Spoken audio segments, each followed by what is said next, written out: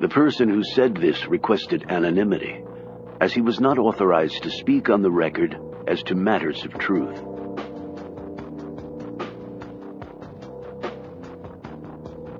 Prologue. Dick, I need a war. Well, as always, you've come to the right place, Mr. Creel. It won't be a typical conflict. I never expect typical from you. But you have to sell it. You have to make them believe, Dick. I can make them believe anything. Chapter 1.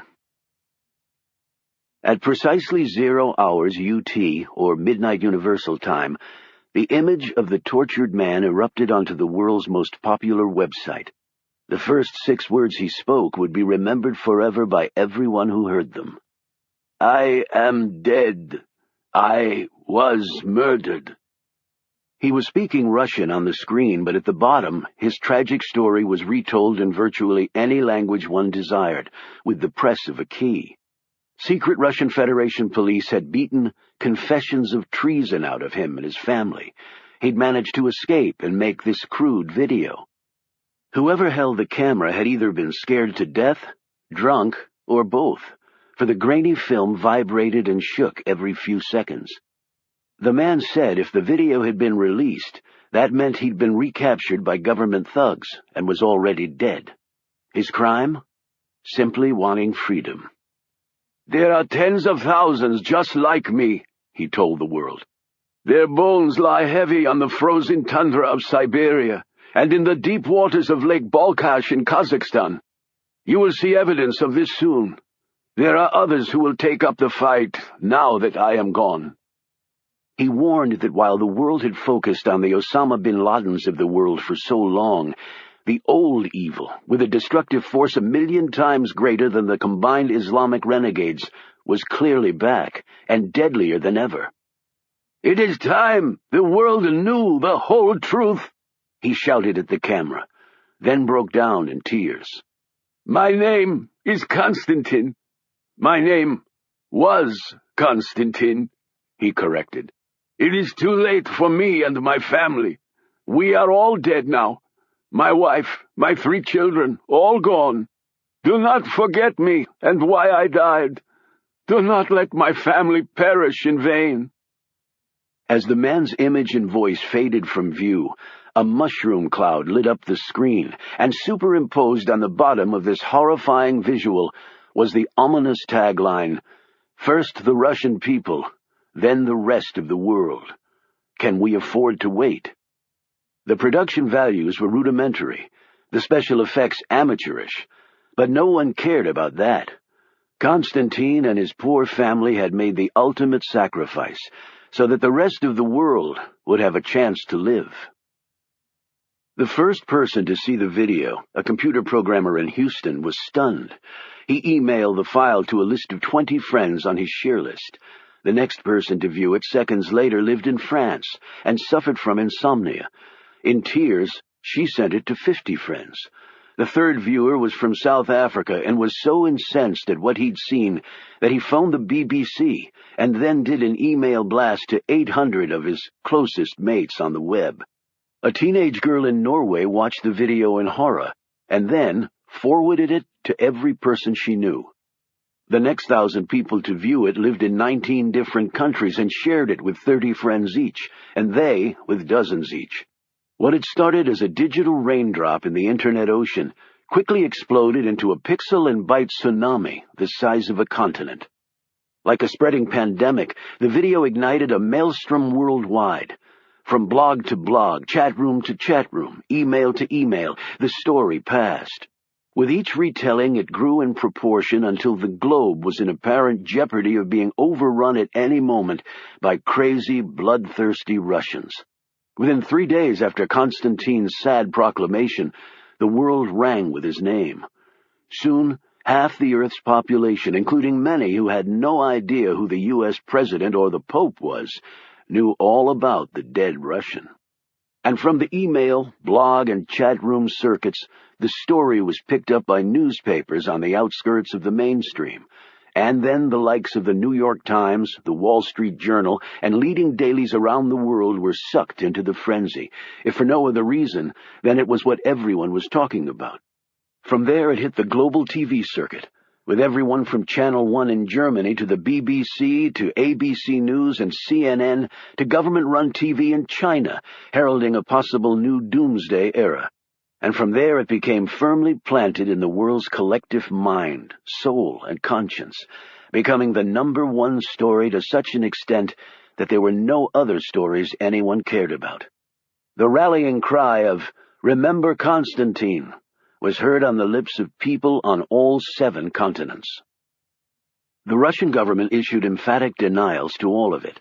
Russian President Gorshkov even went on international television to denounce it as a complete and total lie, and offered up what he called slam-dunk evidence that no such person as Constantine had ever even existed.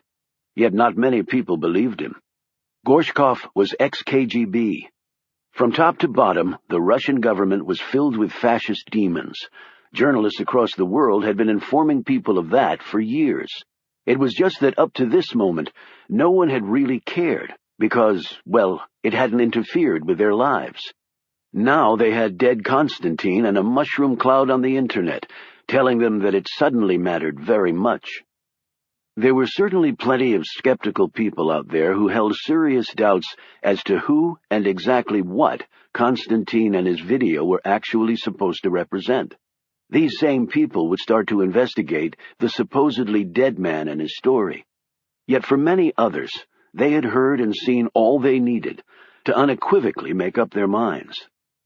But Russia and the rest of the world would never discover that Constantine was actually a fledgling actor from Latvia.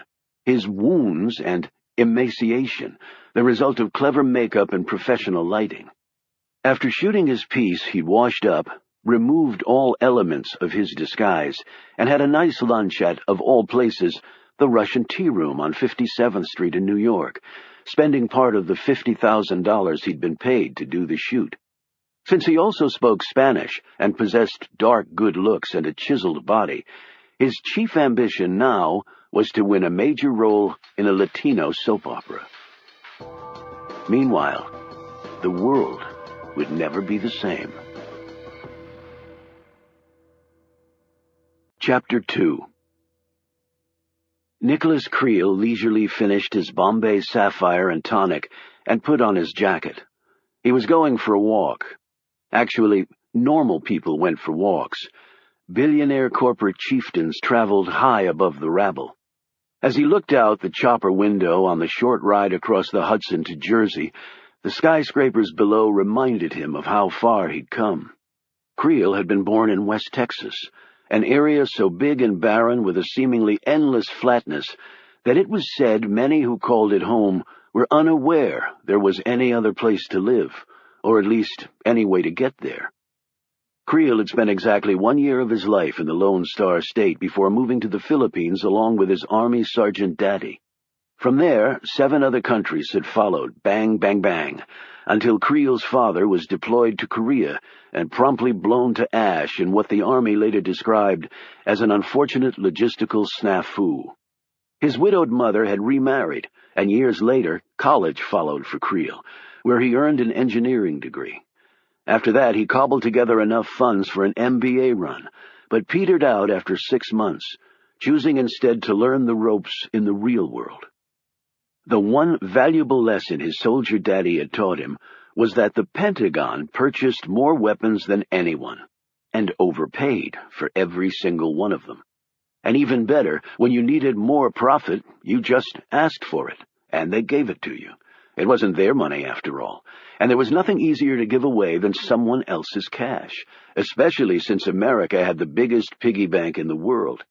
It seemed a damn fine business to be in, because as Creel quickly found out, one really could sell the U.S. military $12,000 toilets and $9,000 hammers and actually get away with it under a mountain of legal trickery and congressional hearing mumbo-jumbo.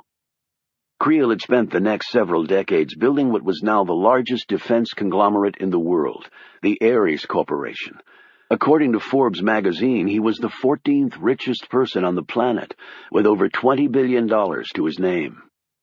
His late mother had been a native Greek with a fiery temper and fierce ambition he'd inherited, along with her dark good looks. After Creel's father had been logistically snafu'd in Korea, she'd remarried a man higher up the socio-economic scale, who'd shunted Creel off to boarding schools, and not very good ones at that. While the sons of other wealthy men had everything handed to them, the outsider Creel endured their taunts and sweated and scraped for every nickel. Those experiences had given him armor for skin. Naming his company after the Greek god of war was a tribute to the mother he loved above all others, and Creel was proud of what his company produced. The name stenciled on his 400-foot motor yacht was Shiloh, one of the bloodiest battles in the American Civil War. Though born on U.S. soil, Creel had never considered himself simply an American. Ares Corporation was based in the United States, but Creel was a citizen of the globe, having long ago renounced his U.S. citizenship. That suited his business well, for no country had a monopoly on war. Yet Creel spent as much time as he liked in the States because he had an army of lawyers and accountants who found every loophole in the stuttering linguistic morass called the U.S. tax code. Creel had learned long ago that to protect his business he had to spread the wealth. Every major Ares weapons system contract was disseminated across all 50 states. His glossy, expensive ad campaigns touted that fact above all others. 1,000 suppliers, spread across America, keeping you safe. The Hollywood voiceover would proclaim in deeply resonant tones that made your skin tingle and your heart pound. It sounded very patriotic. It had actually been done for only one reason. Now, if some bureaucrat tried to cut any of the pork, 535 members of Congress would rise up and strike the person dead for having the audacity to try and take jobs from their people. Creel had successfully implemented this same strategy in a dozen other countries as well. Just like war, the Americans did not have a monopoly on self-serving politicians. Ares-built military jets flew over every major sporting event in the world, including the World Series, the Super Bowl, and the World Cup. How could you not get goosebumps when a tight formation of space-age warships costing $150 million a pop came roaring overhead with enough firepower to easily take out every man, woman, and child in the place with a single strike? It was near poetic in its frightful majesty. Ares's global marketing and lobbying budget was $3 billion per year. For that mammoth sum, there wasn't a major country with defense dollars to spend that didn't hear the message over and over again. We are strong. We stand by you. We keep you safe. We keep you free. We are the only thing standing between you and them. And the pictures were just as compelling. Barbecues and parades, flags waving, children saluting as tanks rolled by and planes soared overhead, and grim-faced soldiers with black-smudged faces threading through hostile territory. There was no country on Earth that could withstand that sort of heart-pumping message, Creel had found. Well, perhaps the Germans, but that was about it.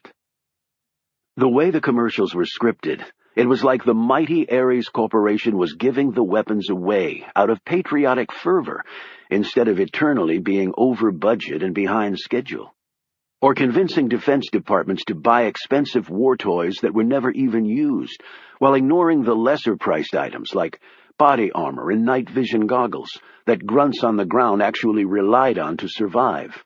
It had worked brilliantly for decades. Yet things were changing. People, it seemed, were growing tired of war. The attendance at the enormous trade conventions Ares put on annually had fallen for 5 years in a row. Now Ares's marketing budget was bigger than its net income. That revealed only one truth. People weren't buying what Creel was selling. So he was currently sitting in a nice room in a building owned by his company. The big man sitting opposite him was dressed in jeans and combat boots, looking like a grizzly bear minus the fur. His face was tanned and worn, with what looked like either a bullet crater or the mother of all measlepox on one cheek. His shoulders were thick, and his hands huge and somehow menacing. Creel didn't shake hands. "It started," he said. "I've seen Comrade Constantine." The man could not resist a smirk when he said this. They should just award him the Oscar now. 60 Minutes is doing a story on it this weekend, along with every other news magazine. The idiot Gorshkov's making it easy on us. What about the incident? You're the incident, Creel pointed out. It worked before without boots on the ground. I'm not interested in wars that stop at 100 days or devolve into glorified gangland street fights. That doesn't even pay the light bill, Caesar. Give me the plan and I'll execute it, Mr. Creel, like always. Just be ready to go. It's your dime, said Caesar. You bet it is. On the chopper ride back to the Ares building, Creel eyed the city's concrete, glass, and steel temples below. You're not in West Texas anymore, Nick. This, of course, wasn't just about money, or saving his company. Creel had enough money, and regardless of what he did or didn't do, Ares Corporation would survive. No, this was really about putting the world back into its proper structure. Things had been misaligned for long enough. Creel had grown wary of watching the weak and savage dictate to the strong and civilized. He was about to set things right. Some might claim he was playing God. Well, in a way he was, but even a benign God used violence and destruction to make his point. Creel intended to follow that model to the letter. Initially, there would be pain. There would be loss. There always was. Indeed, his own father had been a victim of keeping the spectrum of world power on a firm footing, so Creel quite clearly understood the level of sacrifice required. But in the end, it would all be worth it. He settled back in his seat. The creator of Constantine knew a little. Caesar knew a little. Only Nicholas Creel knew all, as gods always did. Chapter 3. What's the A stand for? The man asked in fluent English, with a Dutch accent layered over it. Shaw looked at the gentleman standing opposite him at passport control in Schiphol Airport, 15 kilometers southwest of Amsterdam. One of the busiest airports in the world, it rested 5 meters below sea level with trillions of tons of swirling water nearby. Shaw had always considered this the height of engineering daring, yet much of the entire country was below sea level, so they didn't really have much of a choice on where to park the planes. "Excuse me," Shaw said, though he well knew what the man was referring to. The fellow stabbed the photo page of Shaw's passport with his finger. "There. Your given name is just the initial A. What does it stand for?" Shaw gazed at his passport while the Dutchman looked on. As befitted the tallest nation on earth, the passport man in his regulation uniform was 6'2", only 1 inch above a Dutchman's average height, but still coming in 3 inches under Shaw's imposing stature. "It doesn't stand for anything," Shaw answered. "My mother never gave me a Christian name, so I named myself for what I am, A. Shaw, because that is my surname, or at least it was my mother's." "And your father had no objection to his son not taking his name?" "You don't need a father to deliver a baby, only to make one." "And the hospital did not name you then?" "Are all babies born in hospitals?" Shaw jabbed back with a smile. The Dutchman stiffened, and then his tone became less adversarial. "So, Shaw, Irish, as in George Bernard?" The Dutch were a wonderfully informed people, Shaw had found, well-educated and curious, loved to debate. He'd never had anyone before ask him about George Bernard Shaw. "Could be, but I'm Scottish, the Highlands. At least my ancestors came from there," he added quickly, since he was holding an American passport, one of a dozen he actually possessed. "I was born in Connecticut. Perhaps you've been there." The man said eagerly, "No, but I would like very much to travel to America." Shaw had seen that lustful look before. "Well, the streets aren't really paved with gold, and the women aren't all movie stars, but there's a lot to do, and lots of room to do it in." "Maybe one day," the passport man said wistfully, before reassuming his duties. "Are you here on business or pleasure?" "Both. I come all this way and have to choose." The man chuckled. "Anything to declare?" "Ik heb niets aan te geven." "You speak Dutch?" he said in a surprised tone. "Doesn't everyone?" The man laughed and smacked Shaw's passport with an old-fashioned ink stamp instead of the high-tech devices some countries were using. These, Shaw had heard, implanted a digital tracking device on the paper. He'd always preferred ink to tracking devices. "Enjoy your visit," said Shaw's new Dutch friend as he handed back the passport. "I intend to," Shaw replied, as he walked toward the exit and the train that would carry him to Centraal Station in Amsterdam in about 20 minutes. From there it would only get more exciting. But first he had a role to play, because he had an audience. In fact, they were watching him right now. Chapter 4. The cab Shaw took from the train station dropped him off at the Grand Amstel Intercontinental Hotel. It housed 79 rooms of great beauty, many with enviable views of the River Amstel, although Shaw was not here for the views.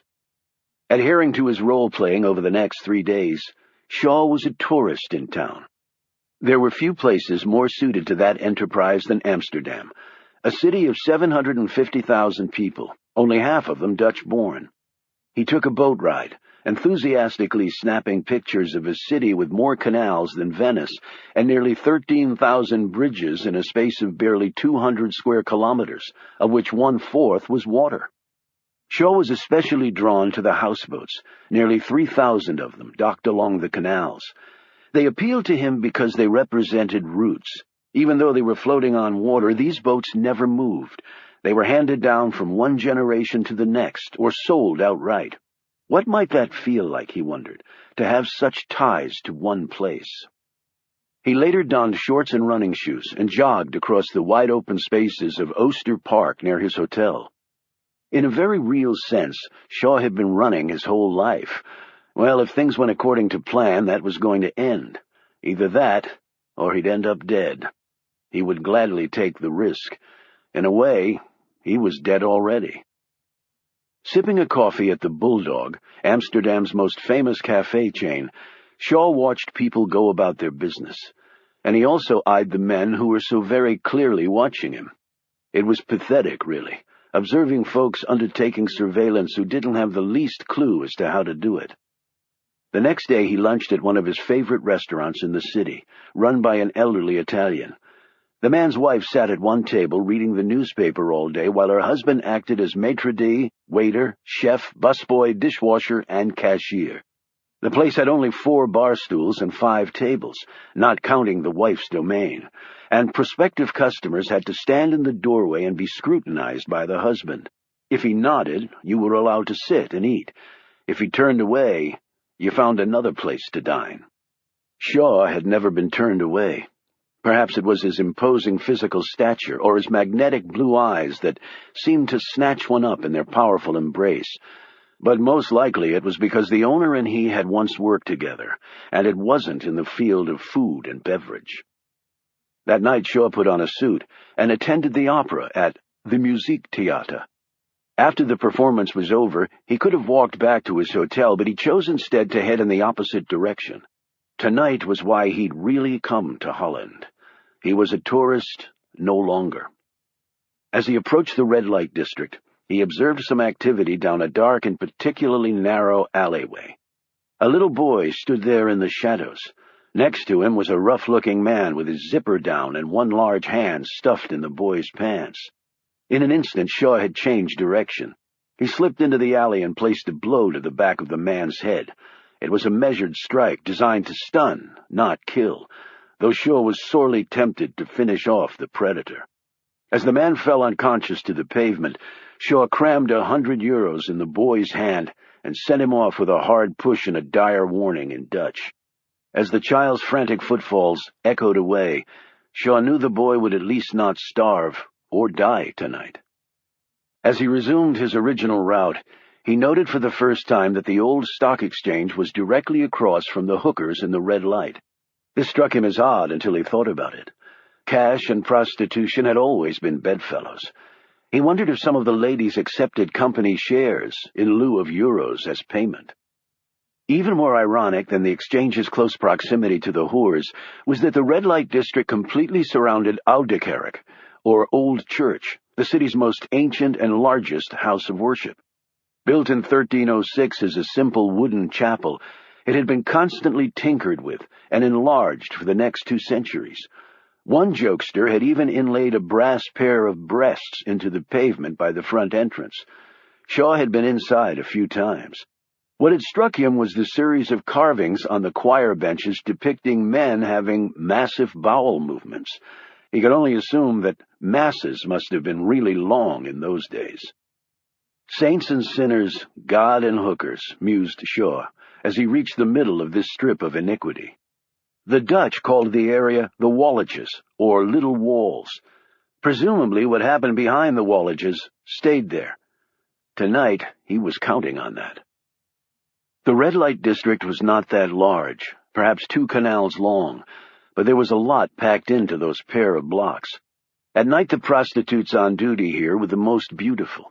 Many were stunning Eastern Europeans who'd been brought to the country under false pretenses, and then become trapped in the trade, as it was delicately termed. Ironically, the night hookers were mostly for show. After all, who wanted to step through the libidinous portholes with thousands watching? In the mornings and afternoons, the district was quieter, and that's when the serious customers paid their visits to the far less comely but efficient ladies of the 2nd and 3rd 8-hour shifts. The whores' rooms were difficult to miss, as they were all outlined in red neon tubing that was nearly blinding.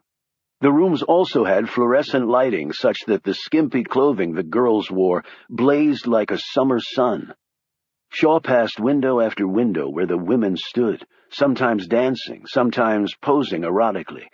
In truth, most people who came here came to gawk, not fornicate, although the beds still racked up roughly €500 million in sales yearly. Shaw kept his head down, his feet carrying him to one particular destination. He was almost there. Chapter 5. The lady in the window was young and beautiful, with raven hair that swirled around her bare shoulders. She was wearing only a white thong, spiked heels, and a cheap necklace wedged between her large breasts, the nipples of which were covered with sunflower pasties. An interesting choice, Shaw thought. He kept eye contact with her as he threaded through the masses. The woman met him at the door, where he confirmed his interest.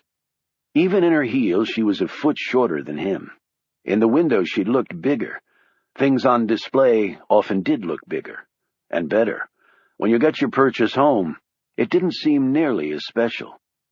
She shut the door and then closed the red curtains, the only sign one would get that the room and the lady were occupied now. The space was small, with a sink, toilet, and of course a bed. Set next to the sink was a button. It was the one the hookers pushed in an emergency. Then the police would suddenly appear and drag away the customer who'd gone too far to satisfy himself. This was one of the best patrolled areas in the city, anything to keep the tax revenue coming. Shaw saw a second door in the back wall and then glanced away. In the next room, the sounds of another happy customer were coming through loud and clear. Hooker digs were set side by side with cheap drywall or sometimes only a curtain in between. The business clearly did not require much space or frills in which to operate. "You're very good-looking," she said in Dutch. "And large," she added, gazing up at him. "Are you as big all over? Because I am not so big down there," she added, now staring pointedly at his crotch. "Spreekt u Engels?" Shaw said. She nodded. "I speak English. It's €30 for 20 minutes. But I'll do an hour for 75. It's a special. Just for you," she added matter-of-factly. She handed him a list in Dutch, but that was also repeated at the bottom of the page in 10 different languages, including English, French, Japanese, Chinese, and Arabic. It was entitled, "Things I Will and Won't Do." Shaw passed her back the paper. "Is your friend here?" he asked. "I've been waiting a long time to meet him." He glanced toward the second door. She appraised him in a different way now. "Yes, he is here." She turned and led him to the door set in the back wall. Her exposed butt cheeks, though firm, still quivered slightly as she performed an exaggerated model sachet in front of him. He didn't know if she did that out of habit or because the stilettos were too unstable. The woman opened the door and motioned Shaw in. She left him there facing the old man, seated at a small table where a plain meal had been laid, a wedge of cheese, a piece of cod, a fist of bread, and a bottle of wine. The man's face was a catch of wrinkles, the white beard scraggly and the small belly soft and round. The eyes peered out from under tufts of ramshackle snowy hair, badly in need of pruning. The eyes caught on Shaw's and held. The man motioned to the table. "Hungry? Thirsty?" There was a second chair, but Shaw chose not to use it. Indeed, if he had attempted to sit down, the man might have shot him, for there was a gun grasped in his left hand pointed right at Shaw, and the prearranged instructions had been explicit. One did not sit. One did not eat or drink if one wanted to live. Shaw's gaze had already swept the tiny room. The only entry was the doorway he'd come through. He'd positioned himself so that he could keep one eye on this portal and one eye on the man, and his gun. He shook his head and said, "Thank you, but I already ate at the De Grone Lanterna." It was a cheap place with traditional Dutch food served in a room that was 300 years old, and looked it. The dopey code words out of the way, the man rose, slid a piece of paper from his pocket, and handed it to Shaw. Shaw glanced at the address and other information on the paper, ripped it up, and tossed the pieces into the toilet set against one wall and flushed it. Seemingly on cue, the old man put on a beaten-up hat and patched coat and left. Shaw could not leave yet. Sexual encounters typically lasted a bit longer than 2 minutes, even for the teenage first-timers, and you never knew who was watching. Well, actually, he did. There were several of them. He stepped back into the main room where the lady was stretched out, cat-like on her cot. The curtain was still drawn. Her meter was still running. "Do you want to screw me now?" the woman asked in a slightly bored tone as she started to slide the thong down her legs. "It's been paid for," she added, if he needed any inducement. "A full hour, and I will go off the list for another 30 euros. "Nee, danku," he replied, smiling politely. "If you're going to turn a lady down in the matter of sex, better you say it in her own language." "Why not? Is there a problem?" she said, obviously offended. "I'm married," he said simply. "So are most of the men who see me." "I'm sure." "Where is your wedding ring?" she asked suspiciously. "Never wear it at work." "You're sure you don't want me?" Her tone of disbelief was as clearly etched as the look of incredulity on her face. He hid his bemusement. She must be really new because her vanity was largely intact. The older whores would surely jump at the chance for full pay that included no humping. Absolutely sure. She slid her thong back up. "Pity." "Yes, pity," he said. Actually, if things went according to plan, in 2 days hence he'd be in Dublin, with the only woman he'd ever really loved, and also the reason why he had to get out, now. Still, even Shaw had to acknowledge it was a big if. In his line of work, tomorrow was just another day to die. Chapter 6. There is always a damn Tunisian, Moroccan, or Egyptian involved. Always. Shaw said this to himself. One slip with these gents and they'd rip your gonads off and force-feed them to you and say that Allah had told them to do it, if they bothered to give you a reason at all. "See you in paradise, infidel. Serve me well for eternity, filthy pig." He knew the speeches by heart. He clenched the heavy suitcase in his right hand and held the left out from his side as the wiry Tunisian, eyes red, features grim, and teeth bared, patted him down. 6 men, other than Shaw, stood in the small upstairs room. It was a typical flat situated on a minor canal. High up, it was narrow as a snake hole, with knotted rope pulls in lieu of stair rails to enable the climber to make the near-vertical assault. One could easily become winded merely going from the first to the second floor of an Amsterdam canal residence. The reason was historical, Shaw had learned. Centuries ago, all these homes had been merchants' places of businesses, and back when they'd been constructed, the only carpenters available were ship's carpenters. These men, logically, had decided that what was good for a boat was good for a house, and had built the stairs nearly straight up, as was the practice on space-challenged ships. That's also why most such homes had a steel beam like a ship's prow jutting out from the top floor. They once had been used to haul up goods for sale, and now were employed to hoist in furniture, because there was no way in hell you'd get even a modest-sized couch up the stairs. The night before, Shaw had left the red light district, returned to his hotel, and informed the front desk that he was checking out. The clerk on duty there was undoubtedly in the pay of people who wanted to keep tabs on his movements, and would relay this intelligence to them. Men would be dispatched to follow him as soon as he left the Intercontinental. Since Shaw didn't particularly want the extra company, he left his bag and clothes behind, and exited the hotel via the basement. That was why he'd stayed at the large Intercontinental, with its numerous exits. He needed to get away without being seen. Using the memorized information he'd gotten from the old man in the hooker's digs, he rode in the back of an old farm truck to a destination outside the city, where the land was broad and green, and there was no water for at least a good 10 feet. He made a few phone calls, and the next evening took possession of the suitcase that the Tunisian was now attempting feverishly to wrest from his grip. The far bigger Shaw suddenly wrenched the satchel free, sending the smaller man tumbling headfirst to the floor. The Tunisian rose, blood dripping down his nose, a knife clasped in his muscular hand. Shaw turned to the leader of the pack, an Iranian who sat in a chair, his miniature throne, Shaw could see, and was eyeing him steadily. "Want me to show you the merchandise?" Shaw asked. "Then call off the hyena."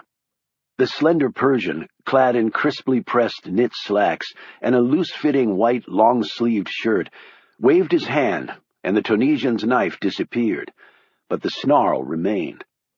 "You managed to lose my men last night," he said to Shaw in a British accent. "I don't like company." He set the suitcase on the table, input 2 separate digital codes, slid his thumb through a scanner, and the titanium locks sprang free. Shaw closely observed the man from Tehran's reaction to the little present lurking inside. The Iranian's expression was clear. Christmas, ironically, had come early to Holland for the Allah worshipper from the Middle East. Shaw announced, "Officially this is an RDD, Radiological Dispersal Device, otherwise known as a suitcase nuke or dirty bomb." He said all this in Farsi, which got an eyebrow hike from the Iranian. The men gathered around. The Iranian gingerly touched the device with its wires, metal carcass, stainless steel tubes, and multiple LED readout screens. "How dirty?" the Iranian asked. "Gamma radiation core with a nice dynamite kicker." "Enough to kill how many? An entire city?" Shaw shook his head. "This isn't a weapon of mass destruction. It's what we call in the trade a weapon of mass disruption. It'll kill some folks near the detonation site, and the radiation will nail some people too. The farther away from ground zero, the less damage." The Iranian looked displeased. "I was under the impression this device would kill thousands, knock down buildings." "This is not a mushroom cloud boom maker. If you want that, you can go get plans off the internet. But you'll find yourself stuck for necessary ingredients like highly enriched uranium. But what this baby will do is scare the shit out of an entire country, shut down the economy, and make people afraid to leave their homes. In a way, just as effective as the mushroom cloud without all the mess, and a hell of a lot cheaper to you." This seemed to appease the Iranian. He turned to Shaw after giving the bomb one last affectionate pat. "The price?" Shaw stood straighter, towering over all of them. "The same as the one on the term sheet we sent." "That was your opening offer, I assumed. I now want to negotiate." "You assumed incorrectly. The price is firm. If you don't want it, there are a lot of other people who do." The Iranian took a step forward. His men did likewise. "You will negotiate." Shaw tapped the contents of the suitcase. This is a gamma bomb, not a set of knives, not a diamond for the missus. I'm not running a special, no 2-for-1s tonight. And the reason we cannot simply take it from you now? For nothing? The Tunisian must have been a mind reader because he already had his knife back out, and his eyes were burning, no doubt with the thought of sticking the blade to the hilt in Shaw's thick neck. And kill you, the Iranian finished, quite unnecessarily, for Shaw had already gotten the point. Shaw motioned to a slit on the side of the dirty bomb that resembled a DVD intake slot. That's the import drive for the accompanying software package that has the automatic detonation codes and generally makes this thing go boom and the radiation go sizzle. You try to do it without the software, and the only thing that gets fried is your ass. And where is this package? Nowhere near here, that's for damn sure. The Iranian slapped the suitcase. So this is useless to me. As the term sheet clearly said, Shaw began in a wary voice, you get the hardware with 50% down, and the software when the other half is received in the designated account. And I must simply trust you? The Iranian said, a nasty undertone to his words. Just like we have to trust you. We've been doing this a long time and never had a disappointed customer yet. You know that or you wouldn't be here. The Iranian hesitated. Come on, you maggot. Sacrifice a little lost face in front of your boys to get the golden egg. You know you want it. Think about how many Americans you can zap with this shit. I would have to call someone first. Shaw said in an annoyed tone, I thought you had the authority to act. The Iranian shot nervous glances at his men, the embarrassment clear on his finely cut features. One call, he said quickly. He pulled out his phone. Shaw held up a hand. Hold it. Interpol crashing our little party does not figure into my vacation plans. I won't be on long enough for anyone to trace. You've been watching too many Dirty Harry movies. That's not healthy in our line of business. What are you talking about? Snapped the Iranian. I know you guys are really into the 9th century and all, but you need to get with the 21st century if you want to stay off death row. They don't need you yakking on a rotary dial phone for 2 days to trace you. They need exactly 3 seconds for a satellite to track the digital fingerprint, run a triangulation, isolate the cell towers, burn a signal mark to within 10 feet and deploy the strike team. Shaw was speaking mostly crap, but it sounded good. Why do you think Bin Laden lives in a cave and writes his orders down on friggin' toilet paper? The Iranian glanced at his phone as though it had just stung him. Shaw reached slowly in his pocket, mindful of the bloodthirsty Tunisian, and withdrew his own cell phone, which he tossed to the terrorist leader. State-of-the-art scrambler and signal diffuser. That sucker even has photon light burst and coding capability. So not even a quantum computer, in the event anyone has actually invented one, can crack the bytes packet. So dial away, my friend. The minutes are on me. The man made the call, facing the wall so Shaw could not hear him or read his lips. Shaw turned his attention to the Tunisian. In a language he was reasonably sure neither the man nor any of the others spoke, he said, You like to hump little boys, don't you? The baffled Tunisian simply stared at him, unable to comprehend a Chinese dialect from a tiny province in the south of the communist country. Shaw had spent a year of his life there, almost died twice, and only managed to get out with the help of a peasant farmer and his ancient belching Ford. With all that, he figured learning the language might come in handy, though he never saw himself going back there, at least voluntarily. The Iranian handed the phone back to Shaw, who flipped it into his pocket. It is agreed, he said. Glad to hear it, Shaw replied, as his fist crushed the nose of the Tunisian. In the same motion, he swung the heavy suitcase around, catching 2 other men flush on the temples. They toppled to the floor, either dead or damn near it. An instant later, the door burst open, and a half-dozen figures clad in body armor and hefting submachine guns crowded in, screaming at people to put their hands up and their weapons down, and not necessarily in that order if they didn't want a new eye in the middle of their foreheads. Then the Iranian did the unexpected. Hands over his face, he crashed through the window and flew out into space. Shaw raced to the window, convinced he would see the man end his life as a bloody splat on the street below. Shit! The man's momentum had carried him just far enough out that he landed right in the canal. Shaw glanced at two of the armored men who stared back at him, stunned. "Somebody get a tetanus shot lined up. My last one was a long time ago." He tossed his phone to one of the men, snatched up the Tunisian's knife, and muttered a curse. He perched on the windowsill for an instant, briefly mulled the insanity of what he was about to do, and then sprang out into nothing but fine Dutch air. Chapter 7. If there's a body of water outside of the former Soviet Union, or perhaps Venice, that one would not want to dive into, it would be one of the Amsterdam canals. They are famous, but not because of their clarity, cleanliness, or healthy circulation. Shaw hit the water, cleaving it neatly in two. Still, the impact from 4 stories up was jarring to every nerve and bone in his body.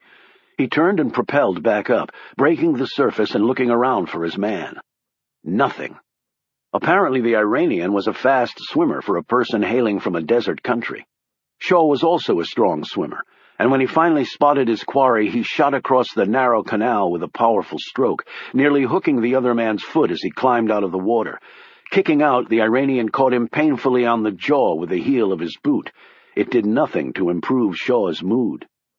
The 2 men squared off near the base of the Magara Brug, its cheerful lights offering an odd backdrop to a pair of boiling furies looking to kill each other. "You betrayed me!" screamed the Iranian. "You'll get over it." The Iranian assumed a sophisticated fighting stance. "I was trained as a mujahideen. I fought the devils in Iraq and Afghanistan for years. I look forward to killing you with my bare hands. Serve me well in death, filth." Before he could attack, Shaw pulled his throwing knife and let it fly. It struck the other man in the foot, sliced through skin and bone, its point finally embedding in the wooden treads of the bridge underneath. The Iranian screamed in pain and hurled obscenities at Shaw as he tried to pull his limb free. Shaw used this moment of distraction to knock the Middle Easterner cold, his foot still pinned to the wood like a butterfly on a corkboard as he lay sprawled on the planks. "You talk too much," he told the unconscious man. An hour later, Shaw sat in the back of a white van with a blanket around his burly shoulders, sipping a cup of hot Dutch coffee.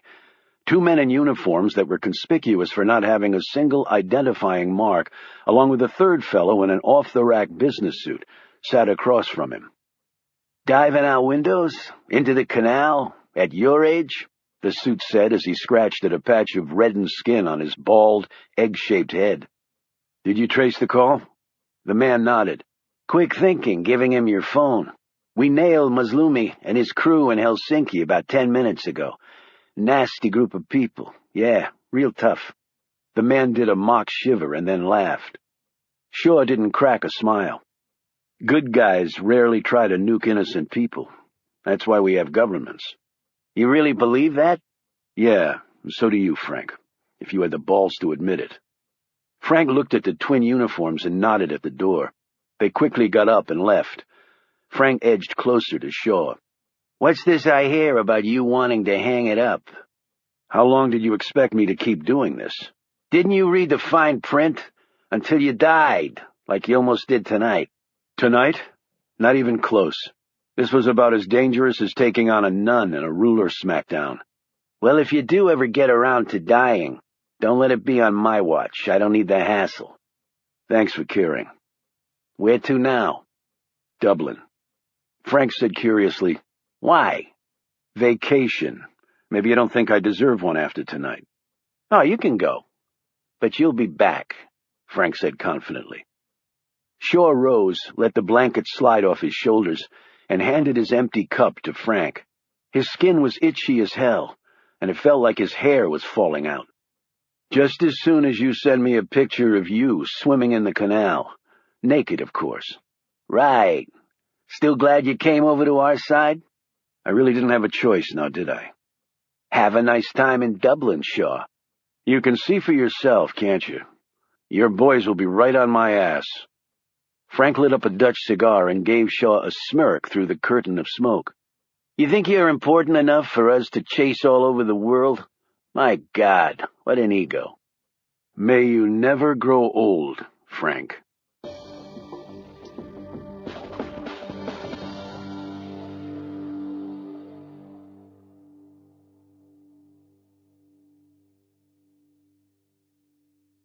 Chapter 8. Remember Constantine had reached fever pitch.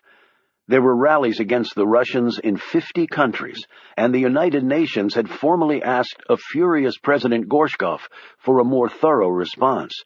And yet calmer, or at least more skeptical minds were establishing a wall against this groundswell of anti-Russian sentiment.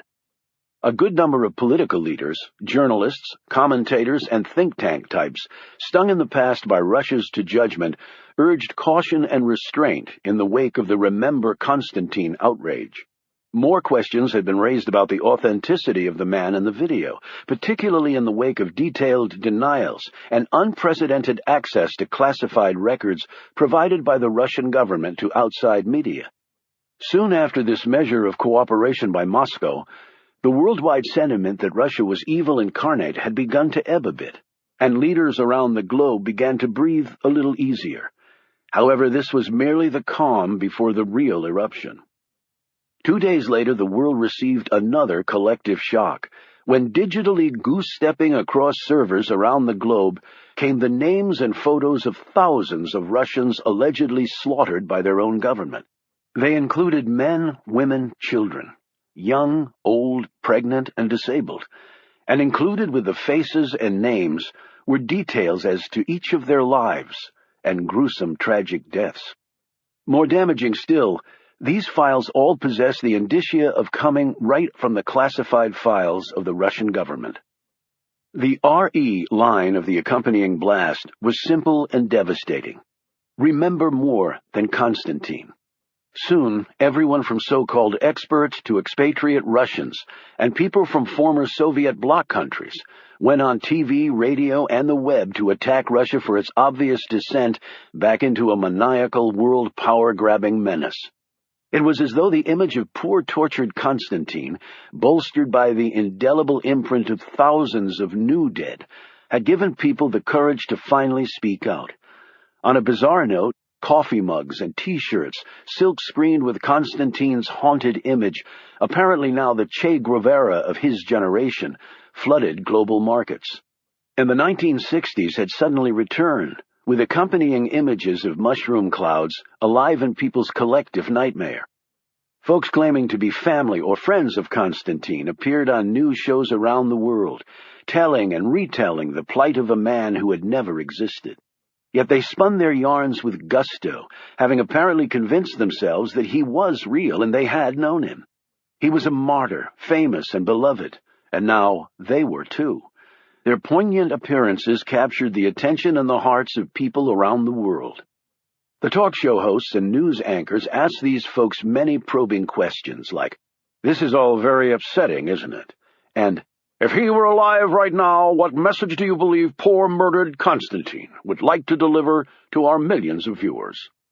One man wisely intoned on a BBC channel, "In a world of scarce power, scarcer water, and new enemies cropping up every day, the Russians are not content to play second fiddle to places like China and India, or even the United States." The fellow went on to add that the Russians had tried democracy and they did not care for it. The Russian bear was about to assert itself once more, and the world had better damn well take notice. The world had taken notice, because the speaker of these words was none other than Sergei Petrov, the former number 2 man in the successor entity to the KGB, the Federal Security Service. He'd barely escaped his homeland with his life. Any day now, he said. He expected to be struck down by a bullet, bomb, or polonium-210-laced coffee for his candor. He'd also been well paid for his remarks from a source totally unknown to him. People were still trying to ferret out if all this was true or not, but they'd get no help from Petrov, for he had no love lost for his homeland. Yet the real question on everyone's mind was, who was behind all this, and why were they doing it? And despite this being the information age, no one could find a definitive answer to that, for a very simple reason that most people overlooked. In the information age, there were not millions of places to hide. There were trillions. The multiple crises in the Middle East were forgotten. Crazy Kim in North Korea was relegated to the back pages. Every U.S. presidential candidate in the upcoming election was asked the same question. What do you intend to do about a country with almost as many nukes as the United States and a past full of world domination-minded leaders? The American public in particular was furious. All this time, money, and lives wasted in the Middle East while the Russians secretly pursued their plans to crush the free world. Russia had thousands of fully realized nuclear warheads that it could deliver to any place on Earth. It made bin Laden and al-Qaeda look like petty criminals. How had all the smart people missed that one? And when the American public was upset, it let people in power know it. The incumbent president, who was running for re-election, saw his poll position go from first to fifth as his opponent successfully painted him as soft on Russia. Every major magazine had Constantine's picture on it.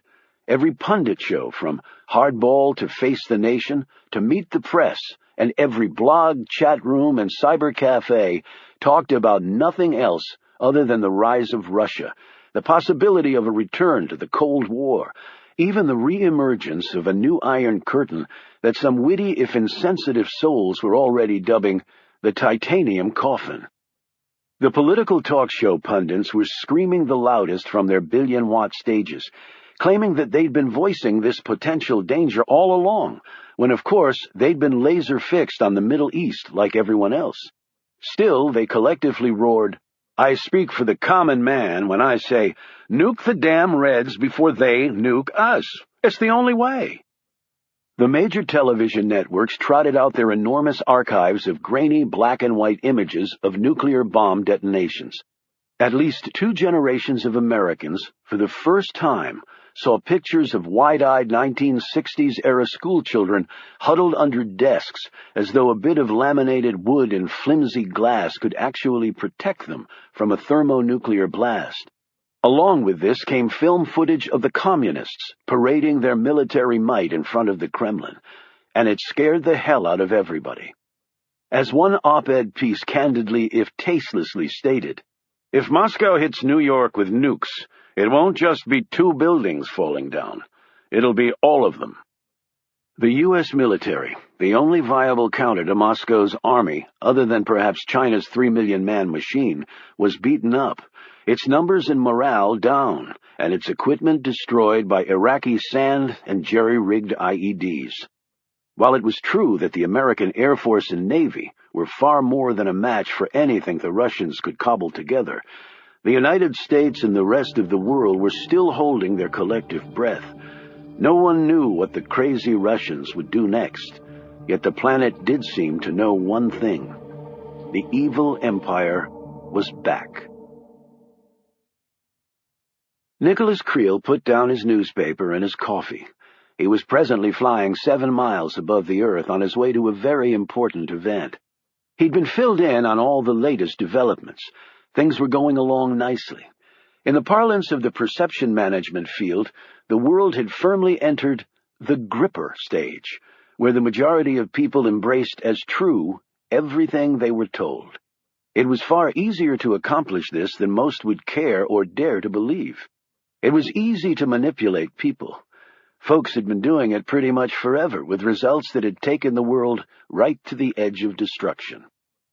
The digital images flowing across global networks right now, the faces of tens of thousands of supposedly murdered Russians looking pleadingly at the rest of humanity, was a tactical maneuver that Creel's perception manager liked to call a Vesuvius, after the volcano that had erupted and destroyed the Roman cities of Pompeii and Herculaneum.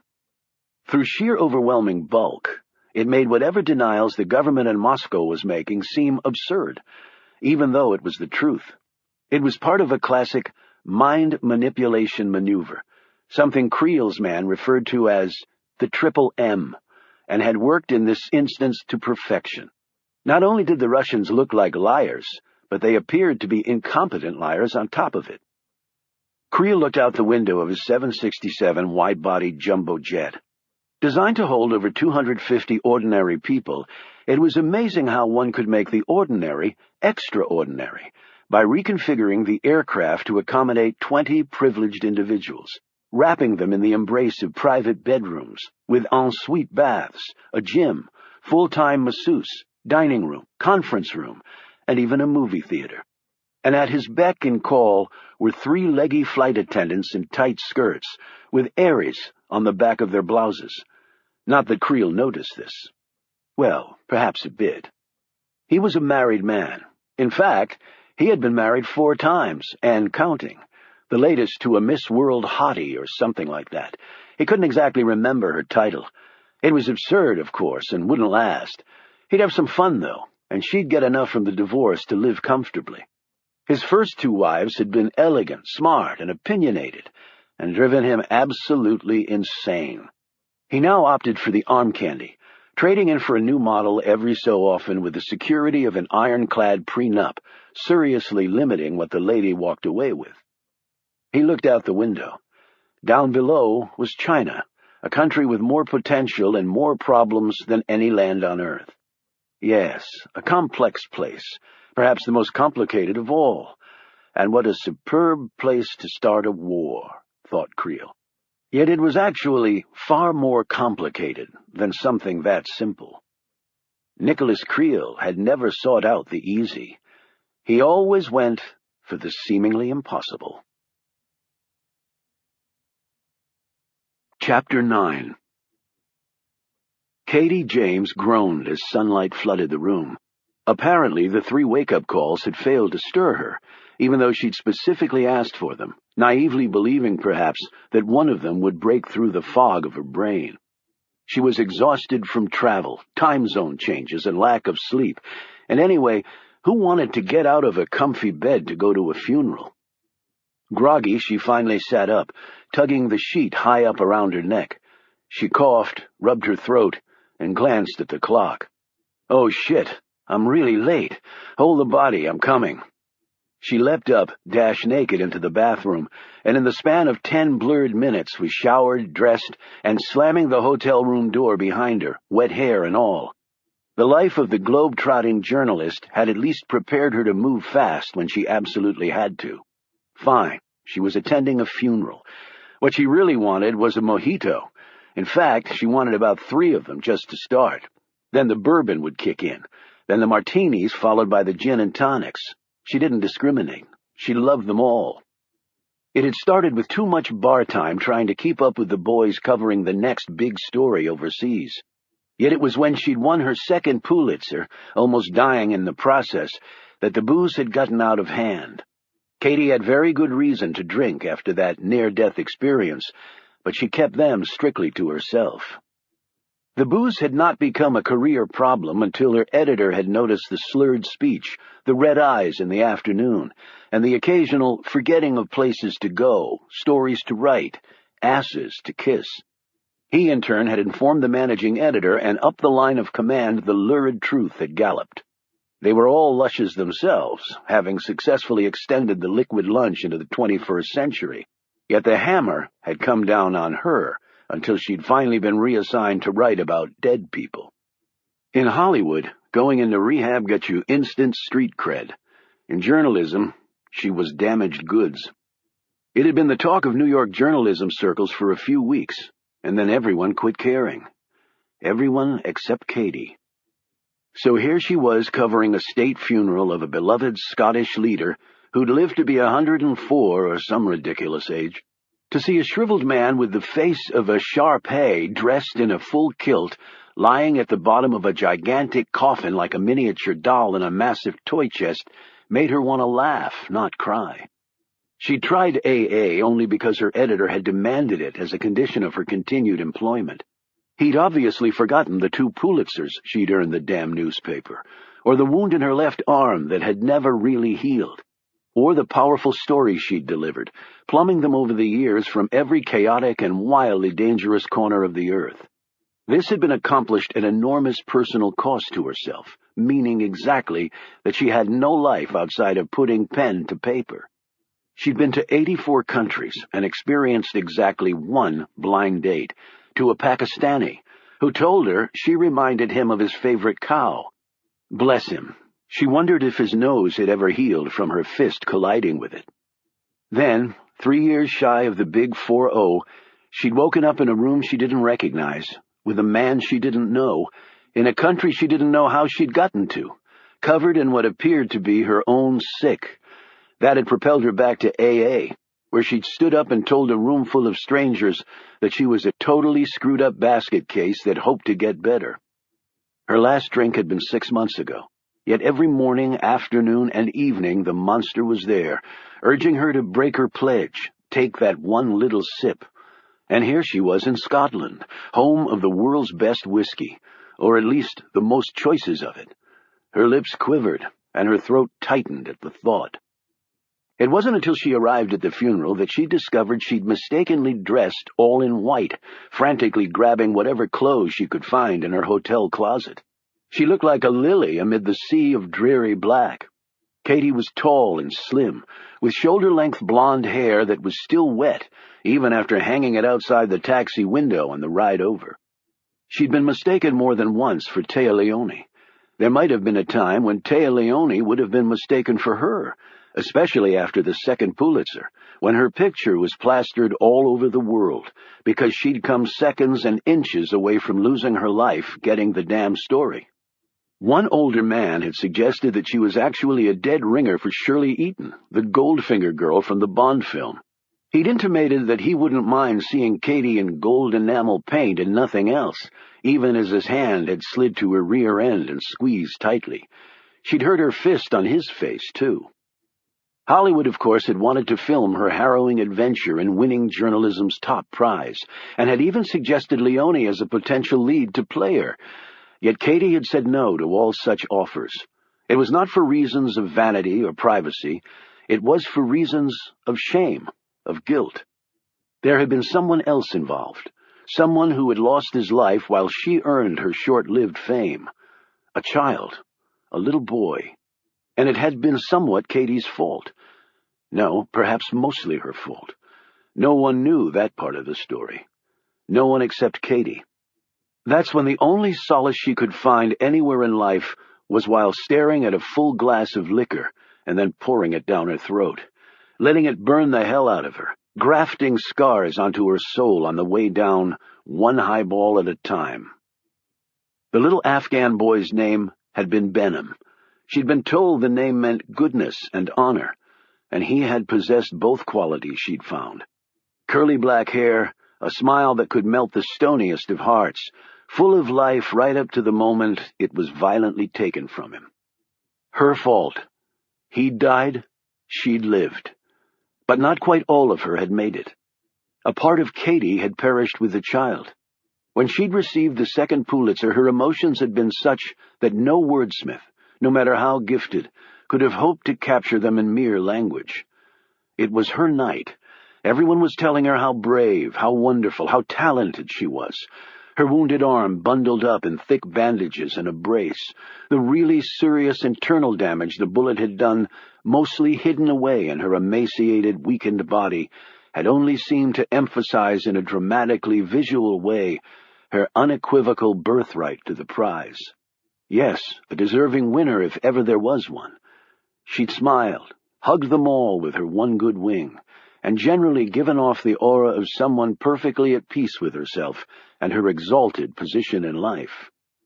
She'd gone home alone that night to her apartment in New York and woken up the next morning in her underwear on her living room floor, an empty bottle of Jack on her gut, hating herself. Yes, perfectly at peace. Other than her very soul having been rent in two, she was doing fine. Chapter 10. Katie sat at the funeral and took copious notes that she would somehow fit into a story that people would read 1 minute and forget the next. Walking back from the gravesite, she exchanged a few pleasantries with people she didn't know. Her reputation had suffered such shipwreck that no one there recognized her other than one old codger from the Times, who shot her a condescending smile. He was 84. He should be covering the death page, she felt. It was a great way for him to check up on his contemporaries. Yet it was also very plainly true that he was here because he wanted to be. Katie was here because she had nowhere else to go. Back in her hotel room, she typed up her piece. The official bio of the departed Scot had long since been archived, as were those of all persons with even a remote connection to celebrity. Her story was simply to add atmosphere, her take on the proceedings. Yet there were only a few ways to describe the event of someone's passing. People are sad, people cry, people go home and keep on living. The departed, out of necessity, stays behind. Andrew McDougall had enjoyed a long career in European politics, but had been retired for over 30 years, and thus he'd long since faded from the public eye. The whole story would encompass fewer than 500 words, and it would only be that long because the president of Katie's newspaper was Scottish. If there was a picture attached to the story, it would no doubt show the dead man in his prime kilting years. She shook her head at the thought of it. A nearly 7-hour flight to London, and a ratty connector to Glasgow, with the same on the way back. All that for a man who'd ended his political career when Katie was still a child, and all while the news story of the millennium was playing out right before her eyes. She, of course, had been following closely the events of Constantine and all the rest. She'd even sent carefully worded emails to her editor, suggesting that perhaps since she was over this way anyway, a trip to Moscow might be worthwhile. She took it as a bad sign that he never bothered to respond. I write about dead people, while the story that could resurrect my career rolls on. Lucky, lucky me. After she emailed her obit masterpiece off, Katie had the rest of the day free. Hell, she might even extend her stay. It wasn't like she had anything to go back to. She could venture to the ancient city of Edinburgh, which was just a short hop to the east. Glasgow was Scotland's largest city, and not particularly inviting ground for a recovering alcoholic, since it was filled with enticing pubs and clubs. By comparison, the capital of Edinburgh was a bit more sedate, and who knew? Another 100-year-old Scotsman worthy of obit page status might drop dead while she was here. She could bag 2 prone Scots with 1 roll of parchment. If she were lucky, she might even get a bonus. Katie made a wide detour around the hotel bar and hit the streets. She'd never really spent much time in Scotland. Ireland was where all the news was, at least when the IRA was active. Very early in her career, she'd once been caught in a crossfire in Belfast that had gone on for half a day. She'd phoned in the story while squatting behind a rusted Fiat and dodging bullets. After it was over, she'd made the bar rounds and then taken a bath back at her hotel. It was only then that she'd found the flattened bullet stuck in her hair. It must have ricocheted off something. She'd kept that slug all these years. It was her lucky piece. Yes, she kept it, wore it around her neck, in fact, despite it obviously having stopped working a long, long time ago. She dropped by a cafe to eat. When the Earl Grey and blueberry scones came, she barely touched them. She paid her bill and left, her disinterested expression lingering behind somehow, as though her weariness had the power to create solid mass from the shitty circumstances of her life. She didn't like being depressed, or one binge away from destroying her life again, perhaps for good. She knew she had to take steps to turn her life around, and they included more than leaving the bottle alone. The alcohol was capable of crushing her, certainly. Yet Katie knew her real demons lay within, much of it emanating from the death of an innocent little boy. It was a guilty secret of devastating proportion. And every minute she could feel those demons trying to take her over. She walked down the crowded street in Glasgow, feeling more alone than ever. Chapter 11. Dublin was one of Shaw's favorite cities. With a pub and bookstore on virtually every corner, what wasn't to love? Half the population was under 30, and the second most spoken language was Mandarin Chinese. Young, diverse, and well-read pub dwellers, who often settled differences with a glib Irish tongue, speedy Irish fists, or sometimes both. Shaw had gotten into 2 fights in Dublin pubs, both one-punch victories for him. He could have held back and made them suffer, but combat to him had always had one rule. When given the opening, deliver the haymaker and let somebody else sweat the eulogy. When the opponents had regained consciousness, they'd each ask the victor his name. Shaw. Scottish? No. The truth was, Shaw didn't really know his origins. For him, one past was often as good as another when you needed it to be. Well, damn, that explains it, one of them had said in his brogue. with soft, truncated vowels and rock-hard consonants as he rubbed his smashed jaw. "You're bloody Irish." After tossing his bags in his hotel room and changing clothes, Shaw pounded along the 709 hectares of Phoenix Park, a green paradise over twice the size of Central Park. Along his run, he passed the residences of the U.S. ambassador and the Irish president, and failed to salute at either one, though at various times he'd worked for both as a freelancer. He covered 5 miles in half an hour, not his personal best, but a good pace. He could run it faster, and he knew that time would come when he would have to. He returned to his hotel, took 2 showers, put on lotion and extra swipes of deodorant, and still swore he could smell the stink of the Amsterdam Canal oozing from his every pore.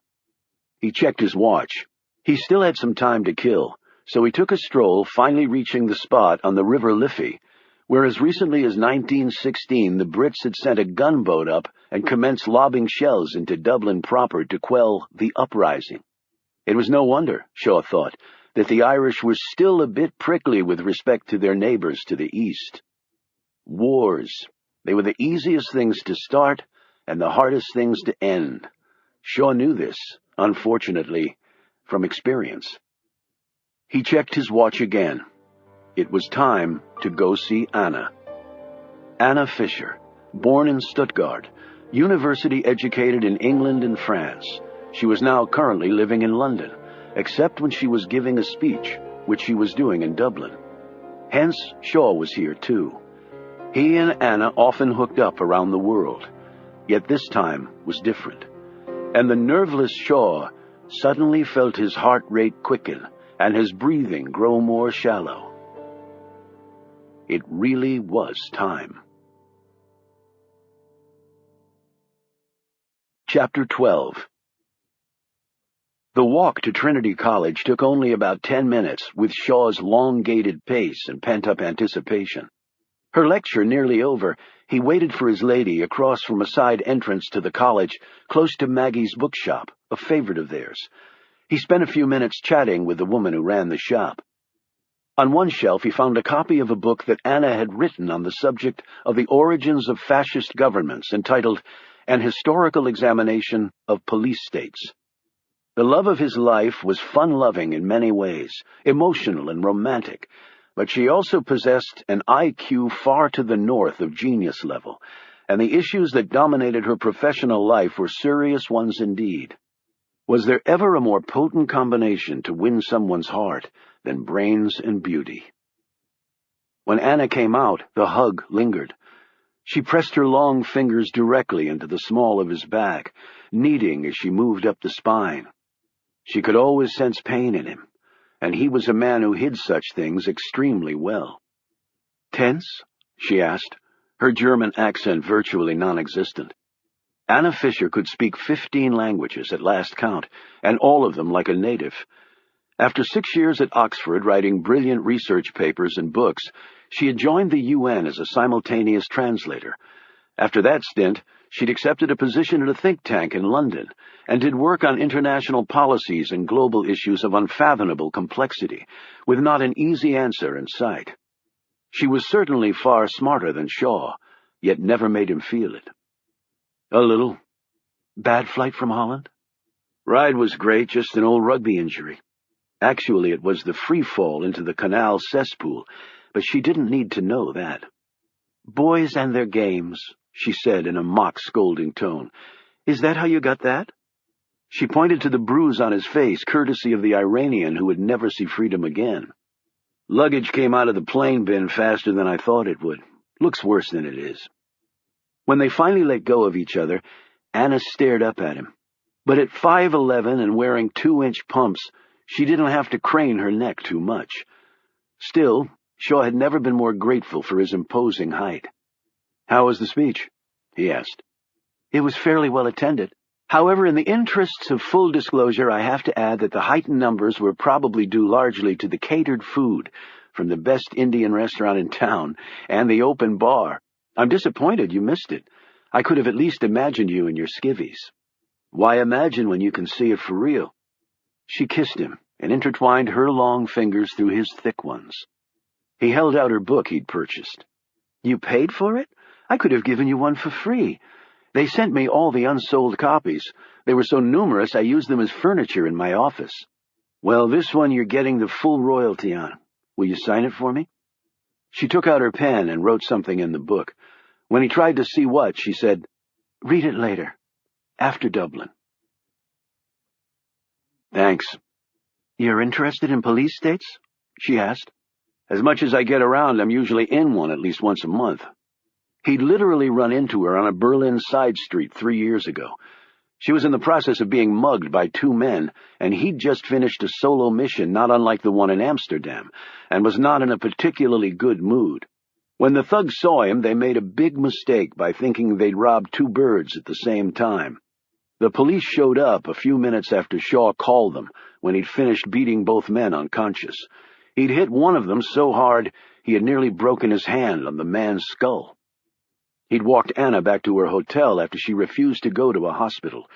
He held ice against her face for an hour, and then slept on the floor of her hotel room because she was still so unnerved by the attack. Shaw had never had a serious relationship with a woman before. That might have stemmed from his relationship with his mother, or rather, his lack of one. Abandonment did that to you. Yet from the moment he saw Anna Fisher, bruised and bloodied though she was, on that dimly lit avenue in the German capital, Shaw knew that his heart was no longer his alone. Nearly 3 years had now passed, and her feelings had clearly deepened toward him. He knew that Anna loved him, yet he could sense her growing bewilderment at his lack of commitment. Well, that was about to end. Shaw was not yet free from Frank, but he could wait no longer. He would make this work, somehow. "You're pensive," she said over dinner. At age 38, she still wore her hair long. It curved seductively around her sculpted Germanic bones. "No, just hungry. With men they carry the same expression. I suppose they don't serve coddle here." It was a working-class meal of rashers, potatoes, onion, and sausages, with pepper poured thick. "Not here, no, but we can go elsewhere." "That's okay. Food's gotten better in Dublin over the years." "Yes, though I still can't understand why Irish stew has no carrots." She smiled impishly over her wineglass. "Even the British have carrots in their stew.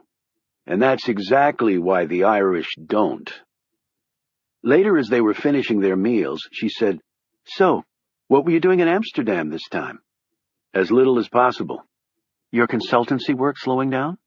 "Come on, I have a place I want to take you to." Shaw could feel the strain in his voice, and sense that Anna could too. "Are you all right?" she asked. "You're acting very mysteriously." Shaw tongued his dry lips and attempted to smile. "I thought that was one of the things you liked about me. Mystery."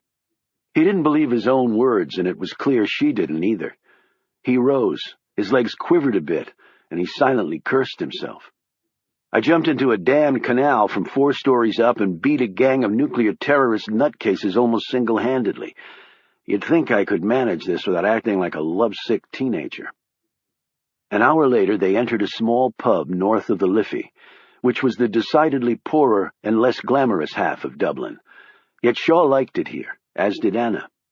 As she'd once said, "How can you possibly not love every molecule of a city that produced Swift, Stoker, G.B. Shaw, Yeats, Wilde, Beckett, and Heaney, and the master Joyce?"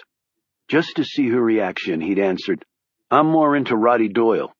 "And I'm more into Maeve Binchy," she'd shot back. He ordered for them, which was unusual. When it arrived, she said, "What is it?" "Barmbrack. It's sort of a fruitcake." "Fruitcake? Don't they use those for doorstops and to poison people?" Shaw cut her a slice. "Just try it. You're an adventurous gal." Anna stabbed the cake with her fork, and it clinked against something. Her wide eyes grew even wider as she probed the barm, until her fingers closed around it. Shaw said, "Legend has it that if you find the ring in the barmbrack, you're destined to be married." There was no turning back now, he knew. The next few moments would decide his entire life, and the sweat burned through his shirt.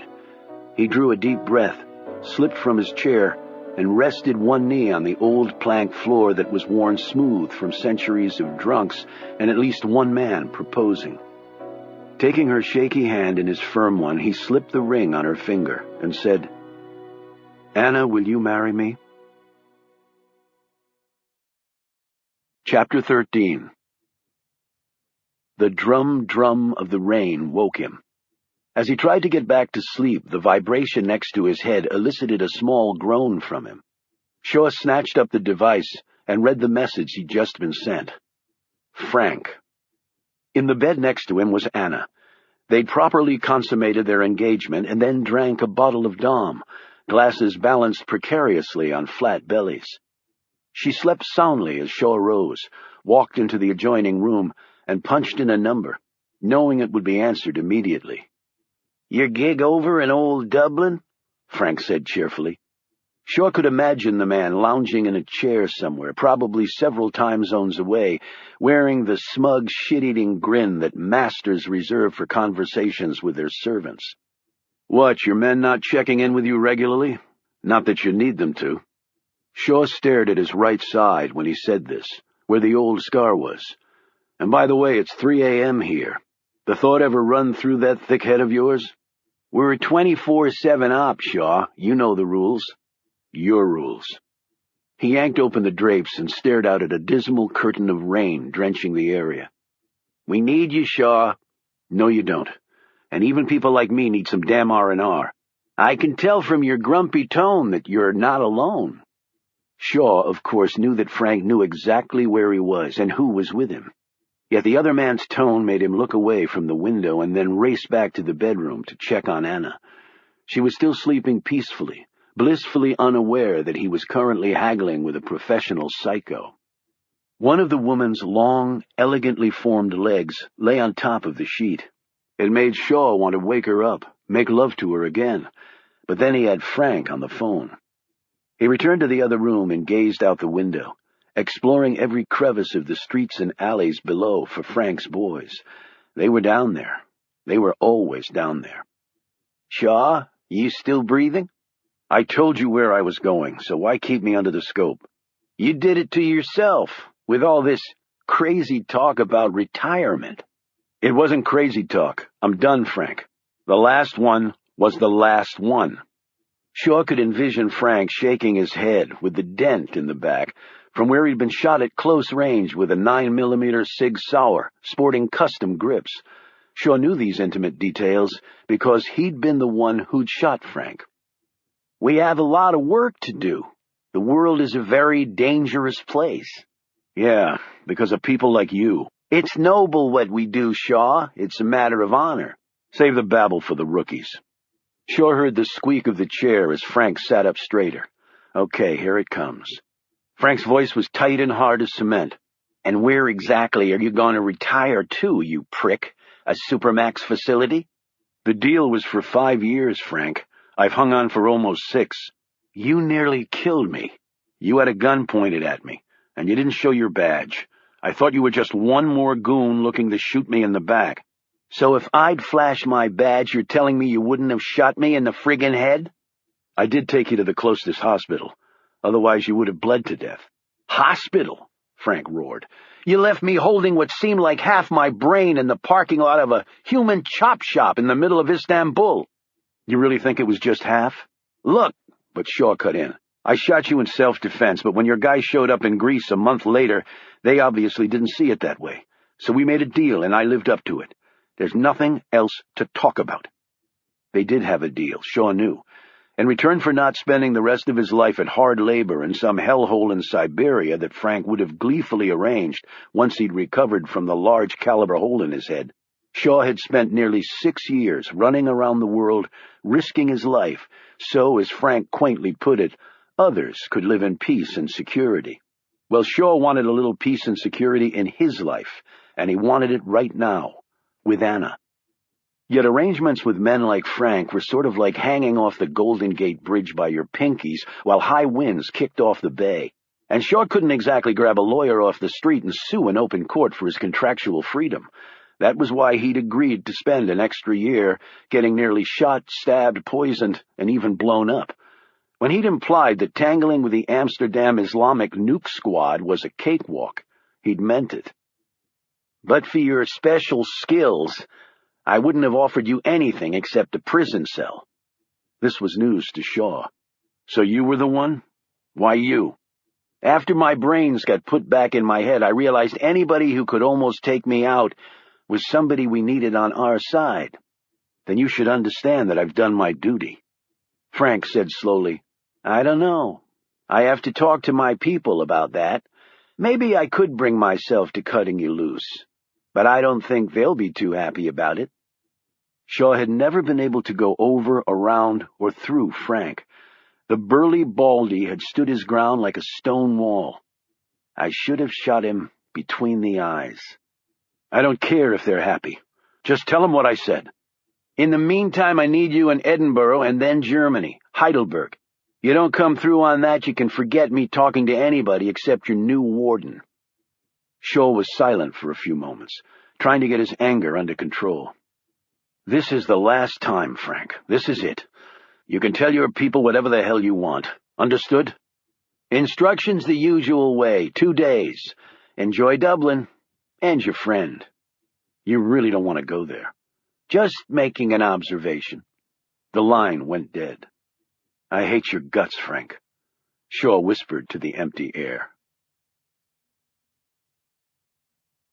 Chapter 14. Shaw slipped into the small bathroom. Most European baths were small. These folks apparently required far less space to relieve and bathe themselves than the rest of the world. He splashed water on his face, looked up and caught his reflection in the mirror. Rugged is how most would describe his features. Even Anna had called him ruggedly handsome. The bones and skin were in decent shape. The eyes had always been his most distinctive element, though. Not only were they the lightest of blues that eyes could generate without artificial aids, they didn't go with the rest of his coloring. His skin was swarthy, more Italian or Greek than Irish or Scottish, and his hair was dark and wavy, often with a mind of its own. Fetchingly rumpled, Anna had once described it.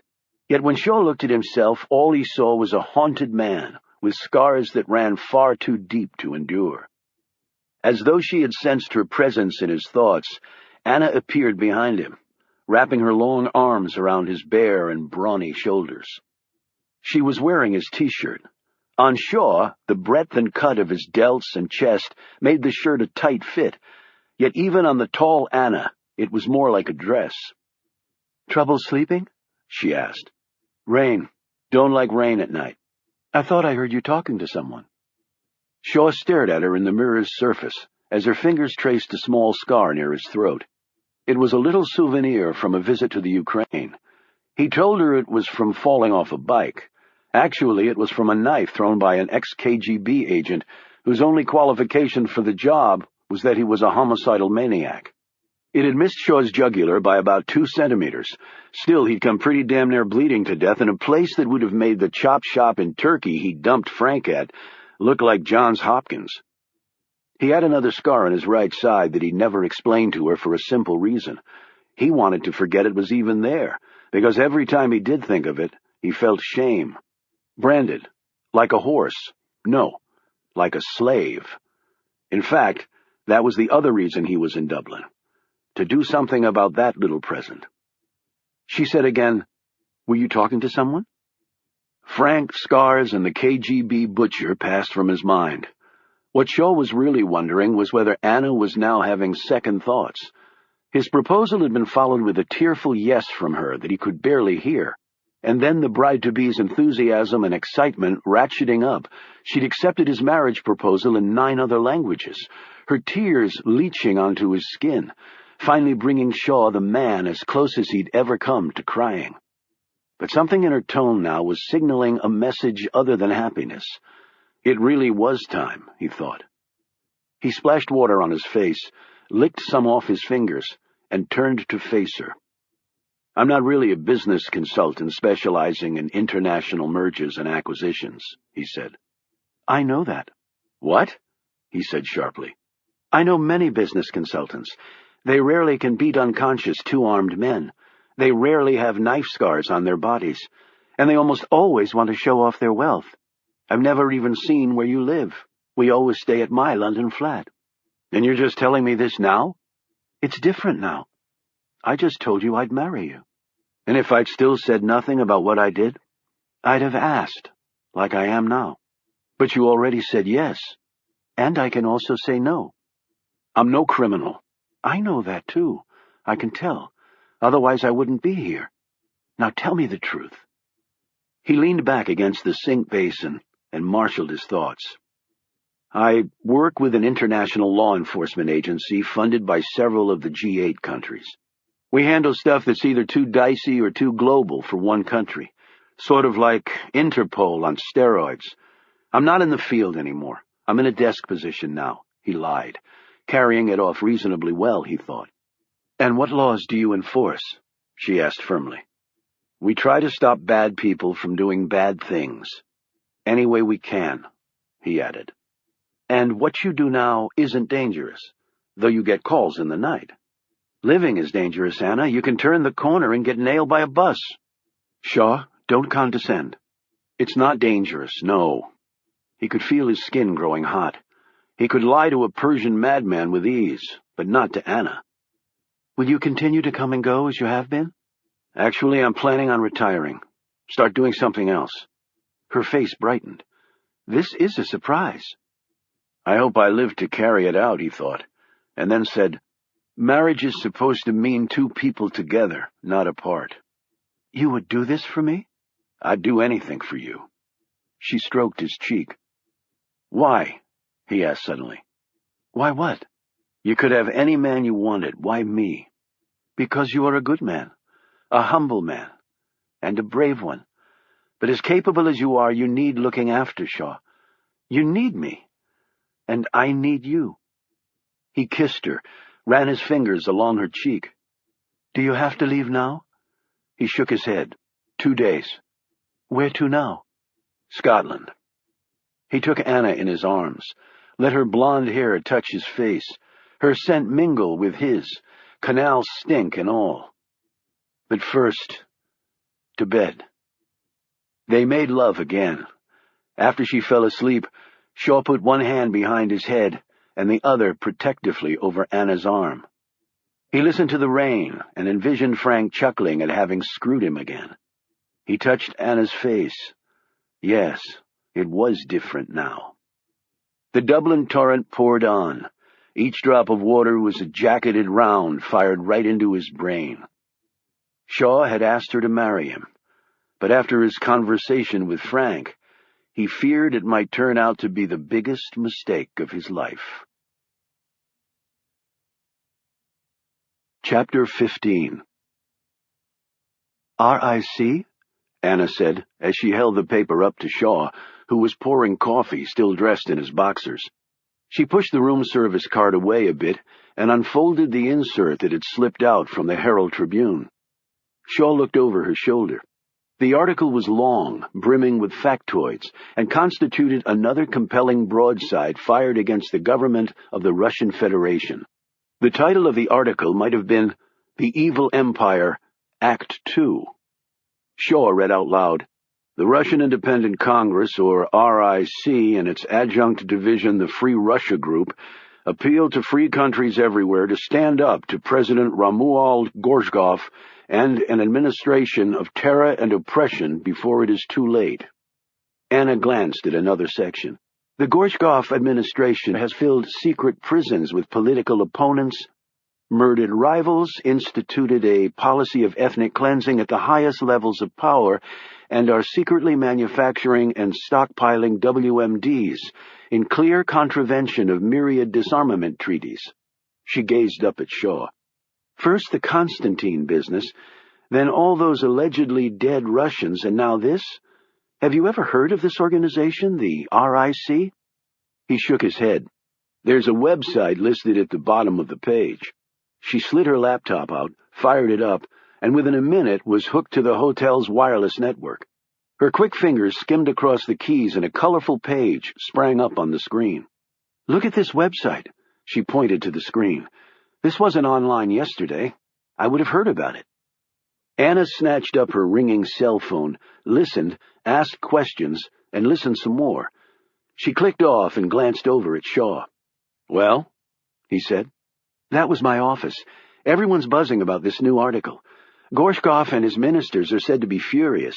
They're denying everything, and demanding to know who's behind what they call a grand smear campaign. Any idea who did do it? She shook her head. As yet unknown. It needn't be a large group behind this, or even lots of money.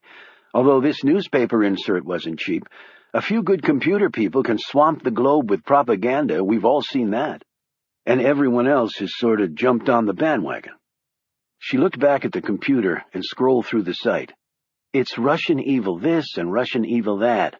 My office has done several white papers on the Russian slide back to an autocratic system of government. It's of concern professionally and personally.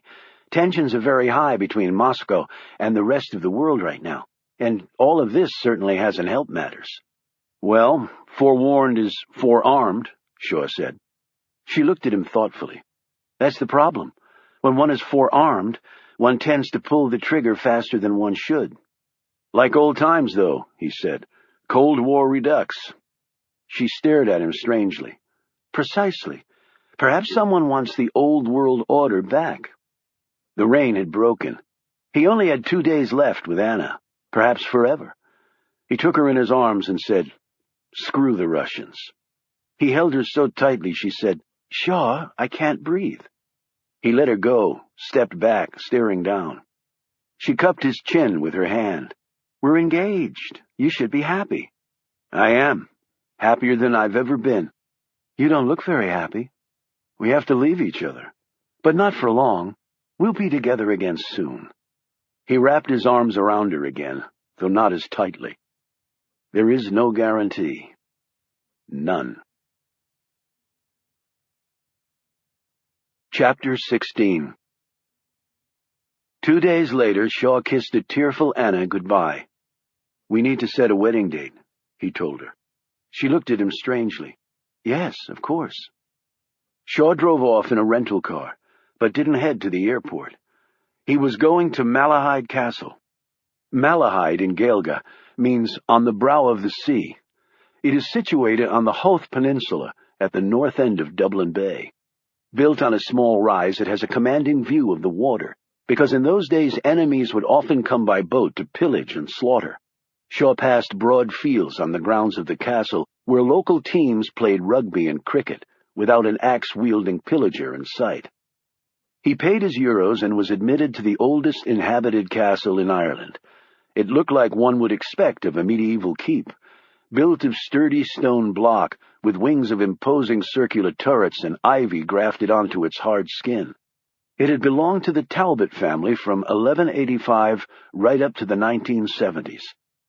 He waited until the current tour was over, and then walked up to the small, thin woman who just finished telling a gaggle of tourists all about Malahide Castle, the Talbot family, the Battle of Boyne, the disappearing Virgin, and the building's 4 ghosts, including the puckish Puck. "Hello, Leona." She turned, hesitantly at first, and then swung around to stare straight up at him. Leona Bartaroma was in her 60s, her long hair still dark, her face mostly unlined, her lips full and painted a muted red that coexisted nicely with her natural coloring. She said nothing, but took his arm and quickly guided him into a small room and shut the door behind them. "What the hell are you doing here?" she spat out. "I take it you're not happy to see me." "If Frank finds out..." "Frank always knows exactly where I am, thanks to you." He pressed his finger against his right side. "That's why I'm here." She sat down behind a small wooden desk with cherubs carved into its sides. "I do not understand you, Shaw. I never have." "I want you to take it out. I'm retired. I give tours. I don't perform surgery." He stepped closer to the desk. "You have one more operation inside you." "Impossible." She started sifting papers on her desk. "Nothing's impossible if you want it badly enough." "You are a fool." "I'm retiring soon too, Leona, and I want it out. Find someone else then." She waved a hand carelessly around the room as though another person with surgical skills was lurking somewhere there. "You, Leona. I know how you put it in me. If it's taken out incorrectly..." Her dark face turned noticeably paler. "I have no idea what you are talking about." "Dirk Lundrell, Leona. Remember him? He tried to have his removed. They still haven't found all the pieces. Lundrell came to me too, and I told him the same thing I'm telling you. No. What if Frank approves it? He cocked his head at her. What then? You think Frank would okay something like that? She scoffed. I have heard he and you still don't get along. She smiled. And retiring. You don't retire from your line of work, Shaw. I'm getting married. 2 more jobs, I'm done. You? Married? She said incredulously. Yeah. What, you don't think people like me get married? I've spent 6 years of my life nearly getting killed. I'm tired. I'm done. I know what you have done these last 6 years, she said more calmly. I know well the risks you've taken. She paused to study him. What is the woman's name? What? Your fiancée. What is her name? Anna. I was married once. Leona looked down at her hands. You love her very much? I wouldn't be marrying her if I didn't. Leona was silent for a long moment while Shaw simply stared at her. If Frank approves it, I will take it out of you. And I'll still be alive when you're done? Surgery always involves risk, she began. But then she added, You will live. He rose. That's all I needed to know. I'll be in touch. He turned to leave. Where is this Anna from? Germany. German women make good wives, or so I've heard. Shaw closed the door softly behind him. Now all he had to do was convince Frank, and survive the next few days. 3 hours later, he was on a high-speed catamaran crossing the Irish Sea to England. Normally, he would have just flown to Edinburgh from Dublin, but his instructions had been clear. Take the ferry. And then, at Holyhead, an express train through Wales to London, and from there an overnight sleeper to the Scottish capital. He would arrive in the wee hours, whereas a direct flight from Dublin to Edinburgh would have taken less than an hour. In the lounge, Shaw sat at the third desk from the right, set along one wall. There was a light on the desk. He turned it off, on, and then off again, in accordance with the instructions he had been given.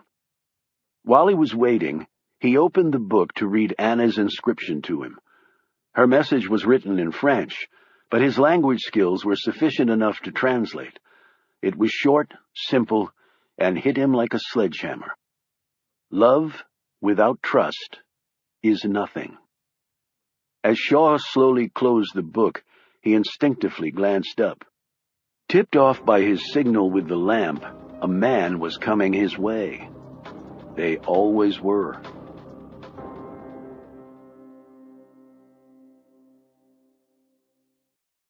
Chapter 17. Shaw arrived in Edinburgh and walked from the train station to the Balmoral Hotel at one end of the North Bridge. Anna's inscription in her book was seared across his brain. Love without trust is nothing. Around 3 a.m, he fell asleep, thoughts of a possible life and family with Anna drifting through his mind. And maybe that's why it began. Again. Mother, where's Mother? Shut the hell up, you dumb shit. You ain't got no mum. The little boy, just awoken from a nightmare, cried louder, Mother! One of the older boys mimicked the child's speech. Mother, where's Mother? Mother's dead. That's why you live in an orphanage, you idiot. Another older boy chuckled and said, Mother's dead, Mother's dead. Mother is absolutely, positively dead. Then they all heard the slow footsteps, and the room grew quiet save for the little boy's choking cries. Mother, where's Mother? The squat old nun came into the room and glided to the bed. She obviously knew the destination well, even in the dark. She took the little boy in her arms, rocked him, patted his head, and kissed his cheek. Just a bad dream, that's all. I'm here, child. It's all right. Just a nightmare. Her presence always calmed the boy, and he finally fell silent. He was big for his age, but the nun, though old, was strong. The years did not seem to have worn her down, though she had much to weary her here. She laid him back on his small cot, of which there were 26 in a room meant to hold half that number. The nun knew the boys could walk on the beds to reach the 2 bathrooms they all shared, so closely stacked with the cots. Yet they had a bed, a roof over their heads, and some food in their bellies. For such children, that's all that mattered to them now, or probably ever would. As the nun trudged back to her room, 52 ears listened to her measured footfalls. When the sound of her door closing was heard, an older boy said, "And your father's dead, too. Drank himself right into the gutter. Saw him do it." "Mother's dead," the other boy started chanting again, but in a quieter voice, for while the nun was a good woman, her patience had its limits. The little boy did not cry out this time. His body did not start shaking as it sometimes did when they taunted him. An hour later, the chanting and verbal barbs stopped. All were asleep. All except for one. He climbed down from his bed, dropped to the floor, and slid on his belly like he'd seen soldiers do on the black and white TV in the nuns' part of the building. She would let him come there sometimes for a drink of fresh orange juice and a slice of bread slathered in rich butter and thick jelly.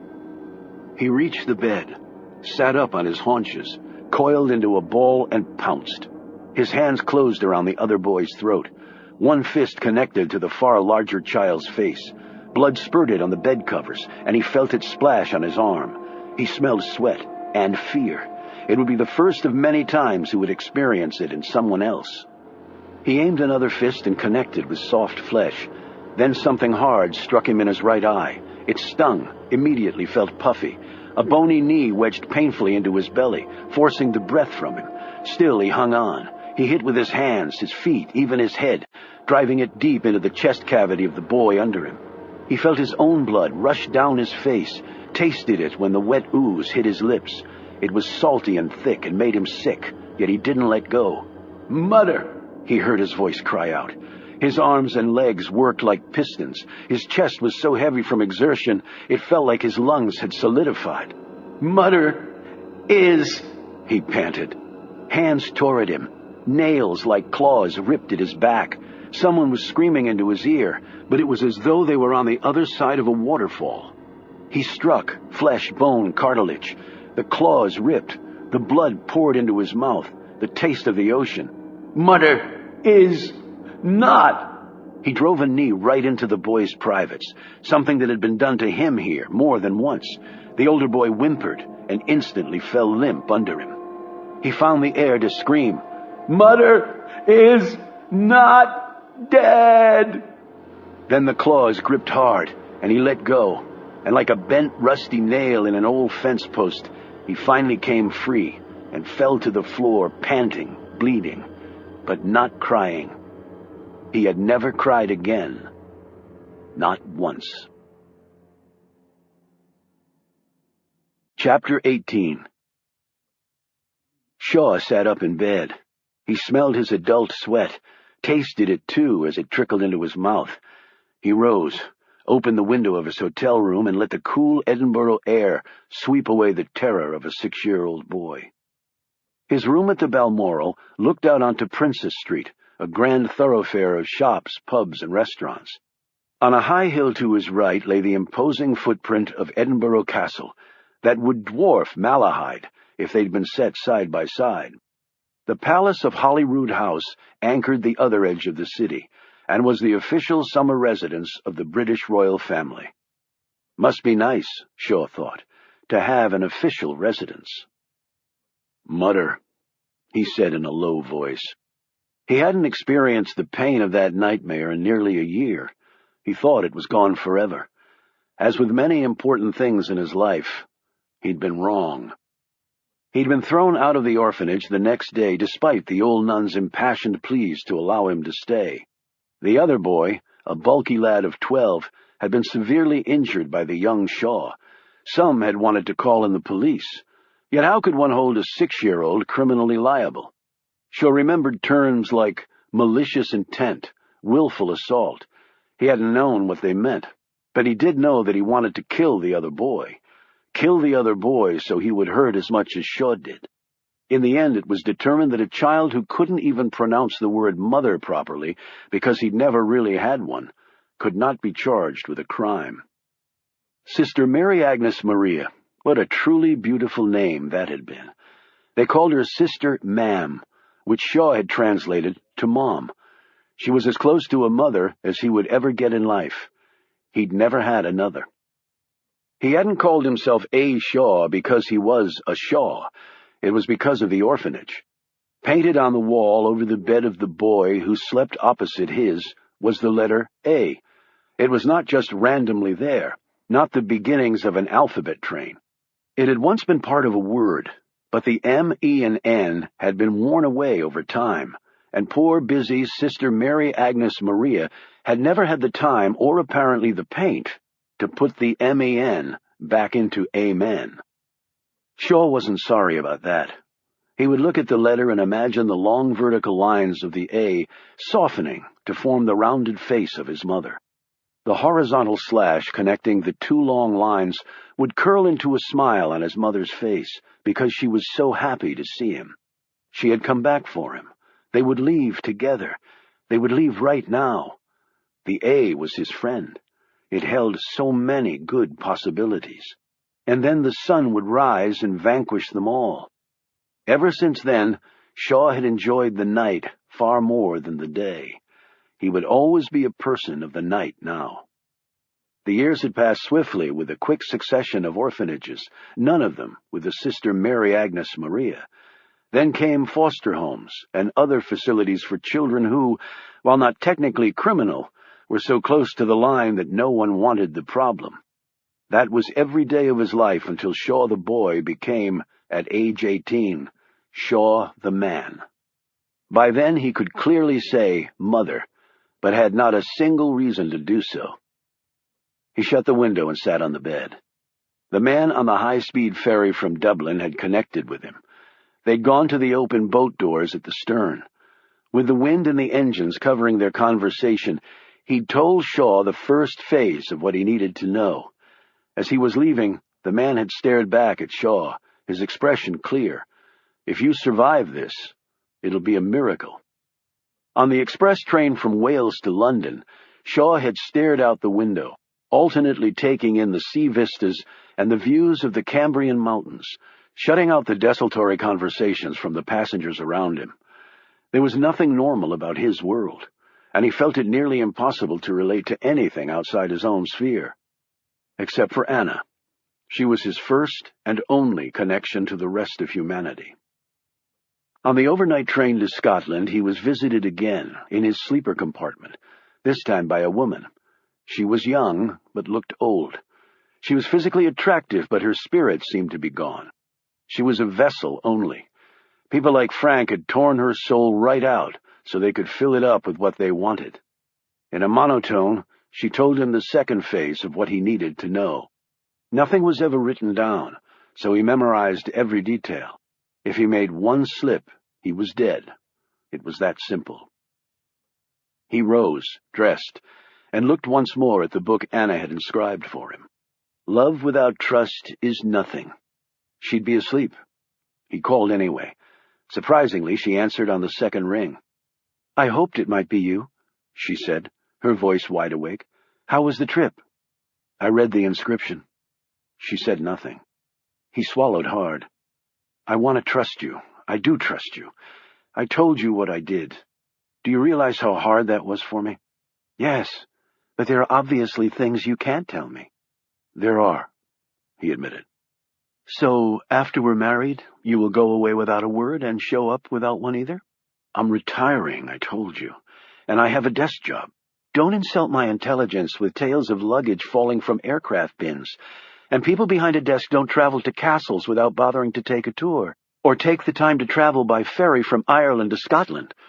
Was it to meet someone?" Her words stung him. "You followed me?" "Of course I did. I'm planning on marrying you. And I hate that I have to even think of following you, much less do it." Her voice shook, and he heard a small sob. Shaw wanted to reach across the phone line and hold her, tell her everything would be okay. Yet he had lied to her enough. He found his own voice. "There's still time to back out, Anna. You said yes, you can also say no. I'll understand." Her tone became harsh. "I don't like that you would understand. You should not understand. The same for me if you walked away. I would not understand." "I love you. I will make this work. I will." He thought he heard another sob escape her lips, and his guilt increased. She said, "And how will you make this all work? You can't tell me." "No," he admitted. "I can't." "Where do you go after Scotland?" "Heidelberg. My parents live about an hour from there, in a small village called Wiesbach, near the town of Karlsruhe. They run a bookshop, the only one in Wiesbach. Go to see them. Their names are Wolfgang and Natasha. They are good people, kind people. I wanted you to meet them before now, but you were always too busy." He hadn't always been too busy, Sean knew. He'd been too afraid.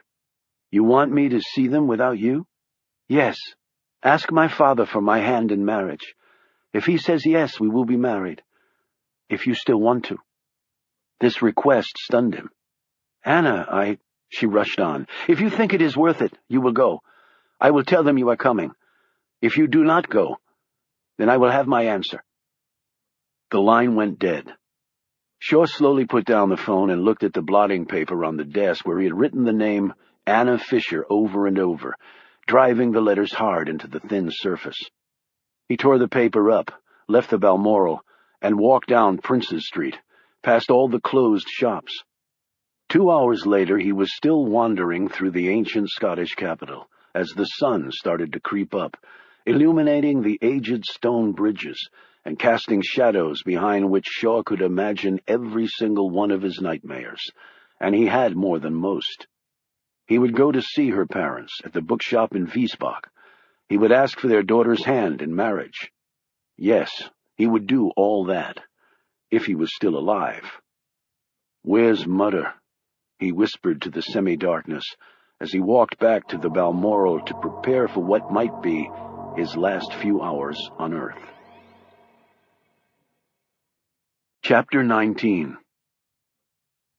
The high-rise along the Dulles high-tech corridor was mostly dark. One firm, Pender and Associates, owned the entire building, having paid 8 figures in cash to buy an office tower smack in the middle of some of the priciest dirt in the country. And even though it was called Pender and Associates, the firm was run by one man, its founder, Richard Dick Pender.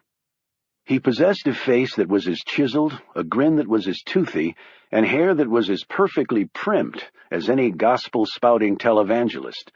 He had the silky smooth delivery of a trial lawyer in his polished prime, and he would continue to smile while the knife he held repeatedly connected with your spine.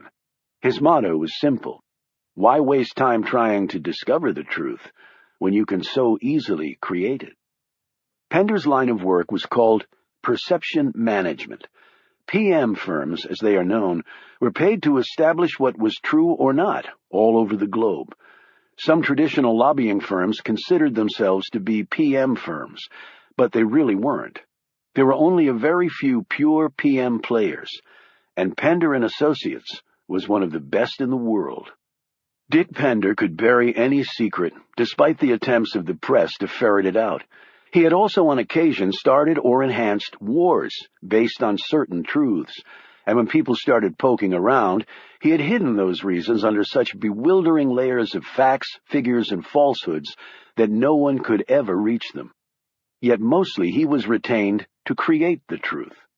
He was paid enormous amounts of money to do this, both from government and private sources all over the world. For his clients, creating the truth was critical, because real truth was too unpredictable. Created truth was controllable, and thus the difference between the real and the created was the difference between a bomb and an A-bomb in its effectiveness. Pender had a special visitor coming tonight. The private elevator took his guest up to the top floor. A door was opened, and Nicholas Creel, wearing a black hooded coat, was ushered into a room that was dominated by a large one-way glass window, allowing the defense contracting magnate to see into the high-tech, digitized war room of Pender and Associates. Pender sat down next to him. "I trust the flight was good, Mr. Creel." "I have no idea. I slept the whole way." "Someone mentioned to me that you'd cracked the top 15 on the Forbes list." "That's right," Creel acknowledged in a clearly disinterested tone. $18 billion, Pender estimated. "Actually 21. "Congratulations." "For what?" When I passed my first billion, what did it really matter? It's not as though another 20 billion has greatly altered my lifestyle. Let's hear the report. Pender pointed to the one-way glass where dozens of people were working hard. We've devoted our entire war room to the effort. 30 people, hundreds of computers, enormous databases, and an internet pipeline that rivals anything Google has. And you're absolutely certain there can be no trace back here? We took the most extraordinary security measures, including stealing the electronic identity of hundreds of websites and internet portals. So if someone tries to trace it back to its origin, the electronic tunnel will lead them directly to, say, the official Vatican website or the Red Cross site. We also included our own site in the mix along with several of our competitors. So if someone does track it back to you, you can just claim identity theft? Why try to hide the needle in the haystack when you can just make lots of needles? Pender replied smugly. Your people? Extremely well paid and dedicated to me. They have no idea of your, interest in this matter. Not that they would care, actually. We do not employ conscience here. We do not worry about the consequences of our work. That's for the client to do. Refreshing attitude. And the initial impact has been all that we hoped it would be. A bit more sophisticated than stories about brutal foreign invaders tearing desert babies from incubators in order to make certain countries enter a war, Pender said quietly, but with a superior smile. But then you picked well, Mr. Creel. All we had to do was get the ball rolling and everyone jumped on. The bear is an easy target. Where'd you get the thousands of Russian dead? Basically Photoshop stuff, cranked up several levels. But we worked in some real victims that we got from old KGB files we bought years ago. You have 5 authentic dead bodies. Everyone assumes the other 32,000 are legit as well. Prescient of you. That's my business. I can visualize the aneurysm slowly building in President Gorshkov's brain. Let me see. We've had the gripper strategy, then the Vesuvius tactic. He gestured at Creel. You're arranging for the leak, correct? Yes. But forward to me anything that comes across your desk that looks promising. I'll follow it up from there. Not that your motivation concerns me in the least, but I did read that Ares has missed its quarterly projections 4 times in a row now. Tip of the iceberg. We're positively hemorrhaging money. I was convinced Iraq was the beginning of Armageddon in the Middle East, and we ramped up for it. But a few months of shock and awe was followed by a years-long pissing contest using basically pop guns. I didn't build a $150 billion company to have my people sling potato salad in Anbar for soldier boys. It was a monumental cock-up, and the responsibility rests with me. But I'll get us out of it. That's why I hired you. I have my people to take care of. Of course you do, Pender agreed demurely. And we have celebrity interest, too. They'll throw a Remember Constantine t-shirt, which we'll provide, plug their new movie, raise a fist to free Russia, and maybe even go to Washington and get star-screwed by assorted politicians. Any problem areas? 3. Pender checked his computer screen. There will be 148 feature stories running on the Red Menace across the globe in the next week or so. All but 2 follow our take to the letter, 1 in Spain, 1 in New York. The fellow in Spain is particularly tenacious, but he's also been working for 2 years on a scandal involving the royal family. Tomorrow he will receive documents that will rekindle his interest in that story. And the fellow in New York? His wife has suspected for some time now that her husband is being unfaithful to her. Tomorrow she will also get a present that will show her instincts were right. That will take her hubby out of the game completely.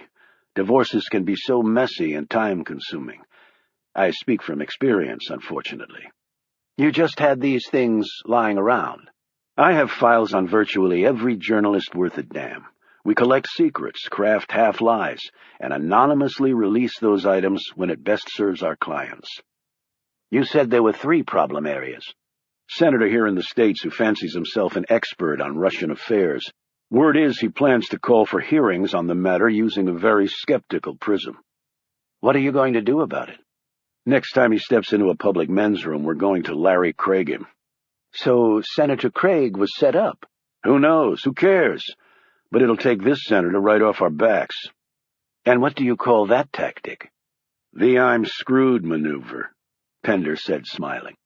An apt name. I actually prefer a more subtle approach where the target doesn't even realize what's happened. You recall reporters were embedded with troops in Iraq? So they could see the war firsthand? No, so they could be told the story only from the point of view of the Pentagon. That was my idea. And every general and administration official involved has personally come here and kissed my ass for coming up with it. You know your field well, Dick. I learned from the best. Where was that? I started out in the White House press office. Creel pointed to a large work table in the war room where two people were laboring over some written materials. Explain. That's the Tablet of Tragedies. We recently discovered that one of our competitors was hired to put something like this together during Persian Gulf I to help convince the West to defend Kuwait. It worked brilliantly there. So we thought we'd use the same concept here. But instead of printing hundreds of thousands of glossy copies, we opted for handmade, rudimentary stuff. That'll give it a realistic homegrown feel to balance the high-tech attacks so far. We'll only make a dozen, but send them out to optimal targets for maximum effect. Boots on the ground, Creel muttered thoughtfully. That was to be on your end, Pender pointed out. I can make anyone believe a lie is true. However, there's no substitute for real blood spilled. I have the boots quite figured out. In fact, you'll see evidence of that very soon. What about the other piece of the equation? What about it? Creel said sharply. Only that you said you would advise us of the timing of it. Have I advised you yet? No. Then it must not be time. A moment later, Creel was gone. Pender had helped make the man a fortune during the Cold War, and when that dried up, they'd engineered numerous smaller global conflicts until the first Iraq War had literally fallen into their laps, followed by the lucrative Second Iraq War. But as he'd recently told Pender, the Americans are completely tapped out, and the EU's in a peace mode, pouring their money into education, infrastructure, and healthcare instead of defense. The idiots never stopped to think that it would be damn hard for the kiddies to go to school and grandma to the doctor if they can't protect their countries from ending up pledging allegiance to Allah.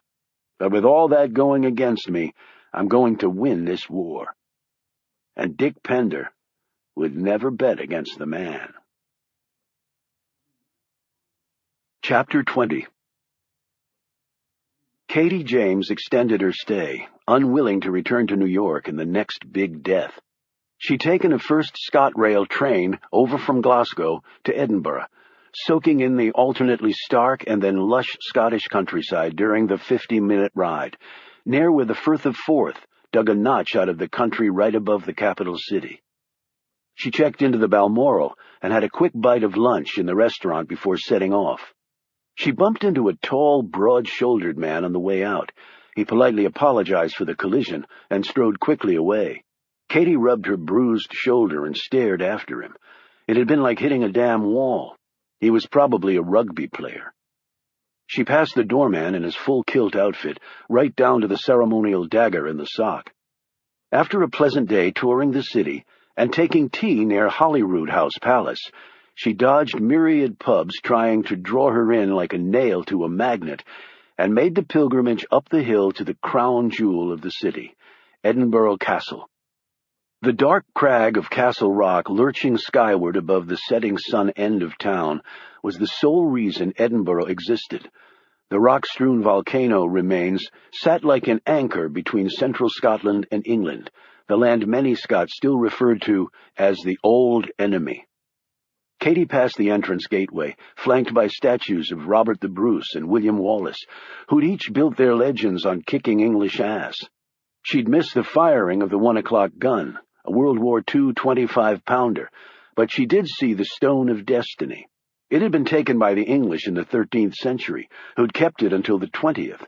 In the intervening 700-odd years, it had rested under the coronation chair at Westminster Abbey, on which every monarch from Edward II to Elizabeth II had perched their royal bums. A bit later she walked to the peak of Castle Rock, where sat St. Margaret's Chapel, the oldest surviving building in Edinburgh. It was here, inside the chapel, that she saw him again, the big man who'd bumped into her at the hotel. He was kneeling in front of the third pew. As she drew closer, Katie spied another man next to him. He looked like a typical tourist. She would have turned and walked out except for what she suddenly glimpsed. She quickly knelt down in the rear pew, slid out her camera, and used the zoom to confirm her initial observation. The tattoo on the man's right forearm. She'd seen one just like it years ago while covering yet another war overseas. Her senses heightened now. She could tell they weren't praying or reciting well-worn catechisms. They were whispering to one another. She could not hear them clearly enough to make out the words, so she left the chapel, but remained within a few feet of its front door. 10 minutes later, the tattooed man came out. She was debating whether to follow him when he was suddenly lost in a gaggle of passing tourists. The tall man stepped out a minute later, and Katie focused on him instead. If he was staying at the Balmoral, she thought, he might be heading there now. She had no reason really to follow him, or to become involved in any of this. Yet she was a reporter at rock bottom, desperately looking for any way to crawl her way off the obituary page.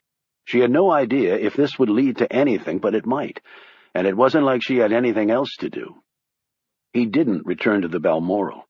Instead, he headed north of the city center, 2 miles to be exact, to Leith, where he plopped his money down to tour the royal yacht Britannia, out of commission and anchored there.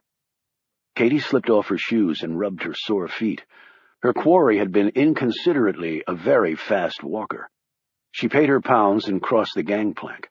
She tried her best to blend into the crowd, because if the man she was following recognized her from the hotel, the chapel, he looked powerful enough to strangle a bull. Katie half listened to the guide as he recited yacht facts to the crowd. She did focus when the guide pointed out the mahogany windbreak on the balcony deck in front of the bridge. It had been built to prevent sneaky breezes from suddenly lifting royal skirts and revealing royal panties. Katie kept a firm grip on her own skirt, even as she watched the tall man wander away. She followed. He looked out over the water. Another person joined him at the rail. Katie moved as close as she dared. She managed to hear 3 words that summed it all up for her.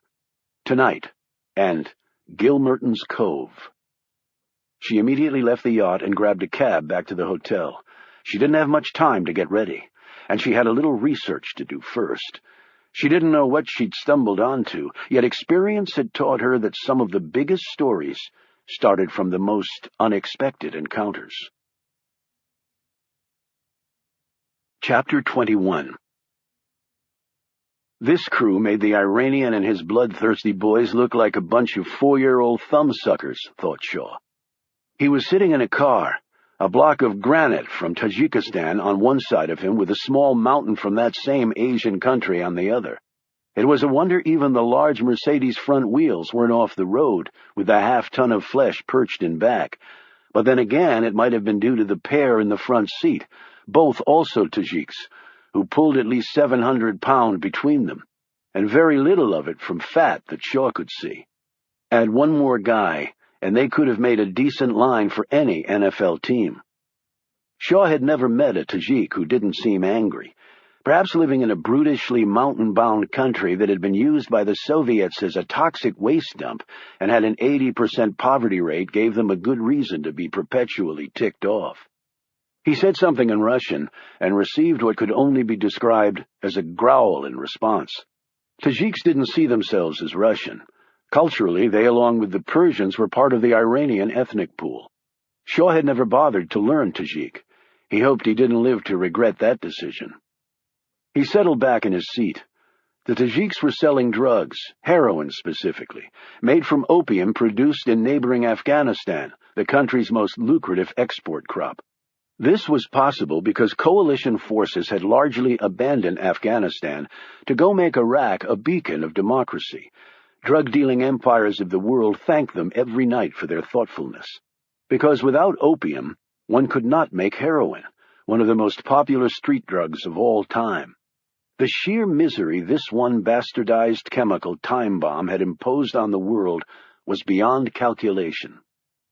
Shaw was here to purchase 1 metric ton of the misery, 1,000 kilos with a street value U.S. of $15 million. The drugs would be shipped out from Scotland to New York, concealed inside thousands of soccer balls. Imports from Scotland, the Tajiks had discovered, received far less scrutiny from undermanned U.S. customs inspectors than, say, a large package from Iran or North Korea with "Death to America" written large on the outside. Of course, if things went according to plan, the cargo Shaw would be purchasing tonight would be confiscated at New York Harbor. The seizure would be touted in the press as a huge blow to international drug traffickers and a testament to the efficiency of global law enforcement efforts. That's if Shaw succeeded in his mission and managed to walk away with all his organs intact, although he seriously doubted that Frank would see his survival as a necessary gauge of triumph. Yet making U.S. customs agents look good was not why Shaw was here. It was to prevent the proceeds of the drug deal from flowing to an international crime syndicate that had been partially taken over by Islamic fundamentalists who were all over Tajikistan. Their share of this take tonight could buy a few dirty bombs or 10,000 IEDs, neither of which was a good thing for the civilized world. They weren't that far from Edinburgh, but the land had quickly turned open and isolated. Far to the north was the Firth of Forth. As one of the Tajiks rolled down his window to blow out smoke from his cigarette, Shaw thought he could smell the heavy sea air. 30 minutes later they turned onto a gravel road and were quickly swallowed by dense trees on either side. The driver of the truck, waiting at the end of the road, nodded at his colleague in the sedan as it slowed to a stop next to the truck. Shaw and the 4 men climbed out of the car. "Soccer balls?" Shaw asked, pointing to the cargo in the truck. The man to his left grunted, which Shaw took as a yes in Tajik. The only reason Shaw was still alive was because these men thought he would be a good future customer on the other side of the pond. South American cartels ruled the U.S. illegal drug market, the world's biggest, but the Tajiks had long had their eye on it. If they had to fly to Colombia and rip the throats out of a few thousand Spanish speakers, they would be more than willing. Shaw slid open one of the soccer balls, using a knife handed to him by one of the Tajiks. Inside were plastic baggies filled with a white powder. He didn't slice open a baggie and taste the stuff like they did on TV, since he didn't want the crap in his system. The only thing worse than heroin on that score was meth. It seemed if you even sniffed the stuff from 100 yards, you were a candidate for detox. "And what? I only have your word that it's heroin and all the other balls are filled with it right up to 1,000 kilos? The 4 men stared back at him. None seemed inclined to answer. The passenger side of the truck opened and a small, slender man sprang down, landing lightly on the soft ground. He had thinning blonde hair, wore an expensive suit, and a perpetual smile showing a new set of implants. "We've been doing this a long time," he said, any accent he might have had barely discernible. He extended his hand to Shaw. "All new clients have the same question, but they are never disappointed." He pointed to the split soccer ball. "This is the best heroin in the world.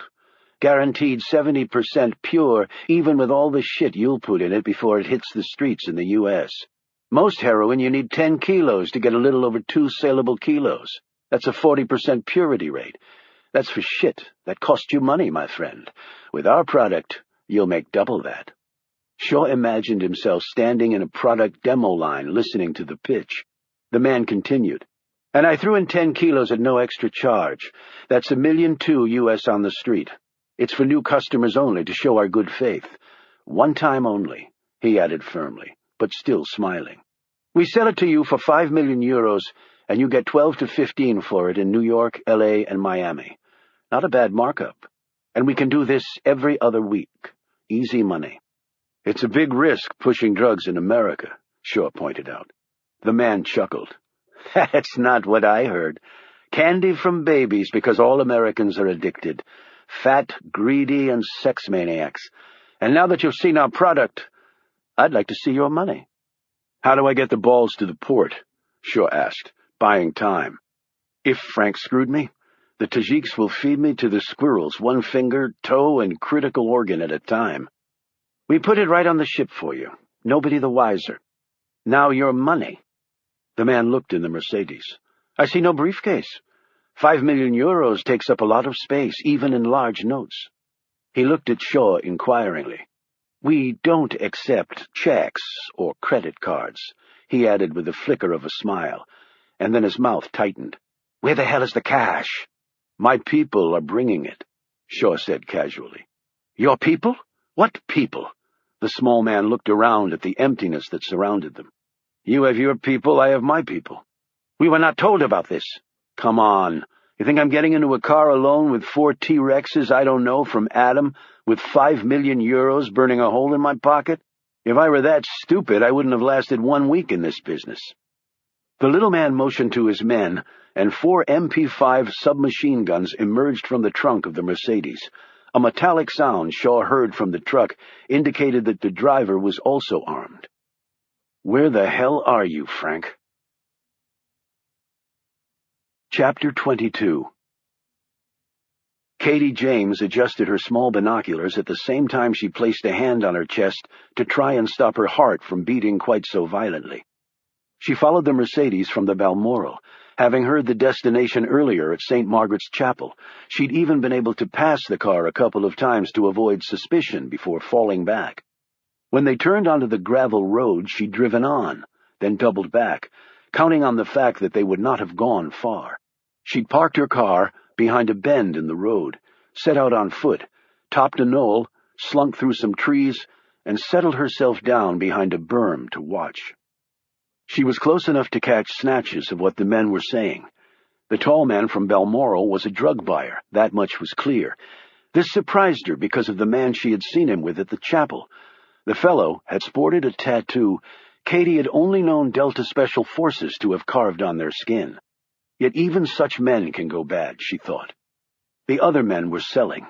The drugs were in the soccer balls, and they had been discussing money when the machine guns came out. Katie had contemplated using her cell phone to call the police, but now she'd decided to change her tactics. With the sudden appearance of the guns, she was instead going to run. She'd started to back away when a sound froze her. To her extreme far right, it was like a wave of black moving through the forest. She dropped to the dirt and tried to burrow in. When the guns started firing, she tried to dig in even deeper.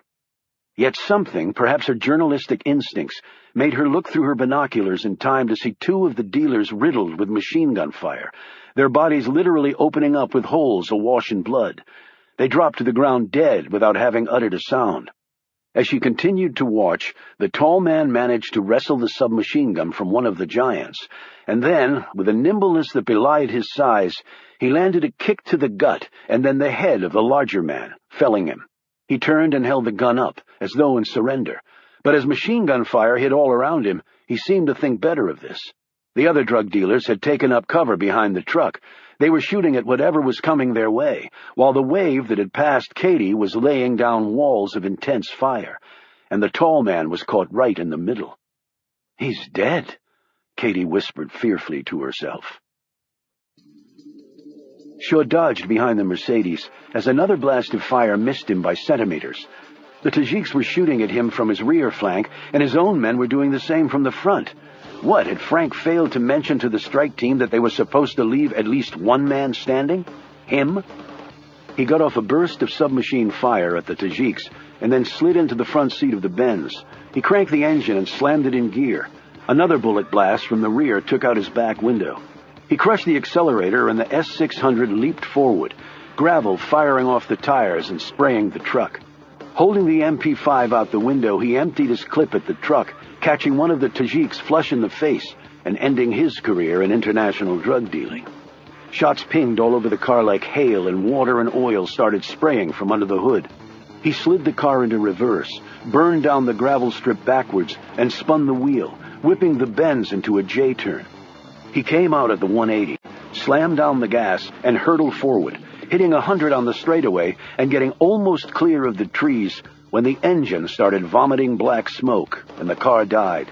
His gaze swept over the car's interior before coming to rest on the SIG 9mm partially stuck under the passenger floor mat. He grabbed it, kicked the door open, and ran. And he wasn't the only one.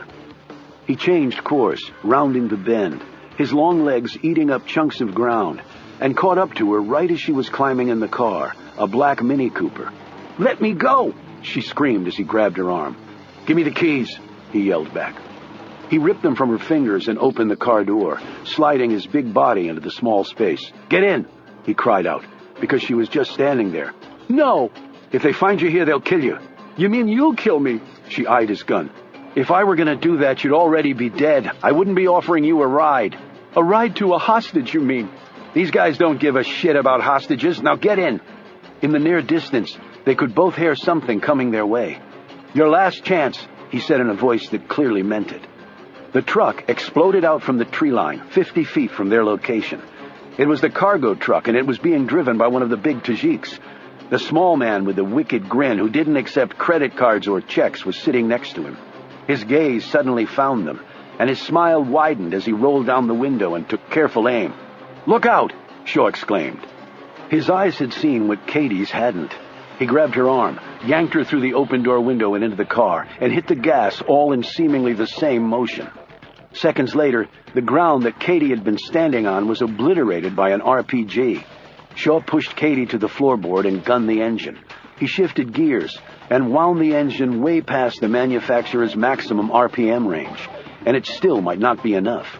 Machine gun fire came at their rear like a swarm of bees with .50 caliber stingers. He pushed Katie down to the floor again as she tried to sit up. "Keep down!" Shaw checked the mirror. He thought about veering off the road and taking his chances racing through the green fields.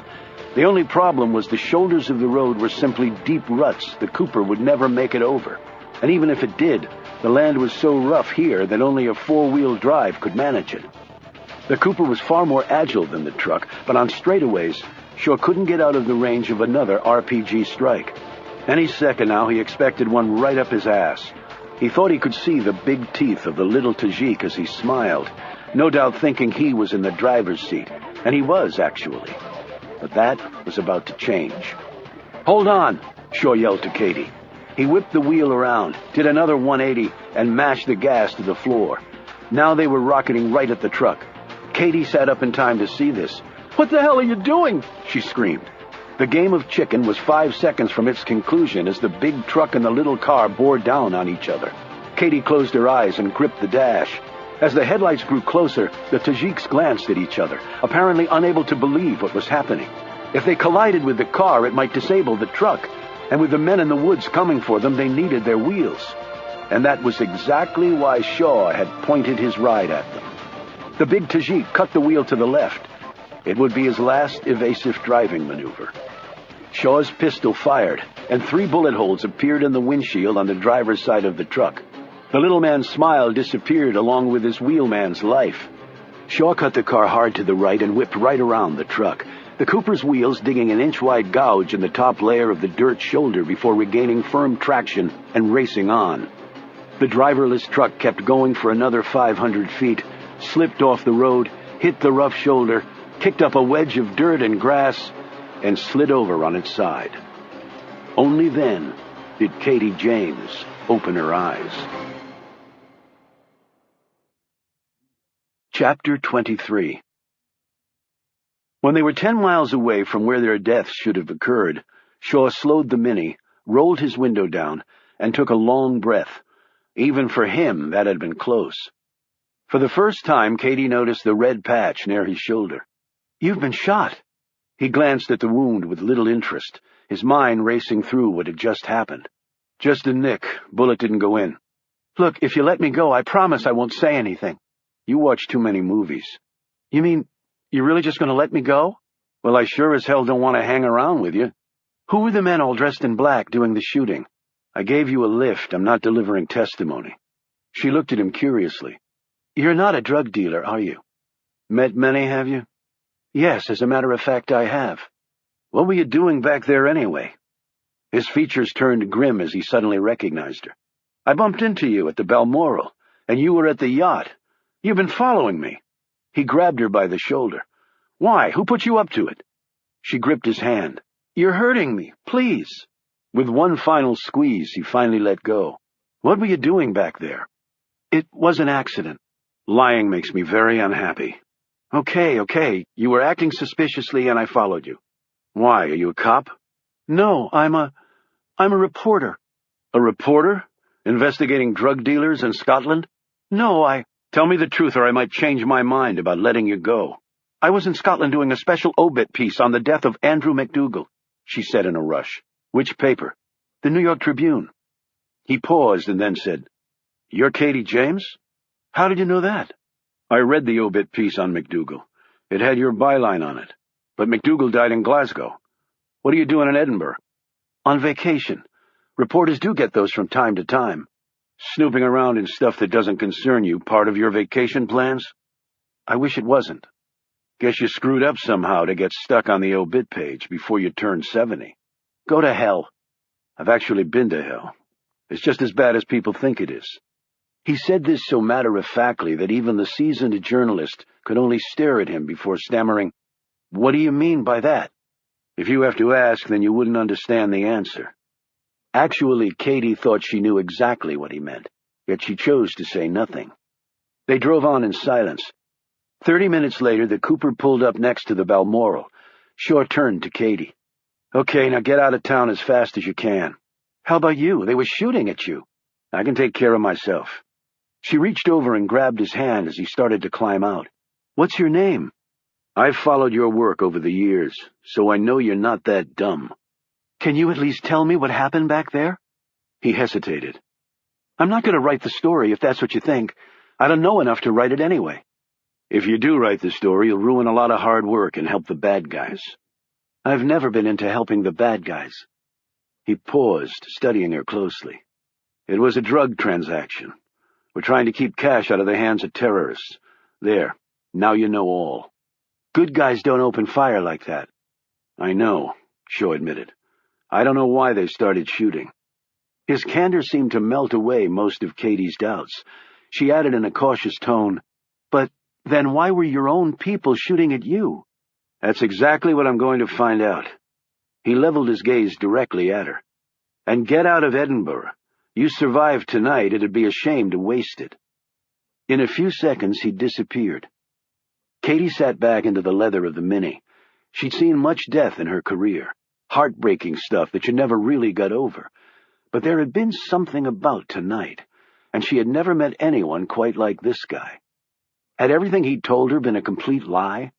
As a veteran journalist, she often found that to be the case, but he had let her go, and he had saved her life. She realized a little guiltily that she hadn't even thanked him for that. If not for him, she would have been bits of flesh scattered across Scotland. Katie snagged her bag from the back seat and drew out a notepad and a pen. Before she'd switched to journalism, she'd been an art major. She flipped open the pad and quickly sketched a drawing of Shaw. She also jotted down notes. She talked to herself as she wrote. "Dark hair, about 6'5", 240, shoulders the size of Nebraska, amazing blue eyes." She put down her pen. Amazing blue eyes? Where did that come from? It didn't matter. The odds of her ever seeing him again. She climbed over into the driver's side, drove down an alley, left the car, and ducked back into the Balmoral through the delivery entrance. Chapter 24. Shaw didn't bother to get his clothes from the hotel. He'd placed any personal items he had with him in a storage locker at the train station. He called Frank as soon as he was safely away from the hotel. The man waited until the fourth ring to answer. "What the hell game are you playing?" Shaw barked into the phone. "You should be celebrating another successful mission. We got the drugs, the bad guys didn't get any cash, and we got one guy left standing who's talking like a mynah bird as we speak. I've personally already popped the champagne. Your guys opened fire unprovoked." "Wow, really?" "Yeah, really. What happened to you have the right to remain silent and keep the blood in your veins?" "So we took out some of the Tajiks, so what? You know how much those suckers can eat? And my budget is strained as it is. And your guys were shooting at me. Then maybe you should pay attention." "Pay attention to what?" "We don't like retirees, Shaw. You go when we say you can, if ever. My deal, your deal is shit. Your deal has always been shit, but you never wanted to face up to it. Well, tonight was your wake-up call, my friend. Your only one. Next time, maybe they don't miss. And consider yourself lucky. Oh, by the way, your orders for Heidelberg are waiting at the airport. Chartered jet, wheels up in 2 hours. Man will meet you at the front entrance of the airport. Meanwhile, enjoy the rest of your evening in lovely Scotland." Frank clicked off, and Shaw simply stood there on Princes Street, in the middle of the ancient city of Edinburgh, with thousands of people all around him. He had never felt more alone. Katie took an empty notebook from her bag, inserted something in it, and walked into the lobby of the Balmoral. The receptionist on duty was a tall, thin young man. Katie strode up to him and held up the notebook. "A man dropped this in the lobby. There's no name in it, but he may be staying at the hotel. He got in a cab before I could stop him." She described Shaw in detail. "Yes, he is staying here, miss," said the young Scotsman. "A Mr. Shaw. I'll put it in his box here." She watched as he placed the notebook in the slot for room 505. When he turned back around, she'd skittered away. God bless the Scotch, she thought. If she'd tried that stunt in New York, they would have thrown the book in her face, wrestled her to the floor, and then called the cops.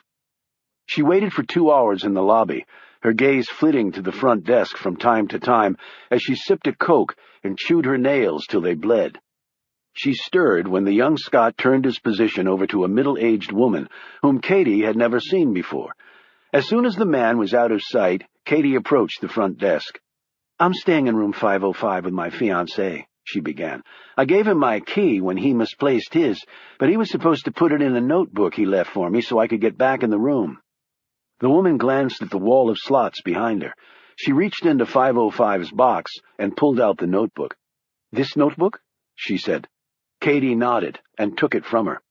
She looked through the notebook and was careful to let the object she'd placed in there earlier fall out on the front desk. The woman picked it up for her. It was Katie's American driver's license. The woman looked at the photo and then at Katie, who said, "I've been looking all over for that. He must have found it in the room and put it in the notebook for me." "And where is your fiancé?" the woman asked pleasantly enough, but with the tone of someone who had a job to do and intended to do it. "Glasgow." She flipped through the pages. "He'll be back tomorrow, but he didn't leave the key. How can I get in the room?" "Have you tried calling him?" "Yes, he doesn't answer. Service can be a bit spotty." "Don't I know it?" the woman agreed heartily. She glanced at the driver's license again. "Well, we can't have our guests sleeping on the sidewalk now, can we?" She pulled a spare key from the slot and passed it and the license to Katie. Katie glanced at the woman's name tag. "Sarah, I can't thank you enough. I still can't believe he forgot to leave the damn key. I've been married to my Dennis for 26 years, and a poor bloke can't remember birthdays, anniversaries, or on occasion all the names of our 5 children. So if it's just keys your man forgets to leave, I'd go ahead with the marriage and count your blessings, ma'am." Katie headed to the elevator. A minute later she was opening the door to 505. She had watched Shaw walk away from the Balmoral, so she was reasonably sure he wasn't in the building. But she still told herself she had just 10 minutes to search the place. 9 minutes later she'd gone over every square inch of the room and the few belongings he'd left behind, and come up with a total 0. Well, not exactly. In the pocket of a jacket she'd found a sales receipt for a book purchase in Dublin, but that wasn't terribly helpful. She walked along the perimeter of the room and stopped by the desk, her gaze running over the items there, all hotel-issued. That's when she saw it. She sat and pulled the blotter toward her, took a pencil off the holder, and carefully brushed the pencil point across it. A name slowly emerged from the white paper where Shaw had carved it with such pressure that it had been imprinted on the page underneath the one he'd written on, an amateurish mistake. Katie had no way of knowing he'd committed it while distressed about Anna. "Anna Fisher," Katie said. The name was not uncommon, but for some reason Katie thought she recognized it. And then something clicked in her memory. She looked at the sales receipt she'd found in his jacket pocket. "An historical examination of police states," she read. Again, something was percolating in her mind. She left the room and called the phone number of the bookshop on the receipt. She didn't expect anyone to answer at this hour, but a woman's voice came on. Katie asked if they carried that book. They did, she was told, but they only had 1 copy left. "And the author's name?" she said. "I can't remember." "Anna Fisher," answered the woman.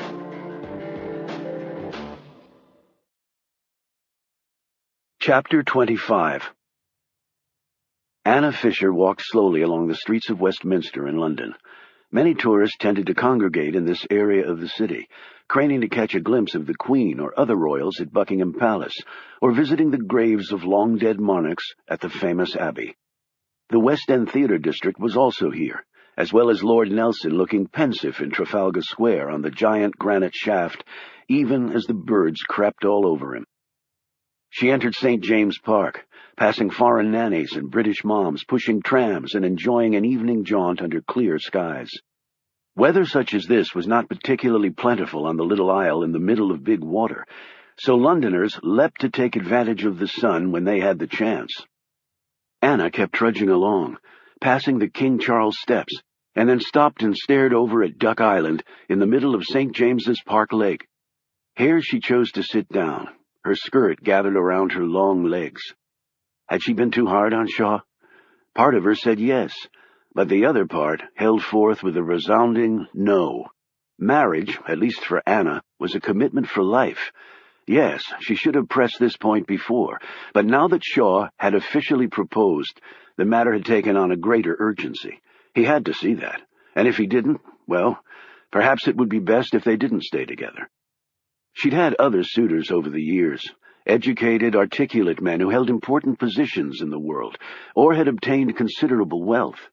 None of them, she had to admit, not a single one, had stirred in her the tender, far-reaching emotions that Shaw did. Yet would he even go to Wiesbach to see her parents? She rose and sat on a park bench. Next to her was a discarded newspaper. She picked it up. The Guardian was having a good run with the evil Russia story. The headline indeed said it all. Return of the Red Menace? And something called The Tablet of Tragedies had just been received by select major news outlets and world leaders. The rudimentary packaging and grainy photos of allegedly murdered Russians, their tragic stories written in simple language, carried a potency a million-copy glossy release could never have inspired. Anna's brow wrinkled as she skipped across the story's contents. It regurgitated much that was already known and then built on that. It was like the game of whispering a story in one ear in a group of people and seeing how much the tale changed when it came out of the last person's mouth. And yet the murder of Sergei Petrov, the Russian word for traitor inked on his forehead, had been pretty much conclusive proof of Gorshkov's guilt, at least in the minds of the Western press. The Russian president had put his military force on full alert as mass demonstrations were breaking out across the country. It seemed like the place was imploding. Anna had even heard scuttlebutt from her old colleagues at the UN that if the Red Menace was not explained soon in a way favorable to Gorshkov, Russia's seat on the Security Council might be in jeopardy. Whatever had happened to Constantine and his family, the man was certainly getting his revenge now. Yet had anyone bothered to verify any of it? Unlike some other people who might have these same questions, Anna had the means to try and get answers. Perhaps to take her mind off her personal troubles, she decided to do something about it right now. She walked to her office, a 175-year-old row house nestled in a quiet dead-end street near Buckingham Gate. The buildings on either side of hers were empty, but scheduled to be renovated in about 6 months. She would cherish her peace and solitude for now, until it was destroyed by jackhammers and the sounds of sawing. The smell of fresh paint was in the air. Her building had just gotten a facelift, including a fresh coat on all the windows and doors. She unlocked the thick front door on which a gold-plated plaque announced the firm's name, the Phoenix Group Limited. When she'd first started working here, Anna had been told that the firm was bankrolled by a very reclusive and wealthy gentleman who'd been born in the United States, Arizona specifically. So private was he that no one who worked at the Phoenix Group even knew their benefactor's name, nor did he ever visit them. Yet they did receive communiques from him from time to time and encouraging words about their important work, and representatives of the man had visited from America to meet with them and answer questions. The owner had been described to her as an intellectual interested in the vast questions that continued to befuddle mankind, and he paid people like Anna to figure them out. Whoever he was, he gave Anna and the others free rein to follow their passions. There were few jobs anymore that had such latitude. It was the most stimulating work Anna had ever done. Now if she could only get her personal life in such shape. She locked the door behind her and headed up the stairs. Her cluttered office was at the end of the hall on the top floor. She passed other rooms, all empty save one near hers, where a co-worker, Avery Chisholm, a crusty old academic, toiled away on a project, his circle of white hair barely topping the piles of books in front of him. He lifted a hand in response to her greeting, and she hurried on. Anna settled behind her large desk, piled high with books and stacks of papers. Her job was to try and make sense of the world, one complex factor at a time.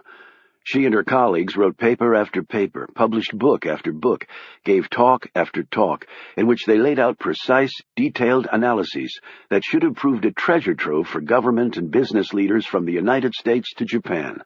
Yet she was painfully aware that hardly anyone in power bothered to read them. She went online and entered some chat rooms. Whenever she raised any questions about the culpability of the Russians or the real origins of the Red Menace, she was attacked by all sides, with people questioning her religious faith and her patriotism, though they didn't know if she even had a religion or what country she was from. She was also labeled a Gorshkov ass-kisser, a traitor to humanity, and a royal bitch. She retreated from that world and expanded her search until she focused on one obscure blogger in a far-off galaxy of the cyber world. He was raising some of the same questions and doubts that Anna had. She sent him a detailed email and hoped she would get an answer back soon. She would, but not in any way she could have possibly imagined. Chapter 26. Anna Fisher was a remarkably intelligent woman with multiple degrees from world-class universities. Yet she had just committed a critical mistake. In her defense, the woman would have had no way of knowing it was a mistake, which are often precisely the sort of errors that come back to haunt you. The blogger she had emailed with her own misgivings was not who he seemed to be. It wasn't even a person. It was essentially digital smoke and mirrors. Dick Pender and his people had been monitoring the goings-on within several thousand chat rooms spread across the world. The rapid-fire repartee, bounding kilobyte by kilobyte across his massive computer screens, rivaled anything the agony columns of late 19th century British newspapers had ever inspired. The Red Menace was, of course, the topic on everyone's mind, and Pender smiled as he toted up those convinced the Russians were behind it, as opposed to those who weren't sure. The tally ran nearly 98% in his favor. He noted with glee that as soon as anyone said something against the truth he had established, they were electronically piled on by armies of chatters. Across thousands of discussion sites, Pender posted pre-written responses, spouting fact after fact, which actually had no basis in fact, and grinned as he was hailed as a hero and a speaker of supreme wisdom by the chat hordes. God, Pender thought, it was so easy to support a popular, if completely wrong, position. It required not a scintilla of courage. A minute later, his smile grew even wider. He had just checked what he termed his online bear traps. One of them was the blogger Anna had sent her query to. Pender's people had set it up, along with several others, to gauge the interest of anyone who might believe the whole Red Menace campaign was a sham. It was critical to know if there was a reverse wave of doubt about the horrors perpetrated by the Russians. If Pender detected any such movements, he had numerous strategies he could employ to dispel this belief. One of his favorites was crafting an outrageous event that drew everyone's attention from a problem area. He'd been retained on short notice to do this for administrations in Washington, London, Paris, Beijing, and Tokyo over the years. They were usually needed around elections, scandals, wars, and budget fights. Not many people had sent emails to the planted websites. The vast majority of the world seemingly had accepted on faith that everything being said about the Russians was true. Most people were perfectly fine with being sheep their whole lives, and this suited Pender's business well. There were, of course, some who wanted to know everything about the RIC and were digging deeply to get there. Thus, Pender was feeding them bits and pieces to appease their hunger. It wasn't that hard to stay ahead of them, actually. The media had many stories and fronts to cover, whereas Pender had only one agenda to worry about: Nicholas Creel's. This technique he referred to as timing the tap, turning on and off the info tap at the most optimal times. He had the media right where he wanted them, in a purely reactive state. The limited number of people who had made inquiries on the planted sites had already been checked out by Pender's folks and deemed to be unimportant. Unlike the basic chat rooms, one had to really search to find these online bear traps. That hinted of a more determined effort than most casual chatters would ever muster. Pender had no idea who Anna Fisher was, but the name on her web address intrigued him. "The Phoenix Group," he said to himself, as he sat at his desk in the war room. He'd already electronically run to ground the geographic origin of the message. The Phoenix Group was located in London. He had a file on his desk that he'd quickly assembled. The Phoenix Group was a think tank located in Westminster near Buckingham Palace. Its precise ownership was unknown. Pender had a lot of things on his mind. The Wall Street Journal was running an article soon that would cast a bit of doubt on the tens of thousands of Russian dead. Pender knew the journalist who'd done the piece. He was a good reporter, but a bit lazy, and had a reputation for not following up on a story if things got tough, or his angle became publicly unpopular. Pender instructed his staff to issue 4 stories on the web that would strongly imply that while some of the thousands of dead Russians past might be incorrect, that was due to faulty government records, and should in no way dilute the significance of such an indisputable Holocaust against the Russian people. To do so was to besmirch the memories of murdered people. Pender would also arrange for several experts to go on national shows and remake this point in the strongest possible terms. Pender was certain that the journal reporter, not wanting to be branded a cynical, dictator-loving pig, would never go near the story again. He'd also gotten wind of the BBC doing a piece, but the producer being unsure what angle to take. Pender had an anonymous note and 3 published articles penned by his ghostwriters sent to the harried producer, giving the woman an inspired take on how to do her show that dovetailed nicely with Pender's and Creel's goals.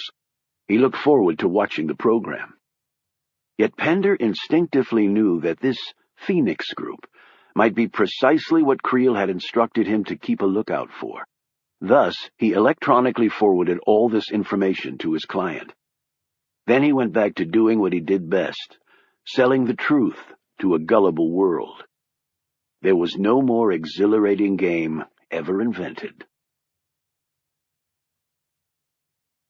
Chapter 27. Nicholas Creel sat in the lavish home movie theater in his estate on the French Riviera, watching the end of Saving Private Ryan. He loved this film, not because of the first-rate acting and directing or the moral message inherent in this classic war story.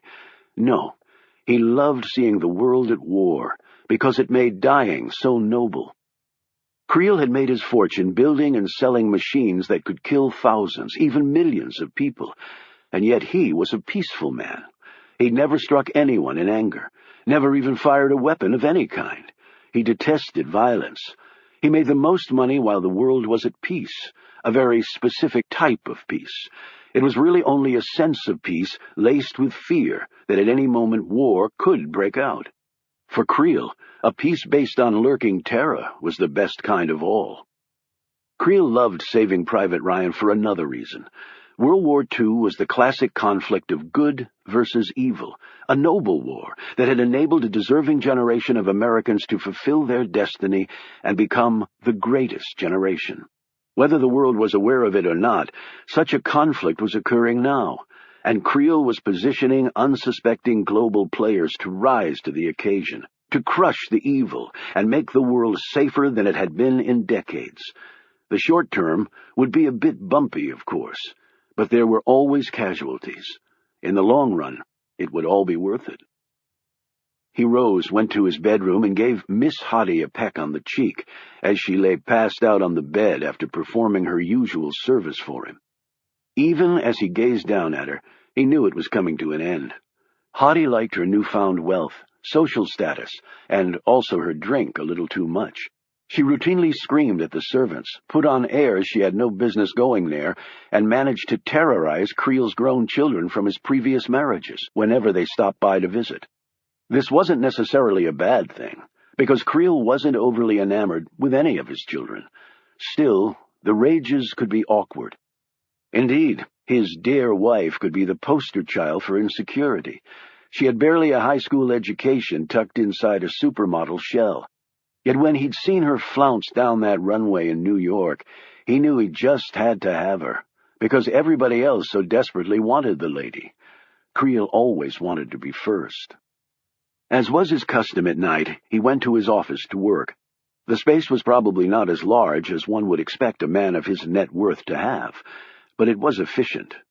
He sat down at his desk, flicked on his computer, and saw the email and attached files from Pender. He read through them thoroughly, coming away considerably interested. The Phoenix Group? It didn't ring any bells. He made a call with one request. Find out exactly who's behind the Phoenix Group, a think tank based in London, and do it as fast as possible. Every instinct Creel had was telling him this might turn out to be one more missing piece he needed to complete his grand puzzle. It would perhaps take a bit of luck, but even billionaire merchants of death were entitled to good fortune sometimes. Several hours later, his wish came true. His people were very good. They'd ripped through several facades, set up to hide the true ownership of the Phoenix Group. And when people went to all that trouble to deceive, it was usually for a good reason. Now, Creel could hardly believe his luck. The Phoenix Group ownership had no ties to Arizona. The Phoenix was mostly thought to be of Egyptian origin, but it also hailed from another part of the world. In that ancient land it symbolized power sent from the heavens. It also stood for loyalty and honesty. It could not have been more perfect. Into the phone he said, "Keep the Phoenix Group building under 24-hour surveillance, and I want complete files on everyone who works there, and the plans for every nook and cranny of that building. No detail is too small." Creel then called Caesar. It was very nearly time for his boots on the ground to go to work. Chapter 28. Shaw was standing inside Heidelberg Castle in front of the largest wooden barrel in the world ever to hold wine. He'd flown into Frankfurt from Edinburgh the night before and driven to Heidelberg that morning. His assignment this time was relatively easy, passing some papers to another man to be carried up the line. After the assignment was completed, he was supposed to drive to see Anna's parents at their bookshop in the little town of Wiesbach. Should he still go? Frank had made it clear that Shaw's enslavement was not going to end any time soon. In fact, it might only terminate when his life did. So what was the reason to go to Wiesbach? He could not marry Anna and continue to work for Frank. He never should have asked her to marry him. Now that he had, he should just get the hell out of her life so someone else could give her what he couldn't. That would be the noble, unselfish thing to do. And yet Shaw felt neither noble nor unselfish. He did not want to lose Anna. He could not lose Anna. He would drive to Wiesbach, and perhaps on the way he would miraculously think of some way out of this nightmare. The papers were passed a half-hour later with nary a glitch to a young man who looked like an American college student, right down to the Red Sox ball cap, grungy jeans, and Nike tennis shoes. Shaw continued his role as tourist by taking pictures of the castle and its grounds and learning about the history of one of Germany's most famous castles and its 7-meter-thick walls. When it was safe to leave, he nearly sprinted back down the hill to his rental car and drove off for Wiesbach. He passed through Durlach and skirted the outside edge of the town of Karlsruhe on his way to Wiesbach. As Anna had said, the bookshop was easy to locate, being on the main road through the quaint village. Natasha Fisher met him at the door. There was much of her daughter's height and good looks in the mother. However, where Anna was talkative and outgoing, her mother was reserved and did not meet his eye as he introduced himself. The bookshop was small, but the shelves had good bones of aged pine and dark walnut. There was a rolling ladder perched against one wall of old volumes, and against another was a large desk littered with papers. Here sat a man even larger than Shaw. Wolfgang Fischer rose and extended his hand. Anna had told them he was coming. Natasha put a closed sign on the door and locked it. She then followed her husband and Shaw through a door into the adjoining flat where the Fischers lived. Like the bookshop, it was neat and nicely decorated with many photos of Anna from infant to grown woman. While Natasha put on a pot of coffee, Wolfgang pulled out a small bottle of cognac from a cupboard. An event like this calls for something stronger than coffee, eh? Wolfgang said in English, but with a heavy German accent that Shaw had a little difficulty following. Wolfgang poured out the drinks, sat down, and stared expectantly up at Shaw, who leaned nervously against a rough-hewn wooden mantel. "Anna has told us much about you," Wolfgang began in a helpful tone. Natasha came back in with the coffee and some cakes on a tray. She looked disapprovingly at the glass of cognac in her husband's hand.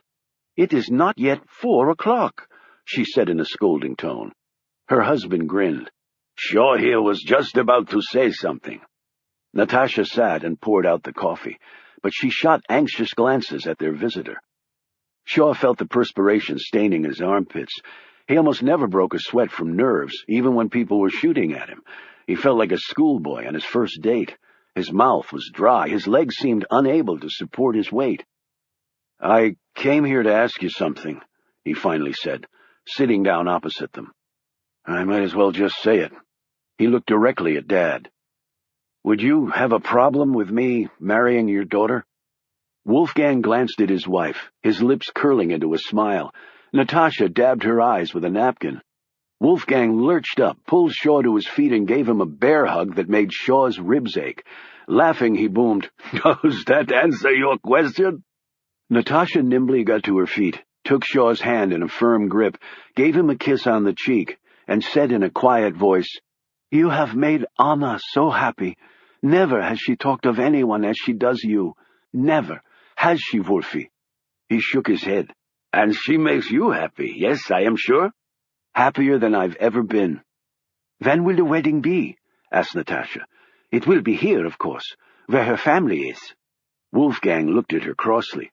"Well, what of Shaw's family? Maybe they do not like to come to a small village like this." He slapped Shaw on the arm, unfortunately on the spot where he'd been winged by the bullet in Scotland. It was all Shaw could do not to cry out in pain. "Here will be fine," he said. I have no family." The Fishers looked at him curiously. "I was an orphan." Natasha's bottom lip trembled. "Anna did not tell us this. I am sorry." Wolfgang said, "But now you have family, lots of family. In Wiesbach alone there are 10 Fishers. If you include Karlsruhe and Stuttgart, it is many more. In Germany, thousands. Is that not right, Tasha?" "But not all will be coming to the wedding," Natasha said hastily. "Grandchildren," Wolfgang said, staring at Shaw, a broad smile on his face. "Finally, I will have grandchildren. You and Anna will have a big family, of course." "Wolfgang," Natasha said sternly, "that is none of our business, and Anna is not that young anymore. She has a career, a very important career, and it is in the hands of God. We wanted many children, but only had Anna." "Well, not a huge family, then," Wolfgang amended. "No more than 4 or 5. "We'll do the best we can," Shaw replied uneasily. "Anna said you were a consultant," Wolfgang continued. "What is it that you consult in?" Shaw wondered if the daughter had suggested this line of questioning to force him to tell her parents what he'd already confided in her. "International relations," he answered. "Is there much work in this international relations?" Wolfgang asked. "More than you can possibly imagine." Then he added, "Well, actually, it's a bit more than that." As they looked on expectantly, he leaned against the wall. The stout wood seemed to stiffen his resolve. "I work with an agency that helps make the world safer." They exchanged glances. Wolfgang said, "You are like a policeman. A policeman of the world?" "Something like that. But I'm planning on retiring when Anna and I get married." Gratefully, they only asked a few more questions about his job, perhaps sensing it might entail classified information. If they only knew. Shaw stayed with the Fishers for over an hour. As soon as he'd passed out of sight, a man walked up to their front door and knocked. When Natasha opened the door, the man said, "Mrs. Fisher, I need to talk to you about the man you just met with." He swept past her without waiting for an invitation. As Wolfgang joined her, the fellow said, "I think both of you should sit down." Chapter 29. Russia again did something utterly foreseeable, much to Nicholas Creel's delight. Isolated and pushed to the edge, it flexed its muscles by dropping from a Tu-160 aircraft, the granddaddy of all non-nuclear bombs. Its thermobaric explosive yield was equal to 120,000 pounds of TNT, or over 5 times that of a similar bomb the United States had previously dropped, leaving a crater with a radius of 1,500 feet and painting the sky with a terrifying but fortunately non-radioactive mushroom cloud. The detonation was termed part of a routine readiness drill by President Gorshkov, who immediately thereafter put the Russian military on high alert. He also declared in the strongest possible terms that when Russia found out who was behind this smear campaign, it would be considered an act of war. "I pity the country or organization behind it, whoever they are and however powerful they might be," Gorshkov added ominously, verbally lifting a middle finger to the United States, which had strenuously denied any connection to the anti-Russia campaign.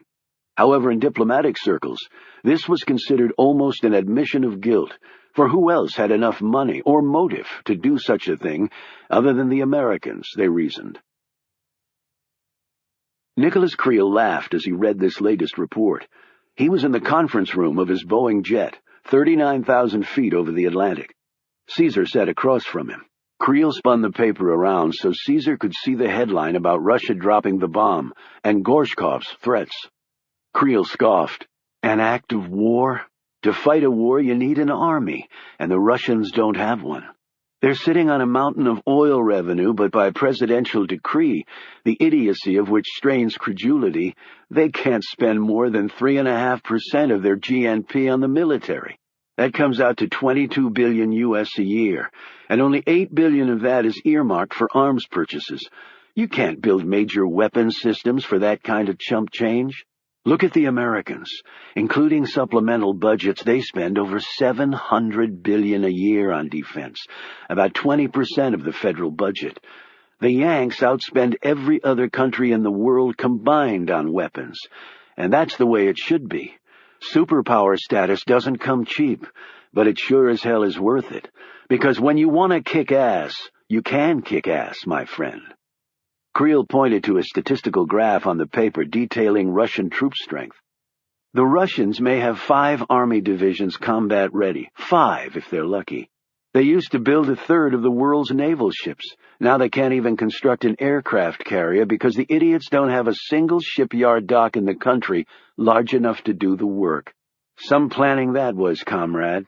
And since their own government won't use their money to buy anything, the Russian arms manufacturers have to export their junk out to India and China and any other suckers looking to buy cheap and not sweat the specs too hard. The Yanks, Brits, Germans, and French wouldn't think of putting a single penny down for the Russians' crap. And the reformed communists haven't added any new aircraft to their frontline defenses in 15 years.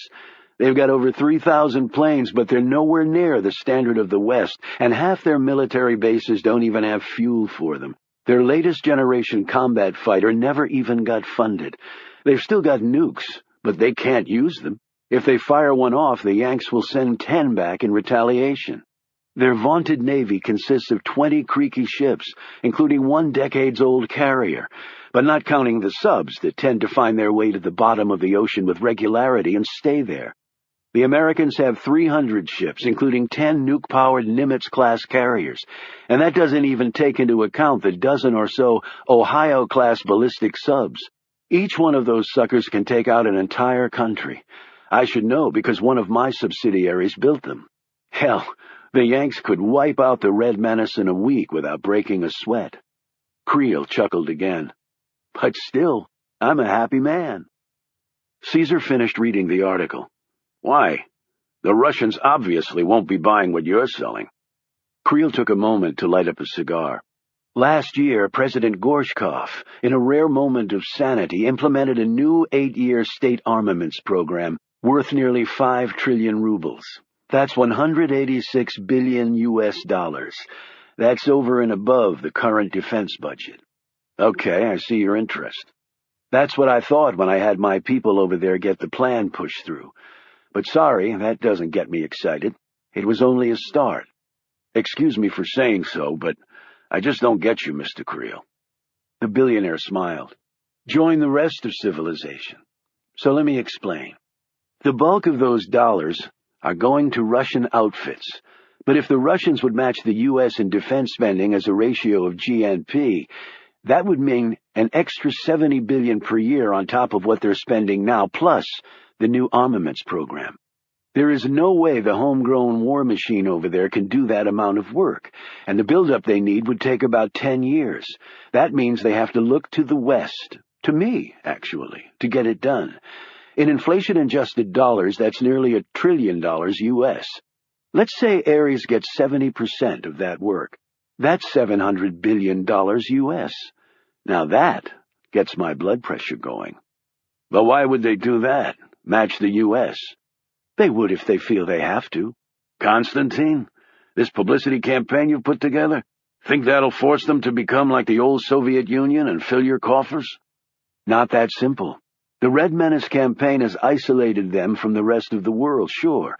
And right now you could claim that Gorshkov eats babies for breakfast and half the world would believe it. But for my plan to work, I've got to raise the stakes. The Russians are not fools. If they're going to pay for the best, they need a damn good reason. So how do you raise the stakes? That's where you come in. I need 12 men, all Russian, or at least Russian-looking.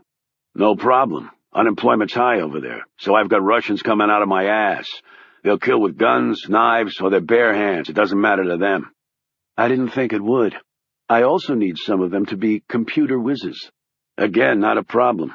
Russia leads the planet in world-class hackers. Creel leaned forward and drew out a file. Good. Now here's the boots on the ground. Chapter 30. Anna Fisher was just about to open the door of her flat in London when the man walked up behind her. Sensing someone's presence and always on guard after her mugging in Berlin, she whirled around, her fingers clasping the pepper spray that was attached to her keyring. The man already had his badge out. Miss Fisher, I'm Frank Wells. I'd like to talk with you about Shaw. She stared at his badge, and then up at him. I do not recognize that agency, she said. Most people wouldn't. Can we go inside? I don't have strange men to my flat. You say you know Shaw. You could be lying.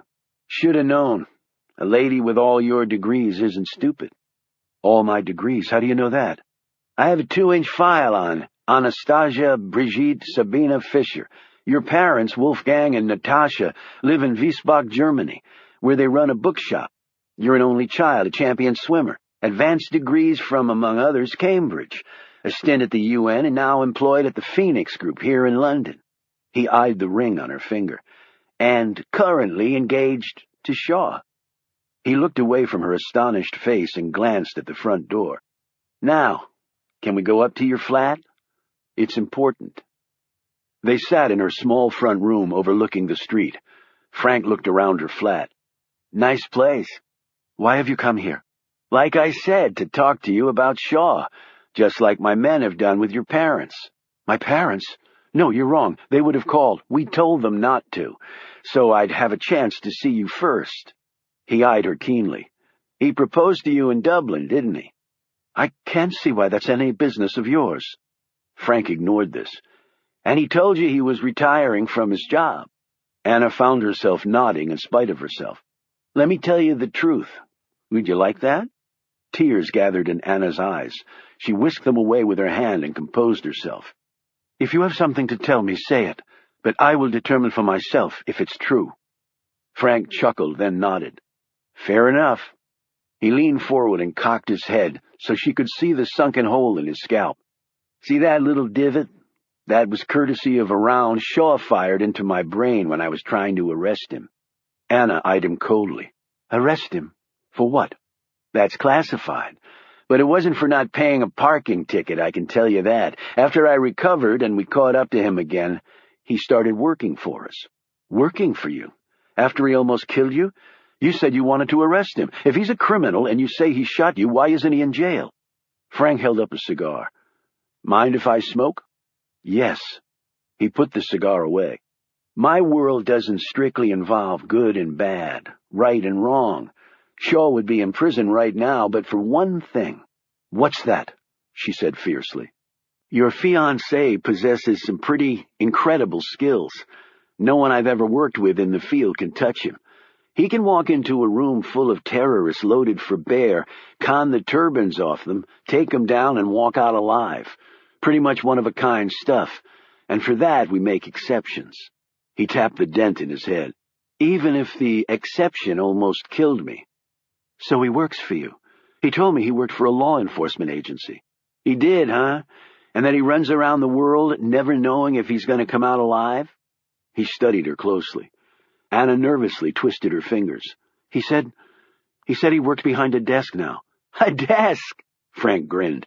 And he said he was retiring too, right?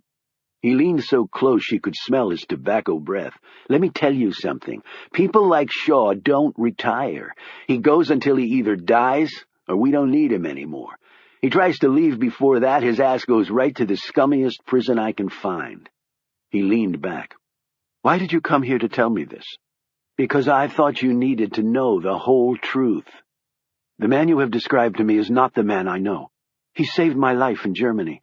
He is the most kind, most wonderful man I have ever met. He kills people, Miss Fisher. They're bad people for sure, but he still kills them. I do too, or did. See, I actually have the desk job. Your fiancé is a brave man, I'll give him that. Nerves like I've never seen before. But I've also seen him gut a man ear to ear. He drew his finger from his navel to his neck. Guy deserved it, but Shaw doesn't bake cookies. When the man's on the hunt, he's an alpha with a capital freaking A. You know what I mean? He stopped and studied her again, a smile edging across his face. You know, I have to tell you, I'm impressed. I figured you'd have started crying 5 minutes ago. Have you ever loved anyone, Mr. Wells? Anna said suddenly. Frank's eyes narrowed and his jocular manner faded. What? You seem to think all of this is funny somehow. Do you so enjoy the pain of others? Is that what your agency looks for in its employees? No soul? No compassion? Look, I came here to tell you the truth. Anna went to the door and opened it. Frank stood stock still for a moment and then shrugged. Okay, you can't say I didn't warn you. As he passed her, Anna said, Why do you hate him so much? He shot me in the head, lady. I don't think that's the real reason. What are you doing, playing shrink? You never had anyone in your life, have you? That you really cared about, or that cared about you. This isn't about me. I guess you're the only one who can really answer that truthfully. Good night, Mr. Wells. As she closed the door behind him, Anna clutched at her face, stifling a sob. Her phone rang. She almost didn't answer it. The voice said, Anna Fisher, please. Speaking, Anna said a little hesitantly. Who is this? Do you know someone named Shaw? Anna stiffened. Why do you ask? He's a big man, dark hair, blue eyes? A lump formed in Anna's throat. Please, God, don't let it be. This is all too much. Yes, I know him, she managed to say. Then I think we need to meet. Is he all right? Anna gasped. He was when I left him, but that's not to say he'll stay all right. What do you mean? Who are you? My name is Katie James, and I believe Shaw is in serious trouble. Chapter 31. The two women sat opposite each other at a cafe on Victoria Street. It was a cold, dank afternoon of intermittent rain, the kind of day that Londoners knew all too well. Katie James swirled her spoon in her coffee while Anna Fisher stared out the window, where a flock of umbrellas paraded past. A single tear slid down her face. Katie pretended not to notice. You told me what happened in Edinburgh with Shaw, but you never really explained how you found out, Anna said. Several years ago you delivered a paper at The Hague about the balance of preserving civil liberties with the fight against terrorism. I covered it for my newspaper. I was doing a stint in the Middle East at the time, and the subject matter was certainly relevant to that part of the world. Then I found a sales receipt that Shaw had. He'd purchased a copy of your book. I recall that you discussed it at your lecture. It was a brilliant discussion. Yes, well, too bad no one was listening. I'm sure many people were, Miss Fisher. Anna looked up from the remains of a barely eaten lunch. Please, it's Anna. We should be on first-name basis, considering what you've just told me about the man I'm engaged to, she added in a resigned tone. And you had no idea? Of course I had some idea, and I had my suspicions. But you never pushed him on it. I did. After he asked me to marry him, she added, her voice choking. When she started to snuffle, several other patrons looked around to stare at her. Would you like to go someplace more private? Katie suggested in a low voice. Anna wiped her eyes and rose. My office. It's close by. A few minutes later, the woman sat in Anna's book-lined office at the Phoenix Group. A secretary brought them in hot tea and then retreated. Katie gazed around the room with interest. So, what is it that you do here? She asked, obviously trying to break the ice a bit. Here we think, Anna replied. We think about vitally important global issues that most people have neither the time, expertise, nor desire to dwell on. Then we write our white papers, publish our books in 100-copy runs, and make our speeches to half-filled rooms, and the rest of the world goes merrily along, ignoring us completely. Is it really that bad? Yes. Anna took a sip of tea. You said Shaw had been wounded. Her face twitched, even as she tried to appear casual. He didn't seem to even care. Bullet didn't go in, he said, or something close to that. But they were shooting at him, his own people, the good guys. Or so he told you they were the good guys, Anna said sharply. Katie was taken aback for a moment. Well, I guess I only had his word for it. It wasn't like I had the opportunity to ask everyone for official IDs. Anna rose and paced the room, making precise 90-degree turns as she did so. It could very well be that Shaw is not who I thought he was. He saved my life, Anna, and he let me go. As though she'd just used up all her energy, Anna slumped down in her chair, put a hand to her face, and quietly sobbed. Katie rose and put a comforting hand on her shoulder. Is there something else? Anna took a deep breath and wiped her face with a tissue. Shaw went to see my parents in Germany. He did so at my request, to ask for my hand in marriage from my father. She glanced up at Katie. I know it's silly, but I just wanted to see if he'd do it. Anna nodded. And what happened? My father happily gave his consent. So what's the problem? After Shaw left, another man came. He told them things about Shaw, very disturbing things. Then the night you called me, a man came to see me. He was with an international agency I've never heard of. He said Shaw worked for them. So he is a good guy, Katie exclaimed. But Anna shook her head. He said that Shaw was forced to work for them. Forced? How? To avoid going to prison for serious crimes. This man told me Shaw shot him in the head, almost killed him. If he did that, why wouldn't they just put him in prison? Why cut him a deal like that? I asked that same question, and this man, he said his name was Frank Wells. He said that Shaw was very good at doing what they needed done. He was brave with strong nerves, that he could walk into dangerous situations and come out alive like no one else. From what I saw, I can believe that. So he is working for the good guys. Wells said that Shaw kills people. When they're trying to kill him. Why are you defending him so? Anna asked in a sudden fierce tone. You do not know him. You met him, by your own admission, one time. That's true, but it was a hell of a one time. You learn a lot about someone in a situation like that. There's no opportunity to put on a false front. He saved my life, and he let me go, Anna. So I feel like I owe him. But it doesn't matter what I think. What counts is what you believe. I thought I knew Shaw. She paused. My father has revoked his consent. You're a big girl. You don't need your father's permission to marry. Would you marry a man under such conditions? I'd talk to him about it before I made any decisions. I'm afraid, she admitted. Anna, if he were going to hurt you, he would have done it by now. I'm not afraid of him hurting me physically. But what if he did commit these crimes the man spoke of? What if he tells me so?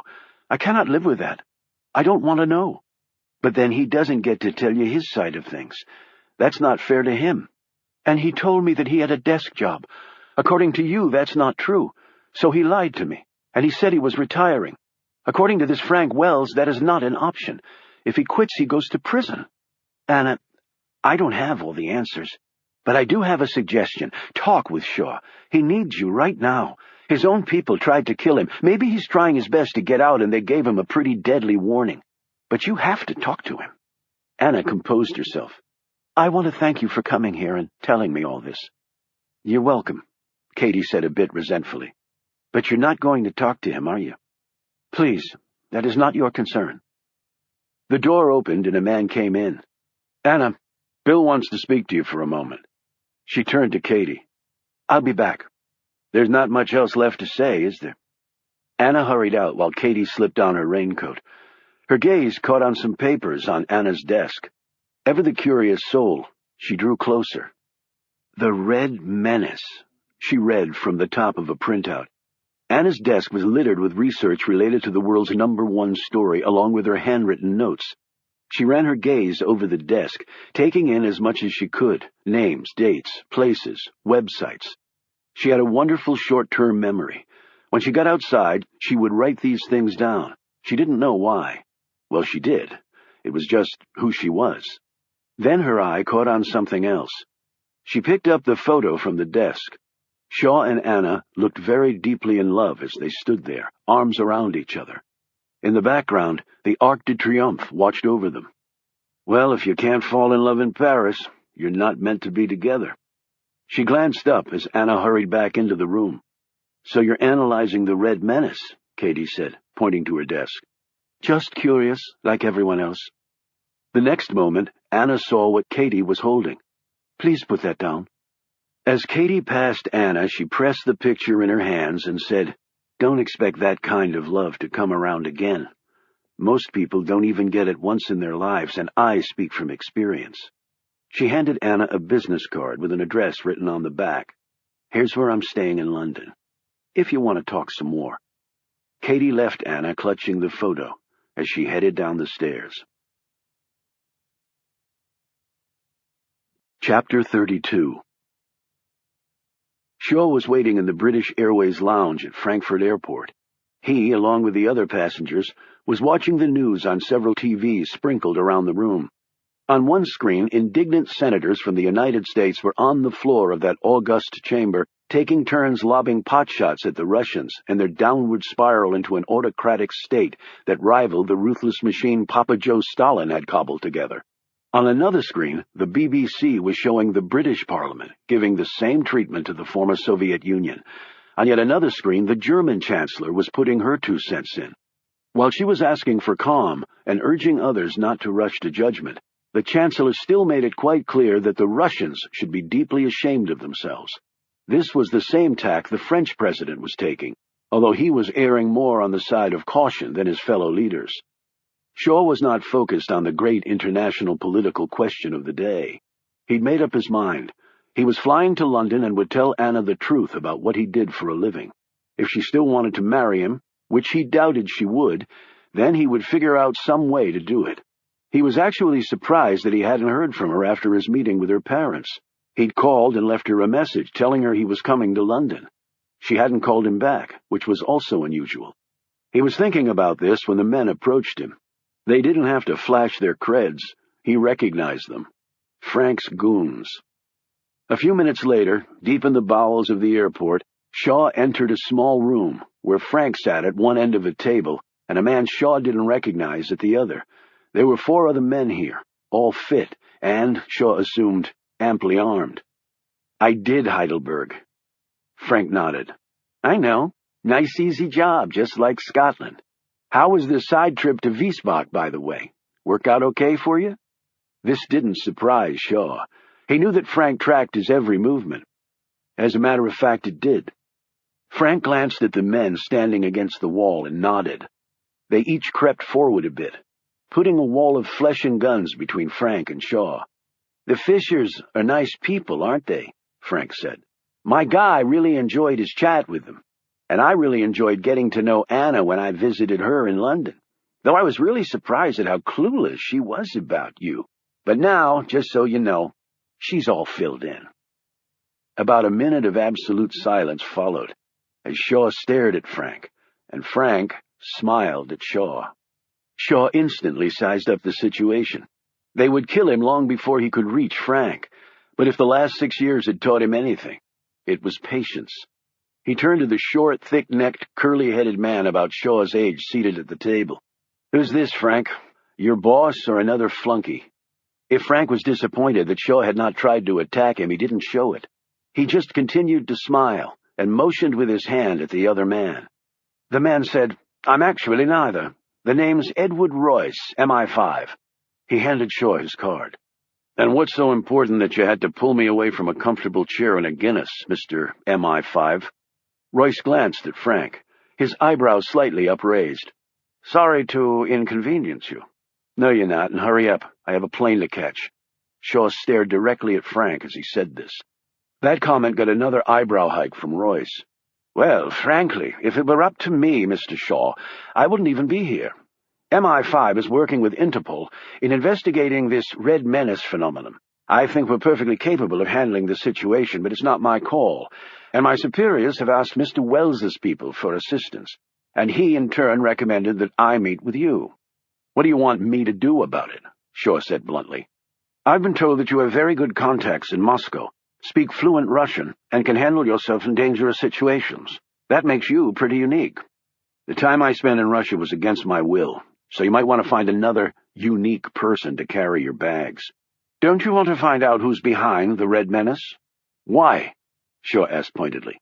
"Is what they're saying about Russia not true?" "Who the bloody hell knows?" Royce exclaimed. "Well, some of it undoubtedly is, but the truth is quite beside the point. In fact, it's really the last thing we need. As you probably know, MI5 protects the UK against terrorists, spies, extremists, and the like. Well, the Red Menace business has opened quite the Pandora's box. The world is in a delicate state right now. Many countries are powder kegs ready to blow." "Really, I must have missed the warning signs," Shaw said. This response drew a snort of laughter from Frank. Royce hurried on. "Anyway, this campaign is driving the Russians in a direction neither we nor the rest of the EU want them to go. A brooding, hunted Russian bear is dangerous to everyone, Mr. Shaw. We have to defuse the situation. To do that, we have to find out who's really behind this whole campaign. Why not team up with the Americans? They can pull the bear's claws if it comes to that. The Americans are, as usual, going their own way on this matter. But Wells has agreed to allow you to work with us. He said you even knew Sergei Petrov, who was just murdered."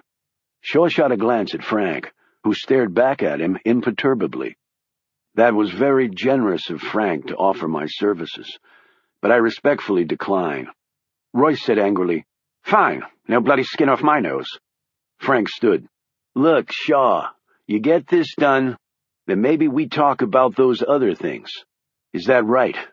It was all Shaw could do not to leap over the table and rip out the man's throat.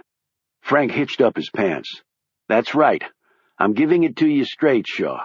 I always do. I'll have to get back to you." "What? Why?" Frank exclaimed. "I've got something more important to do right now." Royce said, "More important than the whole bloody world going to hell?" "Yep." "What could that possibly be?" Royce demanded. "I need to go see a lady," Shaw answered, staring at Frank before walking out of the room. Royce glanced at Frank. "Not exactly what I was hoping for, Wells," he barked. Frank was solemn-looking, staring after Shaw. "Surprised me, too, but for a different reason." "Why? What the hell were you expecting?" "For him to try and kill me." "Good God! And the man works for you? You're both bloody insane." "The man doesn't really work for anybody, Royce." "But I thought you said—" "Yeah, well, Shaw's a special case." "Do you have anyone else that can do what he can?" "Not even close." Chapter 33. Anna nearly screamed as she awoke to see the man hovering over her while she lay in bed in her London flat. She sat up, clutched the sheet around her. "What are you doing here?" she demanded. Shaw sat on the edge of the bed. "I think you know," he said quietly. "How did you get in?" He held up a key. "You gave it to me, remember?" "I remember," she said groggily. "I went to see your parents, but I'm sure you know that. And do you know about the man who visited them later? And the man who came to see me? What did he tell you? Would you like to guess? It's actually not too difficult. What I need to know is, was it the truth? Anna, I'm sorry. I never meant for this to happen. You should know that lies always hurt people. I know you're upset, that you probably hate me right now, and you have every right to. But I came here to tell you the truth. And I'm simply supposed to believe that it is the truth this time? Shaw glanced around the bedroom. Many happy hours had been spent in here. He knew every inch of Anna's flat better than any place he'd ever called home. All I can do is try. Let me get dressed. You can wait in the other room. It's not like I haven't seen you naked 1,000 times. You won't see me naked tonight. Go. He left, and she joined him a few minutes later, a long dressing gown wrapped around her.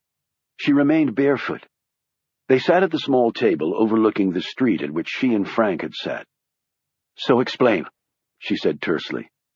Frank Wells is my superior at the organization I told you about. Yes, where you work at a desk job. How is that going, by the way? Any interesting work come across your nice, safe desk job? Shaw stared down at the floor. The work I do is highly dangerous. There's hardly ever a time when I go into a mission where I'm sure I'll come out alive. That's the truth. Anna let out a noticeable moan, but then caught herself. And you do this out of the goodness of your heart? 7 years ago, I shot Frank Wells in the head in Istanbul. He pulled a gun on me. I thought he was going to kill me. When I realized who he was, I took him to a hospital. Otherwise, he'd be dead. He probably forgot to mention that part. He said he was trying to arrest you for some criminal activity. That's his story, but it doesn't make it true. Anna sat back and pulled the robe closer around her. So what is your version? What were you doing when you shot him? I can't tell you. Only that I'm not what Frank thought I was. But I couldn't really prove it. She stared at him incredulously. So I'm just supposed to take your word for it. You don't have a good track record for veracity. Shaw mulled this over for a few moments. Okay, but this can go no further, Anna. Seriously, no further. She quickly nodded, her face strained. I was in Istanbul that day to find out who was trying to frame me for working with a very violent drug cartel operating out of Tajikistan. I was a freelancer back then. I worked for the Americans, the French, the Israelis, among others, and none of it criminal. Who would try to frame you? Anna said, but her tone was more conciliatory now. There were lots of potential suspects. The work I did had put a dent in a lot of the bad guys' activities. And I guess Frank's organization got involved, became convinced I had gone bad and were going to take me in. I thought Frank was one of the guys who'd framed me. I believe they'd laid a trap in Turkey, and he was there to finish the job. So I shot him before he shot me. Why would you later agree to work for Frank if you weren't in the wrong? Let's put it this way. If it had gone to court, I would have probably never seen the light of day. I had no proof, and the frame job was pretty convincing. Working for Frank isn't exactly easy, but it seemed better than the alternative. And I think Frank and his people suspected I'd been set up. But instead of investigating further to establish my innocence, they used it as an excuse to make me work for them. Fine people that they are. So, why did your own people shoot at you in Scotland? Who told you that? He said sharply. Perhaps it was Frank. Don't lie to me, Anna. That's a fine one, coming from you. I've never really lied to you. I just didn't tell you everything.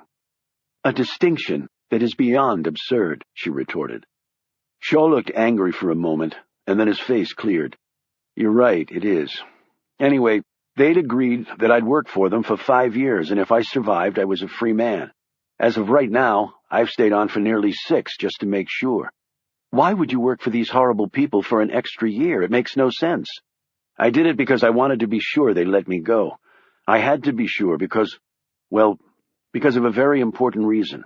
I'd worked for them for nearly 3 years when I made that decision. And when exactly did you decide to work for them for an extra year? 3 years ago, at 12 a.m., in Berlin. Their eyes met and held as Anna's breath caught in her throat. That had been the exact moment they'd met, when he'd saved her from the muggers. They knew this because a street clock had chimed the hour. But he told me that you're not free, that you still work for him, that people don't retire from that job, ever. I just found that out myself. He sounded so utterly crushed that she gripped his hand with hers. Can't you just stop? Just walk away? The tears had started to gather in Anna's eyes. I could, but I'd be dead, or more likely in prison in less than 24 hours if I did. But these people are the law. How can they possibly do that? They are the law, a law unto themselves. They kill when the ends justify it. It's a dangerous world, and the rules of the game have changed. That's very comforting. Do you want to be safe? At any price? No. That makes you a minority. So where exactly does that leave us? I asked you to marry me. You accepted. You asked me to get your father's permission. I did. But I wasn't truthful with you. And I can't stop doing work for Frank. And I can't expect you to marry me under these conditions. It's not fair and it's not right. And I love you too much to do that to you. And now, I'm going to do the hardest thing I've ever had to. What is that? She said in a hollow whisper. Walk out of your life. Shaw started to rise. Wait, she exclaimed. He sat back down. Anna dabbed at her eyes with the sleeve of her robe. Do you still want to marry me? Anna, that's not the issue anymore. When I go away, you'll never know if I'll come home alive. What do you think the spouses of soldiers and police officers do every day? Anna, that's easy to say, but... She sat on his lap and placed his large, muscular hand over her engagement ring. You only have to ask yourself one question, Shaw, just one. Do you still love me? If the answer is no, your problem goes away. He placed his head gently against hers. Then I have a big problem.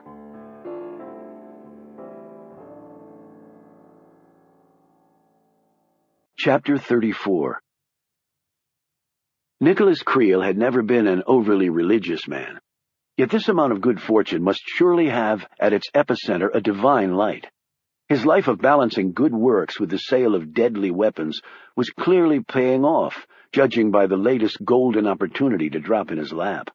He'd reviewed the surveillance tapes of the Phoenix Group's building and watched in astonishment as a woman identified as Anna Fisher, and none other than the legendary journalist Katie James, walked into the place practically arm in arm. He now had the remaining piece to his game plan. Creel had dossiers on a dozen promising candidates, yet Katie James had never even occurred to him because she'd dropped off the radar screen. He'd had an entire file assembled on her within an hour of seeing the woman on the video, and the man liked what he had seen. Her fall from the top had been swift, allegations of alcoholism, stories botched or never written. Relegated to the obit page, and she was several years shy of 40. Her 2 Pulitzers had not saved her from that fate. She looked hungry on the film. Well, Creel would play her dream maker. He would give her the one story that would catapult her right back to the top.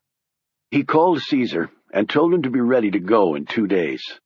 Putting down the phone, he sat back in his chair as the door to his study opened, and little Miss Hottie sauntered in holding a bottle of champagne and wearing only what she'd been born with. I love your office, she said.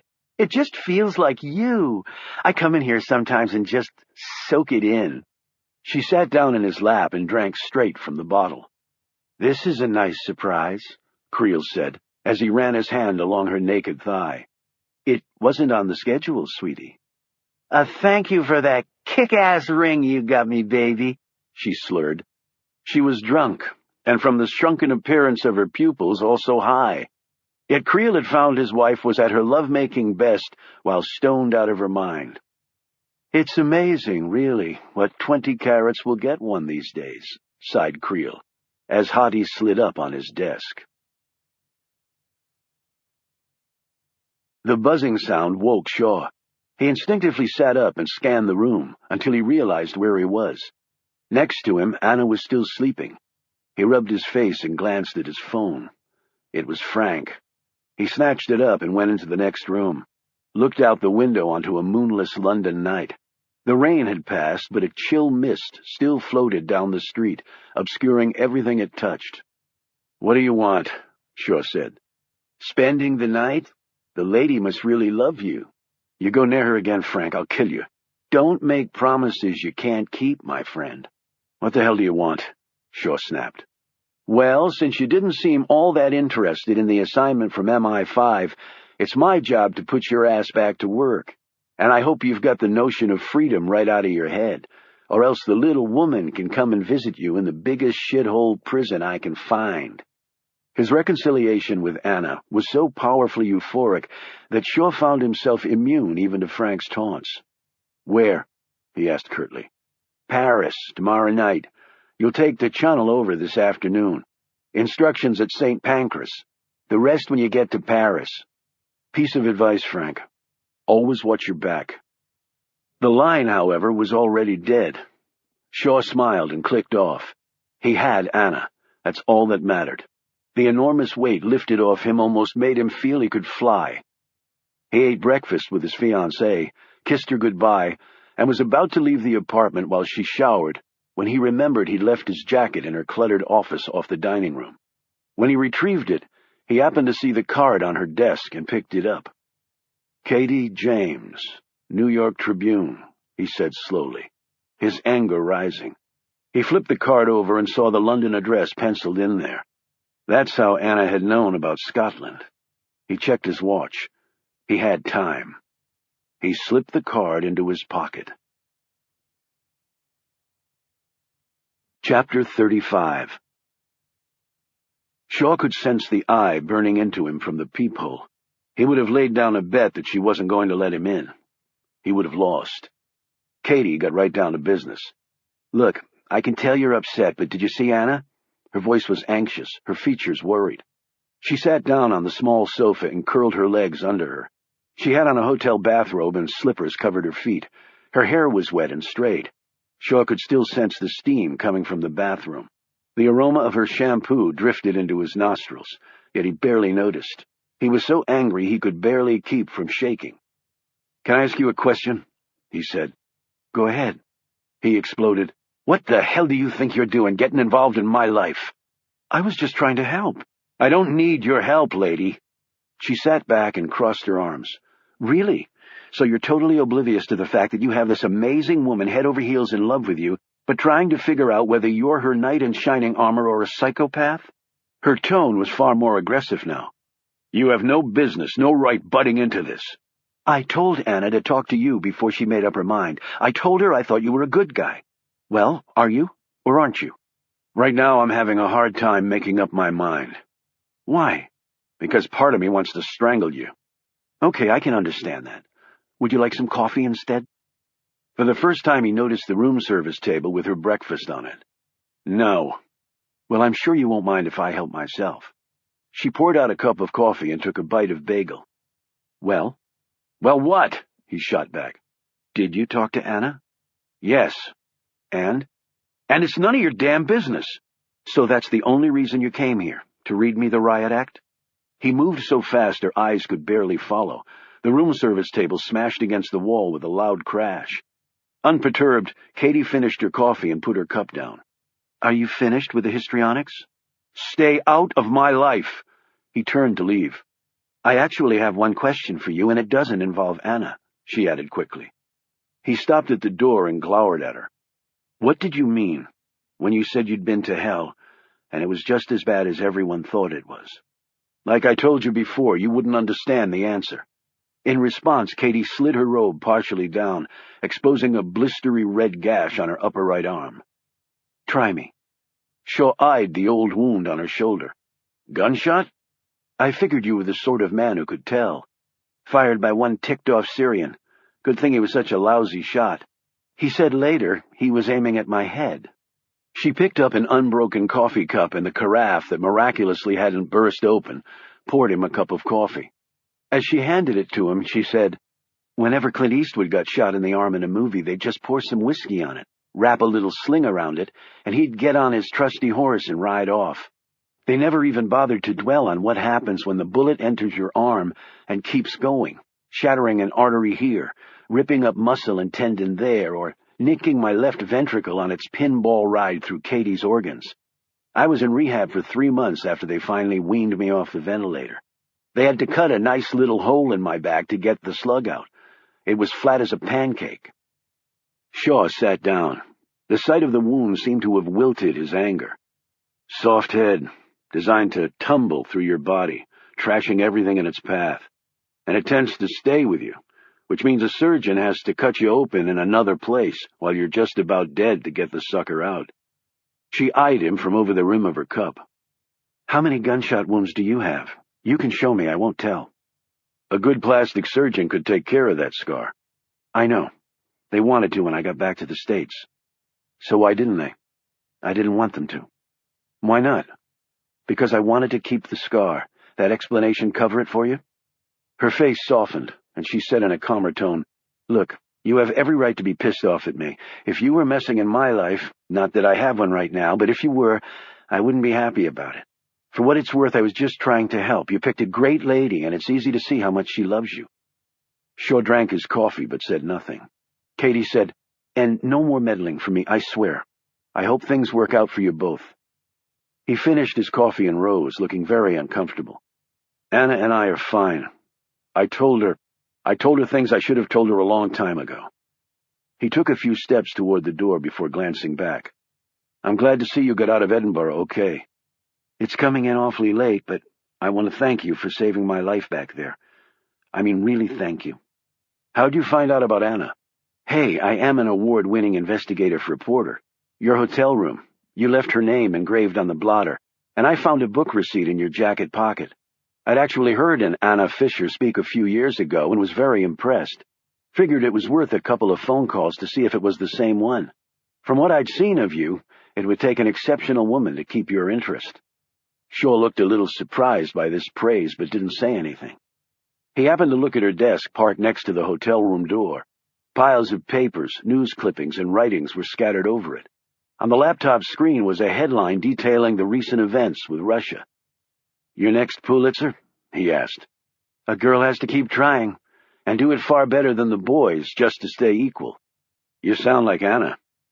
Shaw hesitated, and then slowly pulled something from his pocket and passed it to her. It was a card with no name on it, just a phone number. I don't give that out to many people. I'm sure you don't. But if you went to see Anna, there's a chance the man I work for might come creeping around. If he does, you'll be the first one I call. Take care of yourself. I doubt we'll be seeing each other again. I thought that the last time, and look where we are, having a nice cup of coffee together. A second later, he was gone. Chapter 36. After Shaw left for Paris, the Russians publicly announced that if they were so terrible the world would not, of course, condescend to use all their filthy oil, so they cut their exports in half. As the number 2 exporter of crude behind Saudi Arabia and the possessor of the globe's largest proven natural gas reserves, this was not an empty gesture. Russia exported more oil than the next 3 countries, Norway, Iran, and the United Arab Emirates, combined. Global production had barely kept pace with demand when all export cylinders were firing. With the Russian black gold not totally available, there was no way to make up the shortfall. The world markets were hardly pleased.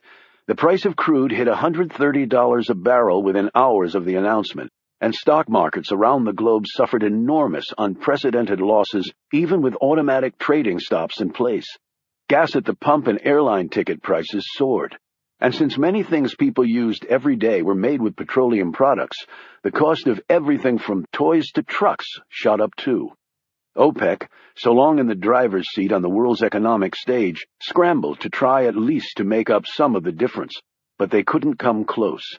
And rather than making the Arab world more untold riches with the price of oil so high, it was actually costing them billions, because unlike Russia, desert countries imported just about everything they needed.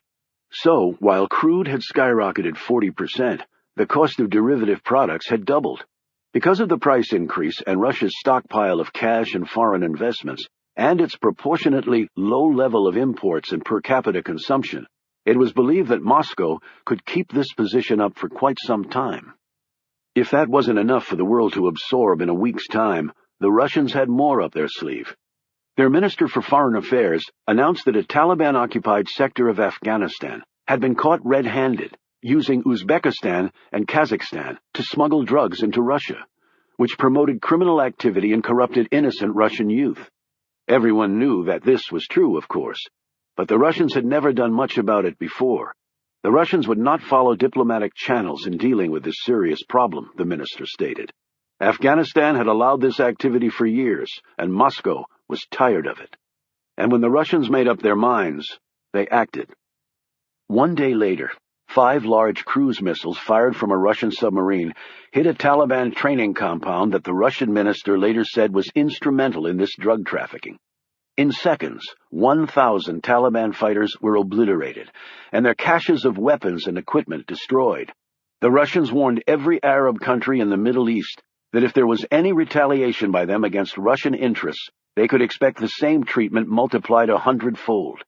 The Afghan president released an official statement denouncing this unwarranted intrusion into a sovereign nation's borders.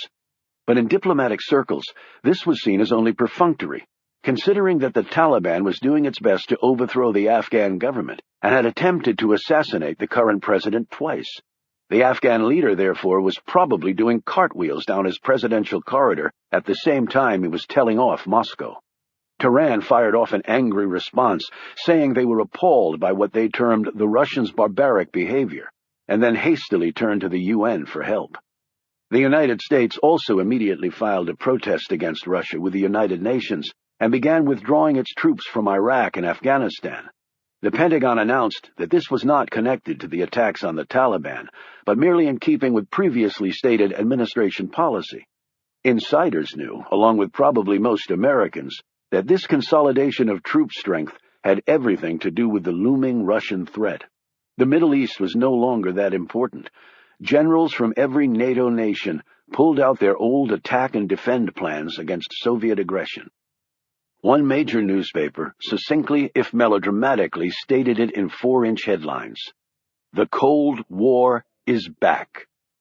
Privately, military and administration officials in the United States were rejoicing that with one stroke, the Russians had wiped out a large measure of the Taliban's terrorist capability.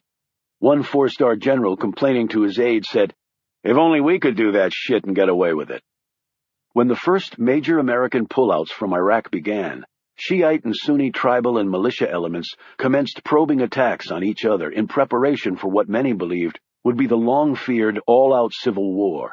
That story was relegated to the interior pages of most major newspapers, and was not the top story on any mainstream television news program.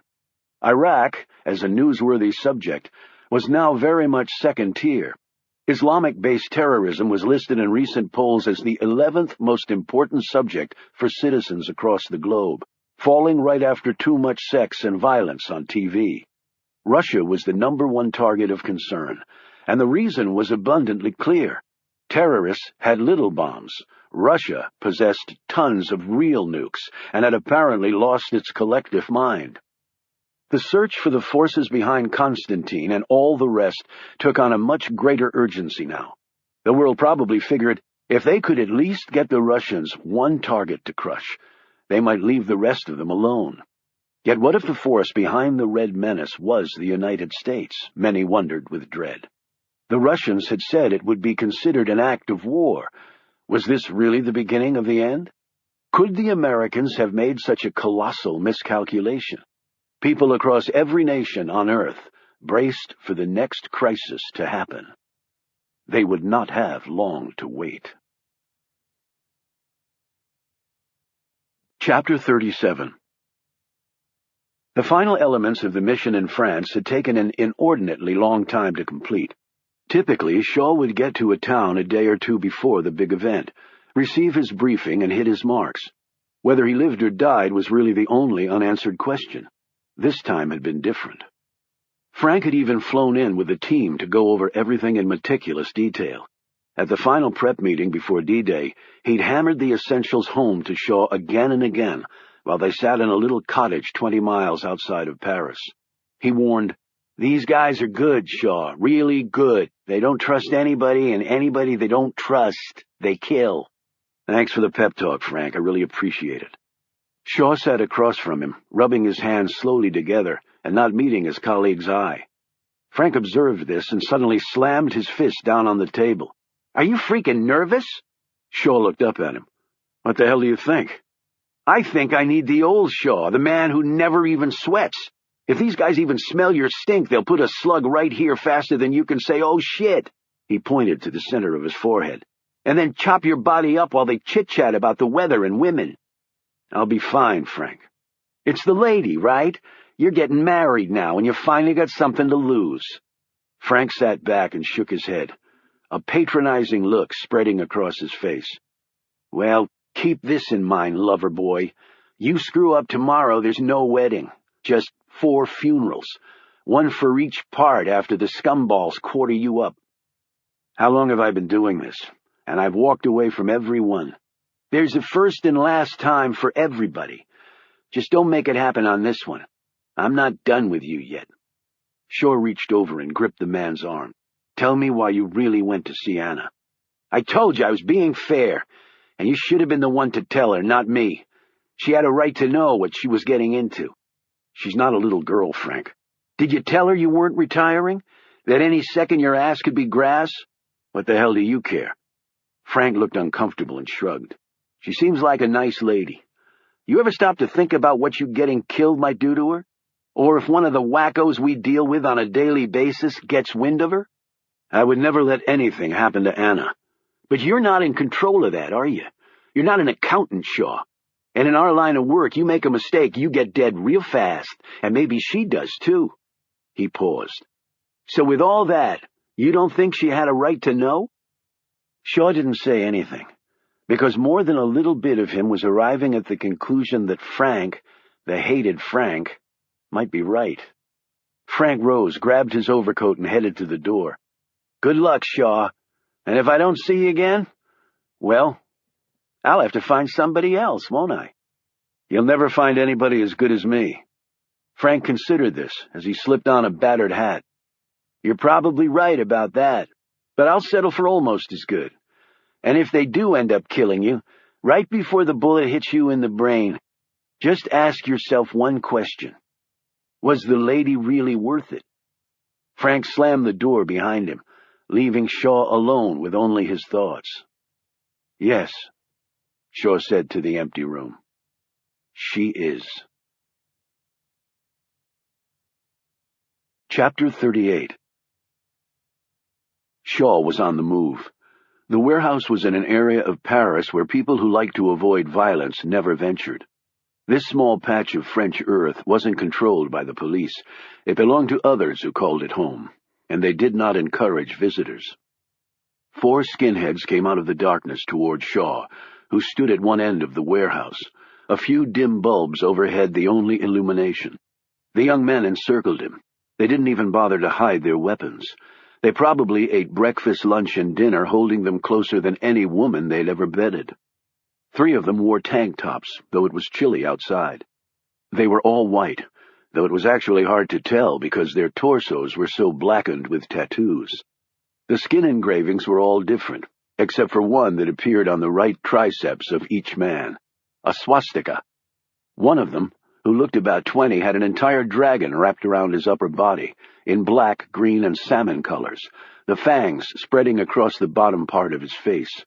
He was carrying a pump-action 12-gauge in one hand with "I don't give a shit about nothing" attitude awash in his brown eyes that stared at Shaw with a convincing mixture of hatred and contempt. He loaded up and sent a wad of spit an inch from Shaw's foot. "Your mother must be so proud." Shaw turned to the man who was walking up to him. He wore a jacket, pressed jeans, and tassel loafers, instead of black cami pants, muscle shirt, and head-busting combat boots. But his attitude mirrored his men's. He moved with a conceited swagger that just made you want to reach for a gun or ball up your fist and squash him for the good of humanity. He couldn't have been more than 30, but his scarred face and expressive features intimated a far greater experience level than 3 decades normally provided. He took Shaw's hand and motioned him over to a small card table set up in one corner. Only when he took a seat did Shaw follow. The skins now encircled the table. They were pack animals, Shaw observed, always waiting for the order to kill. "Je suis Adolphe, monsieur. And you go by?" "Nothing," Shaw said. "I have all you need." "The price was never mentioned," Adolphe said. "Unusual, yes?" Shaw leaned slightly forward. "There are some things more important than money." "Most things are more important than money, but you need money to accomplish all of them." The man smiled and lit up a cigarette. "If only Sartre was still alive, he could give us the precise philosophical analysis, or perhaps he would simply answer, C'est la vie. You want to kill President Benesty, Shaw began. That will throw France into near anarchy. Adolf shook his head. You overestimate the French love of politics. You say I want to kill Benesty? That is your opinion only. But even if I did, it's only one dead president. They would simply elect another idiot.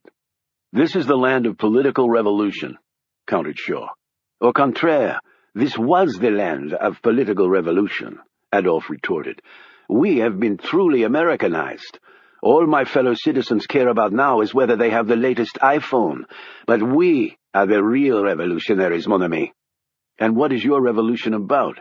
What do you think? He suddenly snarled, grabbing one of his men's arms and pushing the swastika right in Shaw's face. Unlike Hitler's phonies who only wore this on their uniform, we have stained it into our skin. It's our permanent identity, and I have taken the master's name as my own. So Jews are the root of all evil. Jews, Muslims, Christians, they all share equal culpability. Benesty's mother was a Jew, though he tries to hide that fact. You said you have the information and credentials to get us into the hotel where he will be? I do. Not all here, but I brought a sampling to show you I'm serious. He slowly reached in his pocket and pulled out an official-looking press badge and a ticket to the president's upcoming speech at a Paris hotel. Adolf looked at them impressed. C'est bon, bien fait. I have 5 more of these, Shaw added. Plus, you will be included on the official VIP list. Weapons? Adolf asked. The French aren't as paranoid as the Americans. VIPs don't get run through the detectors. He looked at the snarling skins. But you have to look and act like VIPs. Adolf laughed. These are my personal bodyguards. We grew up together on the streets of Paris. Each one of them would gladly give up his life so that I would live. I am the chosen one. They will understand that. Shaw looked at the dragon skinhead. Yep, he looks stupid enough to die for this megalomaniac asshole. So you've got others to do the deed, and look the part? Adolf nodded. When can we have the rest of the documentation? As soon as my price is met. Ah, now we get to that. Adolf sat back, crossed his legs, and blew a circle of smoke toward the warehouse ceiling 30 meters above them. I will tell you up front, monsieur. We don't have much money. I thought I made it clear that I'm not interested in money. Everyone says they're not interested in money until they ask for it. We are not drug dealers or desert terrorists grown fat on oil. I do not have billions of euros in a Swiss account. I am a poor man with rich ideas. My father died in a French prison last year. Adolf sat up straighter and looked at Shaw with some interest now. Which prison? Santé. The man nodded and crushed his cigarette with the heel of his shoe against the cold concrete floor. That is one of the worst, and French prisons are for shit anyway. Several of our men reside in Santé now. Their crime only that of cleansing the streets of filth, and for that they are locked up like animals? The world is insane. Behind Shaw, the dragon skinhead let out a grunt. Shaw turned to look at him and watched as another gob of spit hit near his shoe. Adolf said, Victor's brother was also one of them. He committed suicide at Santé last year. You were very close to your brother, weren't you, Victor? Victor let out another grunt and racked his shotgun. I'm sure they were very tight, Shaw said dryly. So your father died in prison. For what crime? My father was an American who immigrated here to start a business that became competitive with several others run by friends of Benesty. Too competitive, in fact. So when Benesty was a prosecutor for the government, he framed my father for a number of crimes he never committed, just to ruin him. It was all lies, and Benesty knew it. My father spent 20 years in that hellhole, and on the eve of his release he died of a heart attack. A broken heart. Benesty as good as put the knife through his chest.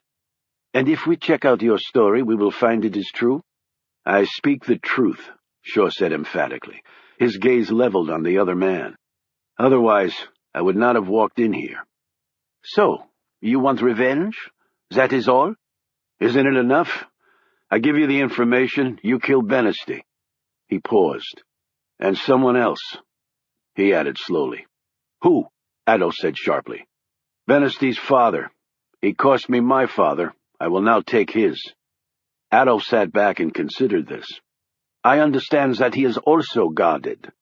I have it all planned out. I've spent years planning it out. He looked around at the skins. These men can do it. It only requires a little courage and a steady hand. And how did you come by this intelligence? That interests me greatly. Why? Because it has been rumored that Benesty is not above setting traps, that is why. Adolf motioned to his men. They seized Shaw, pulled off his jacket, and stood him up. Victor pulled out a knife and slit open Shaw's shirt, checking for a wire. They pulled his pants off, doing the same. After a search that would have made a proctologist blush with its intimacy, Shaw was allowed to put his clothes back on. "I'm surprised you waited until now to search me," Shaw said as he buttoned his shirt. "What would it matter if you were a poseur and wearing a wire? You would be dead anyway, and I would be long gone before the idiots showed up here. They could have surrounded this warehouse," Shaw pointed out. Adolf smiled patronizingly. No, monsieur. They could not come within 10 blocks of here without my knowing. The gendarmes, they control the parts of Paris where the tourists go. But not here, I think, monsieur. Not here." Shaw sat back down.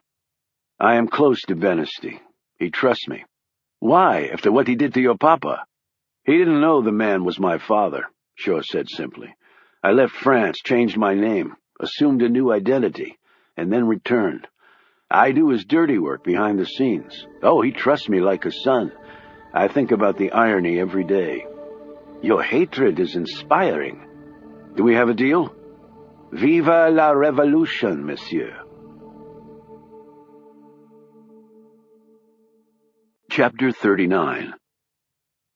Anna Fisher was in her office at the Phoenix Group building, where she continued to pore over the documents that littered her desk. She actually now had more questions than answers about the Red Menace. And every day, sometimes every hour, a new revelation would burst to the surface like the aftershocks of a tsunami, and the earth would shake. What bothered Anna the most was that there was no face, no name behind the RIC. Press releases were done over the Internet exclusively. No one had come forward and said, "I am the RIC." And with the murder of Petrov and the attack on Afghanistan, Anna could perhaps understand why. Gorshkov had stated very clearly that whoever was behind this was going to be punished, and there were few nations on earth as good at punishment as the Russians. Had this somehow backfired on the people who had perpetrated it? Were they running scared, unsure of what now to do? Anna couldn't answer any of those queries. All she knew was that the effort had been extraordinarily well planned. Yet was it for benign or evil motives? She could understand the benign argument. Russia, after all, did not have an exemplary track record on human rights, and there were many people and organizations out there that would love to put them in their place. The evil side Anna had a more difficult time conceptualizing. What purpose would be gained by turning Russia into an even more isolated and paranoid country? It would be akin to giving North Korea free nukes and telling them to fire away. She rubbed her temples. She couldn't spend all her time on this, yet she was certain lots of other people across the world were doing the same thing right now. Someone had to find the truth at some point. She checked her watch. It was nearly 3 o'clock. There was a firm-wide meeting today, and all the staff was required to attend. She wasn't looking forward to sitting through what usually turned out to be a boring discussion. But at least she had a half hour to work on something of importance. And then this evening, she had something still more critical to do. She was going shopping for her wedding dress. Her in a wedding dress? Anna smiled at the thought, and her skin actually tingled. The only thing better would be seeing Shaw in a tux. She had no doubt he would carry it off wonderfully. With the world in crisis, it seemed ludicrous to be thinking about dresses and weddings. On the other hand, if the world were going to blow up sooner rather than later, she had no desire to wait to legalize her relationship with the man she loved. A few minutes later, she was so intent on her work that she never heard what was going on downstairs. At precisely the same instant, the front door and rear doors of the building burst open, and 12 men wearing long coats swarmed in. From under their coats, they drew silenced weapons, took aim, and started firing. When they charged in, the receptionist in the front foyer had just lifted up the phone to make a call, but the line was dead. A moment later, she was too, as a bullet hit her in the forehead. She slipped off her seat and fell limp beside her desk. the blood from her head wound staining her dress front. A middle-aged analyst had unfortunately chosen this moment to come into the foyer. A second later, he lay dead next to the receptionist. Some of the armed men headed to the basement. Others went room to room on the first floor, kicking open doors and killing anyone inside.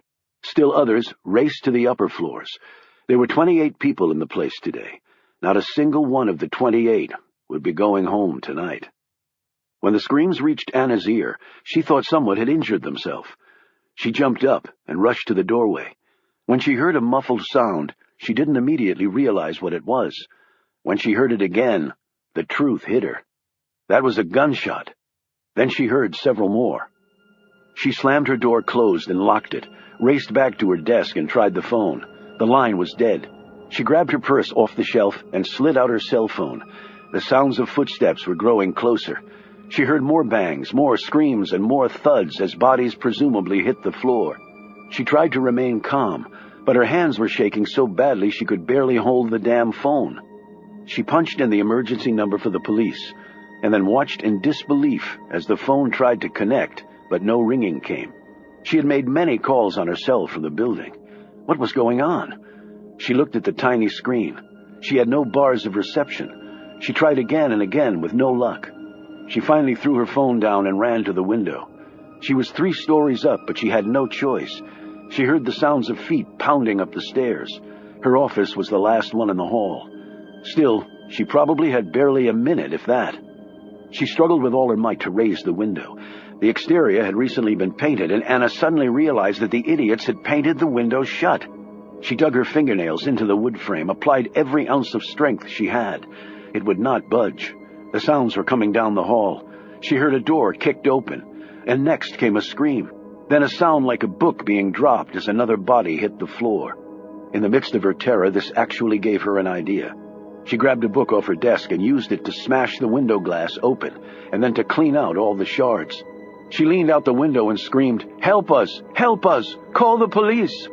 Unfortunately, it was a quiet street, with unoccupied buildings on either side of her, and no one was down there to hear. She saw a large van parked at the curb. She called again, but apparently no one was in the vehicle. She was going to throw something at it when she noticed what appeared to be a small satellite dish attached to the van's roof. It was pointed right at the building. Her panicked mind still working at incredible speed, the truth came to her. That's why she had no reception bars on her phone. Whatever was coming from the van was blocking them. She glanced up and down the dead-end street and noted the temporary barriers that had been set up at one end, preventing traffic from coming through. She slipped off her pumps, climbed onto the windowsill, and looked down. There was an awning over the first-floor window. If I can hit that and then roll to the street. She had no idea whether there was anyone left in the van. She only knew that if she stayed here, she was dead. She steeled herself to jump. Tears were sliding down her face as she heard another door crash open next to her office. A scream, a thump, and then a thud. That was poor Avery. Gone. God, if only Shaw were here.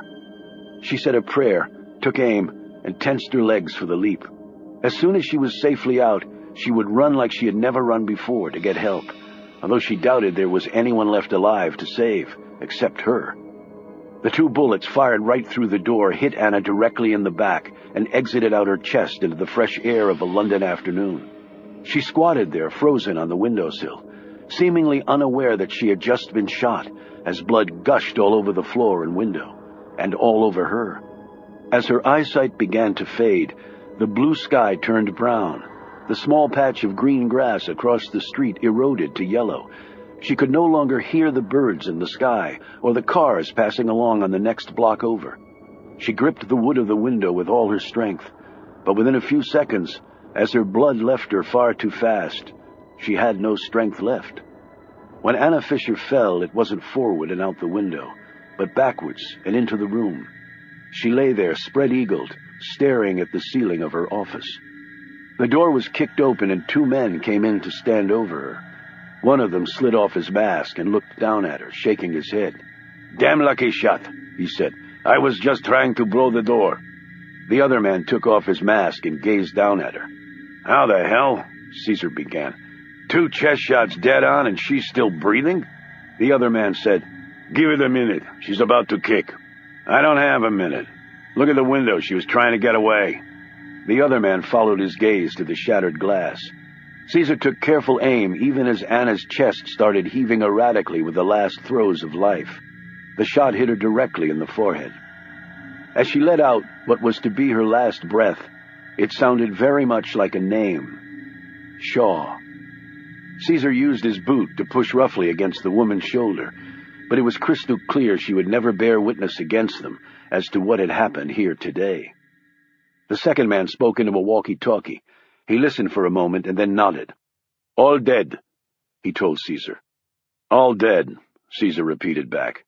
"Hack squad, almost done. Tell them they got 2 minutes. Send somebody down to the street to see if anyone saw the chick at the window. If they did, they know what to do. The plane's waiting. If they ain't on it, they ain't on it. Let's hit it." He and the other man opened their backpacks and took out notebooks, reams of paper, charts, graphs, and other documents, and then proceeded to press Anna's fingertips to many of the documents. As the men started to spread the material over Anna's desk, Caesar said, "Damn." He was looking at the papers that were already on Anna's desk. "What?" asked his companion. Caesar pointed at one of the papers Anna had printed out showing her interest in the Red Menace. He said, "Lady was obviously already curious, but it'll tie in okay." He took out a camera and started snapping pictures of the office's interior. They received an all-clear that no one had seen Anna at the window, though some of her blood had made its way to the small garden standing to the left side of the building entrance. The orange daylilies had grown a shade darker on impact. Soon a third man joined them. He sat down at Anna's computer and slid a CD into the intake slot. The man typed so fast his gloved fingers were a blur, and the keyboard was rattling like a train car over bad tracks. 60 seconds later, he took out the CD. "Download's finished." He got up and raced out. 30 seconds later, there wasn't a living person left inside the Phoenix Group building. Chapter 40. As President Benesty was leaving the Ritz in Paris after giving a speech, 6 men were arrested for attempting to assassinate the French leader. The news reports touted it as miraculous police work, for the would-be assassins, who'd gained access to the event with cleverly forged documents, were apprehended before they could get close to Benesty. In a related story, an attempt was made to attack Benesty's elderly father, but the criminals were caught before they could enter the senior Benesty's apartment. 2 of them had been shot dead by authorities. The men appeared to be members of a well-known neo-Nazi group operating on the outskirts of Paris. Further arrests were expected. Authorities said this had likely dealt a fatal blow to the ultra-violent organization. Shaw listened to this report on the TV as he packed his bag in his hotel room. His phone vibrated, and he picked it up. "Congratulations," Frank said. "Your stink stayed away." "You always had a way with words." "Ready for some more work?" "No, I'm headed out." "Let me guess. London?" "I just can't keep any secrets from you, can I?" 2 days, then I need you back." 3, and consider yourself lucky." He clicked off, picked up his suitcase, and walked to the door. It opened before he touched the handle. The pistol was leveled right at Shaw's chest as he backed up, still clutching his case. Victor fired off a ball of spit at Shaw, drilling him right in the face. Another man carrying a small rucksack slipped in behind Victor and shut and bolted the door. In Shaw's pocket, his phone started vibrating. It was probably Frank warning him, but far too late. Adolphe grinned. "No, no, mon ami. You must not leave Paris yet. The show, it is not over yet." Shaw took another step back until he butted up against the wall. His gaze flitted from the gun to Adolphe as the spit from Victor's launch trickled down his face. Adolphe drew a hacksaw and a small axe from his rucksack as Victor spun a suppressor onto the end of the pistol. Shaw said, "You must be the only 2 left." "I can always get more men," Adolphe said. "For every one I lose, I can get 5 to replace them." "The French really need to do something about their unemployment." Adolphe lifted the axe up. "Are you a Jew?" Shaw eyed the tool. "Why? Would you cut me up kosher?" "I want to know why you set me up. I want to know this before you die. It will be good to cleanse your soul. Confess to me. Confess to Papa Adolphe. I'll tell you what.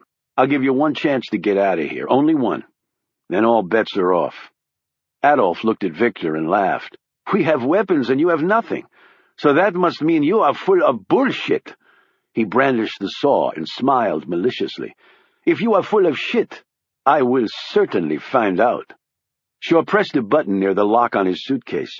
A second later, an ear-splitting siren erupted all around them. Startled, Adolf and Victor glanced toward the window, no doubt thinking the police were coming. In the next instant, Shaw was charging directly at the pair, his suitcase held out in front of him. Victor took aim and fired at the suitcase, thinking it would easily rip through the cloth and hit Shaw in the head. He thought wrong. The bullets did hit the suitcase, but bounced off the super-strong composite lining and embedded in the ceiling. The impact of the shots staggered Shaw, but he managed to keep his forward momentum. When he hit Victor, the collision was so violent it ripped the gun from the man's hand and also tore off the skinhead's trigger finger. Victor screamed in pain as he clutched the bloody stump. He stopped screaming when Shaw's suitcase, smashing against his head, sent him flying over a small couch. Before Shaw could turn to face Adolf, the man slashed his left arm deeply with the hacksaw. As he staggered back, Adolf raised the axe, but Shaw managed to kick his legs out from under him. Adolf went down hard, the axe slipping from his hand. He slid across the floor toward it, grabbed the weapon, and hurled it at Shaw. Fortunately, the handle, rather than the blade, slammed into Shaw's thigh, but it still hurt like hell. He didn't feel his phone vibrating once more in his pocket, because Adolf was coming at him with the hacksaw, and Victor, half his face a busted-up bloody mess, had risen shakily to his feet, looking for his gun. Shaw launched himself at Adolf and drove his shoulder right into the man's gut, propelling them both onto the bed and over it, where they landed hard on the floor, Shaw on top. Adolf grabbed Shaw's face, gouging at his eyes. Partially blinded, winded badly, and his wounded arm and leg throbbing, Shaw still managed to lever his arm against Adolf's windpipe. But when he tried to press down to finish him, his normal strength simply wasn't there. He glanced at his arm. The blood was pouring out thick and fast. Shit, the blade must have hit an artery. He felt his fingers growing numb. He pushed away from Adolf and managed to stand up on legs that unfortunately were starting to fail. As he turned, looking for some way out, he froze. Victor was pointing his gun right at Shaw's head, his middle finger on the trigger. The skinhead's malevolent grin was apparently going to be Shaw's last conscious memory. What a shitty way to go. The door crashed open and Frank and 6 of his men burst in. Frank immediately sized up the situation and fired 2 shots. Both hit Victor in the head, and he dropped to the floor. With a scream, Adolf jumped on Shaw, his hands around his throat. "Damn it, get him!" yelled Frank, and 4 of his men raced to Adolf and tore him off the badly wounded man. "Get that piece of crap out of here," ordered Frank, and Adolf was hustled from the room. When Frank turned back to Shaw, the big man's face was chalk white, and a moment later he slumped to the floor. "Shaw!" Frank raced across the room and knelt next to him. "Get the EMTs up here, now!" Frank roared. Frank cradled Shaw's head with his hand. "Shaw! Can you hear me? Shaw!" Shaw's head rolled back and forth in Frank's grasp. Frank glanced down at the deep tear in Shaw's arm, ripped off his necktie, and fashioned a tourniquet above the wound. "Hang on, Shaw, hang on! The EMTs are coming right now! Right now!" He screamed at his men. "How the hell did these bastards find him? He was supposed to have cover!" "Frank," the faint voice said. Frank looked down at Shaw, who was now staring up at him. "Shaw, it's gonna be okay. I hear the EMTs on the stairs." "Call Anna," Shaw said, his breath growing very shallow. "Call Anna for me." The EMTs burst into the room and surrounded Shaw and Frank. As Frank tried to pull away from Shaw, the injured man clutched at him with the little strength he had left. "Call Anna, please." "Right, I will. I'll do it right now," Frank said quickly. Shaw drifted into unconsciousness, and his arm fell to his side, motionless. A few minutes later, they were hustling him out on a stretcher. Victor, the dragon-tattooed skinhead, made his final exit in a body bag. Frank watched from the window as the ambulance raced off. The room would be sterilized, the local police dealt with, and this would never appear on the French news. Frank mentally went through the steps of getting this done. "Who's Anna?" one of Frank's men asked as he walked up to his boss. Frank pulled his BlackBerry out of his pocket and read the email on the screen for the 4th time. Urgent alert. Attack on the Phoenix Group in London. No survivors. That's why he'd been trying to call Shaw at the hotel. When he didn't get an answer, he was on his way over to tell him in person when he'd gotten the distress signal from Shaw. He let out a deep breath as he surveyed the wreckage of the room. Just a woman he was really close to.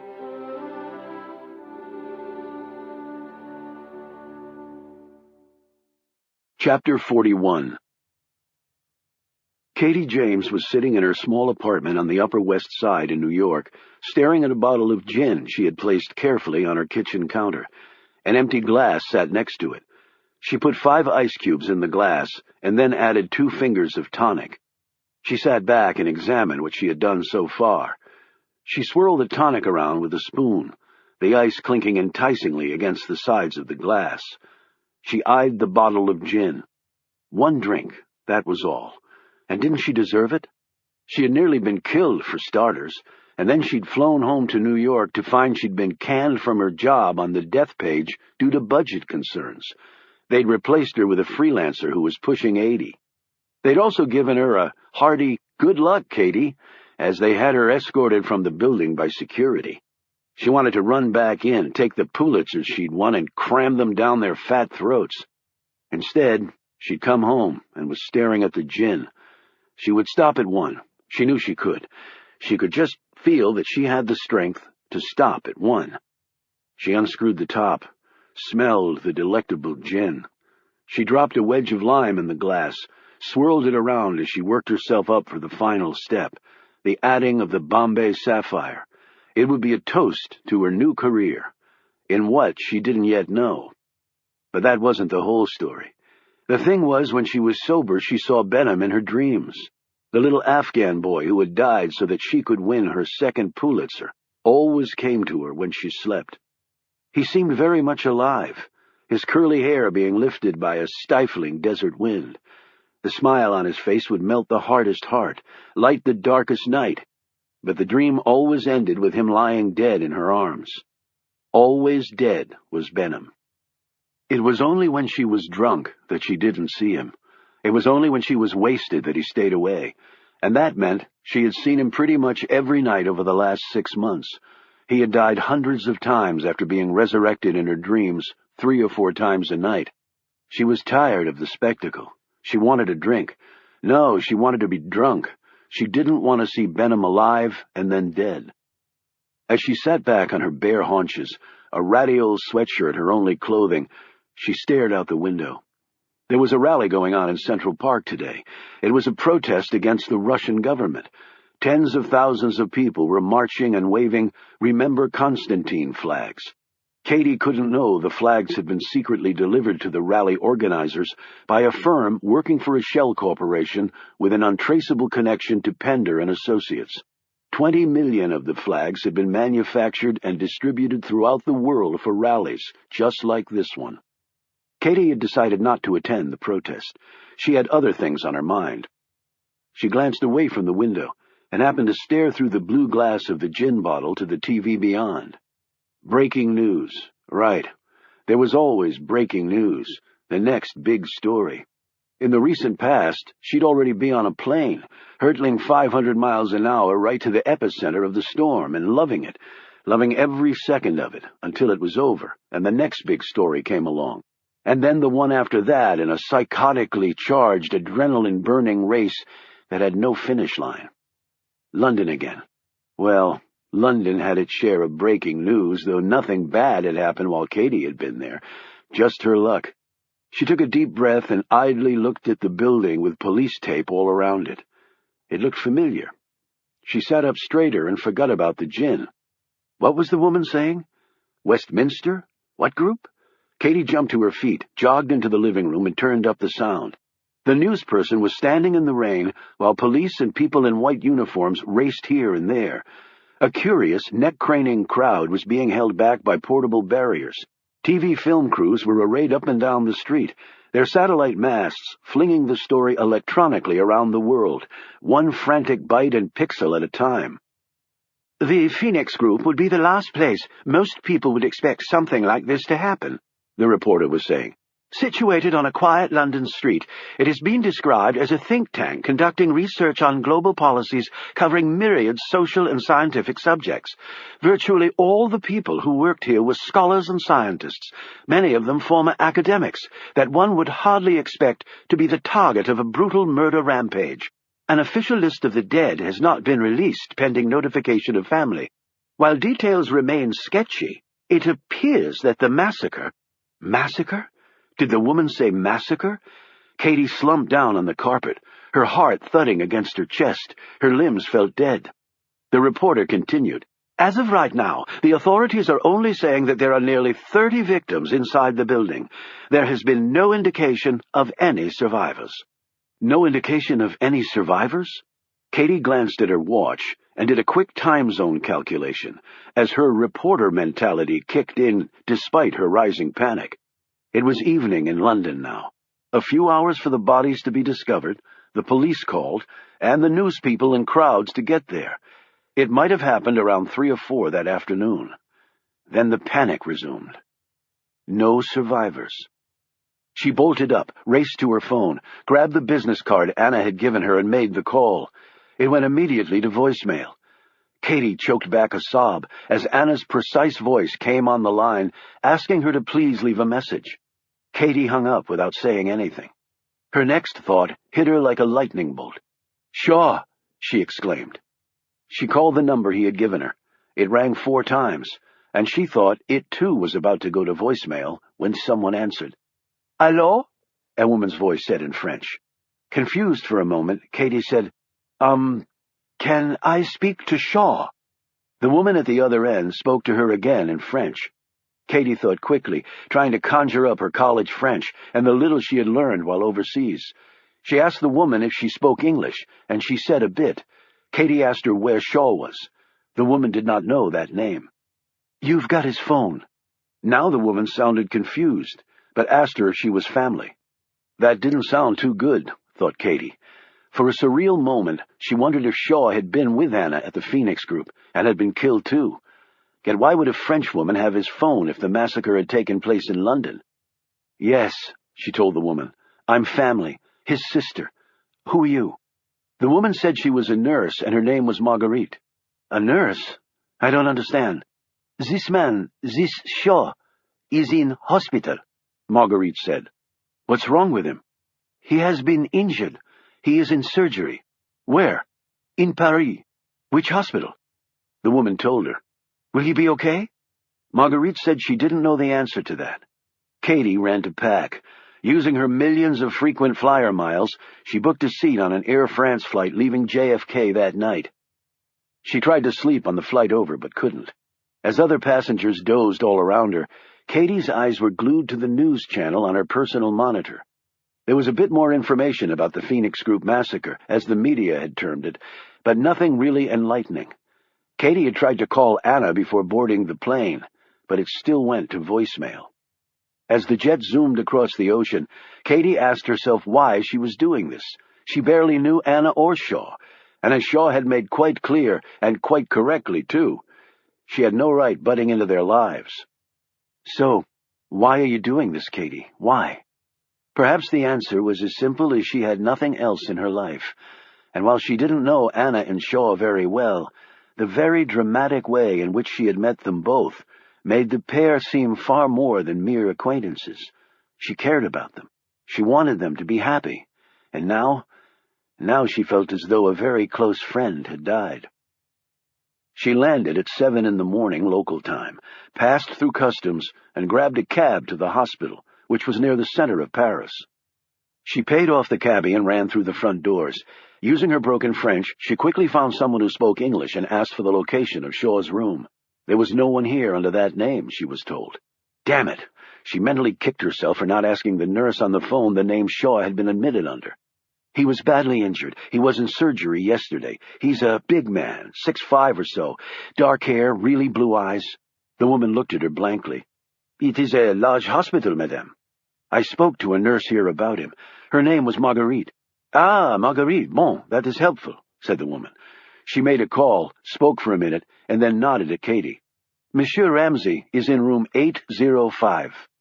As Katie ran to the elevator bank, her small carry-on rolling behind her, the woman started speaking into the phone again, her worried gaze on Katie's bag.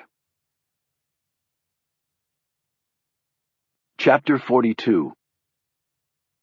An hour after Anna Fisher was killed, Nicholas Creel's BlackBerry buzzed.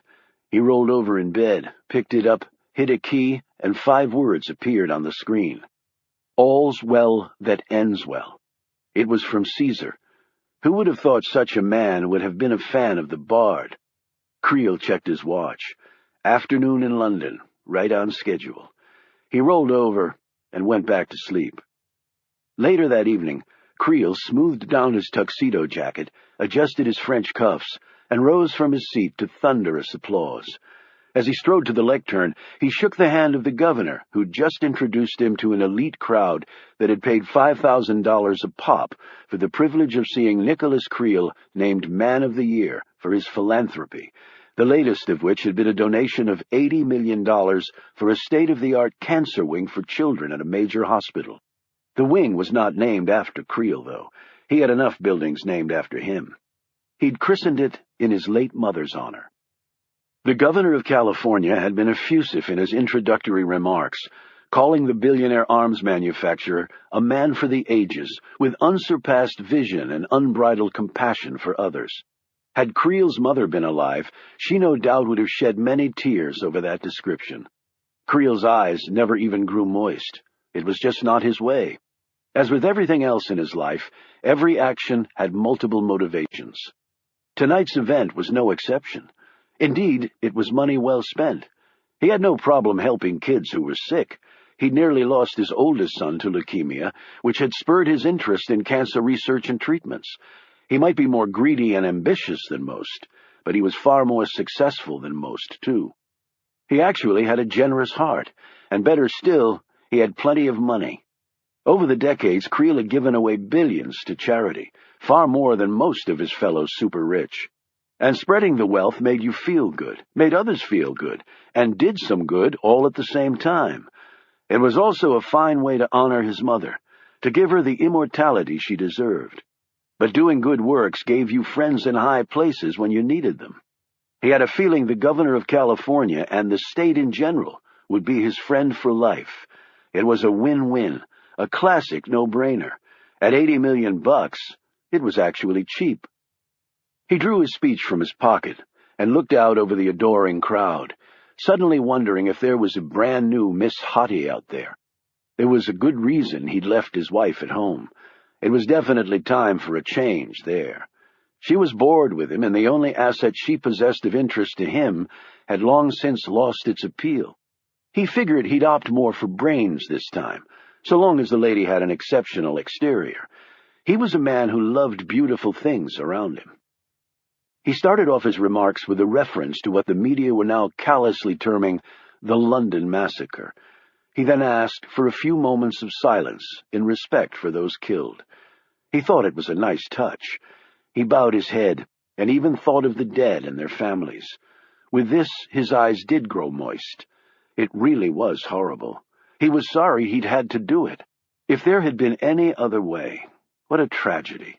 The world had grown so damn complicated, and with it, good and bad lines blurred to near extinction. He looked back up and saw a sea of glistening eyes staring back at him. It was a magical moment, it really was. In those few precious moments, he and the audience had bonded. They were in this together. The world had grown a bit closer with this calamity, just as it did when other disasters had occurred. From adversity, from catastrophe, come astonishing things. It was no coincidence that the greatest American presidents had all served during wartime. Armed conflict did that to you, or rather for you. You either soared or crashed. There was no in-between. There was nowhere to hide. It was the most perfect scorecard in all of history. It was only with loss, Creel believed, that people really fully realized the potential of life. As he finished his remarks about 10 minutes later and returned to his seat, humbly playing down the lengthy standing ovation he received, he reflected for a moment on Caesar's message. It really had been a remarkable evening, even for him. Caesar and Pender no doubt thought that this was all about money, about bringing Ares back from the corporate dead. That certainly was one of the reasons, but only one, and not the major motivation at that. Only he, Nicholas Creel, realized why he was doing this, and if people had known his reasons, he was certain many would applaud them. Sometimes the ends really did justify the means. In that old cliché, so abused and discredited over the years, existed a gem of wisdom that Creel believed others were finally starting to comprehend. The ends did justify the means, but only if the ends were truly critical enough. Yet few were. In every endeavor humanity undertook, there was an evaluation done. Whether it was to give expensive medical treatment to a 90-year-old who had little time left anyway, or to stop oil fields from being exploited so that a certain owl could survive, or to spend trillions of dollars and sacrifice hundreds of thousands of lives to establish a beachhead of democracy in Muslim lands in the hope that freedom would spread. Those decisions were made every day, and no matter which way they were decided, someone was hurt. Often many died. Many more lives were destroyed. But the decision had to be made, and that was exactly what Creel had done. Indeed, he had executed it with far more planning and thought than most governments exercised when contemplating something as monumental. Above all, Creel had an exit strategy, whether his plan worked or not. In the reception that followed the awards ceremony, he did meet several women who might make the cut as future companions, not wives. He'd made up his mind on that. They were always at these types of events, even the ones with brains and degrees from fancy schools. He was just too damn rich and socially well-connected to ignore. Later, as the tall, elegant woman he'd selected to take out for a drink stepped into his limo, Creel had a sense that nothing would ever go wrong in his life again. It was a vitally empowering, and even for men like him, rare moment. He intended to savor it for as long as he could, for Creel well knew that tomorrow all of that could change. A smart man knew that victory was not inevitable. An even smarter man knew that defeat was never really total if you knew how to handle the aftermath with skill and just the right spin. And the smartest men of all, even when they lost, they actually won. Nicholas Creel had always considered himself to be just such a man. Chapter 43. When Katie stepped off the elevator and onto the 8th floor, a large hand immediately pressed against her shoulder. Her immediate reaction was to rip it off, but when she looked up into the eyes of the broad-shouldered man with the serious expression, she thought better of it. "Come with me," he said in a clipped British accent. "Why?" The man's grip tightened on her shoulder. At the same time, another man in a suit joined them, even larger and more powerful-looking than the first. He flashed a badge so fast that Katie couldn't see what it said. "We have some questions for you," the second man said. "Good, because I've got some questions for you." The pair bracketed her as they strode down the hall. A door opened, and Katie was ushered into a small room and told to sit. She remained standing, arms crossed, and a defiant look on her face. One of the men sighed. "We'll be back in a minute." 60 seconds later, they returned with another man, older, bald, and wearing a rumpled suit that needed a good cleaning. He sat down and motioned Katie to do the same. "You want something to drink?" "No," she said as she sat down across from him. "What I want is to see Shaw." Frank sat back and studied her. "You mind my asking how you know him?" "Yes, I do mind." He nodded at one of his men, who ripped Katie's purse out of her hand. She clutched at it, but the other man held her back. Her wallet and passport were plucked out and given to Frank. He perused them for a minute. "Katie James. The name rings a bell. Reporter, right? You doing some kind of story on Shaw?" "No, he's a friend." "That's funny, because I happen to know all of Shaw's friends, and you're not one of them." "I'm a recent friend. And can I see your badge or credentials? I want to get my facts right for the exposé I'll do on you if you don't let me the hell out of here." "How recent?" Frank asked calmly. She hesitated. "Edinburgh." "He never mentioned it." Frank studied her passport more closely. So you flew all the way over from New York to see your recent friend. Why? Who the hell are you? Why are you here? Frank said again. Is he alive or dead? Alive, barely. Now answer my question. I called him yesterday. A woman answered. She said he was in the hospital, that he was in surgery, so I came. I see. And why did you call him? Do I get another question answered? Why did you call him? Katie glanced nervously around the room. The two other men stared impassively back at her. Because I heard about the Phoenix Group. Frank did not look pleased by this at all. What about them? Oh, come on, Katie exploded. I doubt you missed the massacre in London. What's the connection to Shaw? Anna Fisher. And I can see by your expression that you know all about that, so don't try and bullshit. It doesn't sit well. How do you know Ms. Fisher? Is she dead? How do you know her, Miss James? Katie debated whether to tell the whole truth or not. She decided on a complete fabrication that would sound plausible. I was doing a story on the Phoenix Group. I met Anna that way, and through her I met Shaw. We became friends. You said you met Shaw in Edinburgh. How did you know he'd be there? Anna told me. No, she didn't. I can read bullshit as well as you can. Now you have two options. Either tell me the whole truth or you can cool your heels in a French jail as a remand prisoner. And French courts are notoriously slow. You might be in there for a few years before somebody remembers to bring you to trial. And the French aren't known for the cleanliness of their incarceration system.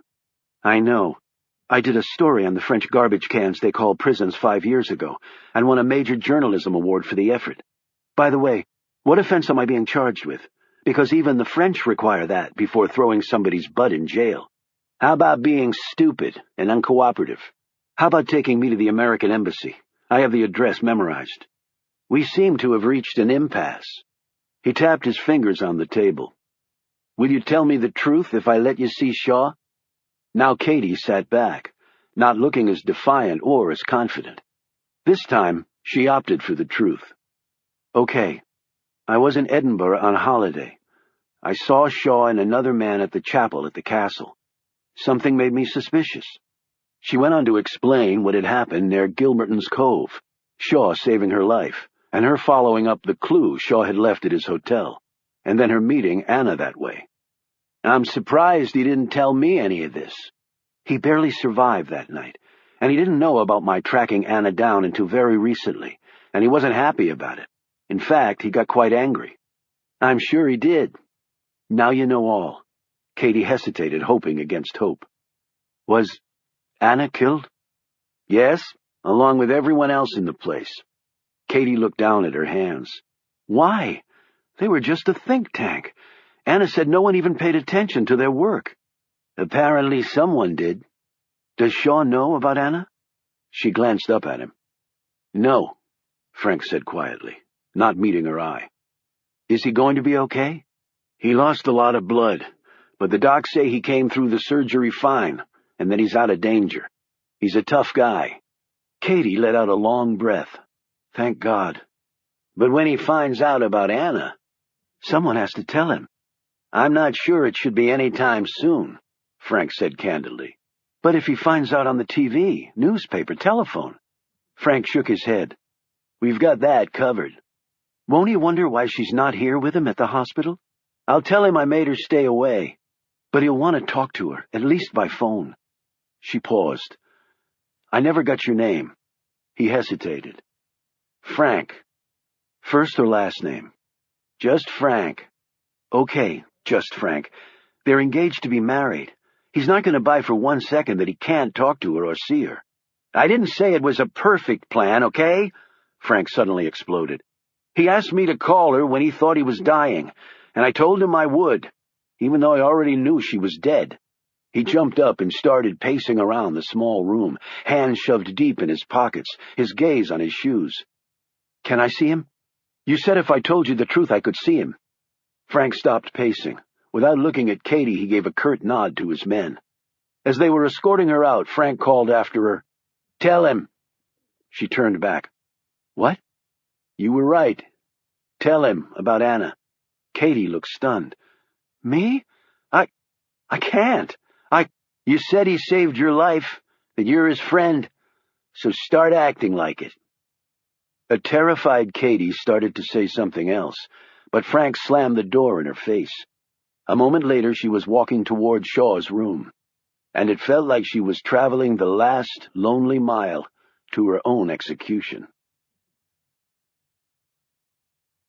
Chapter 44. With the aid of a red-eye flight on board his private jumbo jet, Nicholas Creel had exchanged Los Angeles for Italy and was playing captain today aboard his massive ship, Shiloh. The giga yacht was far longer than a football field, with a beam of over 70 feet and boasted 9 floors of opulence.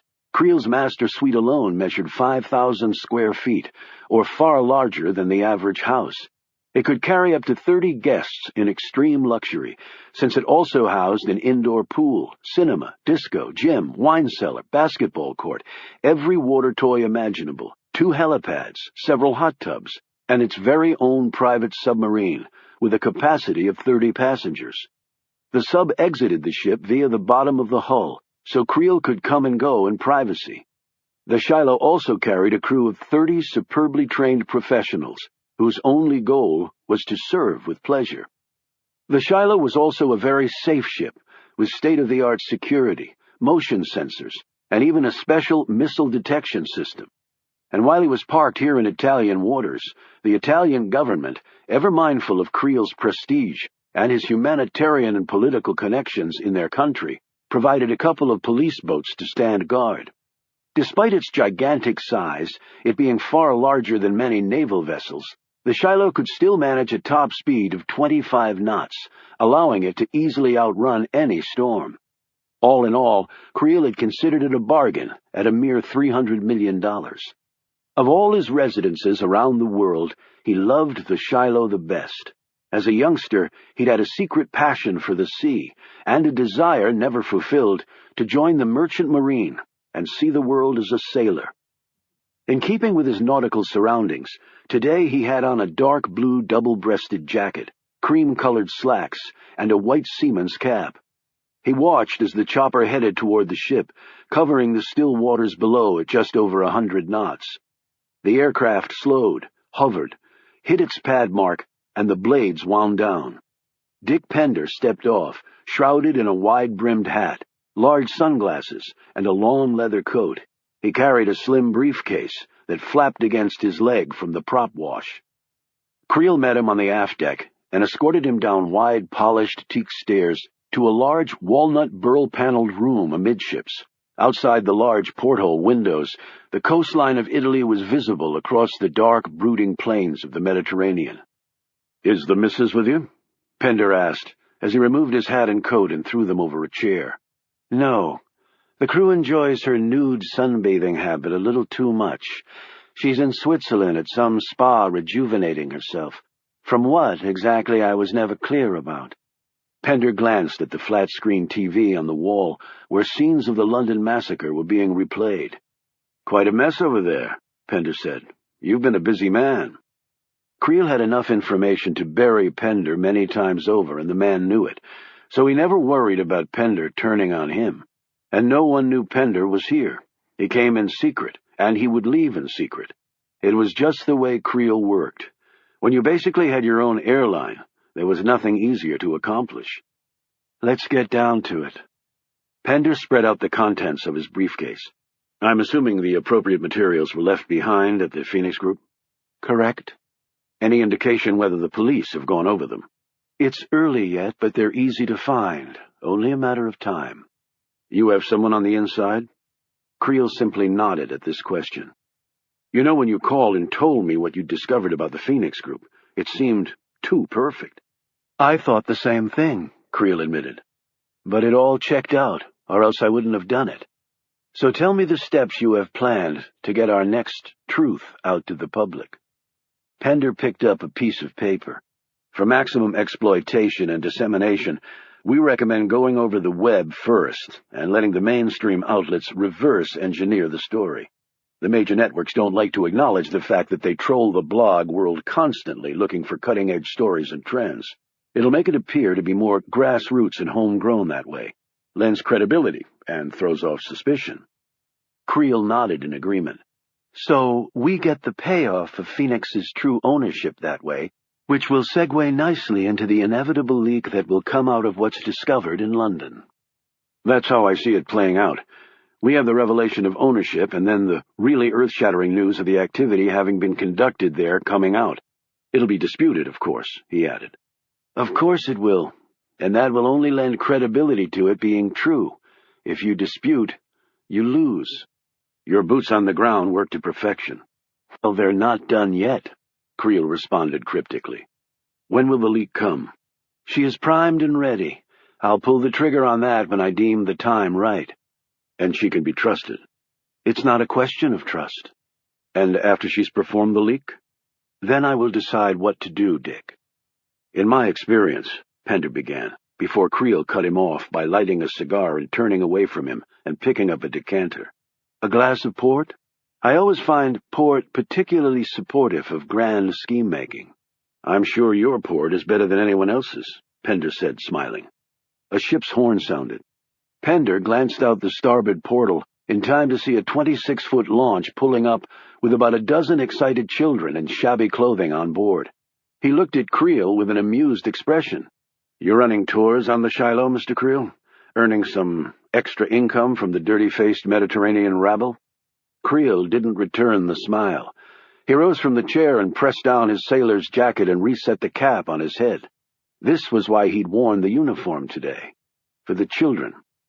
They're Italian kids from a local orphanage. They never get to do anything. So when we're at anchor here, I always have them come out. For a good meal, new clothes, toys, and some fun. They're just children. They should have some fun, Dick. Very generous of you. It's why I didn't have my wife come. It's impossible for the woman to keep her clothes on while on this boat, even with little kids running around. I mean, adults are one thing, and if the crew wants to ogle her. But children? It's really quite an appalling facet of her personality. Had I known before the wedding, well, there you are.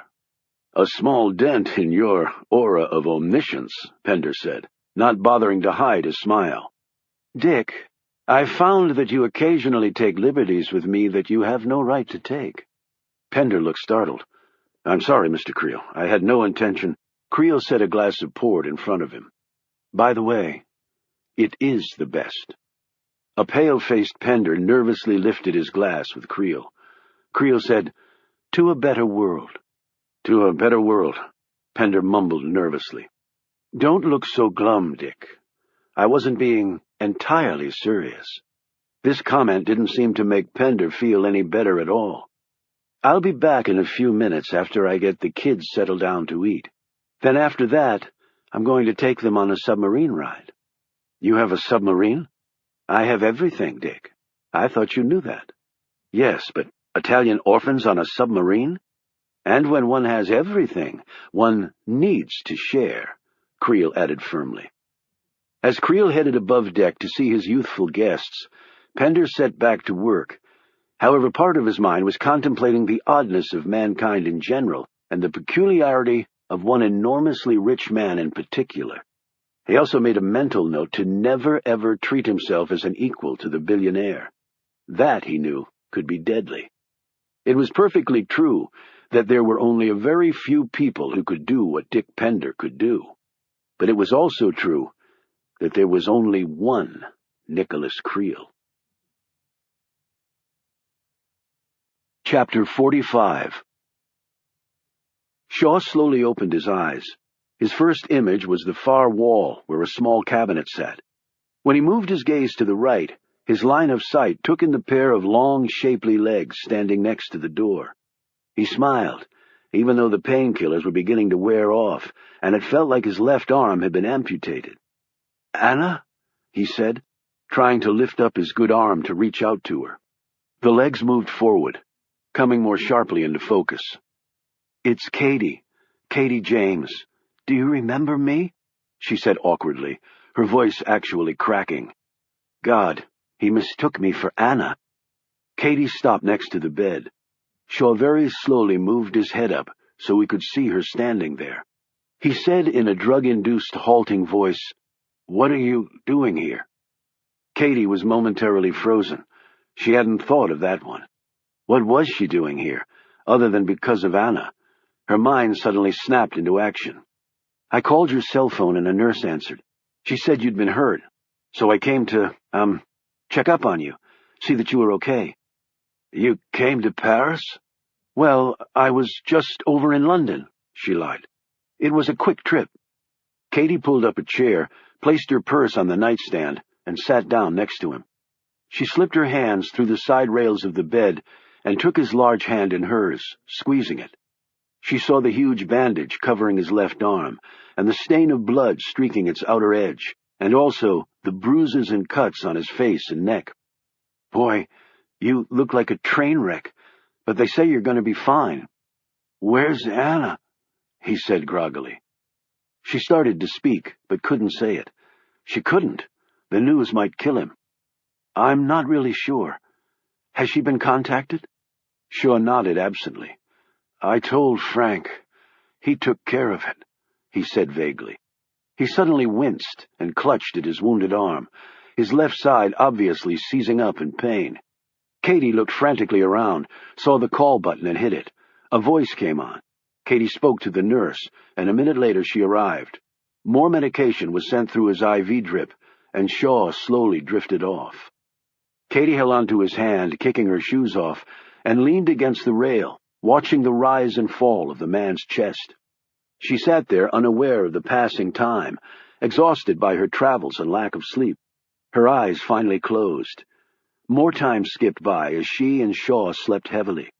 Katie finally opened her eyes and found Shaw's gaze locked on her. She slowly let go of his hand and sat back. "How are you feeling?" she asked. "Why did you come here?" His tone was harsh and cut right into her.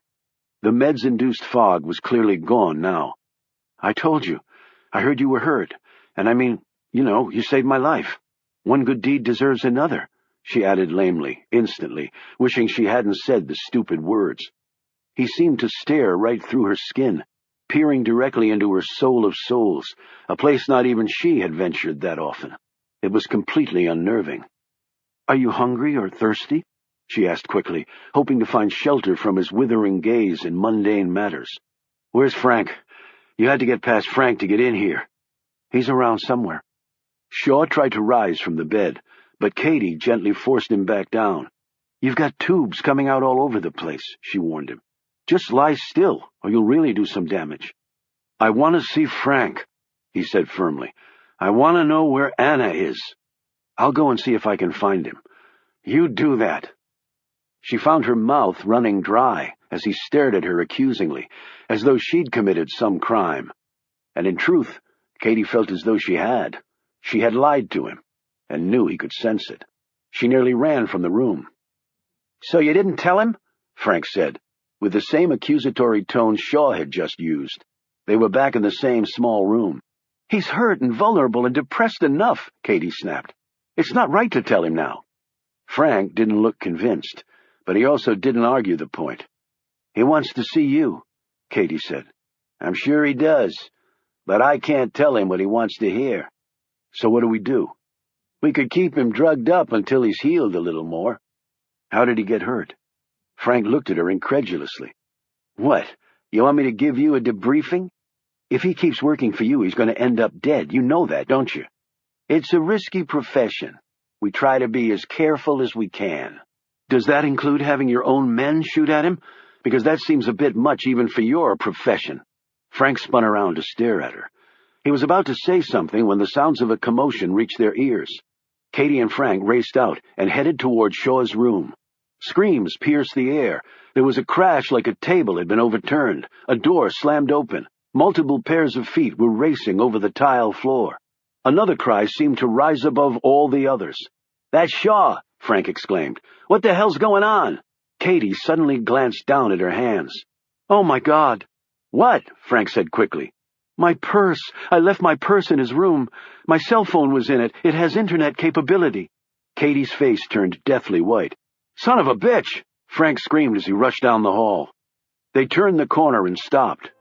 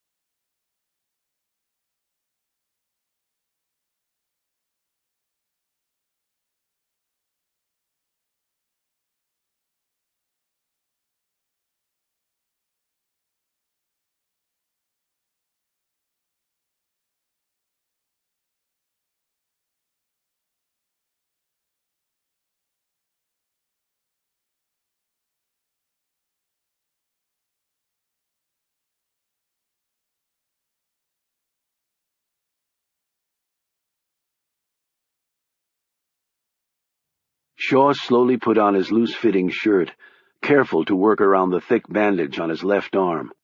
The wound was so deep and wide that the surgeon had to staple the folds of skin back together.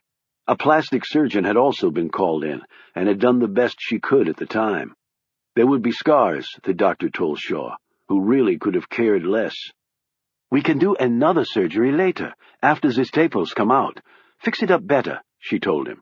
"No," Shaw answered without hesitation. He could still fire a gun. That's all he cared about right now. Fortunately, the hacksaw blade had managed to miss his tendons, and there had been no nerve injury either. Yet, as the doctor had told him, if that blade had struck a centimeter to the right or left, we might not be having this conversation. It would be a while before Shaw was at full strength, but the doctors assured him he would make a complete recovery.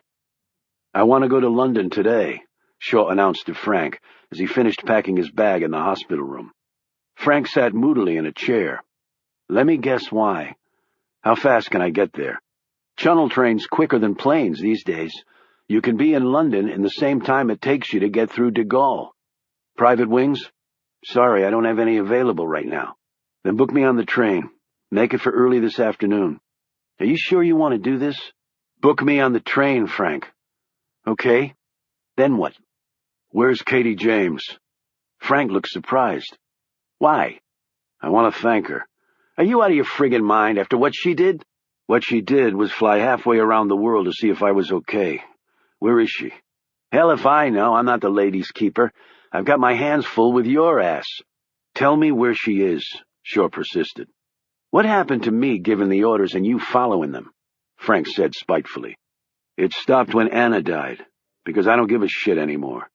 Where's Katie?" "I told you Shaw interrupted. "You don't let anybody just walk away. Now where is she?" he barked. Frank glanced out the window. "Staying at some friend's apartment off Rue de Rivoli, near the Hotel de Ville, while the guy's out of the country. I'll need the address. Can you get me a car? Can you drive with that busted wing?" "So long as it's not a clutch." Frank helped Shaw slip on his jacket. Shaw picked up his bag using his good arm. Frank said, "Look, I'm sorry about Anna, Shaw. Really sorry. And believe it or not, I was going to let you go when you got married, and you can take as much time off as you need now." Shaw's features clouded. "Why the hell are you telling me this now? And just for the record, why are you cutting me any slack at all?" Frank stepped over to the window. He turned back. "Just looking for skinheads," he said, smiling. "Why, Frank? You hate me. I hate you. Not a great working relationship, but at least the ground rules are understood." Frank plopped back down in the chair, his gaze on the wall. "How do you think I came to work for this fine organization? Tell me." He looked at Shaw. "I had the same choice you did, and my ass is still here." Shaw gaped at him. "You got railroaded too? And what, you paid it forward to me?" "Yeah, so what? And just for the record, I still hate you." "Thanks, Frank.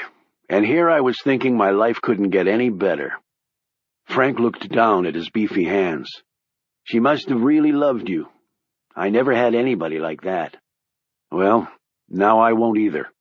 Shaw paused at the door. "Is Anna's body still at the morgue in London?" Frank nodded slowly. "They haven't released any of them yet. Ongoing investigation," he added unnecessarily. "She'd have wanted to be buried back in Germany. I'm sure her parents are making arrangements."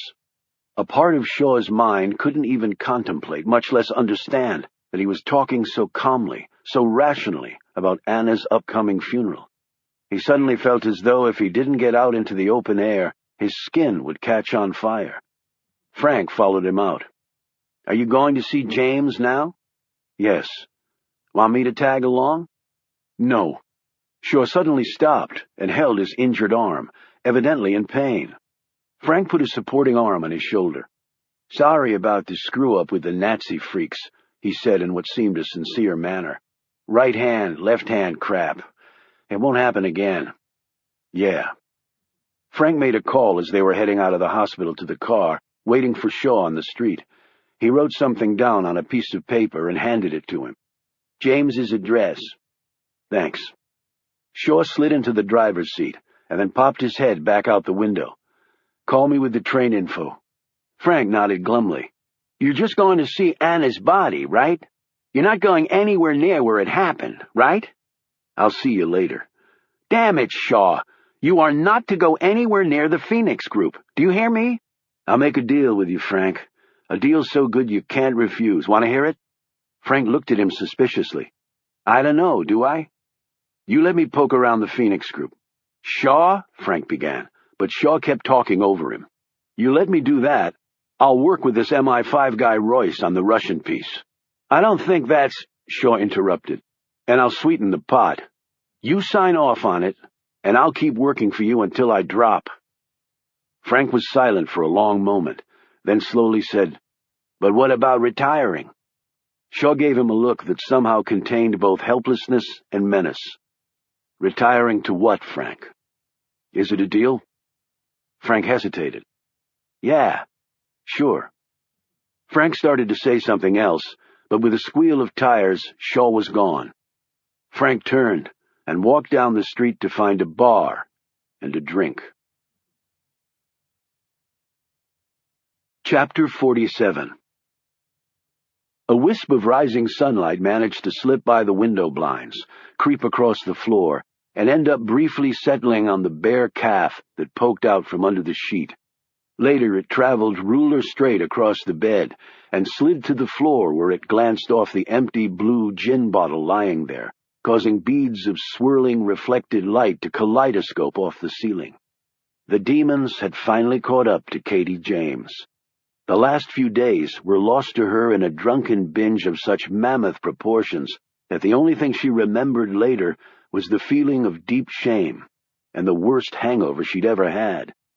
In the throes of some nightmare, she kicked off the sheet and lay there in a long-sleeved T-shirt and baggy gym shorts, perspiration rising through her pores and moistening her clothes. Her breathing became normal, and she finally grew still, the slight lift of her chest and her pink flesh the only real evidence that she was still alive. She never heard the front bell, the accompanying knock, the pounding on the door, or the call of her name. She never heard the front door open, or the footsteps traversing the small living room, or the bedroom door swinging wide. She never felt the other person's presence in the room, never felt anything when the intruder lifted the sheet off the floor and covered her with it. The slight creak of the bed springs as the visitor sat down didn't arouse her either. The quiet call of her name? Oblivious. The gentle shake of her shoulder? No response. However, the glass of water thrown in her face? Now that got the lady's attention. She sat up sputtering, rubbing at her eyes and nose. "What the—" she began angrily until her eyes focused on Shaw, sitting there holding the empty glass and staring at her. She let out one more gag as the rest of the water that had made its way into her windpipe went down hard. "How did you get in?" "I rang the bell, pounded on the door, called out your name. I did the same thing when I got in. You never let out a peep. I didn't think anyone was here until, well, I actually saw you lying in this bed." She rubbed at her throbbing temples. I'm a heavy sleeper." Shaw picked up an empty bottle of gin. "You're a heavy something." He hooked a second empty bottle, and then a third and then a fourth. "You mix gin, bourbon, and scotch?" "When in Scotland, you know." "We're in France," he said, frowning. She ran a hand through her tangles of blonde hair and yawned. "Oh, right. Paris," she said absently. Then something seemed to strike right through the clouds of alcoholic stupor. "Oh, my God, right." She hastily sat up straighter. "Shaw, I am so sorry for everything, for the stupid cell phone, for lying to you." She paused. "And about Anna." Shaw took his time lining up the empty bottles on a bureau set against one wall. "I actually wanted to thank you for coming to see how I was." Katie seemed surprised by this. "You didn't have to do that, especially after yesterday at the hospital." "It was yesterday, right?" "Actually, it was 5 days ago." She looked stunned. 5 days? You're joking." He glanced over at the line of bottles. "Does your head feel like I'm joking?" She stared at him, then at the bottles, and sat back on the bed. "I hadn't touched a drop in over 6 months, can you believe that?" He glanced at the line of bottles. "No, I can't." She let out a deep groan. Well, it's true. I can't believe I did this. I can't believe I fell off the wagon. Shaw looked at the line of bottles again. It wasn't a wagon, it was a cliff. I'll wait in the next room. Get showered and dressed, then I'll buy you some breakfast. He headed to the door. Wait a minute. What are you doing out of the hospital? I'm done with hospitals. You really think so? She said doubtfully, eyeing the bulge under his left jacket sleeve. I'm heading to London later today on the Channel, but first I wanted to talk to you about Anna. What do you want to know? Why someone would have wanted to kill her. Katie stared at him blankly. But I don't know anything about that. You might think you don't, but you also might have seen or heard something when you visited her that could help me. Shaw, do you really think you're well enough to take this on? He turned and fixed his eyes on her, eyes that were so blue and potent that Katie found herself holding her breath, digging her fingernails nervously into her palms like a school kid in serious trouble. He said quietly, My life is over, Katie, but whoever did this to Anna is going to die. And soon.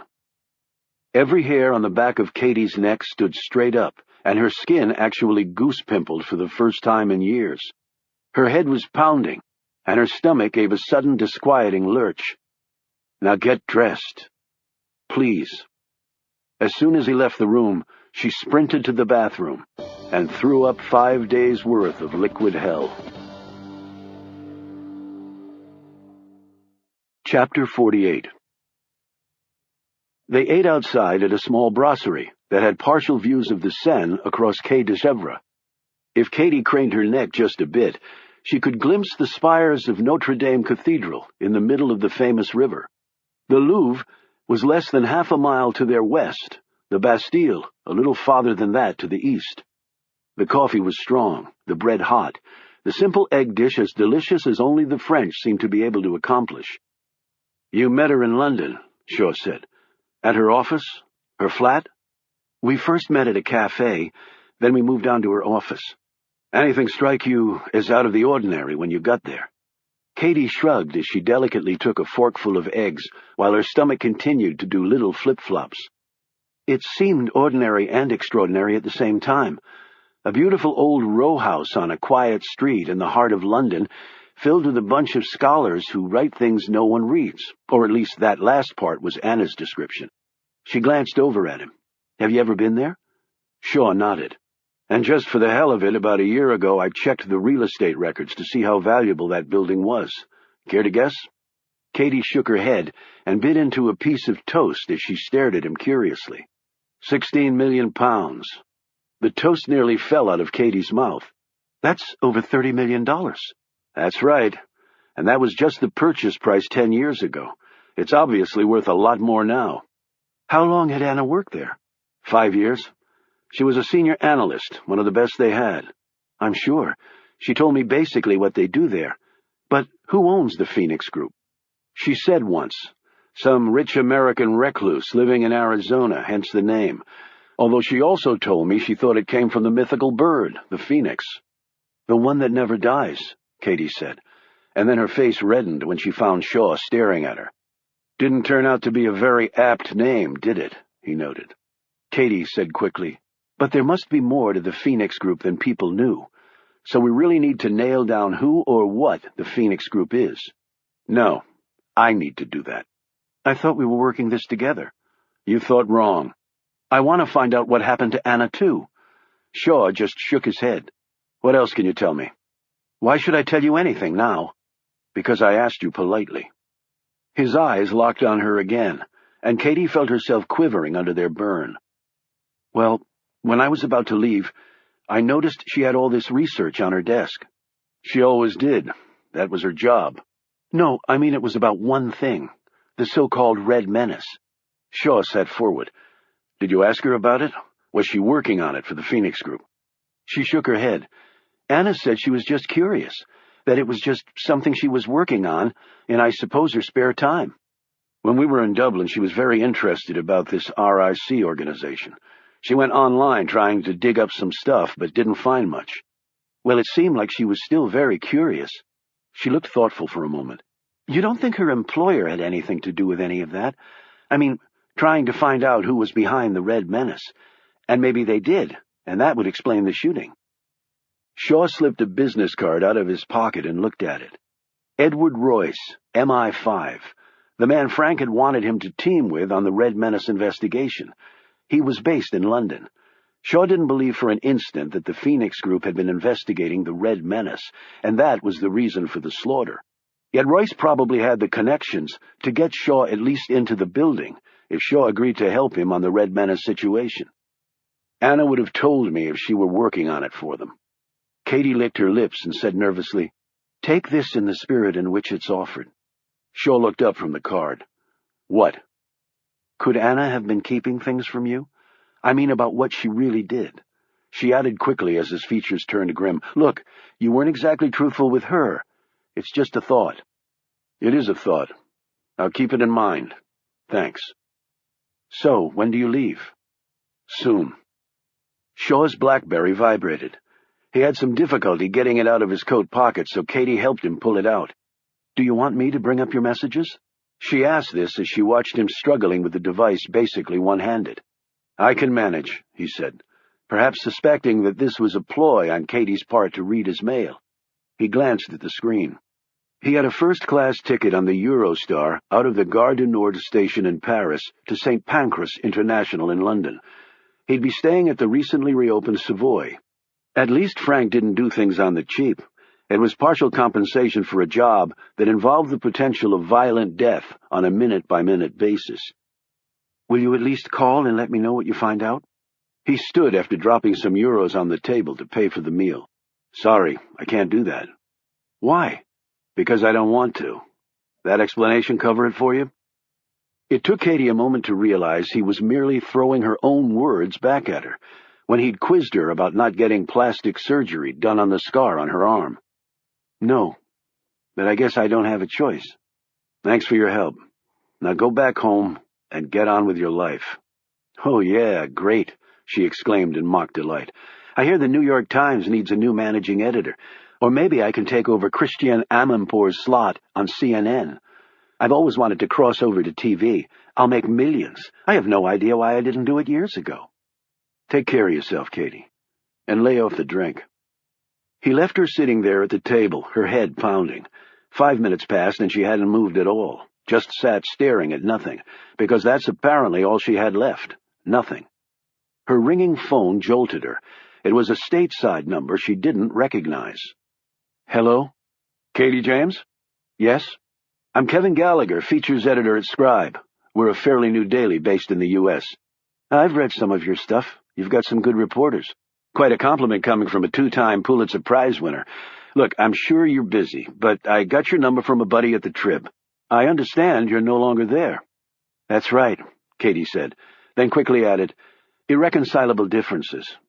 Why are you calling?" "Hey, it doesn't take a rocket scientist to figure out that a reporter at your level doesn't become available all that often. I'd like to hire you to cover the story for my paper." "The story?" Gallagher chuckled. "At least the only story anyone cares about right now." "The Red Menace?" "Nope," he said. "We've already got a team on that. I meant the London Massacre." Katie's heartbeat quickened. "Katie, you still there?" Yeah. "How would we work it?" "We can't pay what you're used to at the Trib, but we'll pay you per story at the going rate for somebody like you, plus reasonable expenses. You break anything big, I can go back for more. You have free rein on how to get the story. How's that sound?" "Sounds like exactly what I've been looking for. I happen to be in Europe right now, as a matter of fact." "I call that a kick-ass coincidence." "I wouldn't. I can email you the contract and other essentials." They spoke for a couple more minutes, and then Katie clicked off. She couldn't believe this incredible turn of events. She checked her watch.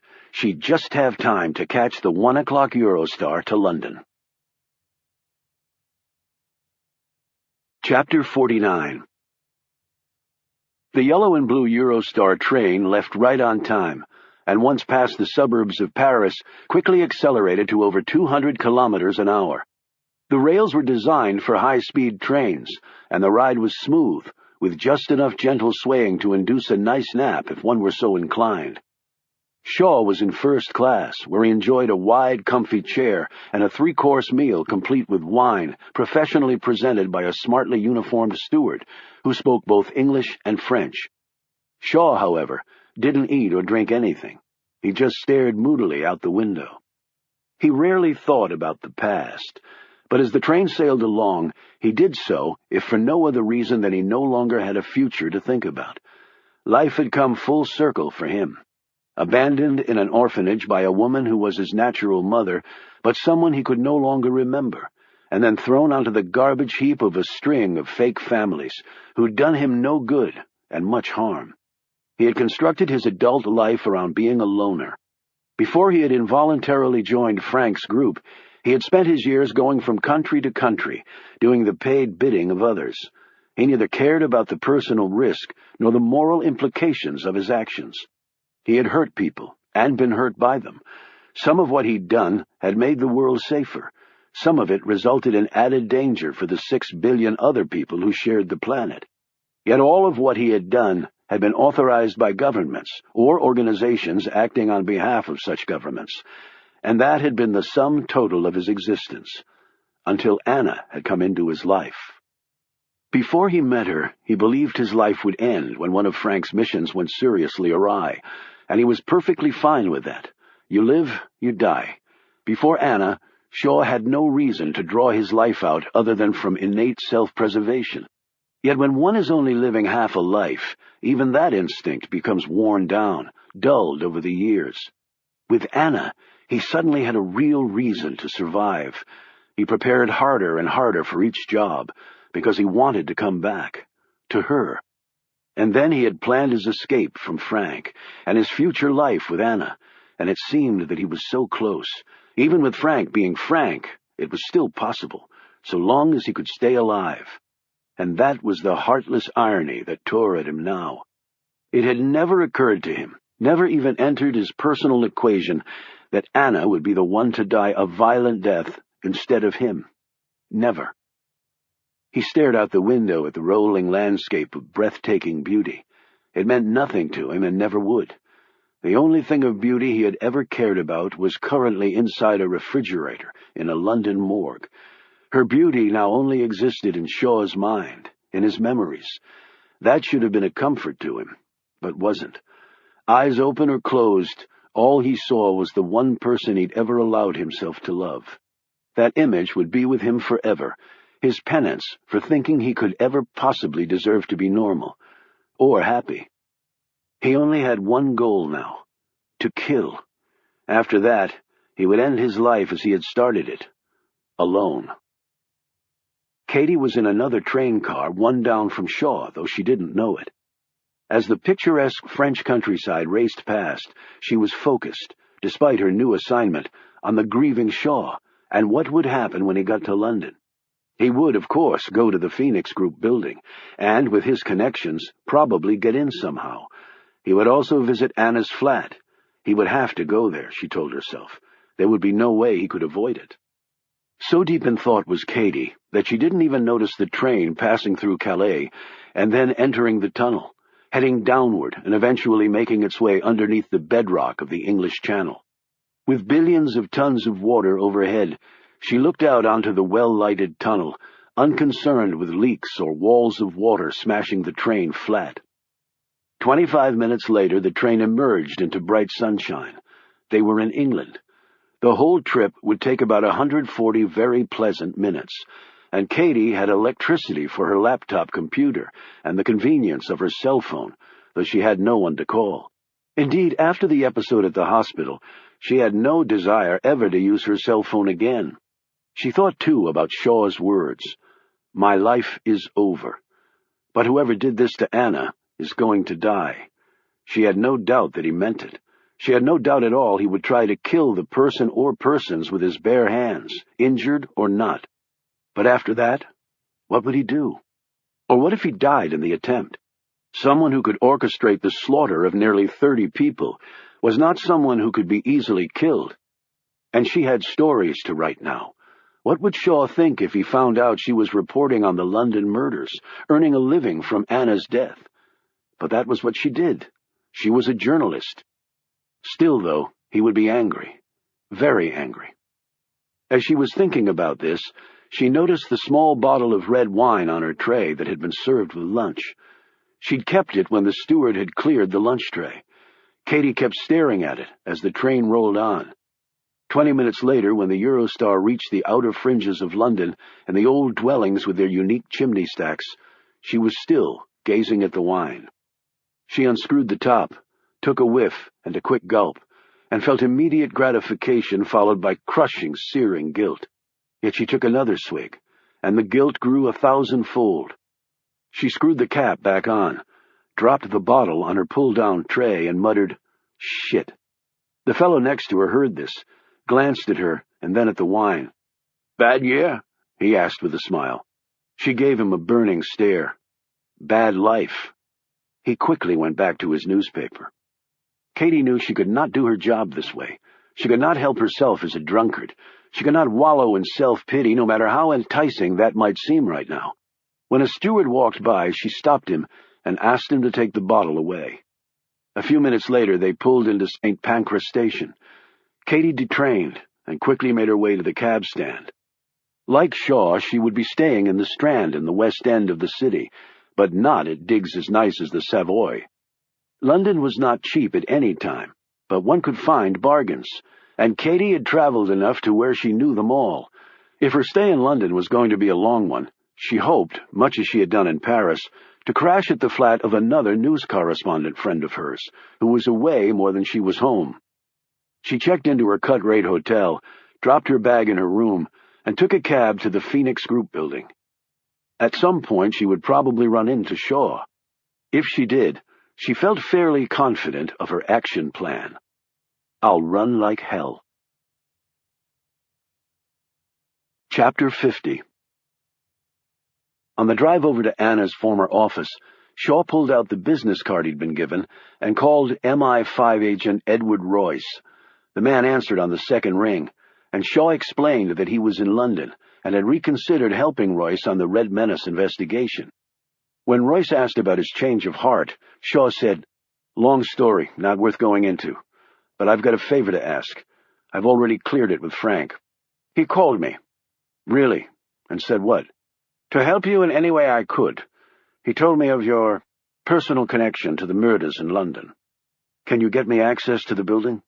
"Well, we might be able to kill two birds with one stone, actually.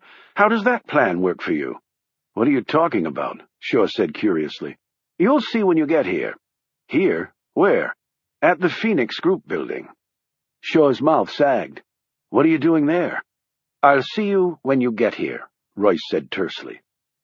Shaw put his phone away and leaned back, rubbing his injured arm. What the hell is going on?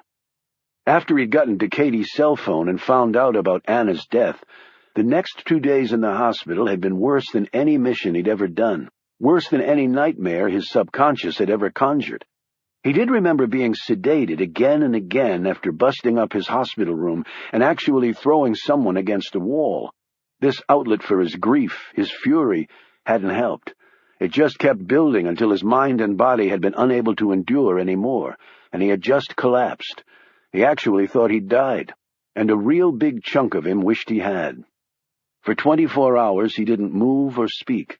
He just stared at the white wall of the hospital, much as he had done as a little boy at the orphanage, trying to fashion a different reality from the abject collapse of his life. Yet when he'd finally risen from his bed, Anna was still dead. She would always be dead. The only thing keeping him going now was the thought of finding and killing whoever had done it. It was the one goal that could possibly keep him from simply disintegrating. He hadn't lapsed into melodrama when he told Katie that his life was over. It was over. All he had to do now was finish it right, by avenging Anna. He grabbed a cab and headed to the place where her life had ended. What he really wanted to do was run the other way.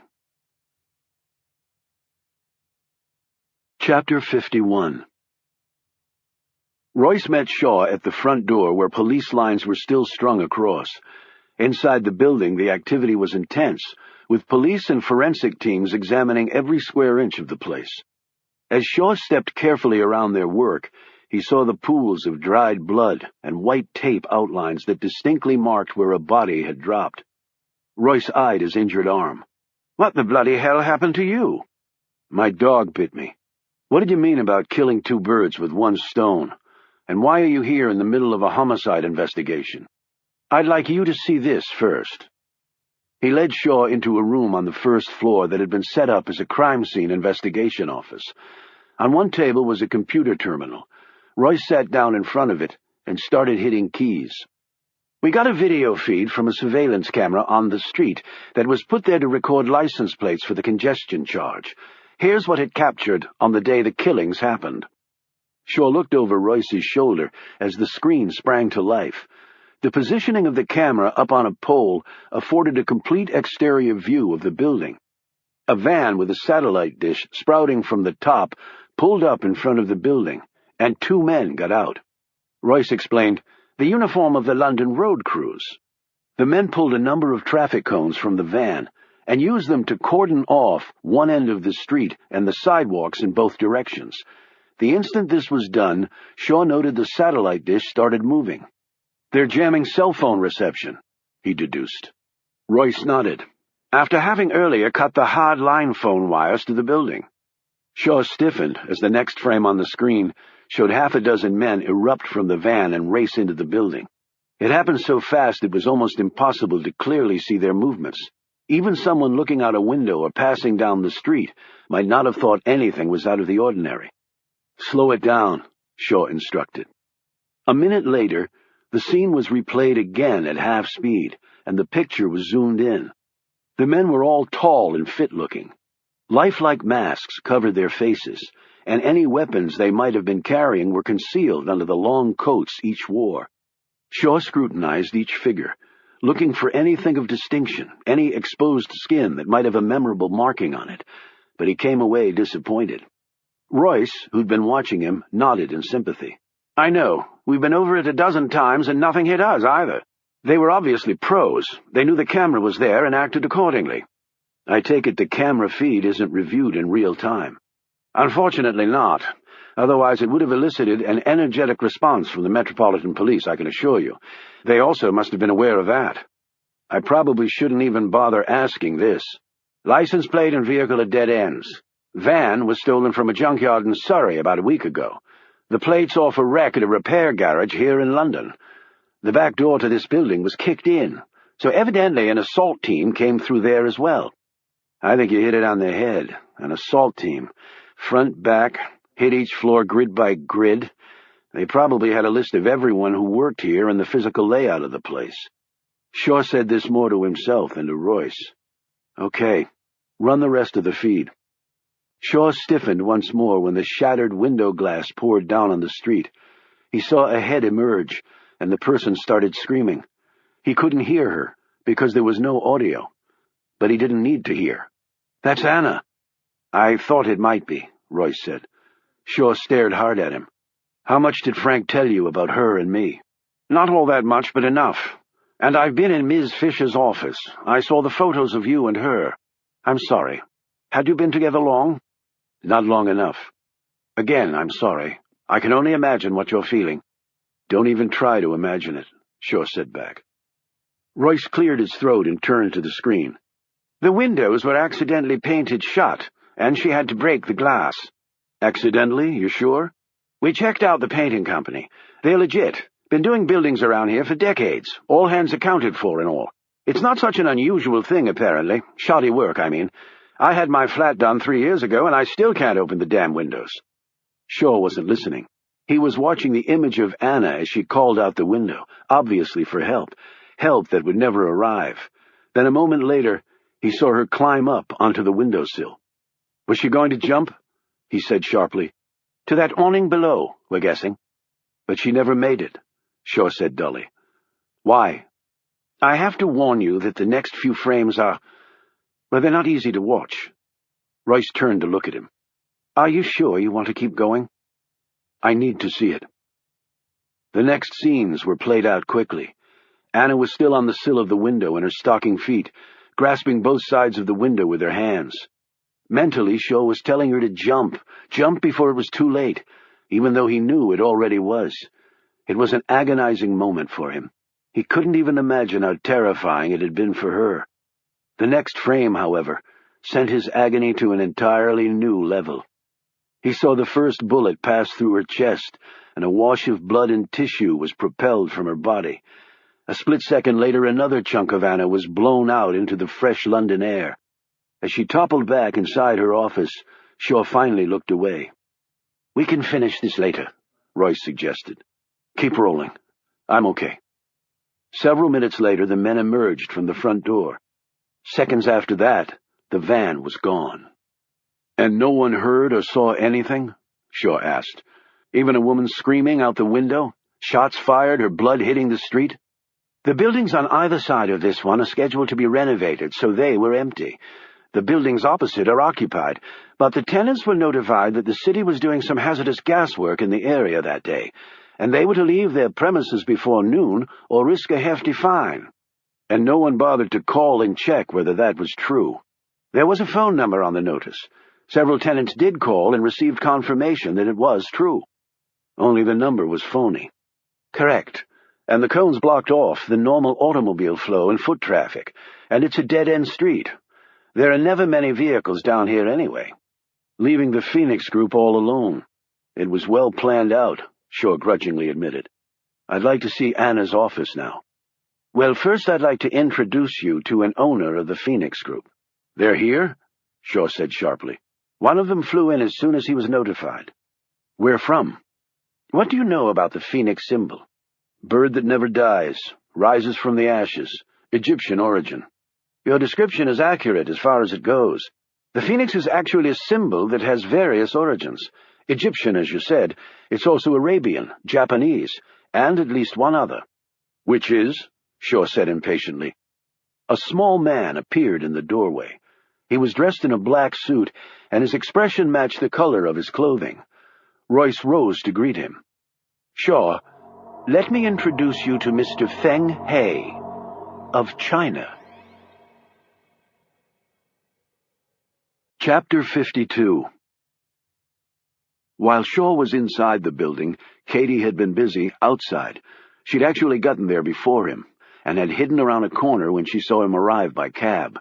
She'd flashed her no longer valid press badge at the officer on duty outside the entrance, and fired off a series of questions to which the man in blue offered not a single answer. "Move along," he said, his beefy face showing considerable irritation. "Not into a free and independent press, Constable?" she asked. "What I'm into is you blokes letting us do our bloody jobs without you poking your noses into places that don't belong." "Your name will never appear. You'll be an unnamed source." "You're bloody right my name won't appear. Now, move along." Katie walked slowly down the street a bit, staring up at the windows of the building as she did so. Shaw was in there, getting the whole story, while she was out here, with Zip. If I could just... back on top, another Pulitzer. She was so intent on her thoughts that she nearly jumped when something touched her arm. She whirled around and saw him, his soft felt cap in hand, his wide, nervous eyes squarely on her. "Can I help you?" she asked suspiciously. "You are a journalist, yes?" His voice was squeaky and not exactly brimming with confidence. She easily guessed that English was not his first language. He was short and painfully thin. His teeth were crooked and yellowed. His clothes barely rose to the level of threadbare. "Who wants to know?" She peered over his shoulder as though expecting to see someone else there. He looked back at the Phoenix Group building. "I have come here every day to see it. This place, I mean." He gave an involuntary shudder. "It is disturbing," she said, still wary of the man. He seemed to sense her discomfort.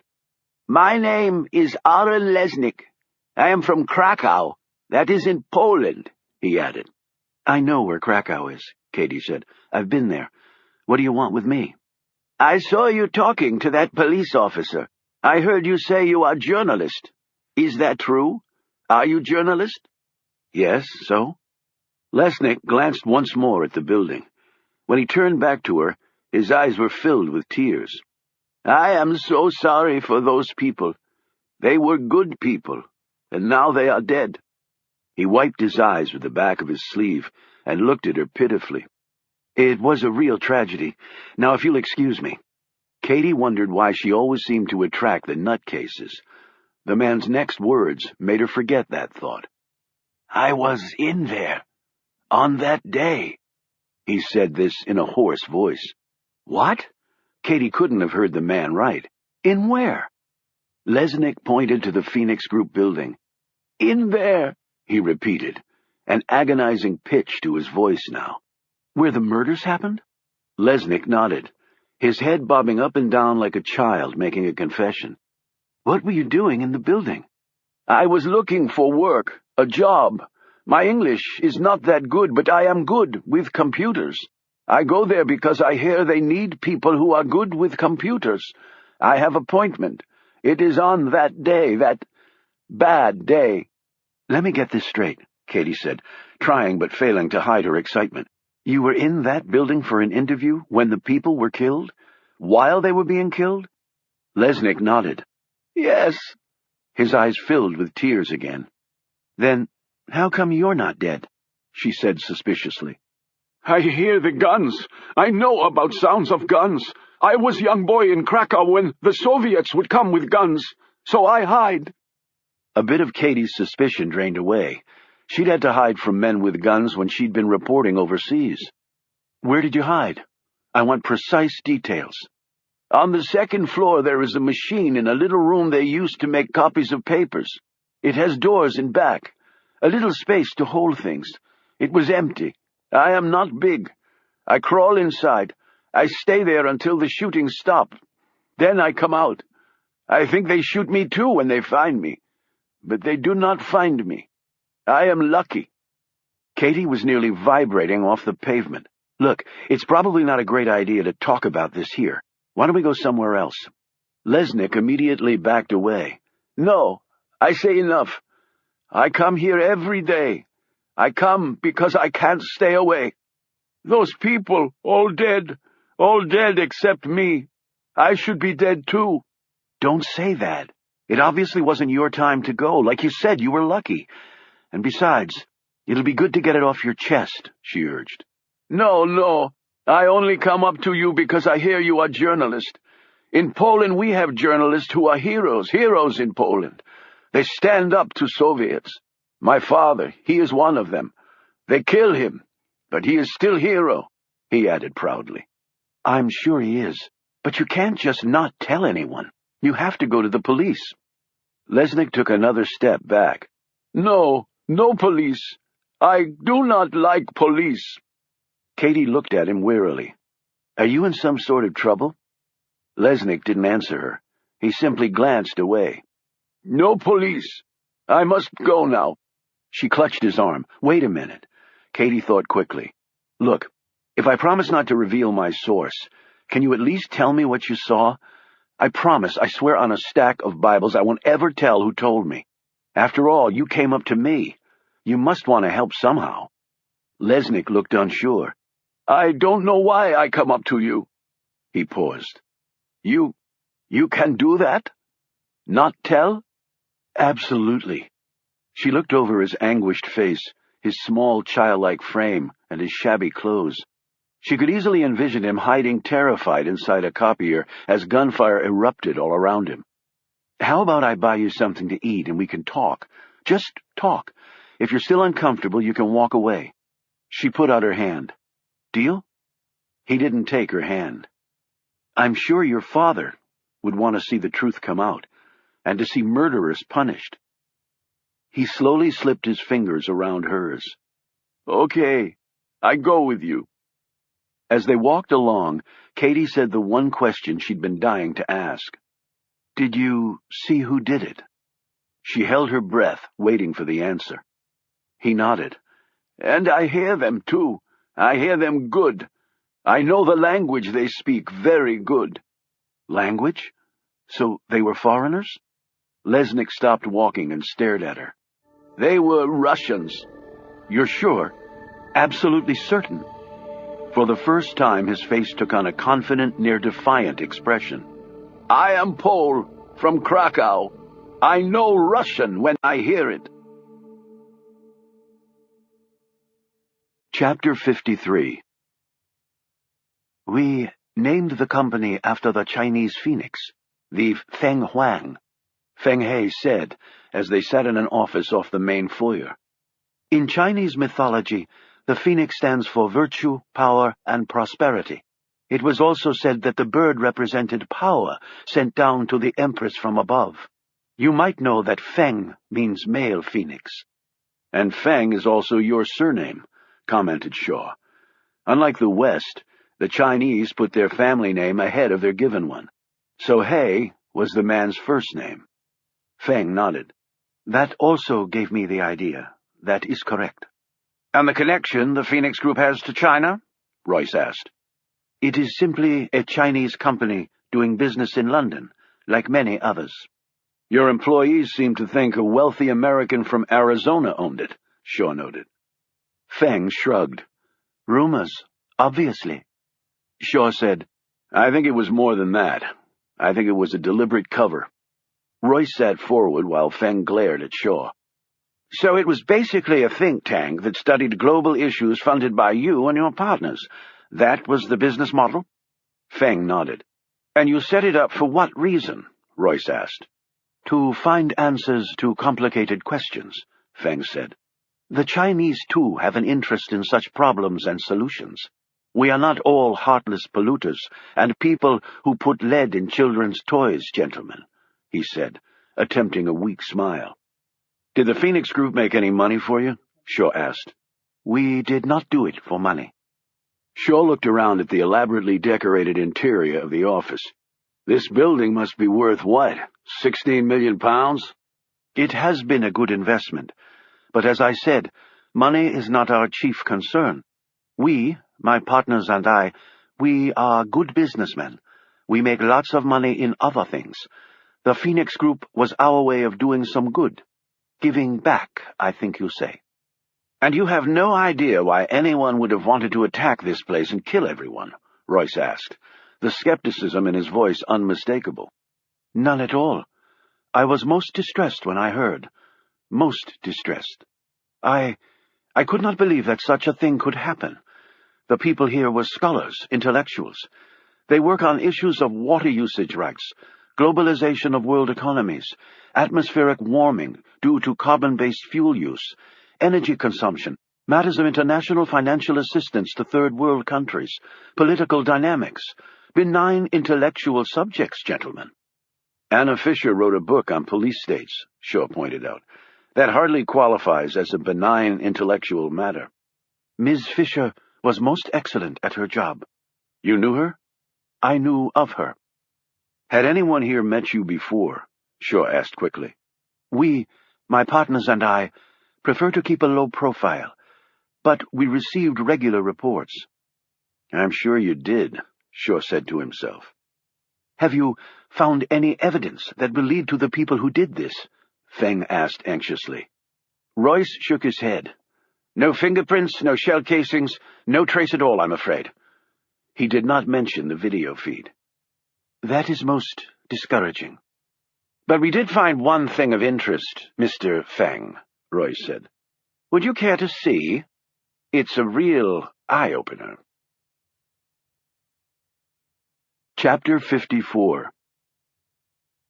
Aaron Lesnick wolfed down his sandwich and drank his coffee in large slurps. Part of Katie was disgusted by his eating habits, and part of her was sympathetic. He must be terrified, she thought.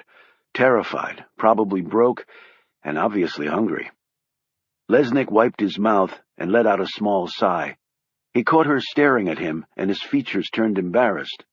Thank you for food. You're welcome. Do you mind if I use this?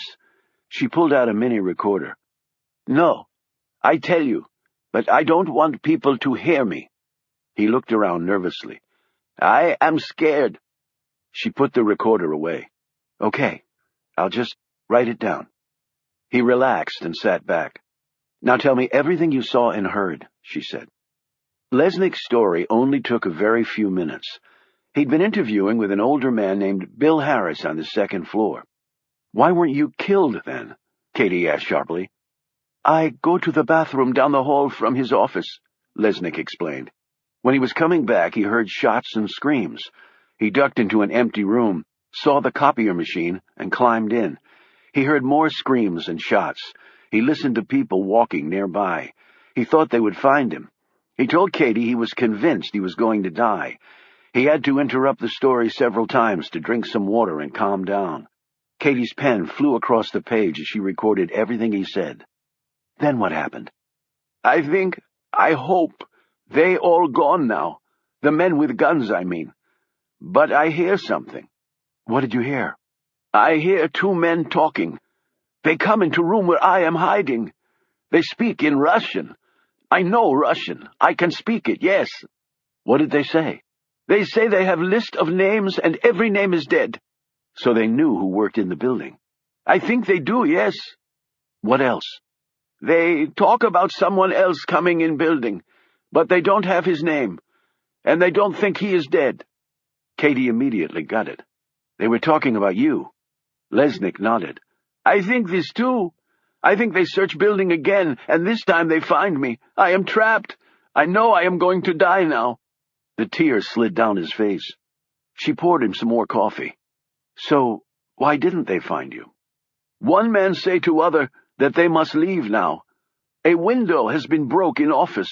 A woman has screamed out window. They must go in case police show up. So then they left. Yes, but as they go they keep talking. One man, he say Gorshkov will be pleased when he hears from them that mission went good.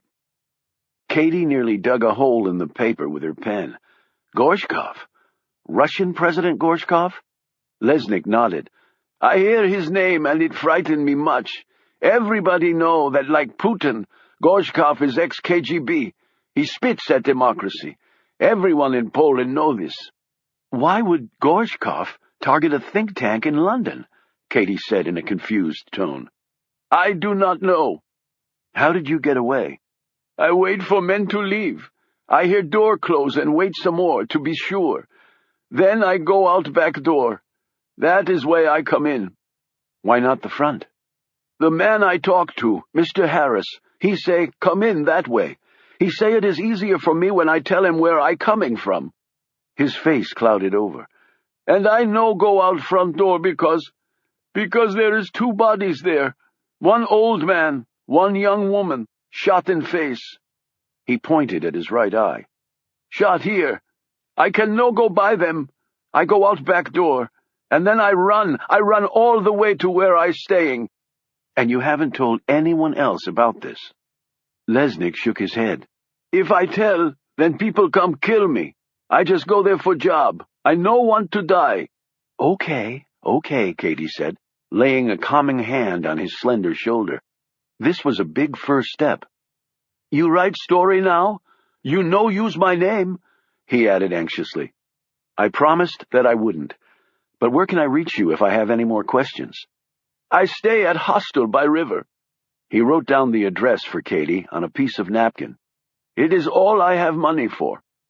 Katie again ran her gaze over his old, patched clothing and emaciated body. She reached in her pocket and handed him some pounds. It's not much, but I'll try to get you some more. Dziękuję. That is, thank you in Polish. You're welcome. Lesnick rose from the table. Do you have a phone where I can reach you at? He smiled wearily. I have no phone. I be at hostel. Powodzenia. That's good luck in Polish, right? His face brightened for a moment. How did you know? Just a guess. As he walked off, Katie slumped back against her chair. Now what the hell do I do? Part of her couldn't believe that any of this was true. A Polish guy speaking passable English walks up to her on the street, her, and starts to tell her the story that everyone in the world is dying to hear, a story she had just been assigned to work on. No one was that lucky, certainly not her. And yet, taking the facts as she knew them into account, his story was plausible. He had details of the inside of the building, details Katie would have to verify. He seemed legitimately scared, and if he was telling the truth, he should be scared. And why would he lie to her? Because he was a nut looking for 15 minutes of fame? But this guy didn't want his name used. He didn't want fame. What if he was telling the truth? Katie jumped up and dashed back to the Phoenix Group building. There was one man who could help her verify the man's story, and that was Shaw. She did not relish this encounter, but all her journalistic instincts were on fire, propelling her forward to that most elusive of quarries, the truth. Chapter 55. The items were neatly laid out on the table. Next to them was a computer terminal. Royce had just been showing some things on the screen to Shaw and Feng. Feng sat in a chair with a stunned look on his face, while Shaw slowly perused some of the written materials. "So you're saying you weren't aware of any of this?" Royce said, the disbelief in his voice ricocheting around the room like a stray slug. Feng wagged his head. "That is correct," he said firmly. "I knew nothing. Mr. Feng, let me make this clear to you. There are paper records all over this building which show quite clearly that the Phoenix Group was part of the propaganda campaign against Russia, and they have the fingerprints of your employees all over them. The computer hard drives here also have thousands of files on them, chronicling everything from the creation of the so-called Tablet of Tragedies to the details of this Constantine fellow to composite ads that were circulated in connection with said propaganda campaign. There are over 30,000 names of Russians on your hard drives, the same names and backgrounds that were slung across the Internet, along with claims that they were all victims of the Russian Red Menace." "I have no idea how any of that got here," stammered Feng. "None." "Do you not oversee the work that is done here, sir?" Feng said indignantly. "We let our people explore what they wish to explore. Our involvement is minimal. I have never even been to this building before." "Well, it appears that your employees' exploration got a bit out of hand. Do you understand the magnitude of the situation we have here?" Feng looked at Royce questioningly. "I do not understand what you mean." "Do you have any ties to the Chinese government?" "I fail to see what that has to do," Shaw interrupted.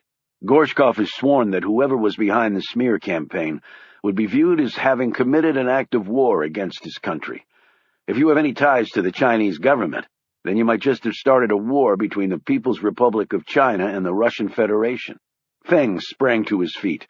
"That is preposterous!" Royce exclaimed. "It will hardly seem preposterous to the rest of the world, sir." Shaw added in a quieter tone, "Do you have any ties to the Chinese government? Better it come out now rather than later." Feng suddenly looked uncertain and sat back down. "It could be construed. That is to say, some people might—" Shaw leaned down into Feng's troubled face. "I'm sure you understand that telling us the truth is really your only option." Feng licked his lips and fiddled with a ring on his finger.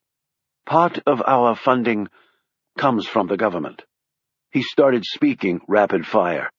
"My partners and I have done much work with the Communist Party with respect to economic development, both in China and in other countries. We started the Phoenix Group with the sole purpose of trying to better understand global issues that will help China adapt more readily to an expanded role in world affairs. There is no question that our economy will at some point become the world's largest. With that comes a responsibility that we take very seriously, and thus we sought to educate ourselves as to critical issues around the world. Creating a think tank and staffing it with some of the best minds seemed a reasonable pursuit." Shaw snapped. "And yet you deliberately hid your ties to the Chinese government behind this Arizona millionaire facade." "We are misunderstood in many parts of the world." He shot a glance at the MI5 agent. "Including in your country, Mr. Royce. We did not want any lingering doubts or misconceptions to taint the important work the Phoenix Group was undertaking." "Did any of these people who worked here have any idea of these ties?" Royce asked. Shaw already knew the answer to that question. Anna would have told him. "No," Feng said. "We did not think it important or relevant to their work. What did it matter who they were working for, if the goals were good ones?" "Are you a member of the Communist Party?" Royce asked. "I fail to see—" "Please answer the question." "You have to understand—" "Are you?" Royce bellowed. "Yes, I am, like many of my fellow citizens," Feng said defensively. The MI5 agent threw up his hands. "This is a complete and total cock-up." A pale Feng said, "No, gentlemen, this is ludicrous. The Phoenix Group was not involved in any of this Red Menace business. It is absurd to even suggest it. Since you said you've never even been here before, you're hardly in a position to know that, are you?" Royce shot back. "But why would they do such a thing?" Feng said in a near wail. "How many other partners do you have?" "4. "I think somebody should ask them," Royce said. He looked at Shaw. "For now, this stays among us. If any of this comes out, I can hardly imagine greater consequences for your country, Mr. Feng. You cannot believe that Russia would attack us. Gorshkov has staked his reputation on the fact that he will do just that. Go ask Afghanistan if you don't believe me." "Who else knows?" Shaw asked Royce. "A very few of the crime scene team. We hardly expected anything like this when the investigation started. Once they knew what they were facing, they cut off access to everyone else and called me in." "I'm surprised you allowed me in here," Shaw said bluntly. "Wells told me that you were the absolute best he has, so I thought I could rely upon your discretion, and I desperately need your help." "You're welcome to both." Royce turned back to Feng. "I'd like your passport." Feng's features darkened. "You cannot possibly mean that." "Give it to me." Royce held out his hand. "I have committed no crime." "That remains to be seen, doesn't it?" "You will create an international incident?" "What's one more?" Royce retorted. "I want to go to the Chinese embassy immediately." "Passport first, and then I'll see if I can get you a lift over," Royce said pleasantly enough, even tacking a smile onto the end of his offer. Feng very slowly handed over his passport. "This is outrageous." "Absolutely," Royce agreed. "Everything we've discovered here so far is outrageous." As Feng and Royce headed out, Shaw said, "I'm going up to Anna's office."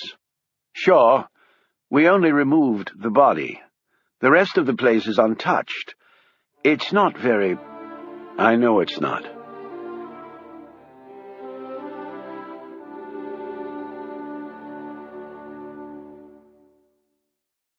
Chapter 56. Shaw took the steps 2 at a time and followed the carpeted floor down to the end of the hall. The door on the left stood open. He closed his eyes and willed himself to focus on the task at hand, finding anything that could help lead him to Anna's killers. He walked into the room and suddenly grew very cold. His gaze wandered over the room, the books, the old desk, and the chair he had sat in when visiting her here. His eyes took in the small patch of oriental carpet in the middle of the room, her plants, and the sweater that still hung on the back of her chair.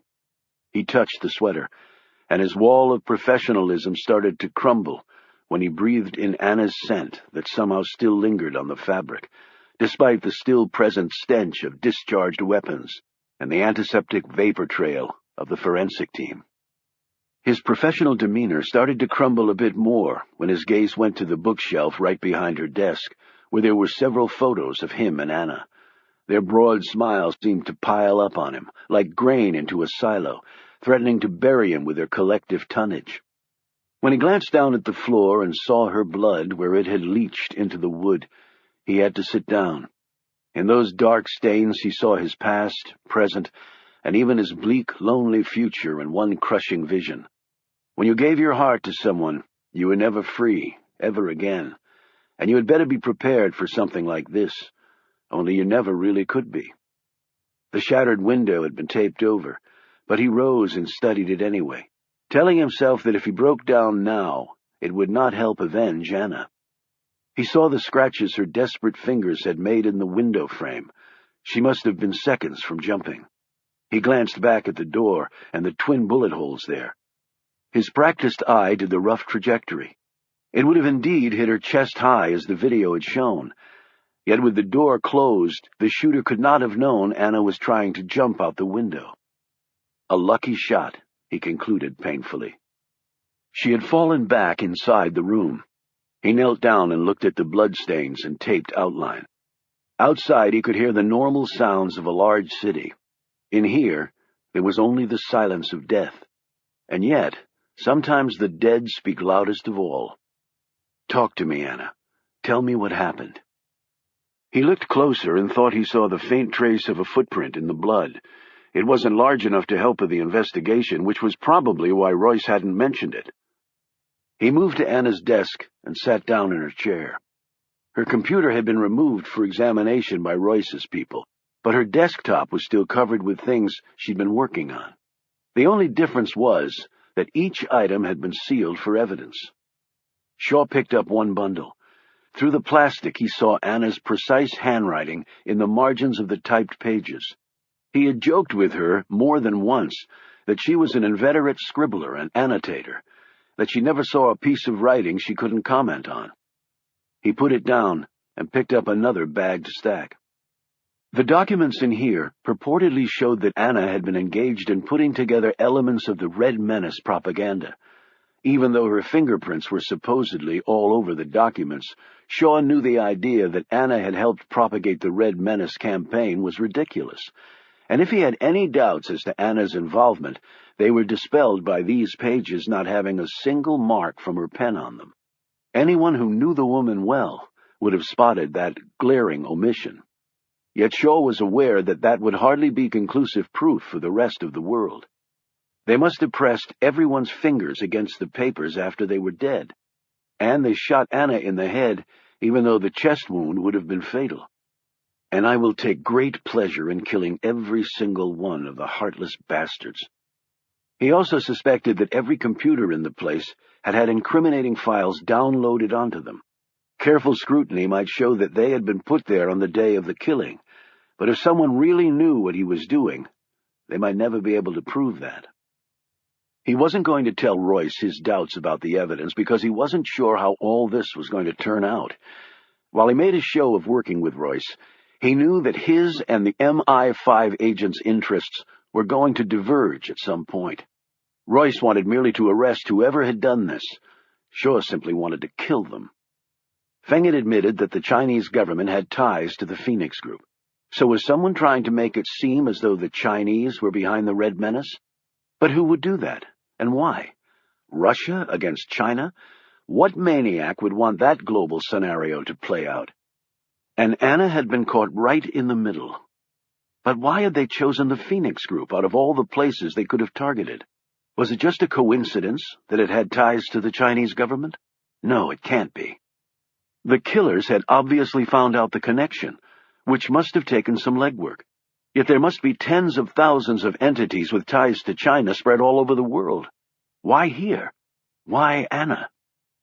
He went to the shelf and picked up one photo. It had been taken the night he'd proposed. Anna had gotten a waiter to snap the picture of them together, with particular emphasis on the new engagement ring on her finger. Her smile, so full of the bright future ahead, made him forget about the pain in his arm, because the agony in his heart hurt so much. He suddenly realized he couldn't stay here for another second. He rushed down the steps and threw open the front door. He felt like he couldn't breathe, his lungs hard as stone.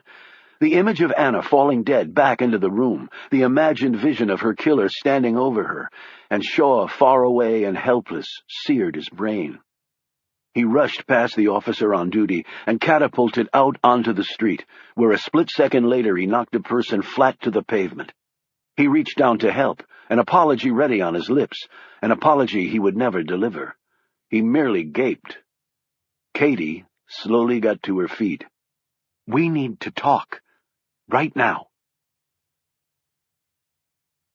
Chapter 57. Nicholas Creel had had a busy day, even for him. He'd ridden on his private jet from Italy to New York, and then on to Houston, where he'd picked up his executive sales team. They spent the considerable flight time going over last-minute details for their upcoming high-level sales presentation in Beijing. Creel was now in his stateroom, staring at a picture of a man he'd just been sent, along with accompanying details. His name was Shaw, and he was working on the Phoenix Group massacre. He was attached to a highly secretive international law enforcement agency. Though Creel had been informed, the agency often went outside the law to achieve results. Shaw was one of their best operatives, and he apparently had a personal motivation to solve the crime. That was troubling. What was even more irritating was the email he'd just received from Caesar. He had men watching the Phoenix Group building, of course, and they reported seeing Shaw and Katie James going off together. He'd instructed Caesar to have them followed. He didn't want this man Shaw to interfere with James's unwitting role in his plan. He returned to the Jet's conference room where his executives were putting the finishing touches on a sales pitch that they hoped would lead to the largest defense contract China had ever awarded to an outside firm. Actually, this was only the opening salvo Creel alone knew. When the events in London were more fully explained to the world, the Chinese would understand quite clearly the precarious position in which they stood. The Asian dragon would become a bullseye for the Russian bear, and the Communists would triple their weapons order if for no other reason than to ward off the madman Gorshkov. With any luck, they'd be in bed with Ares Corporation for the next 2 decades at minimum. That would have been plenty for most businessmen, but not Nicholas Creel. The Beijing piece was only half the equation. After China, Creel would continue flying west and visit Moscow. He fully expected much resistance from the former Soviets, who as yet did not see a great need for the latest and greatest in military hardware. They, like the rest of the world, had ceded the field to the Yanks, who simply outspent everyone. Yet Creel was one of the few, perhaps the only visionary, who saw that need not be the case forever. World powers came and world powers went. The Americans had been on top for a very long time, at least by recent historical standards. They were due to be overtaken, whether by the Russians or the Chinese or both. Creel didn't really care. He just wanted to be the one to arm the next superpower. He would not dwell on, or even mention to Gorshkov's and China's defense ministers, the issue of Russia versus China and the heightening tensions between the two nations. Instead, he would take a more positive tack. This is your time, he would tell both countries. This is your century. You must seize it, or someone else will. He would let their respective imaginations fill in the identity of that someone. His underlings could sweat the actual numbers and details. He was along for the ride to deliver the closer, to put into clear perspective what was at stake for both countries. And trillions of dollars were at stake for Ares. Because once Russia and China undertook a substantial rearmament, so would everybody else with dollars to spend and egos to defend. That would include the Yanks, who would most certainly see their world leadership rank being usurped. What was a few trillion more in debt anyway? It wasn't like the Americans could possibly pay back what they owed already. Creel swiftly ran through the numbers in his head. National debt at about $10 trillion, not counting the Social Security accounting charade. Just interest on what amounted to America's credit card debt was over $300 billion a year, along with $700 billion in defense spending, which totaled a full trillion annually, or over 1/3 of the total budget. Social Security, Medicare, and Medicaid costs were well over $1 trillion collectively. Welfare and unemployment expenditures were about $400 billion. That left a paltry few $100 billion for everything else. In the grand scheme, that was chump change, and every day the Yanks went hand in hand to the likes of China and Japan and Saudi Arabia, essentially begging for money to finance their consumption. Creel had long ago figured out the ending to that song. He had to because it was in his business interest to know. Despite the Americans' well-deserved reputation for ingenuity and resilience, the veteran businessman knew that the dollars never lied. Unless the country does a complete turnaround, in 30 years or less, the Yanks will be finished. That's why I'm buying euros, yen, yuans, and rubles, and looking to expand my clientele well beyond the land of the free, home of the brave. No one with that much debt is free, and the home is mortgaged to the hilt. Still, they can enjoy it while it lasts. Credit card their way for another couple decades anyway. Future generations will have to pay the piper, and all hell will break loose when that bill comes due.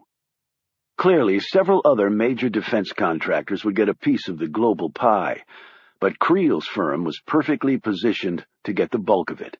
It would be the crowning jewel of his lifetime. His company would be saved, his legacy ensured, and, most importantly, the world's natural equilibrium reinstated. It was everything he could have hoped for, and they were almost there. Yet he kept going back to the photos Caesar had sent him. His gaze burned into the tall man's eyes. Creel didn't like those eyes. He had made several fortunes by reading correctly the expressions, the poker faces of his opposition. And he didn't like this man's at all. In fact, the eyes he was looking at in the photo seemed very familiar to him. As he glanced into a mirror hanging on the wall opposite, he suddenly realized who it was. They remind me of me. Creel sat back and listened to his sales team drone on as they covered 550 miles an hour on the way to sell peace and security at the end of a tank muzzle to another satisfied customer. And yet his mind kept going back to those eyes, and that man. Only one man, for sure. Yet sometimes it only took one to bring it all down. Creel would never let that happen. He was not afraid of much, but one thing that terrified him was uncertainty. That's why he'd hired Pender, who made the world believe what Creel wanted it to believe. It was often a war of attrition. You made up the truth, and then buried the real thing under so much garbage that people grew weary of trying to dig through it, and instead just accepted what you offered. It was the easy way out, and humans were programmed to always go that way. After all, there were bills to pay, shopping to do, kids to raise, and sports to watch. So, who had time for anything else? Yes, you cover every base, but sometimes something or someone slips in and undoes it all. But not this time. No, not this time. Chapter 58. "Take me to see this guy," Shaw said to Katie, as they sat in his room at the Savoy. She had just finished telling him about her meeting with the Pole. "I can't do that," Katie replied. "I promised." "I don't care what you promised. He's a material witness in a murder investigation." Katie looked out the window where Big Ben, the Houses of Parliament, and the pie-shaped London eyes stared back at her with the narrow Thames in the foreground. "You don't think I know that?" "Okay. Tell me his name, then." "Yeah, right. How about I show you his picture and give you his mailing address while I'm at it?" "This isn't a joke. People have died." She whirled around. "Don't throw that crap in my face. I do the journalism thing for a living, okay? Ever heard the phrase, source protection? Journalists invoke it every day. Some even go to prison in defense of it, which I happened to have done in the past. So save the guilt act for somebody else." Shaw looked down, and Katie realized she had gone too far. She sat across from him and said quietly, "Look, there's no one in the whole world who wants to find Anna's killer more than you do. And I want that too. But I've got a job to do. I've been assigned to write about this story, and I have to go about it as a professional." "You tell me what the guy told you, and you expect me to stop there? Why tell me at all if you won't take me to see him?"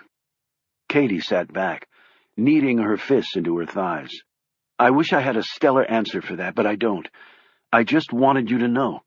I guess I just wanted you to say he's telling the truth." "Do you believe him? The details I told you, the copier, the bodies near the front door, the guy named Bill Harris. Can you verify that since you were in there?" "The copier on the second floor and the bodies near the front door, yes, that's all accurate. I'll check to see if the storage in the copier was big enough to hold him.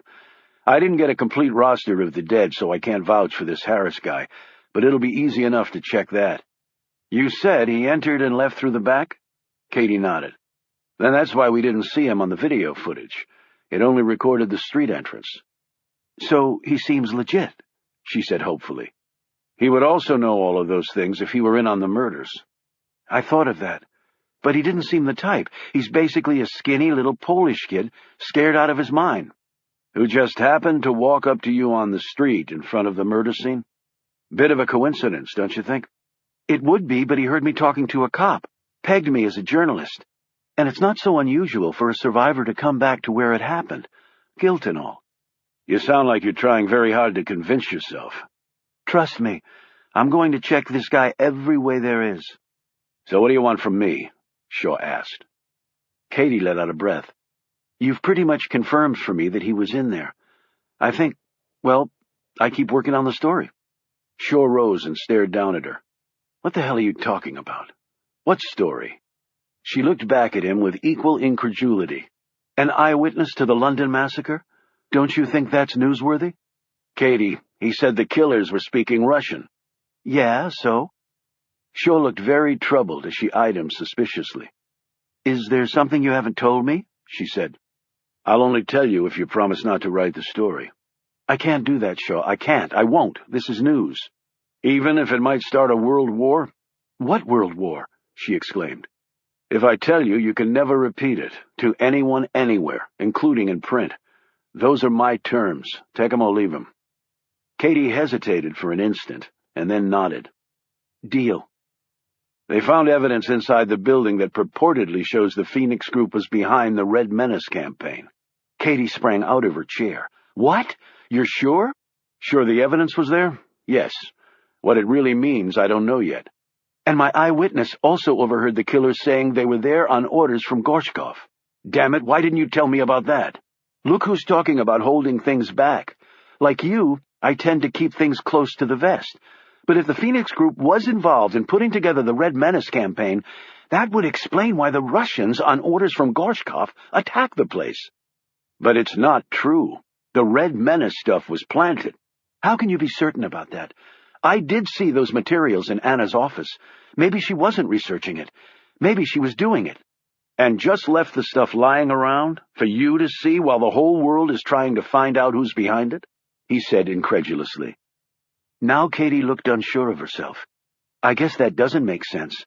But where does the World War thing come in? I must have missed that." "Gorshkov has pledged that whoever was behind the smear would open themselves up to attack." "The Phoenix Group was attacked, not a country." Shaw took a deep breath and said, "The Phoenix Group is run by the Chinese, or at least has deep ties to it." Katie exclaimed, "The Chinese? You sure?" "Yes, I met with one of the owners. He confirmed it." "But do you seriously believe Russia will attack China?" "Who knows? But the last thing we need to find out is that the answer to that question is yes." "But if the Russian government sent their killers in as retribution against the Phoenix Group, and they know about the Chinese connection, then that seems to be an act of war right there. I'm actually surprised Gorshkov hasn't gotten on the world pipeline and told everyone he did it." "He can't. Most of the people killed were British citizens. Blowing up a bunch of Taliban in the mountains of Afghanistan is one thing, but you don't waltz into London and wipe out nearly 30 of their people and then start bragging about it. I don't care if you are Russia. The Brits have nukes too, and their closest ally is America, and not even Gorshkov wants to take on that 800-pound gorilla. And we don't know for certain that the Russians are aware of the Chinese connection." "But nothing you've told me is a reason not to write the story. An eyewitness says some Russians in Gorshkov's pay did it. I'll say nothing about the Red Menace stuff or the Chinese connection because I told you I wouldn't. But the fact that the Russians hit that building came from my source and is a story the world needs to know." "Come on. Who can't read between those lines? And if the Chinese think that the Russians took out one of their officers, they might retaliate against Moscow." "But even you said the Red Menace stuff was bullcrap. It was planted. The Chinese weren't behind it." Shaw shook his hands in exasperation. "Exactly, Katie. Don't you get it? The Russians wouldn't have planted that stuff, especially if they knew of the Chinese connection. What would have been the point? They wouldn't go out of their way to pick a fight with China by framing them. The two countries are too evenly matched militarily. If they were going to pull a stunt like that, they would have chosen a country a lot easier to blow out of the water. Hell, start with the A's and nail Albania. That war would be over in 24 hours. But China?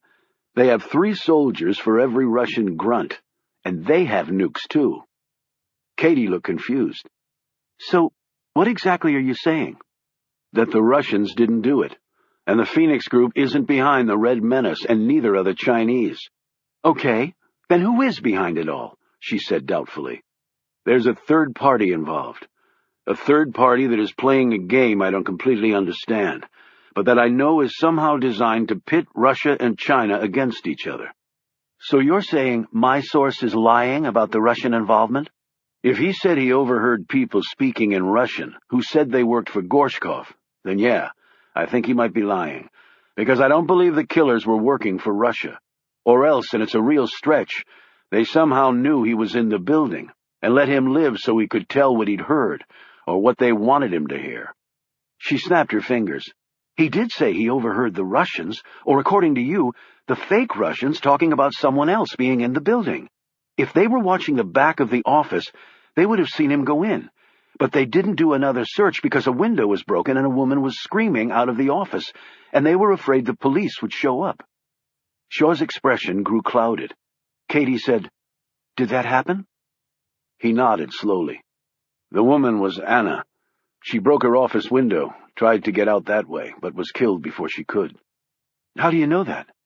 "The street camera recorded it." "My God, you saw it happen?" She put a hand over his.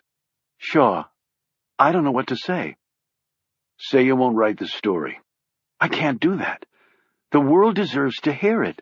"Really? Even if it's all lies? Or maybe Katie James believes she deserves to get back on top any way she can, even if it means the end of the world as we know it?" Katie's face flushed, and she drew away from him. "That is not why I'm doing this." "Then tell me why you are doing it." "I'm a journalist. I have a story of the decade. I can't just sit on it because you have a bunch of pet theories, or because you say the world might end." "And what if I'm right? Are you prepared to deal with it?" "Yes," she said, but her voice shook slightly. "Then we have nothing else to talk about." He rose and held the door open. "Shaw, please don't do this." "We have nothing else to talk about," he said more firmly. She slowly walked past him, and he slammed the door shut behind her. Chapter 59. Nicholas Creel's trips to China and Russia had been successful. No firm deals had been announced, but he had laid the groundwork for that to almost certainly happen, and soon. When the real truth of the Phoenix Group came out, and Creel expected Katie James to publish it any time now, the dynamic between China and Russia would quickly change from regional competitors to that of absolute enemies, and the trillions of dollars would begin flowing his way. Yet with that triumph just behind him, he still had a problem. He once more sat on the top deck of the magnificent Shiloh, one of the world's greatest superyachts, while his ditzy wife lay sprawled naked on a plush chaise lounge on the foredeck. Creel had finally gotten fed up and demanded that she put something on. She flatly refused, claiming that even a string bikini would unbalance her tan. She told him in a pouty voice, "My body is perfect. No tan lines. No lines, Nicky. You can't make me." How could one respond to such stark logic, to such earnest narcissistic proclamations? Creel had almost laughed, as he would have when a child had done something silly. No, this marriage was clearly not going to last. His ship phone rang. It was the captain. Mrs. Creel had finally fallen asleep. "Then put a damn blanket over her, neck to toes," Creel instructed, and hung up. The woman he'd met in L.A. when he'd been given the philanthropic award was an art curator at the Met in New York. With multiple degrees from Yale, she was stunningly intelligent, world-traveled, attractive, nicely built, and he seriously doubted she would have been the least concerned about tan lines across her ass. He'd had a wonderfully fascinating evening with the woman that had involved no physical contact at all. He'd have his attorneys draw up the divorce papers when he returned home. But that looming domestic change was not the problem Creel was troubled by. He stared down at the photo of the man with Katie James. James had left Shaw's hotel in tears, Creel had been told. Was the man going to screw this up? He wanted revenge. He was highly skilled. Yes, a potential problem. Shaw's days were probably numbered. But then, what was one more? Creel gazed out onto the calmness of the Mediterranean, where a hot sun slowly burned its way downward to the lazy shimmer of sea. Despite selling the best military hardware on Earth, he was a peaceful man. He had never struck anyone in anger. He had, it was true, ordered the deaths of people, but it was never done with malice. Yet from the first club wielded in anger to an A-bomb that wiped out 6 figures worth of people in a few ticks of the clock, physical conflict was an essential part of humanity. Creel knew this, just as he knew that war had many positive attributes. Most significantly, it made people forget the frivolous and bond together for the greater good. He certainly felt guilt for what he'd done. In fact, he'd already pledged $10 million to a fund set up for the families of the victims of the London massacre. It was the least he could do, he believed. And while across the Atlantic in England people were trying to make sense of what seemed senseless, he had gotten down on his knees in his $175 million aircraft and asked his God, who surely couldn't be that much farther above him, to forgive him. And when Creel rose off that wool-carpeted floor and got back into his luxurious bed and turned off his $10,000 designer lamp, he was reasonably certain his God had accommodated him. While Pender was busy manufacturing something and selling it to everyone as the truth, Creel clearly knew what real truth was. The world is a much safer place when the powerful actually use their power, and much less safe when they don't. The United States could wipe out the problem in the Middle East in days. Certainly there would be innocents who would die, but what was the difference between millions killed in 10 minutes or 10 years? They'd still be dead, and you would have avoided a decade of misery and uncertainty, and Creel would gladly provide every weapon needed to extinguish the savages. It really was all about us versus them, and only the strong survived. And the weak perish, he said to the setting sun, as it colored the water in the Italian coast a noble burgundy. The weak always did die. It was the natural order. If Creel has his way, the big boys would be back in control. Mutually assured destruction, or MAD, was a term from the Cold War and the subject of much fear, all of it misplaced. MAD was actually the greatest stabilizing force in history, though so many people ignorant of how the world really functioned would be appalled by such a statement. MAD provided certainty, predictability, and perhaps annihilation of certain elements of humanity for the greater good. He walked to the upper deck railing and looked down at his sleeping wife. She was an idiot, like most people. They were blind to everything but themselves. No vision. Simple, weak, lazy. He looked down once more at the photo of Shaw. He didn't look simple, weak, or lazy, because he wasn't. It would be a pity to have to kill him. Yet Creel would, if necessary. He lifted the ship's phone. The Shiloh's captain, a man with 30 years' experience on the open seas, serving a variety of rich masters, answered in a brisk, positive tone. Creel said, "Arrange to bring all the children out tomorrow. Take in the 60-footer to get them. And bring the Mother Superior. I want to give her a check." "Very good, Mr. Creel. Will you want to launch the submarine again? The kiddies certainly enjoyed it last time." "Good idea. Have it ready. And have the chopper prepped to take Mrs. Creel to the small jet. She'll be going to the south of France in the morning. And have her maid lay out some suitable clothing. The more, the better." "Right you are, sir." Creel hung up. The good captain might not have been so pleasant had he known what Creel had done. The captain was British, London-born and raised. But the children would come tomorrow.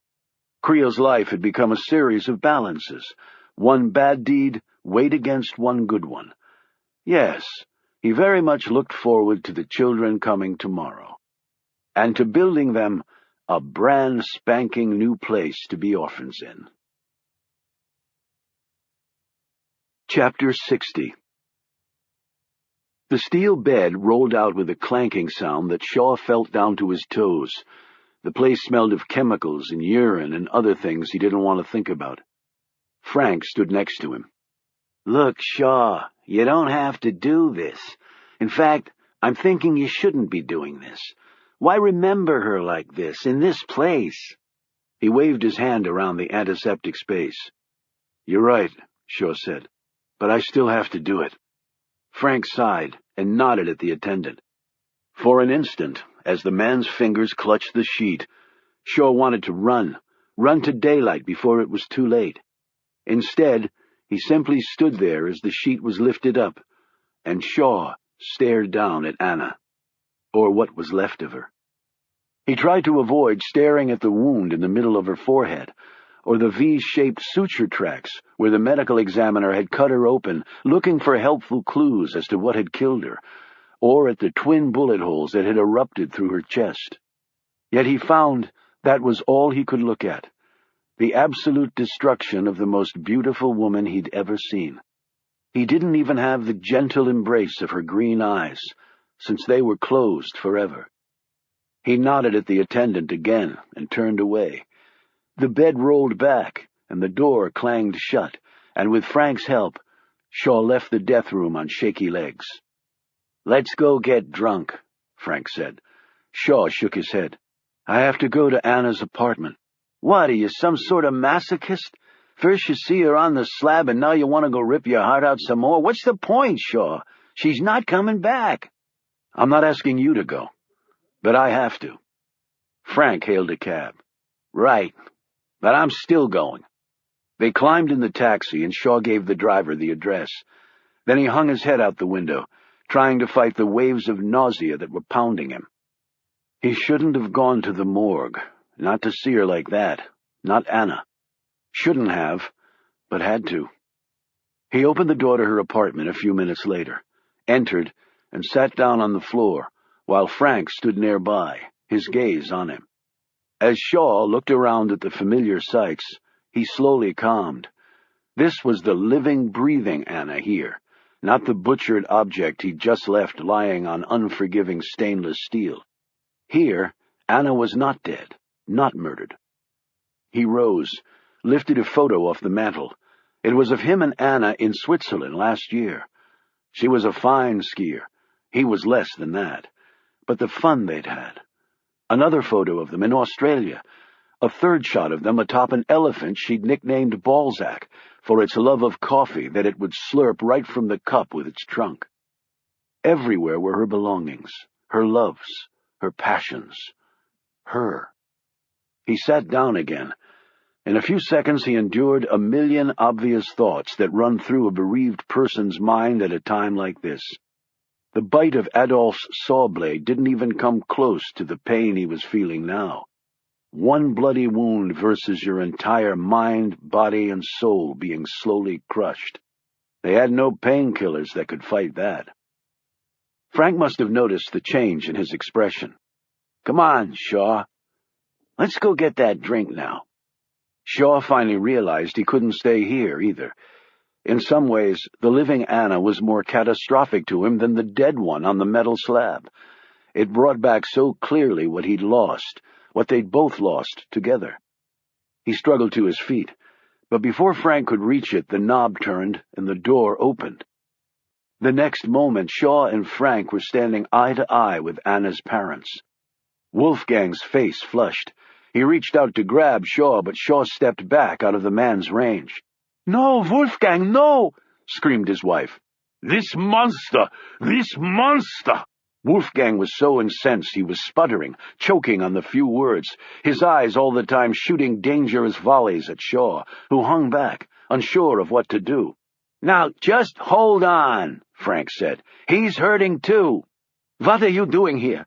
demanded Natasha, clutching at her husband's arm, trying to hold him back. "Do not talk to him, to that filth," yelled Wolfgang. "He killed our daughter. He killed Anna." Now Shaw took a step forward, his eyes flashing like blue acid. "What the hell are you talking about? I had nothing to do with Anna's death." "Shaw, let me handle this," Frank said. Wolfgang pointed a fat finger directly in Shaw's face. "Anna would not be dead but for you. You killed her." Frank yelled, "Wait a minute! That's bullshit!" Shaw started to move past him, but Wolfgang suddenly charged forward, grabbed him by the throat, and his heavy bulk caused both men to fall back hard against the wall. Natasha screamed and tried to pull her husband off. "No, no, Wolfgang, no!" Frank tried to tug Wolfgang off Shaw, but the man was too heavy. Wolfgang's thick shoulder collided with Shaw's wounded arm, and he grunted in pain. He managed to lever the big German away from him by pushing a knee against his gut. When Wolfgang charged him again, Shaw sidestepped the far slower man, who was breathing so hard and his face was so red, Shaw thought he might be having a heart attack. Wolfgang struck the wall, Before he could turn around again and attack, Shaw used his hand to pinch a nerve right next to the man's thick neck. Wolfgang slumped to the floor, crying out in pain. The next instant, Natasha's heavy purse struck Shaw in the face, cutting his cheek. He felt the blood ooze down. Frank ripped the purse from the woman's hand and threw it across the room. Natasha knelt next to her husband, her arms protectively around him. His chest heaving, blood running in his mouth, Shaw stared down at them.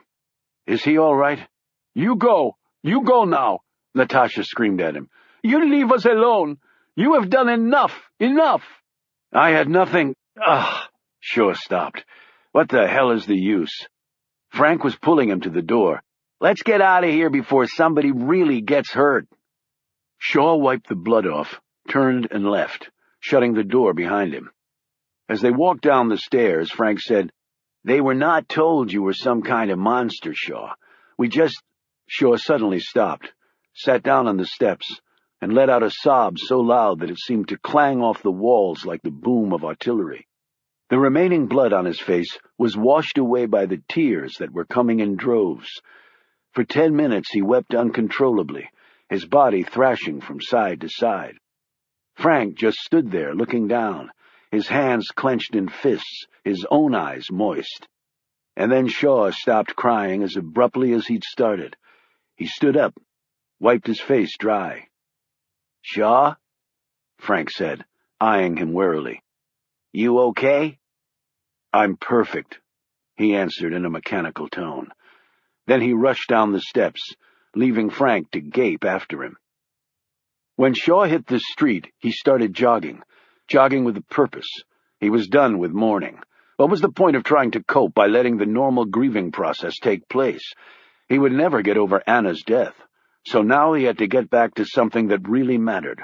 Revenge. He would not lose sight of that again, and he would never stop until he'd gotten it. And he knew just where to start. Katie James. This time, he wouldn't take no for an answer. Chapter 61.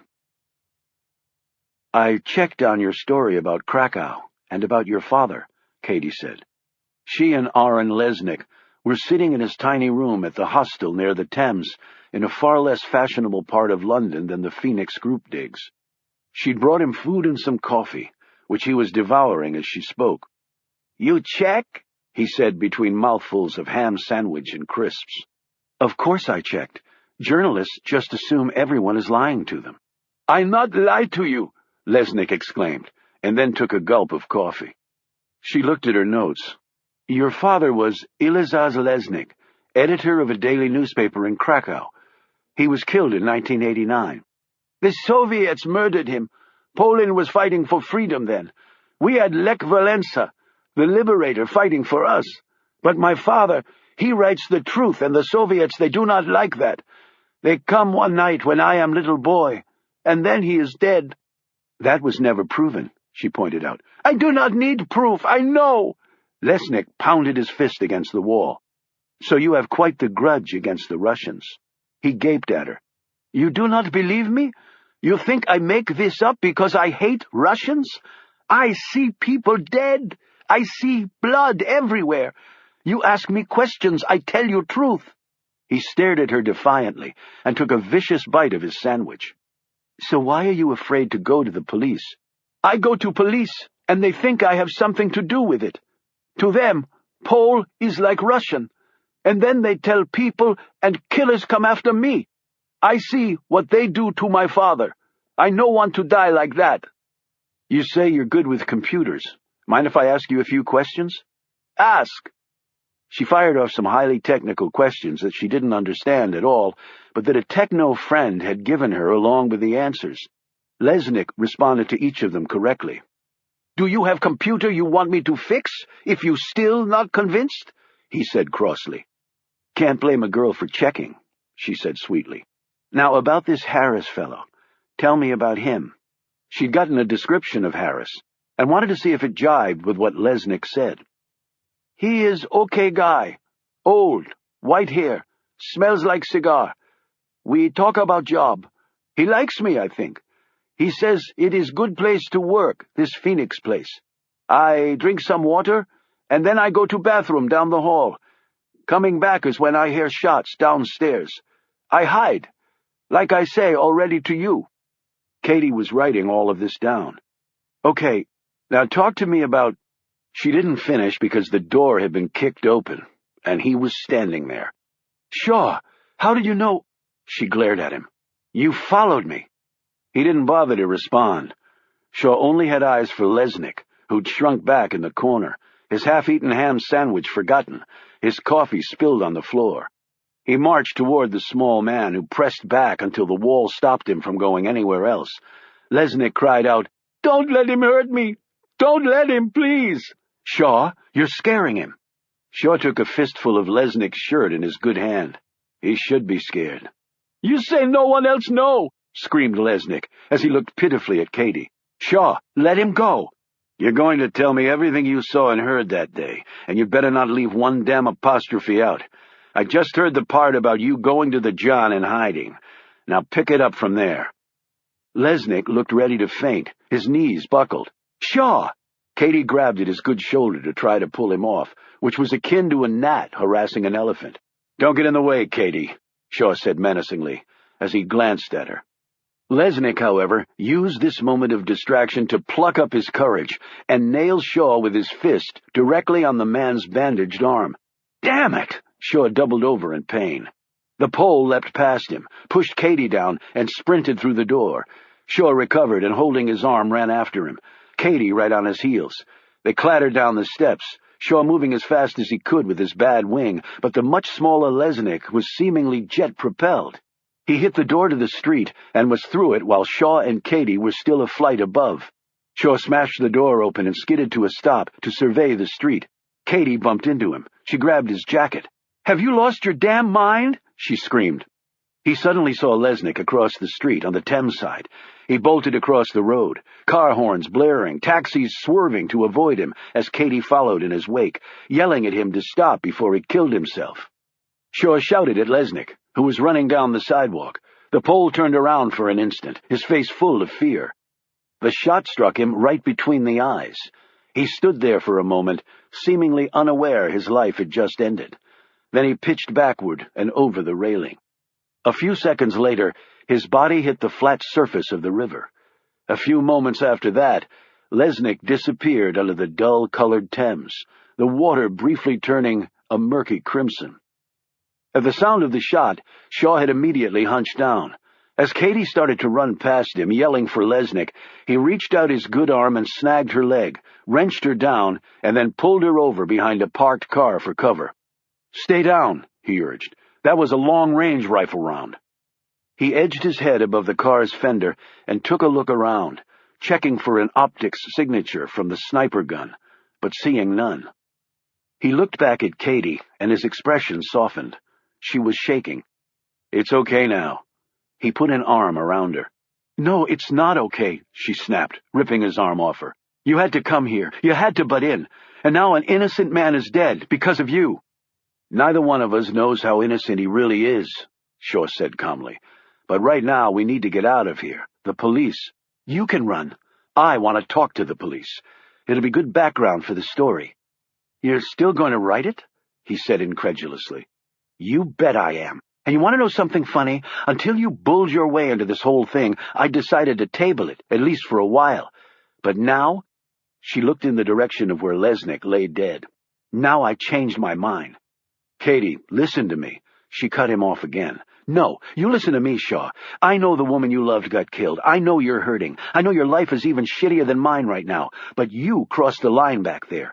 No, you obliterated it, and I will never trust you again." The sound of a siren reached them. Shaw glanced away and then looked back at her.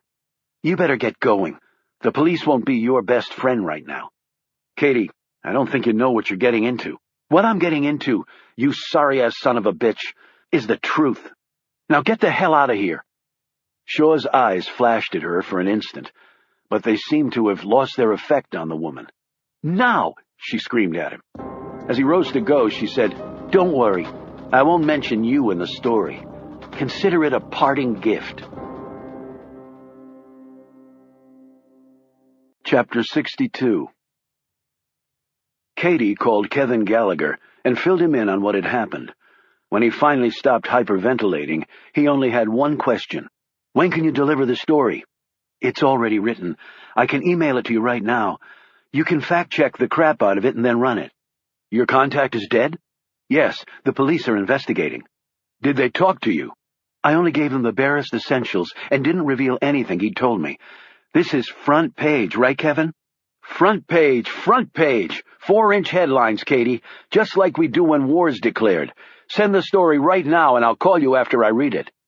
She put down the phone, hesitated for a moment, hit the send key, and the email sailed to the man. Just like when war's declared. She thought about Shaw's words. What if a world war happened? She felt a tingle shoot down her spine. Gallagher called back 20 minutes later. She could sense his drool from across the ocean. "We'll run this in the morning edition," he promised. "We still have time." He added worriedly, "No chance we'll get scooped." "Lesnick won't be talking to anybody else, if that's what you mean. But look, Kevin, I can't absolutely prove that my contact was actually in the building that day. It's all circumstantial. I have no corroborating source. That's not how I usually do things." "There's no way in hell he'd have those details if he hadn't been in there, Katie. The London police haven't released any of that information, and believe me, we've tried to get it. And the fact that someone killed him, I think that's proof enough. I've let off stories with less, just like every other newspaper. I mean, look at the Duke lacrosse team and Richard Jewell fiascos." Operative word being fiasco, Kevin. Katie suddenly wasn't that certain anymore. "Don't worry. Here's to your 3rd Pulitzer, Katie. Go have a drink on me." Katie flinched. "I actually have a little problem in that regard. I thought you would have heard." "I did. But so what? Get wasted. A story like this deserves it." Whether it was this callous remark or something embedded deeply in Katie's soul, there was a definite pop in her brain. "Wait a minute, Kevin." "What?" "You can't print the story, not yet." "Are you kidding?" "You wait until I call back and give you the go-ahead. I have to check out something first." "Katie, my instincts are telling me—" "Shut up and listen," she screamed into the phone. "You don't have instincts. It was my ass running all over the world getting shot at while people like you sat behind your nice safe desk, okay? You don't give a shit about anything other than selling newspapers. You will hold that story until I tell you otherwise, and if you screw me, I will personally come to your house and rip your face off. And now I'm going to hang up and go have that drink you so graciously suggested, you bastard." She threw down the phone in disgust, took a deep breath, and tried to stop shaking.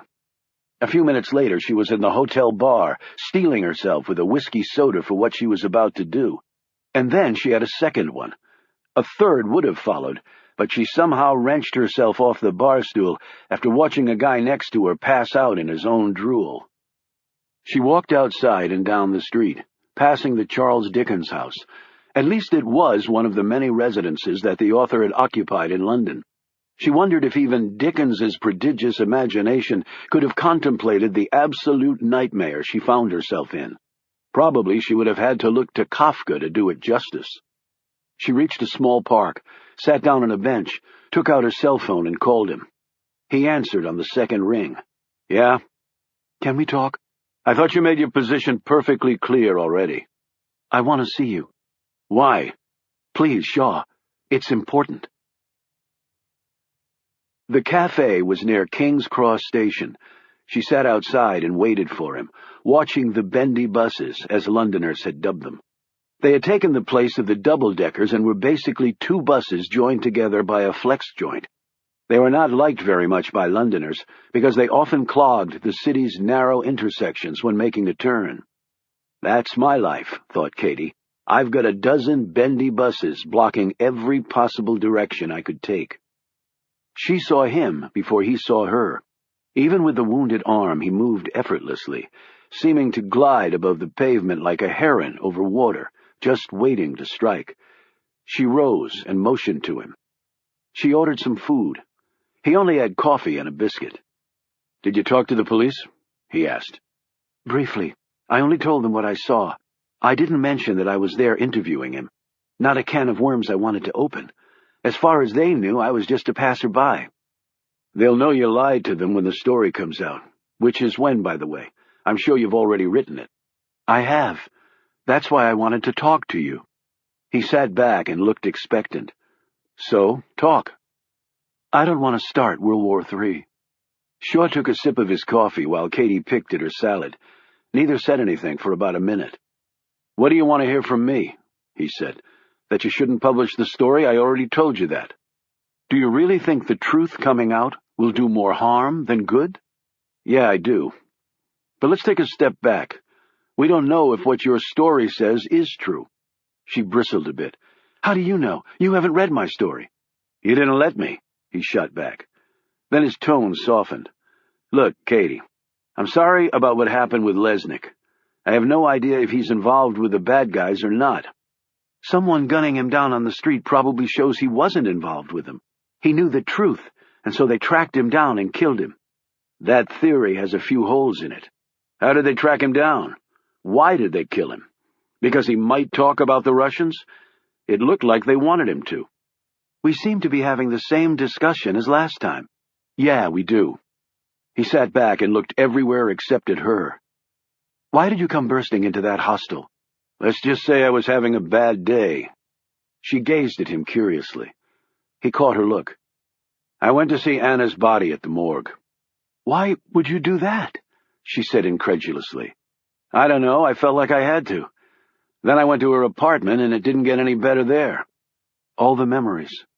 And running into her parents and having her father attack me. Good God!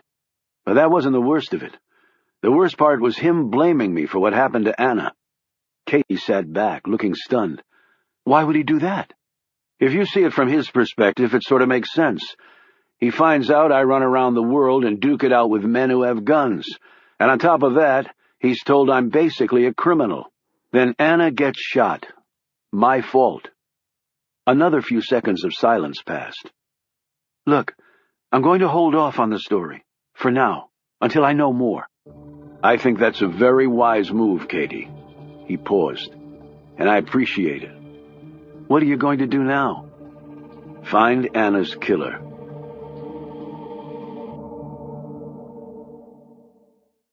Chapter 63. Nicholas Creel was growing impatient. He would have thought that Katie James would have published the story by now. Lesnick was dead. He had told her all. She had the story of the century, the very thing she needed to take her back to the top. So what was the problem? He had his people place certain tactful phone calls to various sources, including the Scribe, Katie's new paper. Creel was actually a passive investor in the newspaper, and he'd been the one who discreetly behind the scenes orchestrated the assignment for her. There seemed to be some tension there, he had learned. She had submitted the story. Were they holding on to it for some reason? Well, he would put a stop to that. He phoned Pender and explained the situation to his truth manager, as Creel liked to refer to him. I don't want to be seen trying to influence the paper, so shake this story loose from them, Dick, any way you can. Never fear, Mr. Creel. I have the perfect way to get it done. Pender hung up the phone. There was one surefire way to make a newspaper sitting on a story publish it, and that was to make them think they were about to be scooped. In the age of the Internet, it was the easiest thing in the world to do. By that evening, Pender had planted in several different but highly visible places on the Internet entries implying that a drastic turn of events regarding the London massacre was about to be revealed. Startling new revelations, one fake blog entry proclaimed. Insider's account to be revealed. Another said, global consequences are resting on the murders in England and what really happened there, and why, and that it was connected to another recent murder in London, and that the story would be revealed in full any minute, and the truth would be astonishing. Pender had had these statements placed on sites that he knew most newspapers, including the Scribe, trolled hour by hour for material. He sat back and waited for them to pull the trigger. It didn't take long. Kevin Gallagher was made aware of the claims on the web barely an hour after they'd been posted. Like other papers, he had staffers posted there to snatch up items of interest. But what his people were dropping on his desk were not only matters of interest, they were slowly eating away at Gallagher's stomach lining. When the higher-ups at the newspaper discovered that they were about to be beaten to the punch on the biggest story any of them could remember, Gallagher was told in crystal-clear terms that if the scribe was scooped on this story, it would be the last thing that he ever did as an employee of the paper. And if Katie James wouldn't agree to release the story, Gallagher had better damn well find a way to do it. With thoughts of his career and a Pulitzer for the paper going down the tubes, Gallagher did what he felt he had to, and then he called Katie. "We have to run the story, Katie," he said. "We're about to get scooped." "That's impossible. No one else knows. I'm looking at 4 different web sources that say otherwise." "Kevin, we're not publishing." "Why not?" "Because it's not right," she said, and then thought, "And I gave Shaw my word." "I'm sorry, Katie." "What do you mean you're sorry?" she said sharply, her heart starting to pound. "I didn't call asking for your permission." "Kevin!" "It'll be in the morning edition." "I am going to kill you!" she screamed into the phone. "They were going to fire me. I'll take death over that. Sorry again, Katie, but I'm sure it'll turn out all right." He clicked off, and Katie sat there staring at the wall of her London flat. God, did she need a drink. Then she stopped thinking about booze. Shaw. She called him, part of her hoping he wouldn't answer, but he did. "I have some bad news," she began lamely. When she'd finished, he said nothing. She said, "Shaw, are you there?" Then the line went dead. She did not take this as a good sign. The next day, the world learned that, according to an inside source, the killers behind the London massacre were Russians, sent there allegedly by Russian President Gorshkov. Their motive was as yet unknown. To say that this hit the earth like a molten lava tsunami would have been the grossest of understatements.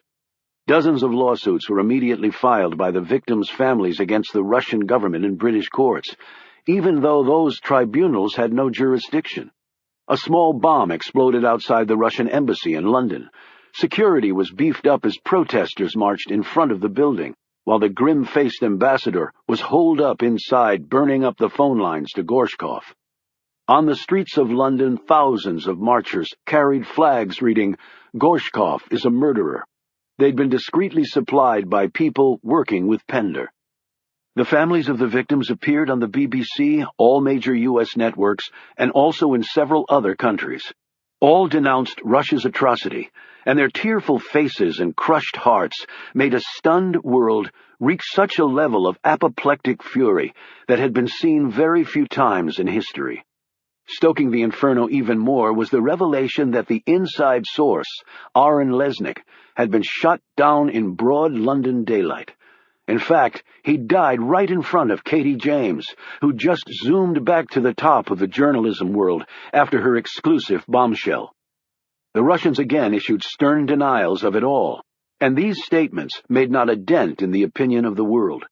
Gorshkov was said to be so crazed that he was walking around carrying a gun and threatening to blow his and anybody else's brains out at any moment. Everyone wanted to find Katie James, as did the London police once they realized they'd been snookered by the intrepid journalist. Only she'd disappeared. There were rumors flying around that Gorshkov had ordered her killed. Was she already dead? A few billion people wondered. As soon as Shaw had hung up on her, Katie had packed her bag and fled. She'd found a room at a decrepit boarding house that accepted cash and asked no personal questions at all. She settled in. No, burrowed in was a more appropriate term. She vowed that if she survived all this, her first order of business would be to fly to the States and take a baseball bat to Kevin Gallagher's knees. Chapter 64. A shell corporation owned by Nicholas Creel held title to a 1,000-acre estate in Albemarle County, Virginia, within a short drive of Thomas Jefferson's beloved University of Virginia. It was a working farm with stables of horses bred to run and then stud out. It had some cattle, some crops, and a mansion so large that it could fit several Monticellos inside of it comfortably.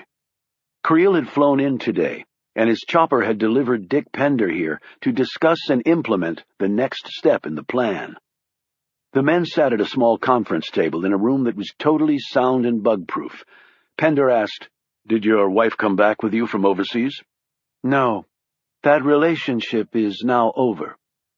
Miss Hottie was still in the south of France and would be receiving the divorce papers just about now, Creel silently calculated, and the odds were better than even that she would be completely naked when that event occurred.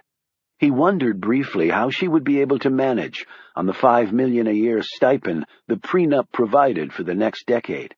Well, at least her predilection to nakedness should save the lady some money on clothes. And then Miss Hottie disappeared from his mind completely. I see. Pender noticed the architectural sketches on the table. Building another grand palace somewhere? No, an orphanage in Italy. Your range of interests never ceases to amaze me, Mr. Creel. Glad to hear it, the billionaire said coldly. James's one story has already surpassed everything we did, Pender added. I have never seen media activity like this before, never. Wait until we finish the story for her. Let me see. That includes Chinese ownership of the Phoenix Group, Pender said, glancing at his papers. And files showing that Phoenix was behind the Red Menace campaign were found in the building, but the police have covered it up to prevent an international crisis. The man recited these items as though he were reading off a grocery list. He looked up and smiled. That, may I say, is a true showstopper. You've never risen to greater heights, and I don't bestow that compliment lightly, considering what you've accomplished in the past. The situation would require no less, Dick, Creel said sharply. How soon can you let it fly? Give the word, and it's all over the Internet.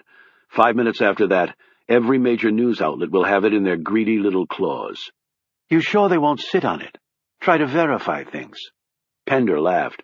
Verify? In this day and age, who cares about verifying anything? It's all about speed. Who gets there first defines the truth. You know that as well as any man living. Then do it. Now. Pender typed on his BlackBerry one word. Launch. He said the word out loud as he typed it. I thought the term appropriate for someone in the defense industry, he said to Creel. Inspired, Creel said dully. The two men worked for several more hours, and then Pender packed his bag. What's next? He asked the billionaire. Another boots on the ground, Creel answered. Have a nice ride back to D.C. Oh, and Dick, when we sign the official deals with China and Russia, I believe a substantial bonus will be in order for you. Pender couldn't hide his pleasure. Just doing my job. Oh, does that mean you don't want the bonus? Both men laughed. Pender a little nervously. Thank you, Mr. Creel. After Pender left, another door to the conference room opened. Caesar sat down across from his master. Of course, you still know where James is, Creel said. It wasn't a question. The other man nodded. Hiding out in London, but we kept her on a tight leash after we took care of Lesnick. Aaron Lesnick. I never trust people who do things for altruistic reasons. You never know when they might want to do the right thing again and end up screwing you. He was pissed about his old man getting killed by the Soviets, that was for sure. So do you want us to kill this guy, Shaw? No, at least not yet. If I were a betting man, and occasionally I am, I would say the time will come when the answer to that question will be yes. How about James? She's performed her part, and I see no reason to keep her around for a return engagement. She did reveal the Russian piece in her story, so the solution is fairly obvious. He eyed Caesar suggestively. Not polonium-210, Caesar protested. That shit is dangerous to handle, and it'll take me a while to get some. It would be stupid to make it that obvious. Creel sat forward and peered directly into Caesar's eyes. But once upon a time there was a Bulgarian dissident named Georgy Markov, who, ironically enough, was killed in London with an umbrella. I trust you're familiar with the tale. Caesar grinned wickedly. I am. Then do it. Creel waved his hand, and Caesar vanished as quickly as he'd appeared. Chapter 65. Shaw watched silently as Royce's men continued to scour the interior of the massacre site for clues that just wouldn't come. The MI5 agent had gone outside to meet with someone, leaving Shaw to wonder if things could get any worse. Royce had been furious about the story Katie James had written, but he could hardly blame Shaw for that, because he'd told the man nothing about his involvement with James and the late Aaron Lesnick. Lesnick had been pulled from the Thames with the slug that ended his life still parked in the back of his brain. He wouldn't be giving any answer sessions. Is Katie dead too? Frank walked down the hallway and joined him. You never told me where you took off to after we left Anna's apartment. That's right, I never did. Have anything to do with Katie James or her exclusive? I don't hang out with the woman, Frank. Right. So how the hell did she get that story with the Polish guy? And who killed him? No clue, Shaw said dully, as Frank scowled at him. A forensic tech Shaw had never seen before passed by him at the same time that he heard the front door downstairs slam shut. The tech said, You mind? I need to use the facilities. Shaw looked over his shoulder and realized he was standing in front of the bathroom door. He moved aside and the man went to open the door, or at least tried to. Feet were stomping up the stairs. Shaw could hear Royce yelling. The agent was clearly upset about something, and from what Shaw could make out, that something was him. The tech jiggled the handle of the bathroom door as a uniformed sergeant who'd been on duty here from the first day passed by. The sergeant said, You must be new here. You'll have to use the loo in the basement, lad. That one's busted. Shaw could hear Royce clearly now. Shaw? Damn it, Shaw! The MI5 agent appeared at the top of the stairs, breathless and red-faced. He charged right at Shaw, waving a piece of paper. What the hell do you know about this? He demanded. Shaw read the paper. It was a printout from an online news service. The story was short, but to the point. The Chinese government owned or had ties to the Phoenix Group, and it was also revealed that evidence found inside the building allegedly proved that the Phoenix Group was behind the Red Menace campaign, which implied, of course, that the Chinese had been behind it. That, according to the news service's unnamed source, was why Gorshkov's men had attacked the place. It was a simple, connect-the-dots explanation that would play very well all over the world. This is all over the net, Royce yelled, pointing a finger at Shaw. And now all over the bloody world. Frank had read the story over Shaw's shoulder. So why is that his problem? I'm not the source, Shaw said calmly. I haven't told anyone about anything that's gone on in here. Royce's features clearly showed he didn't believe that answer. Not even your friend James? Another scoop for her, maybe? I don't know what you're talking about, Shaw said heatedly. Are you denying that you know the lady? Shaw hesitated. I already know the answer to that question, so don't lie to me, damn it. How did you know? Shaw said impassively, even as he glanced curiously at the uniformed police sergeant. I'm a bloody intelligence agent. That's what I do. I haven't seen her lately, and I have no idea where she... Shaw froze as the tech walked past him and down the stairs. Frank faced off with Royce. If you've got a problem with leaks, Royce, why don't you discuss it with your people, he said, because there is no way in hell that Shaw is the source for that story. I can't believe any of my lads would have anything to do with it, Royce said indignantly. While Frank and Royce were arguing, Shaw grabbed the sleeve of the sergeant who'd issued the warning about the bathroom. In a low voice, he asked, How long has that toilet been broken? The sergeant gave a weary smile. Ever since we got here, sir. Right inconvenient. Locked up it was. Pipe broke, or so's I could see when I finally got the door open. It's an old building, after all, and not like those poor folks ever had a chance to get it fixed. So I locked it back up. Now the gent's got to go to the basement to take a pee, 'cause the only other loo is for the ladies on the first floor, though some of the lads have been using that one too. Guess it don't matter now, does it? Exactly where is the first floor ladies' room located? End of the hall, furthest from the stairs, near the rear of the building. Shaw walked down the hall and saw the nameplate set into the wood of the door. William Harris. He looked at the room where the copier was. It was equidistant between Harris's office and the locked bathroom. Royce came thundering down the hall with Frank scurrying after him. Shaw, Royce said, I want the bloody truth. Shaw looked down the stairs, the mental images racing across his brain. Even if Lesnick had misspoken and had used the basement bathroom or even the ladies' room on the first floor instead of the locked-up one on the second, it couldn't have happened the way he said it had. Katie said he'd told her that he'd heard shots when leaving the bathroom. The assault team was already on the first floor, covering both ends by then. Coming back from the basement, and especially the first floor, he'd have run right into them. He'd be dead. He'd never hid in the copier. He had probably never been in the building. And it all came down to where you took a leak, or didn't take a leak. He sprinted down the steps, leaving Royce to scream after him, but he never heard the curses raining down on him. He called the number Katie had left him. "Come on, answer. Answer the damn phone." It rang 3, 4, 5 times. Shaw was sure it was going to go to voicemail. Son of a bitch.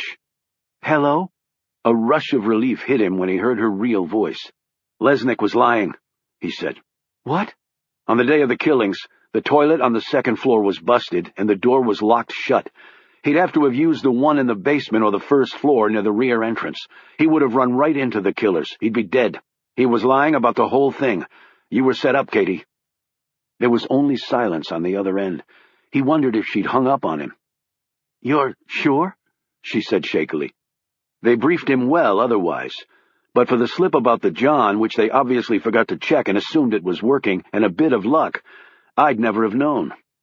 "My story. It was a lie?" She gasped in disbelief. "Where are you?" "I can't believe this. I can't. I told that idiot Gallagher I didn't have corroboration." "Katie, where are you?" "Why?" "Because now that you've written the story, you're dispensable." "I'm safe."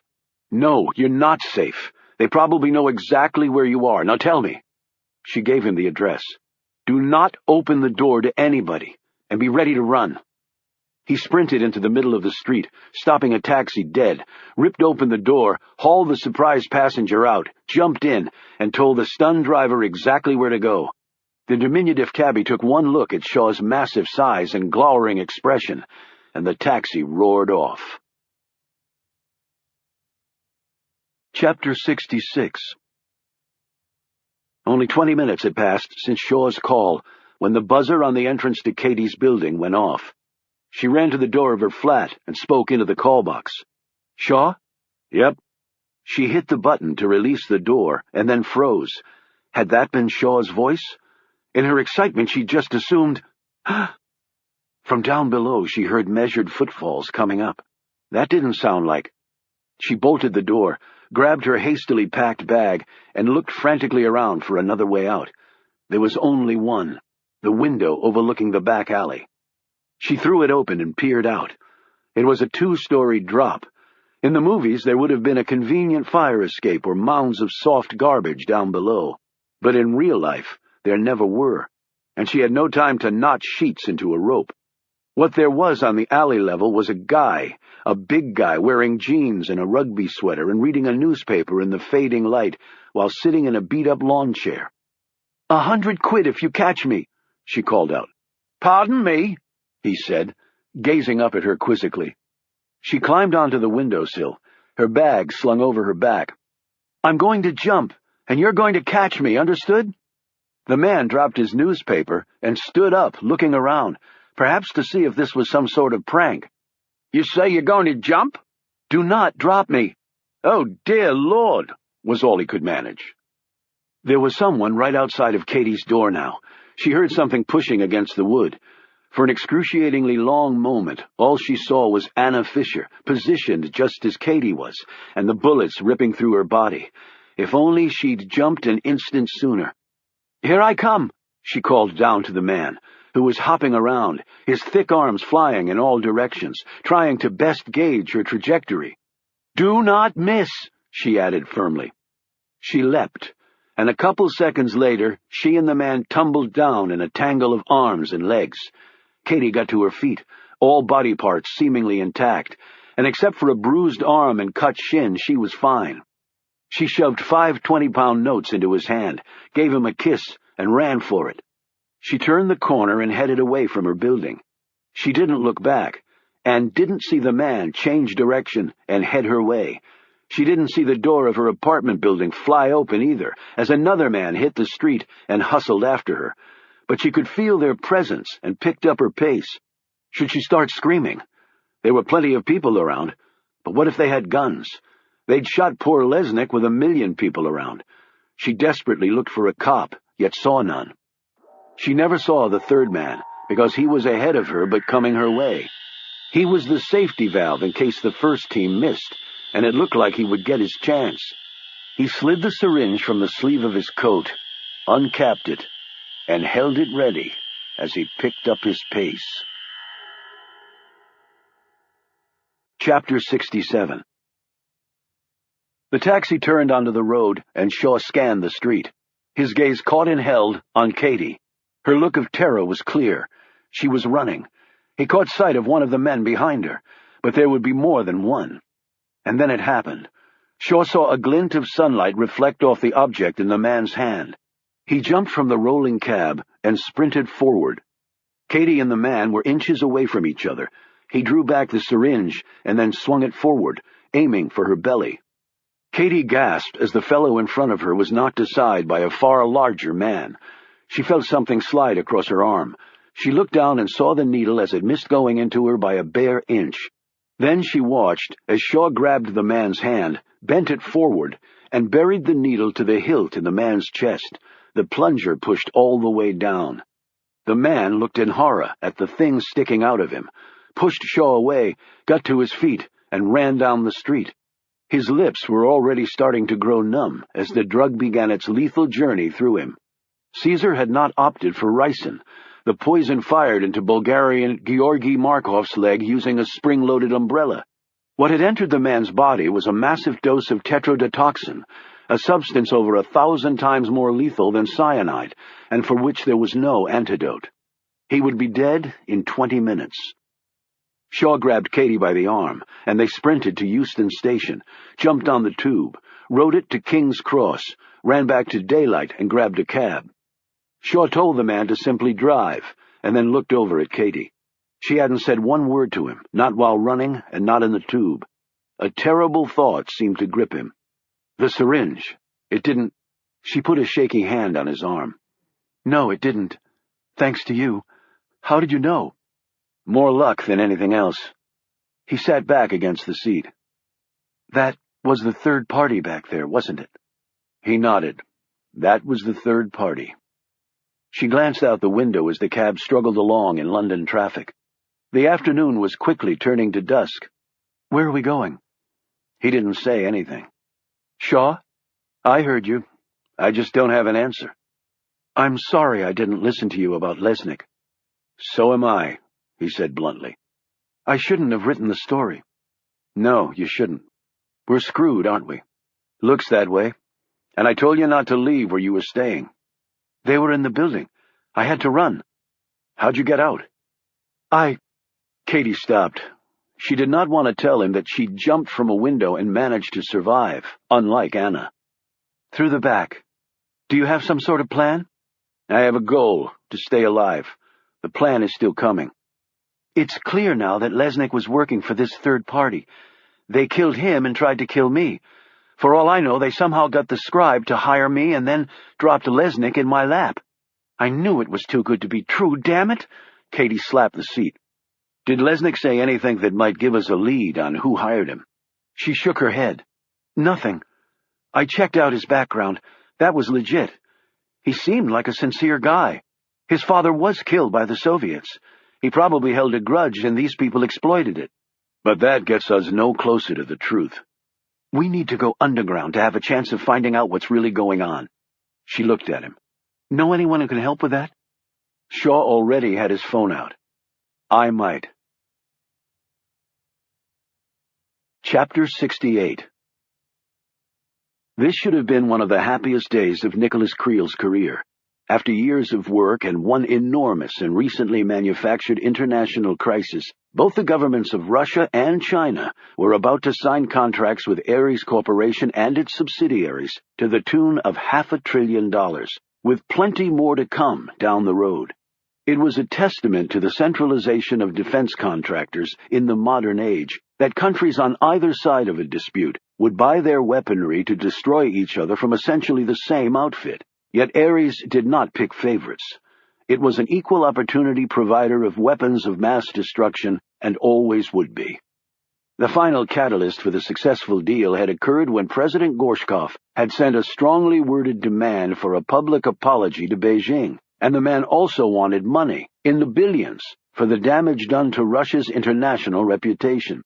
Beijing, not surprisingly, had not agreed with that position. They sent an equally forcefully worded reply to Moscow, stating that the Chinese weren't involved in the Red Menace machine, and thus owed the Russians nothing. Predictably, international relations between the two behemoths went downhill from there at a remarkably brisk clip. Other countries had stepped in to try and broker a peaceful resolution to this mess. The United States naturally took the lead role. But since the Chinese government was basically financing America's consumption by buying its debt, Washington had little recourse when Beijing told it to back off. The Russians accused the Americans of being in China's pocket for this same reason. Consequently, the U.S. ambassador to Russia was told to stand down or pack his bags when he implored the Russians to do nothing drastic. France next tried to step in, but Gorshkov would not even return the French president's phone call. The Germans remained silent. Berlin obviously didn't want to get dragged back behind either a new Iron Curtain or a titanium coffin. Britain was in an extremely delicate situation. If Russia had been behind the massacre and China had been operating the Red Menace campaign from London, the poor Brits didn't exactly know what their role or response should be, and when initial diplomatic channels had been opened with China over the matter, the Communists had been as stern in their denials of culpability as they had been with Russia, and ended by telling Downing Street to keep clear of the dispute. The entire world was now arming for a Third World War. The new amount of business would be the biggest in the history of the world, the vice chairman of Ares Corporation emailed to Creel, his glee evident in every word of his message. "What a stroke of luck, this Red Menace thing," he'd added. Creel read the message once and then deleted it. What a stroke of luck indeed. He made a mental note to find a new vice chairman to replace that idiot. The Cold War was back, and better than ever. With a series of deft moves and remarkable planning, he'd reshaped the planet's power structure to where it should be. The pissants in the Middle East had immediately tried to suck the world back in, doing a version of, "Hey, what about me? I'm still bad news," by cratering another mosque in Baghdad, bombing a market in Anbar, and killing all of 80 civilians and 2 U.S. grunts. The world's collective response had been swift and unmistakable. "Don't bother us. We've got real problems. Millions could die." Ironically, Creel had made the world far more civilized by getting back to a real war mode. That was his plan, after all. Not a shot fired, and the money poured, and the savages without a conscience put in their place. It is the hat trick, thank you very much. It had never been about the money, really. It had been about the world. Nicholas Creel had just saved it. Yet still, there was something wrong. He was currently standing on picturesque Italian soil, the beauty of the Mediterranean coast spread out before him.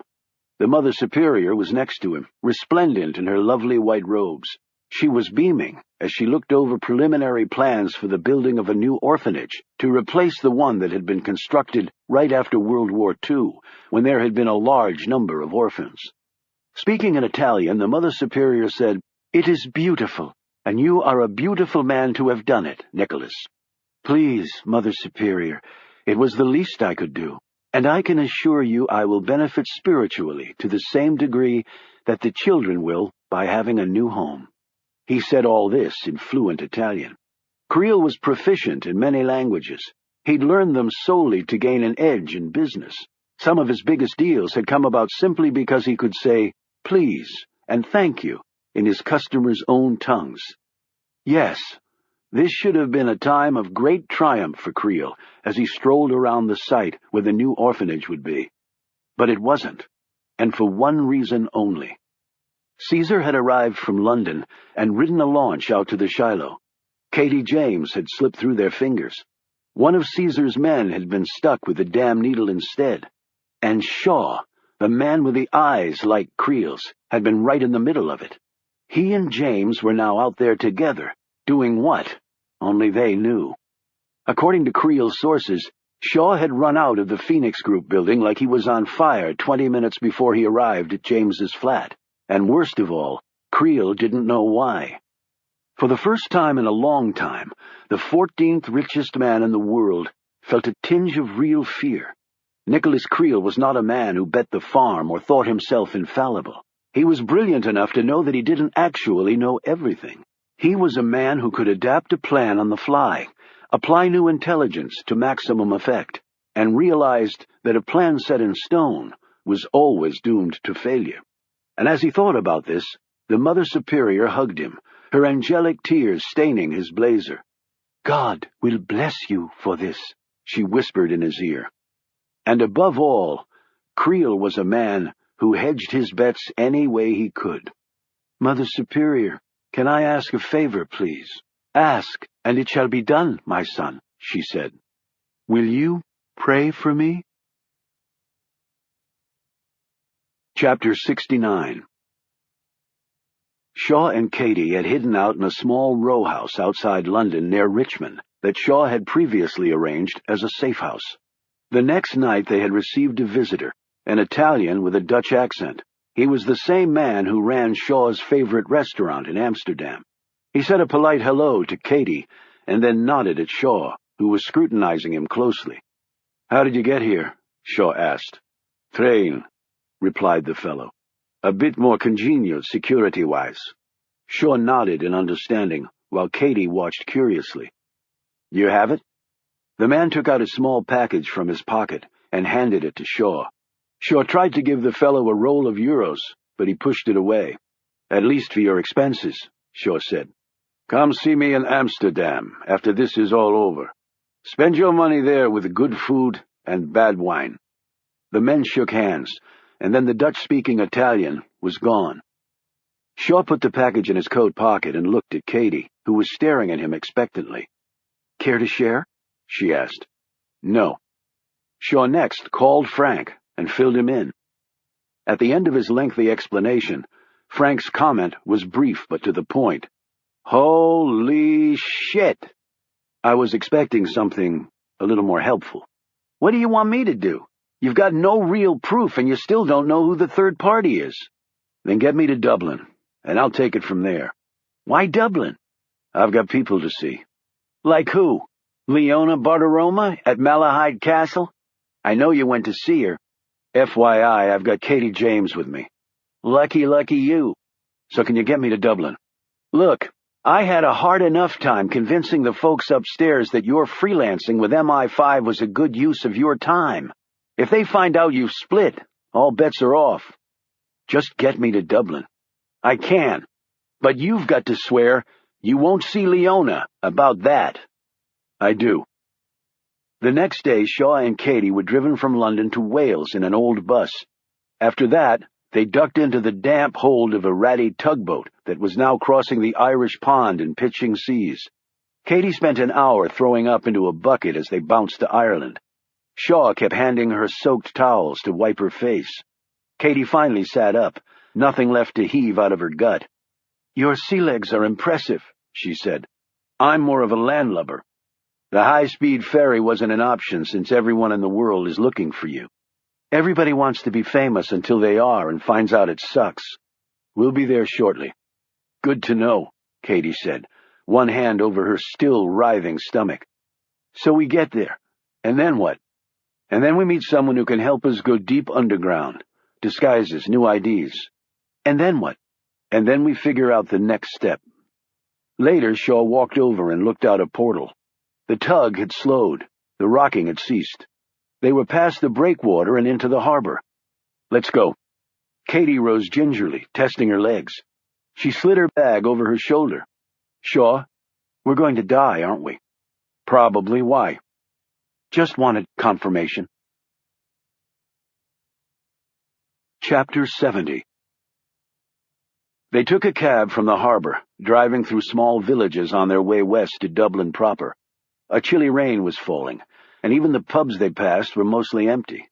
As Katie gazed into the window of one bar and saw a cheery fire and a man pulling down a pint, she didn't have the least desire to join him. Her alcoholism was apparently cured. All it had taken was the end of the world. Before they left England, Katie had phoned Kevin Gallagher and explained that her source had probably lied to her. "Do you have absolute proof that he did?" Gallagher demanded. "No, not absolute." "Do you have absolute proof that the facts of your story are untrue?" "No, I don't." "Then we're standing by it." "Even if I'm not? This is the biggest story of my life, Katie, so I'm going to pretend this conversation never happened, and I suggest you do the same." Then Gallagher had promptly hung up on her. "Son of a bitch!" screamed Katie. "I hate editors!" The cab dropped them off, and they walked in the rain. Katie looked around. "Isn't that the university?" Shaw nodded. "Come on." They headed down a side street. He knocked on a door where a sign hung. "Maggie's Bookshop?" Katie said. The door opened, and a tall, stout woman ushered them in. She closed the door, and Katie surveyed the books on all four walls. They were running for their lives, and Shaw had forced her to vomit her way across the Irish Sea so he could take her to a bookstore in dreary Dublin? The woman didn't tell Katie her name, and Katie didn't volunteer hers. She assumed the woman was Maggie. "I'm so sorry about Anna," the lady said to Shaw. She led them upstairs, where a room had been set up as a hair and makeup area. "Sit here, please." The lady motioned to a swivel chair in front of a long mirror. Katie sat, and the woman picked up a pair of shears and lifted a handful of her hair. Katie jumped out of the chair. "What do you think you're doing?" "You didn't tell her?" "Tell me what?" Katie said, staring at Shaw. "Haircut," Shaw said. He nodded at the woman. "Do it short and change the color, and then you can scalp me." An hour later, Katie James was a brunette with spiky hair. Her eyes were brown instead of blue. Her skin coloring was darker, her eyes rounder, her lips narrower. She wore bulky clothes that added about 20 pounds. Shaw could not make himself shorter, but 20 minutes later his hair was mostly gone, and the woman had done a number on his face, including a mustache and goatee, a bulked-up nose, and contact lenses that turned his startling blue eyes a muted brown. Katie couldn't even swear it was him. She led them to another room set up as a photo studio. Katie said to Shaw, "She sure has a lot of sidelines for a bookshop owner." The pictures were taken, and 2 hours later, Shaw and Katie had brand-new passports, driver's licenses, and other official papers showing them to be a married couple from a London suburb. Shaw thanked the woman and paid her. "I wish you luck," she said. "Oh, we're going to need a lot more than luck, honey. Why don't you go ahead and pray for a miracle?" Katie shot back as she slammed the door behind her. As they walked down the alley, she said, "Where to now?" "Grab some sleep, and then I have a doctor's appointment in the morning." "A doctor's appointment?" she said skeptically. "Let's get something straight. I'm not going to tell you everything." "Fine, just so long as you know that cuts both ways." "The ground rules are set." He picked up his pace, and she had to hurry along to keep up. Chapter 71. They'd checked into the hotel as a married couple, and thus had only gotten one room. Shaw had told Katie that he didn't want her to be left alone at any time. "They almost got you once. They'll definitely try again." They ordered some food, although Katie's still touchy stomach could only manage some tea and bread. Then they sat at a little table facing each other to discuss matters. "What I still don't understand," Shaw said, "was why they targeted the Phoenix Group in the first place." "It was Chinese-owned," Katie answered, as she cradled her teacup and watched the drenching rain out the window. "There are lots of Chinese-owned places in London, and why pick London?" "But a Chinese-owned think tank?" "Okay, so why a think tank?" "According to you, they planted those docs about the Red Menace. A bunch of super-smart people working at a secret think tank being behind the global smear campaign seems plausible. It probably wouldn't have seemed nearly as credible if they'd hit a local fast food place, slaughtered a bunch of teenagers, and planted the incriminating docs there. So they happened to stumble across the Phoenix Group, just happened to learn its Chinese connection, and sent in a strike team?" Katie said, "There has to be a catalyst. Maybe someone they met with, some project they were working on. They obviously had the place under surveillance. When I was there, I saw lots of people coming and going, so we might have to check." She stopped talking, as the horrible, absolutely awful possibility swept over her. She glanced at Shaw. By his look, she could tell he'd reached the same conclusion. They would have seen you there, Shaw said, a discernible edge to his voice. Yes, they would have, Katie answered in a hushed tone. And since they were already using me, they might have focused on the Phoenix group because of my connection to Anna, and then discovered the Chinese element. But that's only one possible reason, he said, though the disbelief in his own words was evident. Yes, Katie said weakly. I suppose that's true. She put down her cup and glanced at the bed. I'm really tired, Shaw. You can have the bed. I'll take the floor. No, I'll sleep on the floor. Shaw, just take the bed, Katie. It's been a long day and we're both exhausted. Katie changed in the bathroom, came out, and crawled under the covers. Shaw was already on the floor, a blanket over him. Katie turned out the light. A few minutes later, as the rain continued to pour down, she said quietly, her voice quivering, "I'm sorry, Shaw." She didn't get an answer. Chapter 72. As the dawn began to break outside, Shaw sat up, leaned against the bed, and looked at a wide-eyed Katie. It was obvious from her puffy red eyes that she hadn't slept at all. "I have something to tell you," she said, drawing the sheet around her. "Katie, you don't have to—" She put a hand on his shoulder. "Please, let me just get it out before it burns a hole in my gut."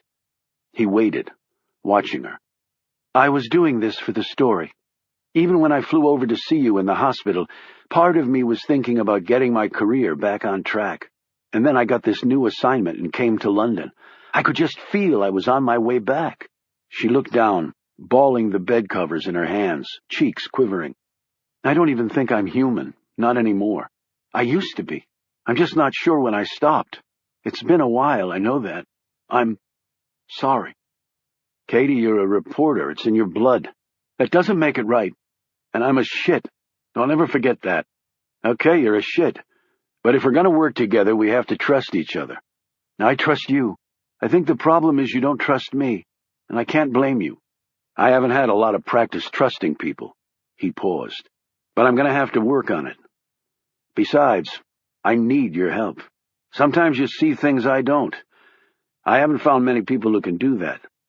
He managed to smile weakly at her. She smiled back, the small thaw in their relationship immediately rekindling her spirits. "I'm going to grab a shower. Get up on the bed while I'm in there. You must be stiff as a board." Shaw pulled himself off the floor and slowly eased down on the bed. He listened to the shower come on. The bed was warm from Katie lying there, and then his eyes closed. The next thing he knew, he smelled coffee, bacon, and eggs. He sat up and looked around. Katie was dressed and sitting in front of a room service table. She poured out a cup of coffee and handed it to him. "What time is it?" he said. 8:30. He sipped his coffee. "Hungry?" He nodded, rose and sat across from her. "You should have gotten me up when you got out of the shower," he said grumpily. "It was a lot more convenient this way," she said. "With you sound asleep, I could get dressed in here and not in the tiny bathroom. You know, this marriage arrangement is going to turn out to be awkward," she said, eyeing him over the rim of her cup. He stretched out his bad arm gingerly. "Is that why we're going to the doctor's?" "Yes, but not for the reason you're probably thinking." "What a surprise." They grabbed a taxi to Leona Bottaroma's cottage, a simple stone structure set off a gravel road. It was about 2 miles from Malahide Castle, where Leona was a tour guide. When they got out and looked around, Katie said, "Strange place for a doctor's office." "She's retired." "Oh, that makes perfect sense." Leona invited them in, said hello to Katie, and sat them down in her roomy kitchen overlooking the back garden. She said nothing about Shaw's altered appearance, but eyed Katie. "May I speak freely in front of her? I wouldn't have brought her otherwise." "Frank already called." "Of course.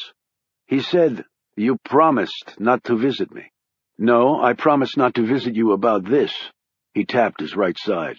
"His men are all around here," she added. "I know that." "How?" "I smelled them." "So you know I can't do what you want me to do." "How do you know what I want you to do? I haven't told you yet." She looked curious, while Katie's gaze darted back and forth between the two. "Tell me, then." He rolled his sleeve up, exposing the metal staples in his wound. My God, how did that happen? I guess Frank forgot to tell you about that. She looked at the wound more closely. It looks like it's healing nicely. The surgeon did a good job. I'm grateful for your expert opinion, but that's not why I'm here. Why then? He took a small metal cylinder from his pocket. I want you to put this in there, he said, pointing to the rip in his arm. You are not serious. Sure, Katie exclaimed. Dead serious. What is it? Leona said slowly. You don't need to know that, Shaw said. It's stainless steel, if that helps. It doesn't. There's the risk of infection, Leona began. Put it in a sterilized bandage. But there's where I need it. Can you do it? Of course I can do it. The question is, why in the world should I? Because I'm asking you, politely. How far in? She said nervously. Not too far, because I may need to get it out in a hurry. This is ridiculous, Katie snapped. Not too far in, Leona, Shaw said again. And you owe me. I don't see it that way. But I do. He pulled out his shirt tail and lifted up the front, exposing the sutured tracks of the scar on his right side. I do. Katie looked at the mark and then over at Leona and frowned. Did you do that to him? Leona wet her lips. I don't have a surgery here, Shaw. No instruments. Dublin's a big town. I'm sure you can find what you need. It'll take a bit of time. This afternoon, he shot back, a tinge of menace in his voice. I can't. I have to go to Malahide. This afternoon. All right. I'll call you. Shaw rose to leave, and Katie quickly stood too. I don't have the means to put you completely under, Leona said. Just a local. There'll be pain. He tucked his shirt back in. There's always pain, Leona. Outside, Katie said, Okay, who the hell was that, Dr. Frankenstein's wife? And what is going on? It's better that you don't know, Katie. Trust me. Trust you? What about trusting me like we talked about? I said I was going to work on it. I didn't say I was there yet. Chapter 73. The rain had passed, and it was a lovely day in Dublin.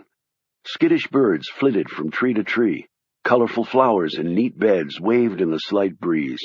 People walked and chatted, drank coffee at street cafes. Cars drifted down wide streets. Inside the small antiseptic room, Shaw gritted his teeth and crushed the arm of the chair he was in. Leona, gloved, masked, and dressed in surgical scrubs, had pulled out several of the metal staples holding his ripped skin together, while Katie gripped his other arm with her gloved hands. That was the easy part, Leona said pleasantly, as she dropped the last of the 3 staples she'd removed into a pan. There were 4 left in his arm. Glad to hear it, muttered Shaw. Still want to go through with it? It's going to set back the healing process. Just do it, Leona. She used a slender instrument that looked like a miniature crowbar to pry open the wound, and blood started to trickle out. Droplets of sweat popped up on Shaw's brow. Katie tightened her grip on his arm. Leona had given him local anesthesia all around the wound, but warned him again there would be pain. And the lady hadn't been mistaken. She'd wrapped the small metal device in a layer of sterilized mesh surgical wrap. You can't keep this in here long, she said. I've sterilized it, but there will eventually be infection. It's unavoidable. Funny you didn't say that the last time. The last time was different. Not for me it wasn't. He touched his side. You never said me having this thing in me long-term was a problem. Apples and oranges, she snapped. That device is like a pacemaker, designed for long-term use inside the body, but not this thing. So, as a doctor, I'm giving you that warning. There will be infection here. Duly noted, Shaw grunted. Now stick it in. She carefully wedged the device into the wound, her nimble, gloved fingers finding a small cavity where it would fit. The pain made Shaw's entire body shake. Take my hand, Shaw. Squeeze it, Katie offered. No, he grunted. Why? Because I'll break every damn bone in it. A second later, the armrest came away in his hand. The screws sheared off. Leona withdrew her fingers from the wound and looked with satisfaction at her work. I can put new staples back in. or even cauterize it. Why not? Because I won't be able to get to the damn thing when I need it, Leona, which is the whole point, Shaw snapped. Old-fashioned thread will be just fine. She shrugged, cleaned the wound as best she could, stitched him up, wrapped gauze around it, and sat back. All done. Katie let go of Shaw, and also let out a relieved breath. Shaw slowly sat up, carefully moving his arm. Thanks, he said gruffly. For you, Shaw, anything, she said sarcastically. As you said, I so clearly owe you. Yeah, well, now we're even. At least even, she corrected. The needle, in fact, might have swung to my side. I don't think so. Calling it even was a gift on my part. He put his shirt on. While he was buttoning it up, she glanced at the scar on his right side. How is it working, by the way? Ask Frank. I'm sure he'd love to tell you all about it. He reached over and pocketed the tiny instrument she'd used to put the metal device in his arm. For old time's sake, he said, when she looked ready to protest. As they were leaving, Leona stopped him at the door. Is that thing in your arm what I think it is? You never know, Leona. You just never know. Chapter 74. Shaw, are you going to tell me what's going on? What is that thing in your arm? How do you know that Leona person? Where'd you get that scar on your side? Katie fired off these questions as they ate dinner at the Shelbourne Hotel across the street from St. Stephen's Green in central Dublin. It was late enough at night that they had a quiet table in the back and could discuss things. Though Shaw didn't appear to be in a discussing mood, because she'd been asking these same questions for hours and hadn't gotten a single answer in return. He stoically finished chewing his food. He hated Dublin now. He'd asked Anna to marry him here, at a little place north of the Liffey. On his knee with the damn ring. She'd said yes in 9 languages. And now she was dead. There would be no marriage, no 4 or 5 kids, no growing old together, nothing. Everywhere he looked, he saw some place, some nook, cranny, smell, sound, even a funny thing the sky did, the drop of the rain, the honk of an Irish car horn that reminded him of her. He could barely breathe here. He could barely function. Hated it. And that wasn't all. Anna was on her way back to Germany for burial with parents who blamed him. Blamed him for the death of a woman he would have gladly sacrificed his own life to protect. Anna on a cold metal bed in London with a hole in her head. Anna being shipped to cold, lonely ground in Wiesbach for all of eternity, instead of being held in his warm arms. Safe. Together. Katie interrupted these thoughts. We need to find out who was really behind the Red Menace. The whole world has been looking, and nobody seems to have found it yet. I'm not sure the whole world really has been trying to find out the source. They've just accepted that it was true, sort of a rush to judgment. Or if they did look, it wasn't very hard, and then events kept happening and kept people jumping. After a while, the story didn't become who was behind it, but what the hell are we going to do about the evil Russians? I think the whole world was basically snookered. Shaw looked at her with new respect. That's sort of what Anna was thinking. I'll take that as a big compliment.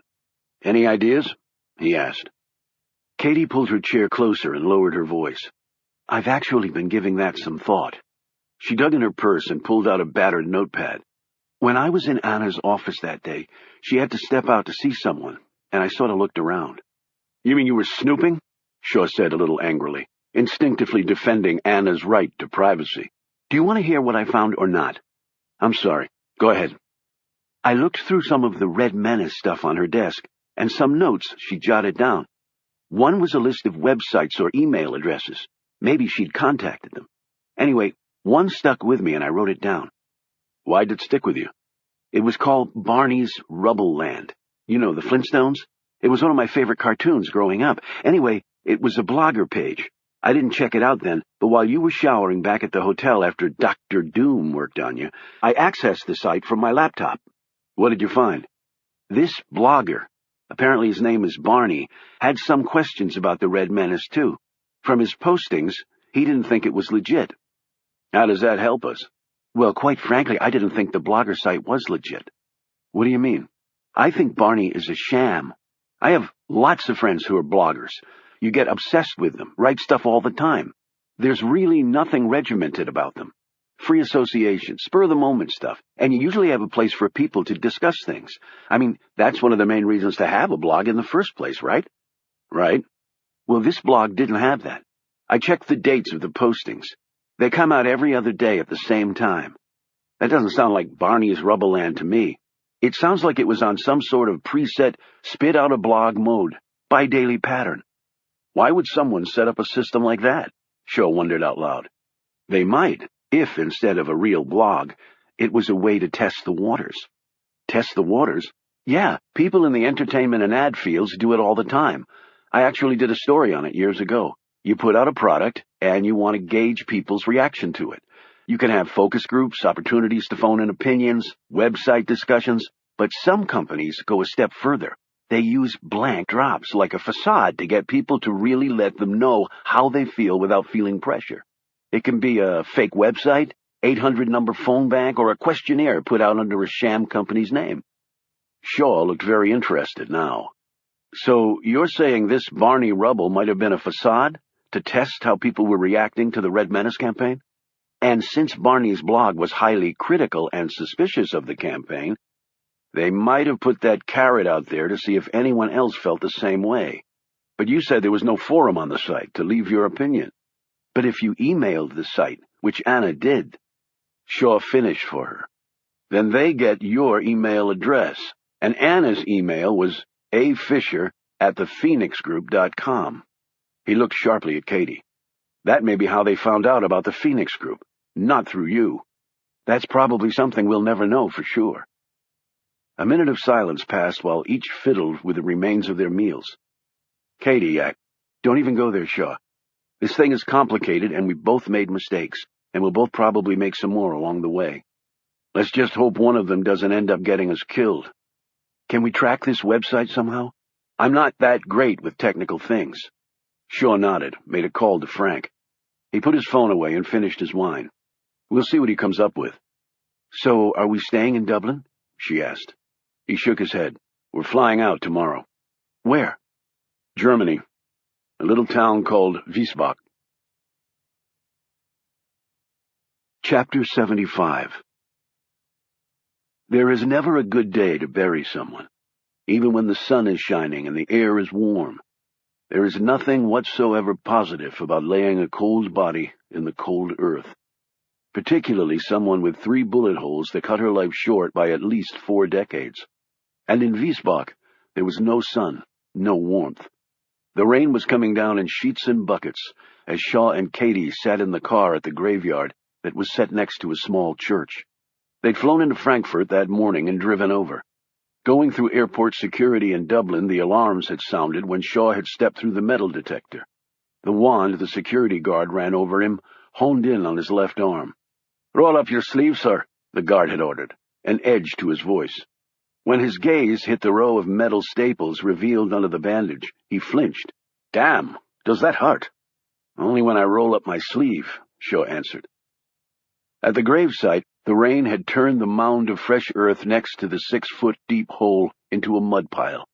Anna's coffin and the people here, paying their respects, were under a large tent set up next to the gravesite to keep them reasonably dry. Shaw had decided not to join the mourners.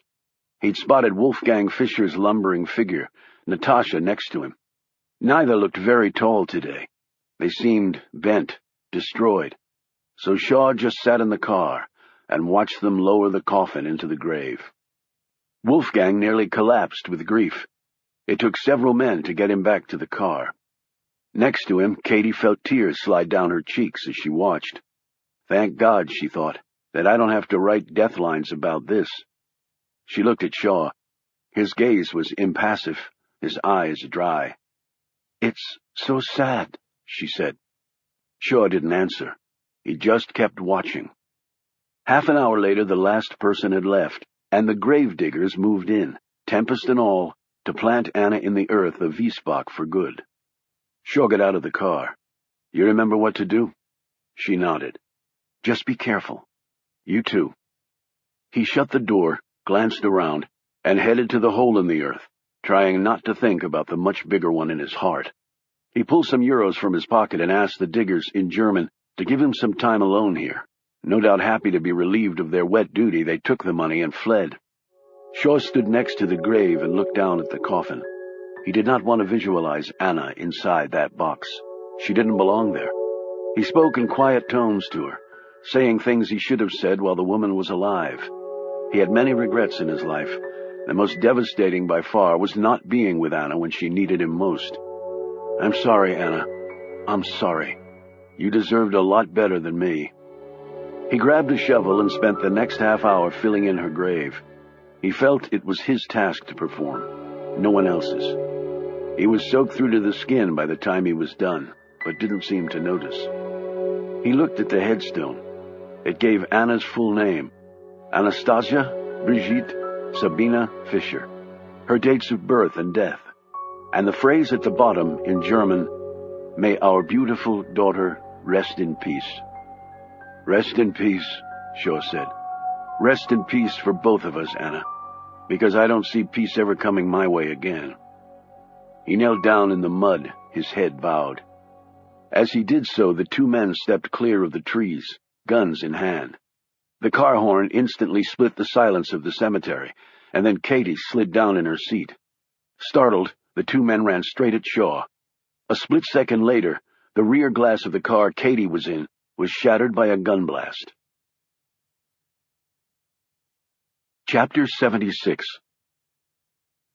In a blur of motion, Shaw erupted forward like a blitzing linebacker, knocking both men to the ground. In another instant, his pistol was stuffed nearly down one man's throat as his partner lay unconscious next to him. A moment later, the men in black swooped in. Katie sat back up in the car, flicking glass off her. She looked anxiously over at Shaw. When he rose from the ground, clutching one of the gunmen, she breathed a sigh of relief and climbed out of the car.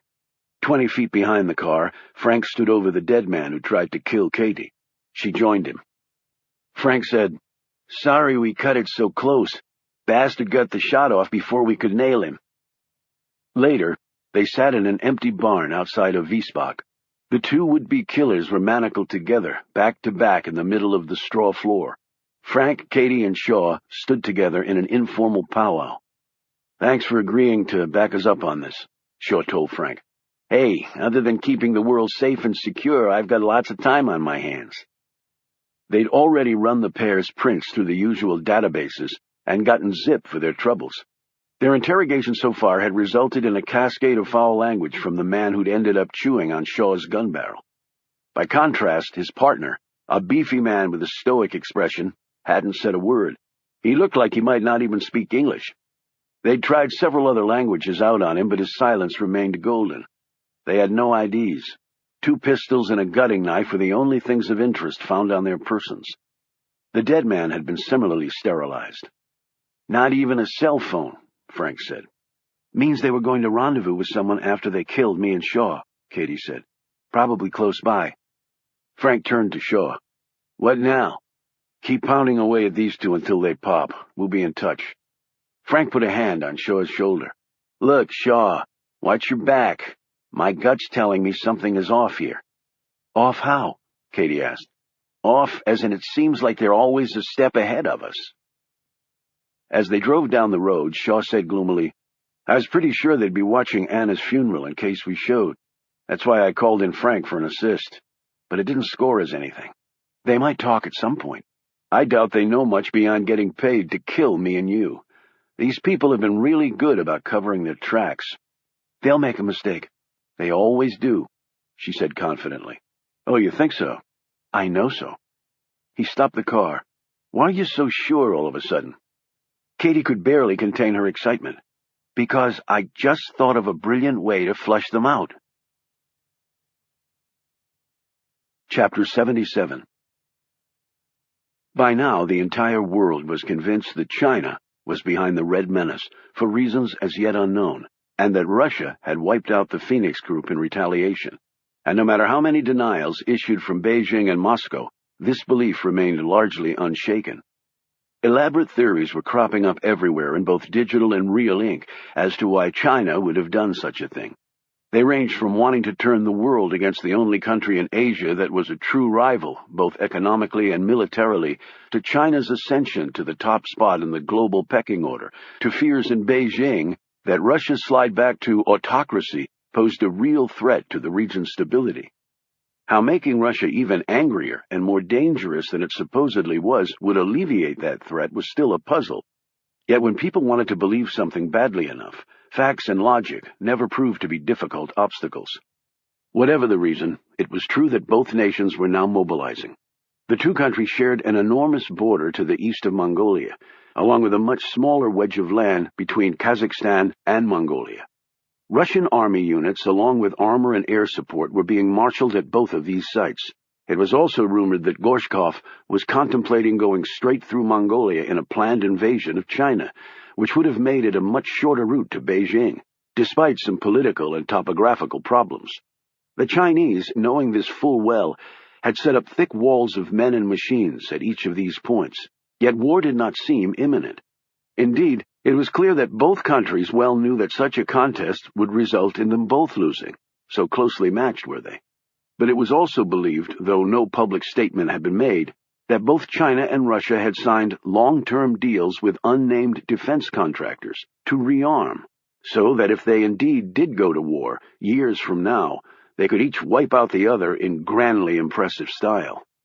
In response to these developments, many Western countries, the United States included, were doing the same thing, namely rearming.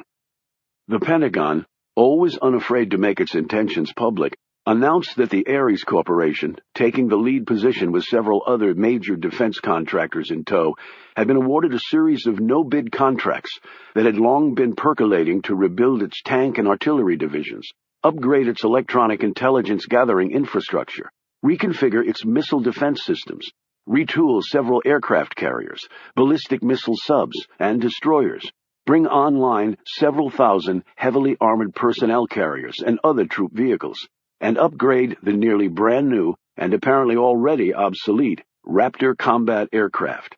It was only American-based Ares, the Pentagon stated, the original manufacturer of much of this weaponry, with its myriad areas of expertise and global management capability, that could carry out this enormous task to the exacting standards demanded by the U.S. military complex.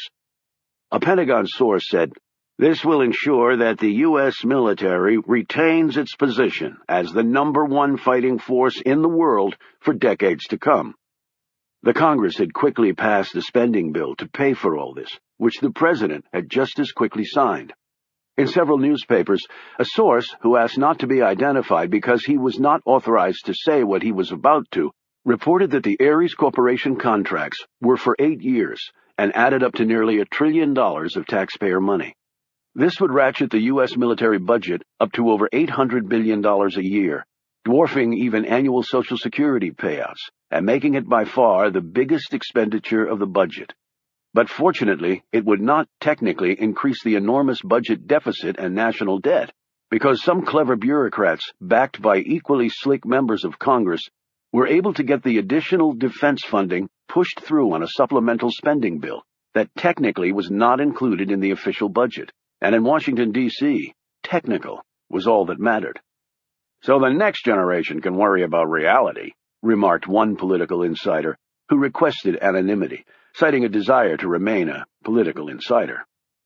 After signing the defense spending bill in a grand White House ceremony, the embattled president, his re-election chances still hurting from him being painted as soft on Russia, called a press conference where he said in the most unmistakable terms, "Now anyone seeking to harm the interests of the United States of America will find us superbly prepared to do whatever is necessary to defend ourselves to the fullest, and may God continue to bless the United States of America." He immediately shot up 11 percentage points in the next poll. There was nothing like saber-rattling to win the voters over. Ares Corporation released a new ad campaign that had been carefully crafted and polished for months. It didn't tout the new contract or the dollars involved. That was deemed too crass by the top New York ad agency that created the message. The narrator merely said, "The United States of America and the Ares Corporation. Together, we are unbeatable." It was quite a statement, and its underlying message crystal clear. Ares had just put itself on equal footing with the world's only remaining superpower. This simple narrative was followed by classically styled black and white video shots of aircraft flying, tanks rolling, ships sailing, and a platoon of soldiers marching. This was all set to the tune of a very popular song. It was said that the people in the focus groups previously set up to gauge the emotional impact of the commercial were left weeping in their seats. It was whispered in certain ad circles that it was the best $50 million Nicholas Creel had ever spent. Everything was all going exactly as planned by Creel and Pender, all except for one little unexpected bump in the road that would turn out to make things even better. At midnight, Mongolian time, a Russian field general received a set of garbled orders that he took to authorize a probing attack into China. Being an enthusiastic commander who had never seen combat before and who possessed a personal hatred of all things Chinese, he immediately launched said probing attack without bothering to request clarification from up the chain of command. His artillery roared, hitting previously designated targets, while overhead, MiGs rocketed into Chinese airspace with authority, and the MiGs promptly ran into Chinese combat aircraft that, ironically enough, had been legally reverse-engineered by the Chinese from the MiG family of aircraft under license from Russia. So, in essence, the pilots on both sides were flying in the same planes. In keeping with this equality, the ensuing dogfights culminated in a draw, with each side losing 2 aircraft apiece. The Chinese, a bit ticked off to say the least by this Russian punch in the face, immediately launched a counterattack. For the next 6 hours, the two armies fired off everything they had at each other. When it was over, in addition to the lost aircraft, the probe resulted in a rural Chinese town being pulverized and 2,000 citizens killed. 10 tanks, 20 armored personnel carriers, 40 artillery pieces, and 900 Chinese uniformed grunts were also wiped out, as 1 million rounds of various Russian ammo rained down on them, even though far more missed their mark than hit it. On the Russian side, 600 civilians, unfortunately caught right between the two armies, perished, most of them still in their beds when the ordnance struck their homes. Along with this collateral carnage, 8 tanks were blown up, 6 choppers shot down, 12 APCs flattened, 412 soldiers lay dead, and an entire artillery battery vaporized by a direct rocket attack that ignited an adjacent fuel dump. As an interesting side note, this conflagration also claimed the life of the Russian field commander who'd started the whole thing in the first place, based on orders that, on further review, had instructed him merely to launch such an attack only on the occasion of him being attacked first. It really was in the details, it seemed. The breathless and shell-shocked armies retreated back to their respective home turfs to regroup and contemplate what the hell had just happened. If this was to be the beginning of World War III, it was truly an inauspicious start. Chapter 78. Nicholas Creel, along with the Mother Superior, ceremoniously lifted the first spade of dirt for the new orphanage to the chairs of the Italian press and public. That done, and the heads of tiny, grateful orphans patted, special treats given out to them, a brief statement read to the press, and the hands of the mayor and other dignitaries shaken, Creel retreated to the Shiloh to relish how well things were going. The Russians had attacked China, and the Chinese had counterattacked. As Creel searched the web for stories on the latest incident, he saw with glee that there were already thousands of them, with more pouring in every minute. This would only cement his contracts with the two countries, and encourage other nations on the fence about rearming to jump down on the side of muscling up. He would be only too glad to accommodate them. While it was true that the Americans, Brits, and French were leading diplomatic efforts to forge a ceasefire and reconciliation between the two Asian lands, Creel knew it was too little, too late.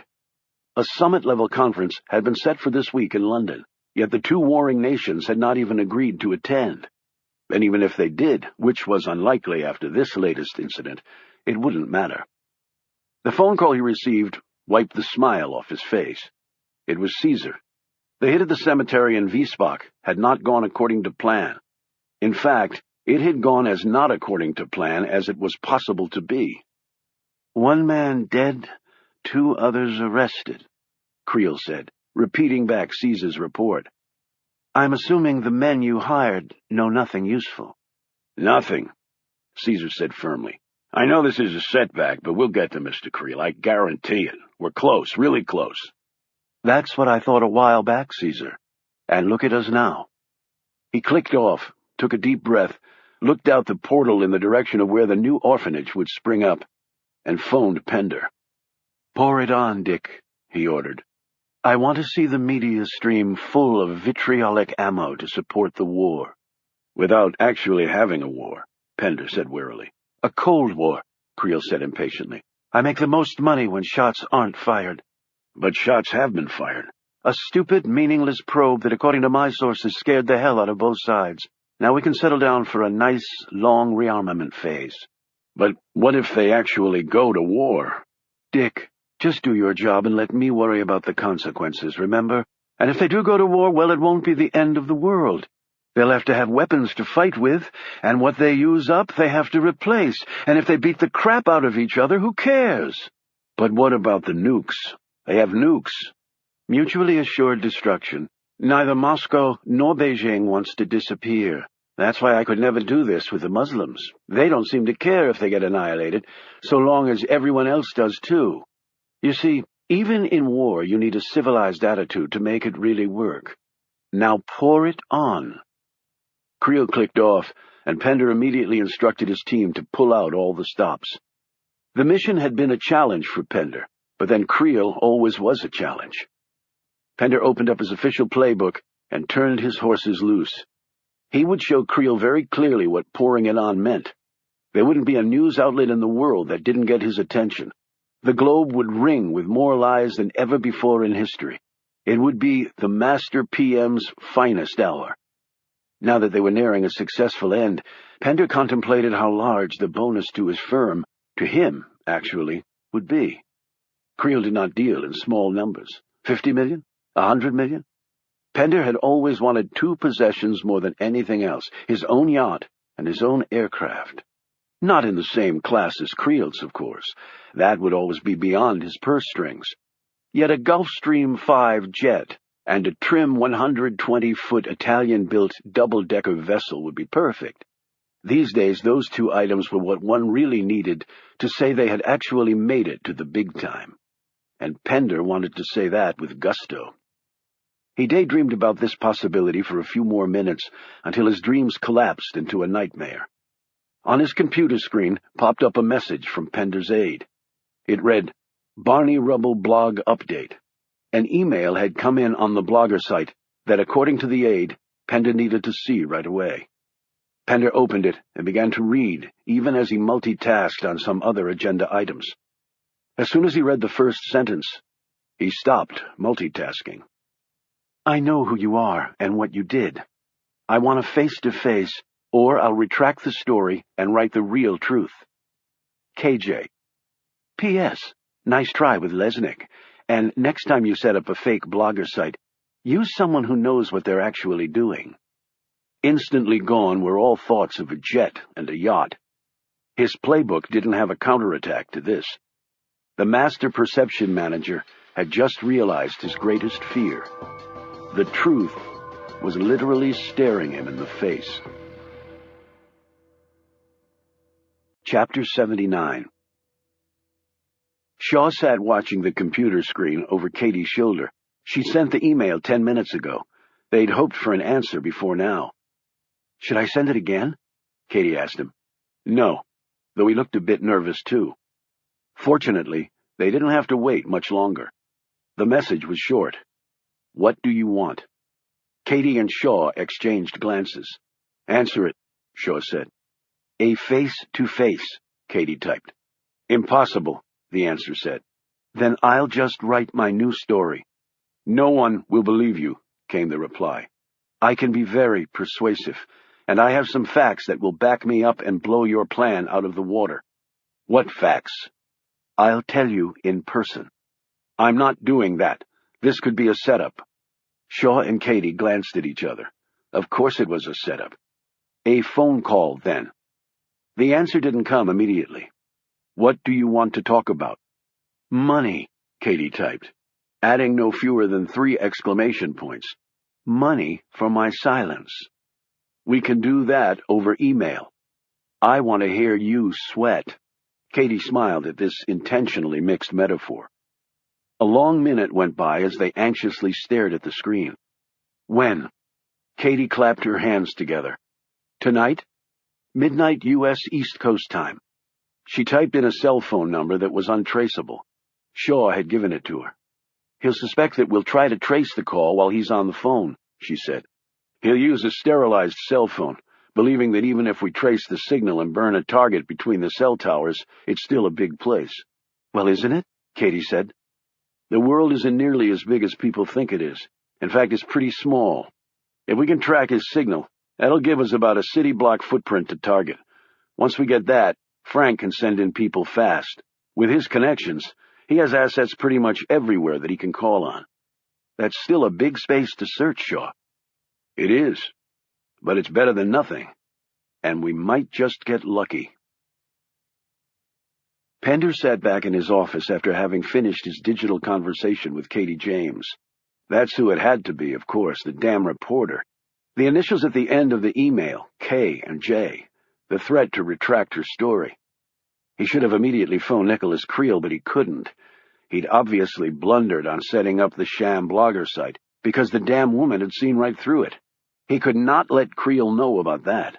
He had never personally seen what Creel had done to underlings who'd failed him, but he'd heard enough rumors. He would handle this himself. It was only a phone call, and he would take all necessary precautions against it being traced. There was no way they would be able to find him. If it was merely money she wanted, that was doable. James would no doubt be reasonable in her request. If it took millions, he'd just take it out of his bonus. It wasn't like he needed both the yacht and the private plane. But what if she kept coming back for more money? Pender took a deep breath as his nerves began to bunch up and down his spine. This had never happened to him before. He was only used to being behind the scenes, never in the trenches. But he would get through this. He was the master of this game. In the end, he would win. And best of all, Nicholas Creel would never have to know.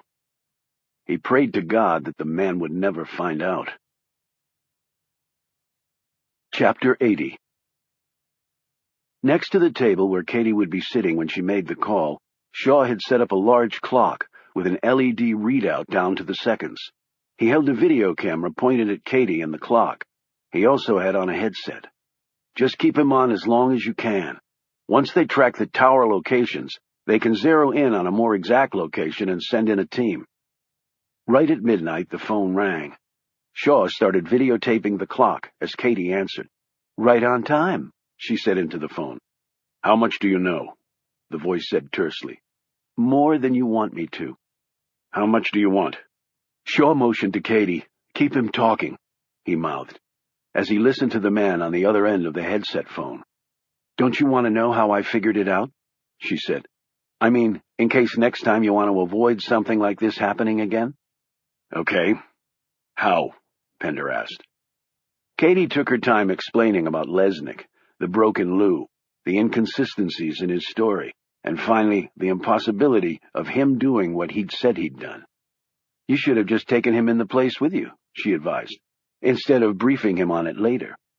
So why'd you write the story then, if you knew it wasn't true? I just found out.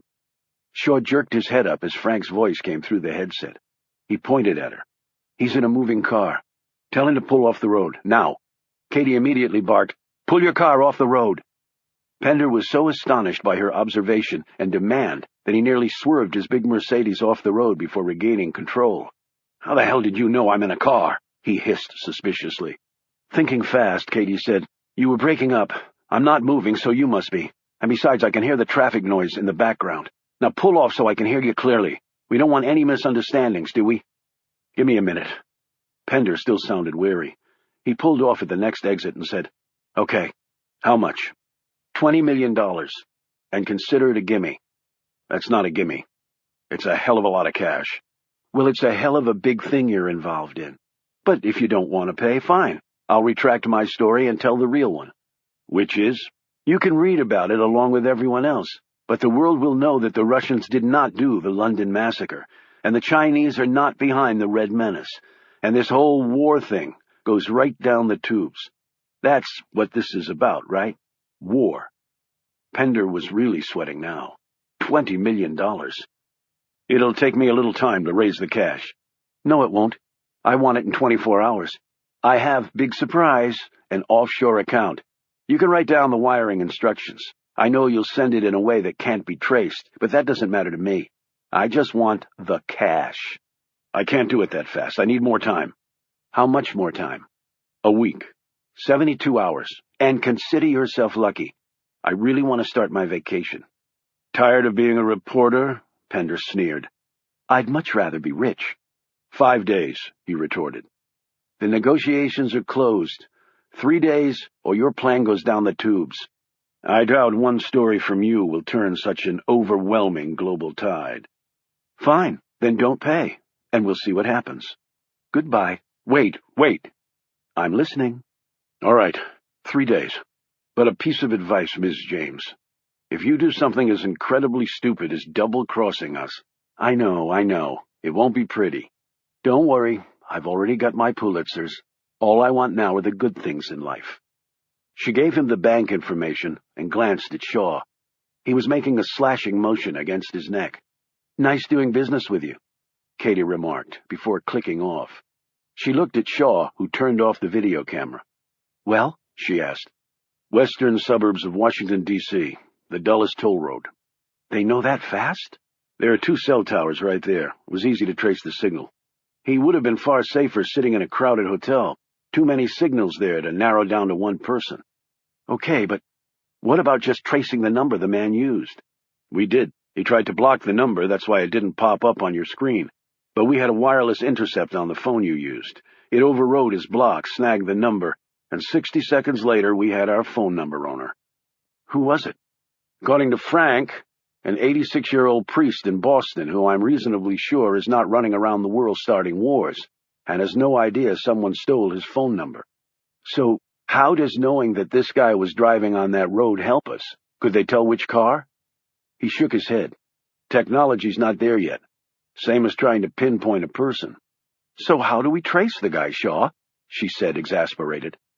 He patted the video camera. By using this. That? You've been taking a video of me and a clock. That's right. So now what? Now we fly to D.C.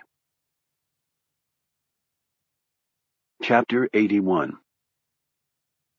They snagged a ride to America on a private wing that Frank managed to get hold of. The plane had enough range to make it to D.C. without refueling, so they settled in for the 7-hour-plus flight. Ed Royce from MI5 was with them. Shaw and Katie strapped into their seats in the back, while Frank and Royce went over some details up front. Katie pulled a blanket snugly around her. She sipped on some club soda and stared over at Shaw as they rode a smooth flight path across the Atlantic. This beats the hell out of the trip across the Irish Sea on that roller coaster, doesn't it? She said. Shaw nodded, but kept staring at the seat in front of him. Do you really think we're going to find out who's behind it? She asked. He glanced at her. If we're lucky, maybe. But finding out and then doing something about it are two different things. Evidence that'll stand up in court, you mean? Shaw didn't say what he meant. He turned away from her again. You okay? She asked, touching his shoulder. It was his bad arm, so she did it very gently. Yeah, I'm good, he said unconvincingly. When we get this all figured out and the bad guys are put away, I think I'm going to go see my parents. Where are they? In Vermont. At least they were the last time I checked. They like to move around. I think that's where I got the wanderlust. What do they do? My father's a professor of English. He teaches creative writing. That's why my middle name is Wharton. Edith is one of his favorite writers. I was actually named after Catherine Chopin, but people have always just called me Katie.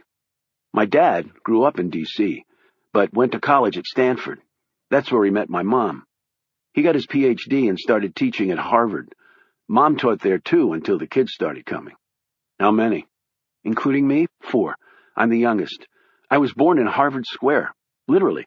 After 3 kids, I guess Mom figured she could wait to the very last second before heading to the hospital. She and Dad were running to the car when her water broke. I ended up being born in a spare classroom. How about you? How about me what? I just divulged some details of my earth-shattering past. Now it's your turn. No, thanks. Oh, come on, Shaw. It's not like I'm going to run out and write a story about it. Just tell me something about your family. Okay. I have no memory of my mother other than imagined, because she got rid of me when I was about 2. At least that's what I was told later. I never knew my father. I lived in an orphanage until I got kicked out at age 6. The next dozen years I spent with people I have no reason to remember. I have no brothers or sisters, at least that I'm aware of. So, now you know all about me. He turned back away from her. Katie just sat there stunned. I'm sorry. No reason to be sorry. But that must have really been hard on you. Probably the best thing that ever happened to me. How can you say that? Because it taught me right from the start to rely only on myself, he said firmly. Katie drew the blanket tighter around her as Shaw turned his attention to the back of his seat again. So, what are you going to do after this is all over? She asked. Depends on which way it turns out to be all over. I mean the way where we both walk away from it still breathing. Haven't really thought that far ahead, he said. She glanced up to the front of the plane where Royce and Frank were sitting at a small table going over some documents.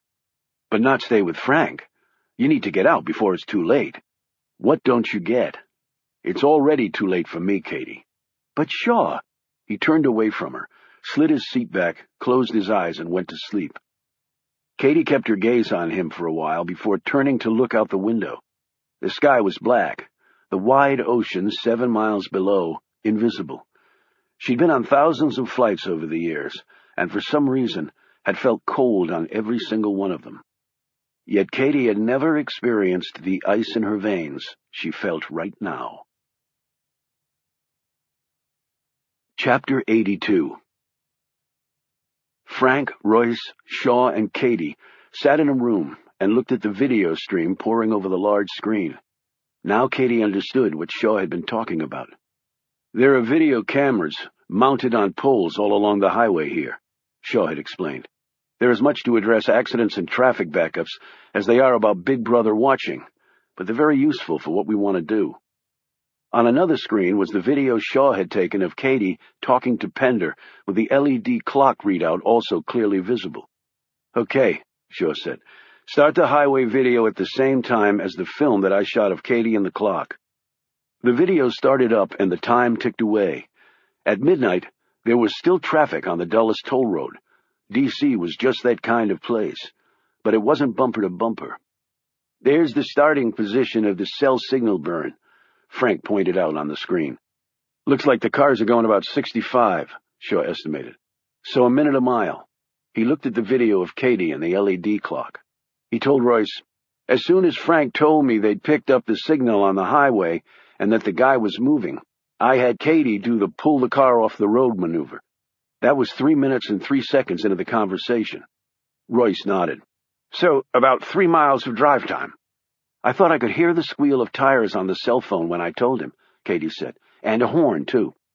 We're coming up on that time slice now, Shaw noted. He paused.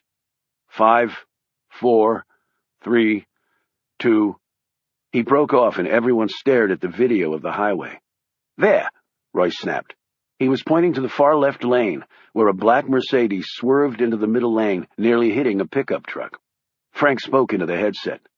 Zoom in on the black Mercedes that almost took out that truck and then freeze it. A few moments later, the image of the Mercedes grew in size until it nearly took up the entire screen. Unfortunately, the angle wasn't great. The driver, though clearly a man, something they already knew, wasn't completely visible. White guy, Shaw observed. Thin, a little gray in the hair, but the door jamb is hiding his face. Looks like he's on the phone. So are probably 90% of the people on that road, Katie said. Frank gave instructions to the tech, and they tried it from different angles, but without much success. Shaw said, keep the film rolling. He pulled off after Katie spoke to him. We might get a good look at him or his license plate. Unfortunately, that did not turn out to be the case. The Mercedes had pulled off, leaving at the next exit, but any more images had been blocked by other traffic. They couldn't see the man or the license plate once he left the highway. It's a black Mercedes S500, Frank said. That narrows it down some. We'll assume it's registered in D.C., Maryland, or Virginia and start looking at motor vehicle records." Katie said, "This is a very affluent area. I think you're going to find more S500s than you think, and you're just assuming it's from the area. It could be from any state, because we couldn't see the license plate. You might be talking hundreds or thousands of people." "She's right," Royce said. "We might have an easier way," Shaw said. "It's a toll road." Frank snapped his fingers.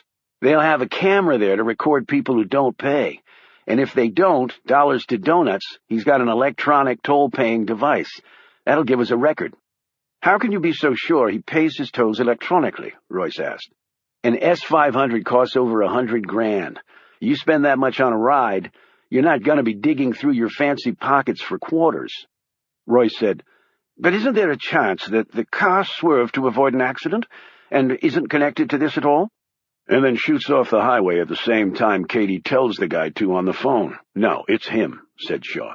"You heard the tires squeal and a horn blare, and the time sequence was dead on with the film I shot.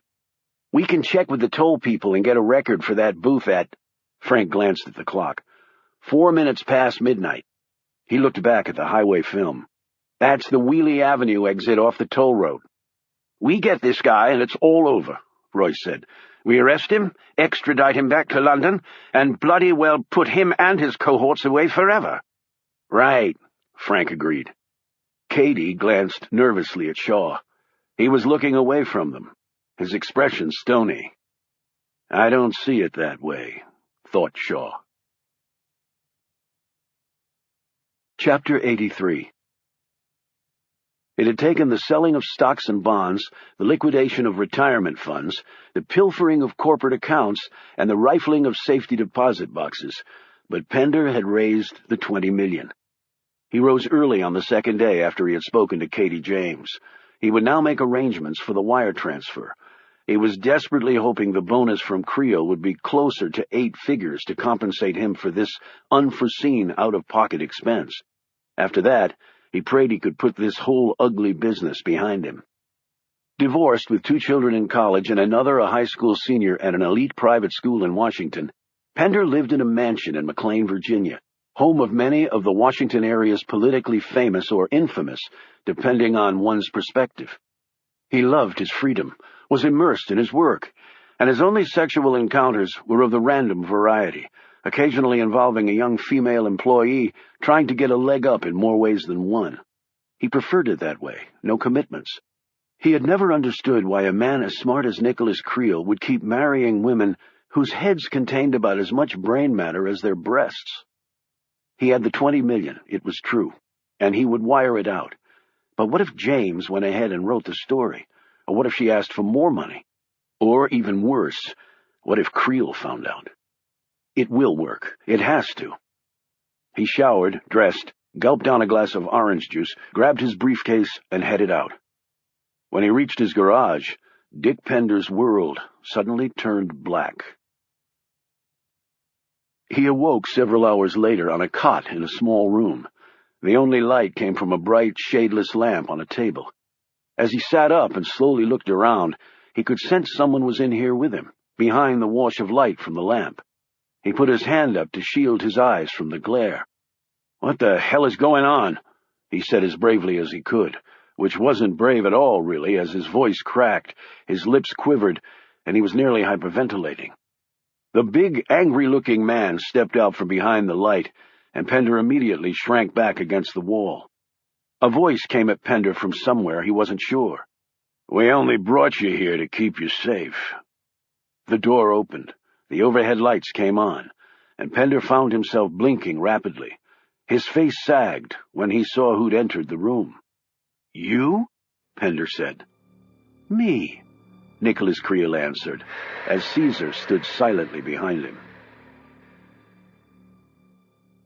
Chapter 84. While apparently the government could spy on its citizens without benefit of a court-issued search warrant, determining whether a certain car had gone through a certain toll gate at a certain time was far more problematic. Shaw and the others found out that the video camera at the toll booth Pender had taken was not working. Apparently so many motorists had run the booth without paying, been filmed, gotten a fine in the mail, and refused to pay it that the highway folks had simply given up.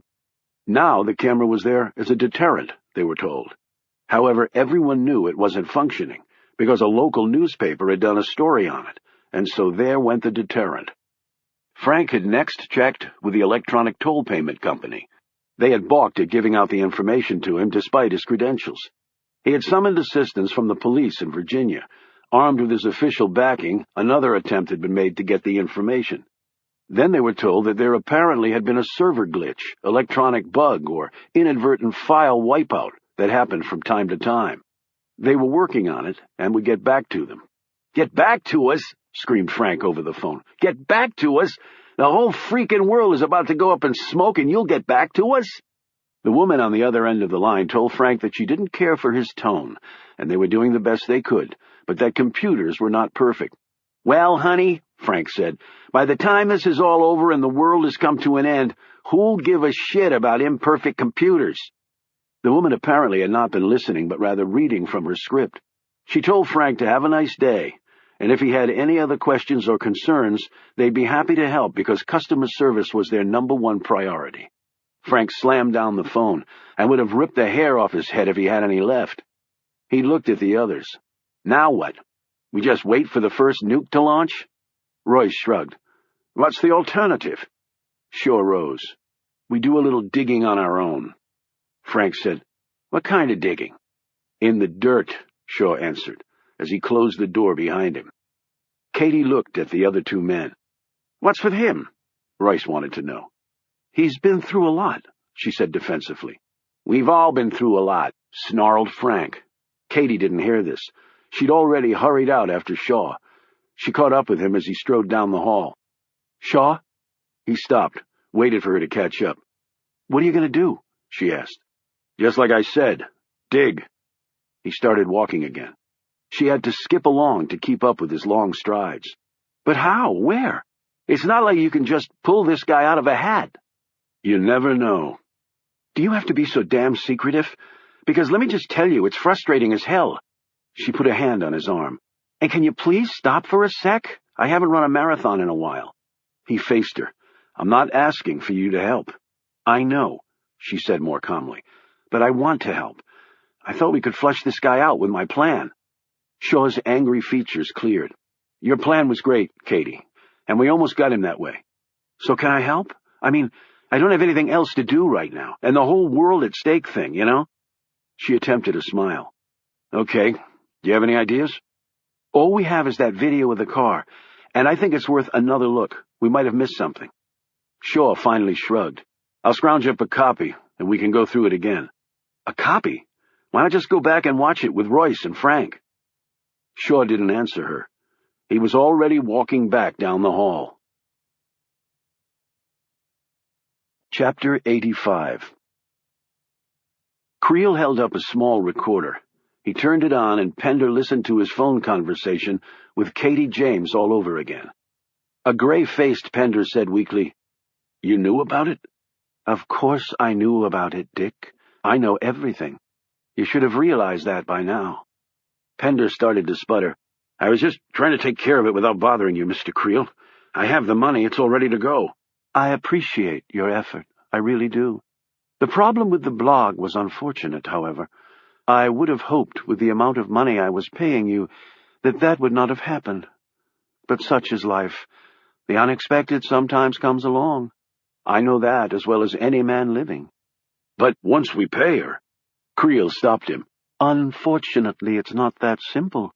I seriously doubt that someone like Katie James suddenly cares that much about money. I researched the woman thoroughly before deciding to use her in my little plan. Years ago, she could have made a fortune becoming a morning TV news personality for any of the major networks, but she refused. She cares more about the story than she does about money. So no, not even $20 million will change that picture." "Then why did she contact me?" "To get you to call her.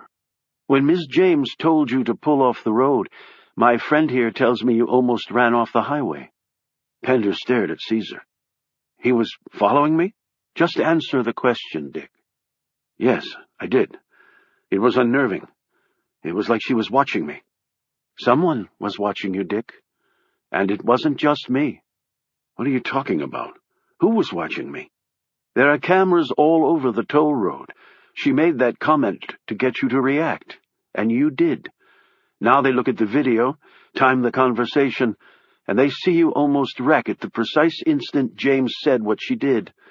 That way they can pinpoint the car. Caesar added, and then she told you to pull off, and you did. Right through the toll gate. Oh, my God. They could be at my house right now. It's been 2 days. Calm down, Dick. If the road cameras had gotten a clear shot of you, you'd already be under arrest. So it obviously didn't. But the toll, I paid electronically. There'll be a record. Fortunately, we learned of this development in time. I had some of my best hackers target the firm that operates the electronic toll pay. Quite soon after you went through the gate, they suffered a complete crash of their recordation system. Pender let out a relieved breath. As usual, you thought of everything.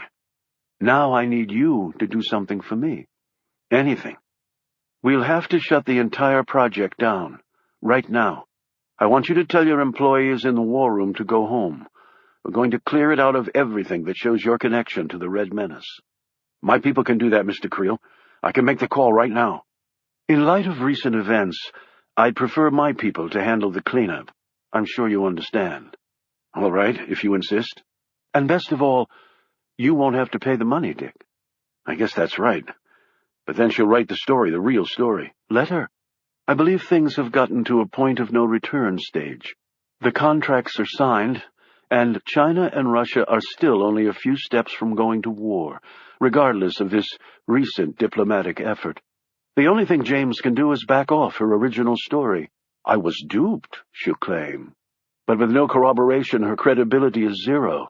She'll simply look incompetent. Then we've won. Creel put an arm around Pender's shoulders. Yes, Dick, we've won.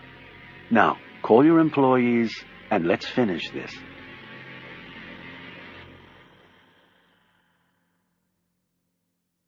Chapter 86.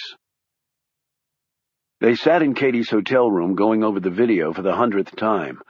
A room service table was stacked with plates and cups since they had not bothered to leave the room to eat. The drapes were drawn, and the room was dark, so they could see every detail on the screen better.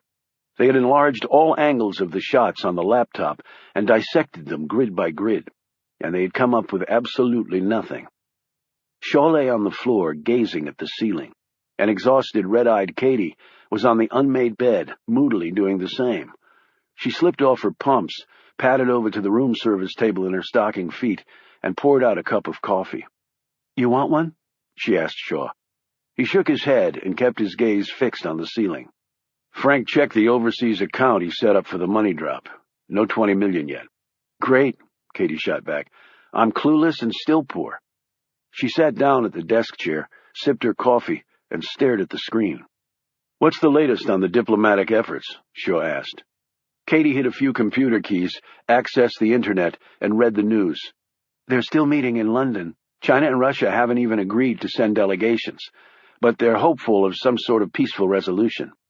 She clicked off the net and ran the video of the Mercedes again, this time in slow motion. Shaw glanced over at her. She was dressed in a skirt, stockings, and a blouse, and her face was wrinkled in concentration. "Katie, we've done that to death and gotten zip. And the damn toll people still can't tell us anything. And every minute that goes by—" He didn't have to finish the statement.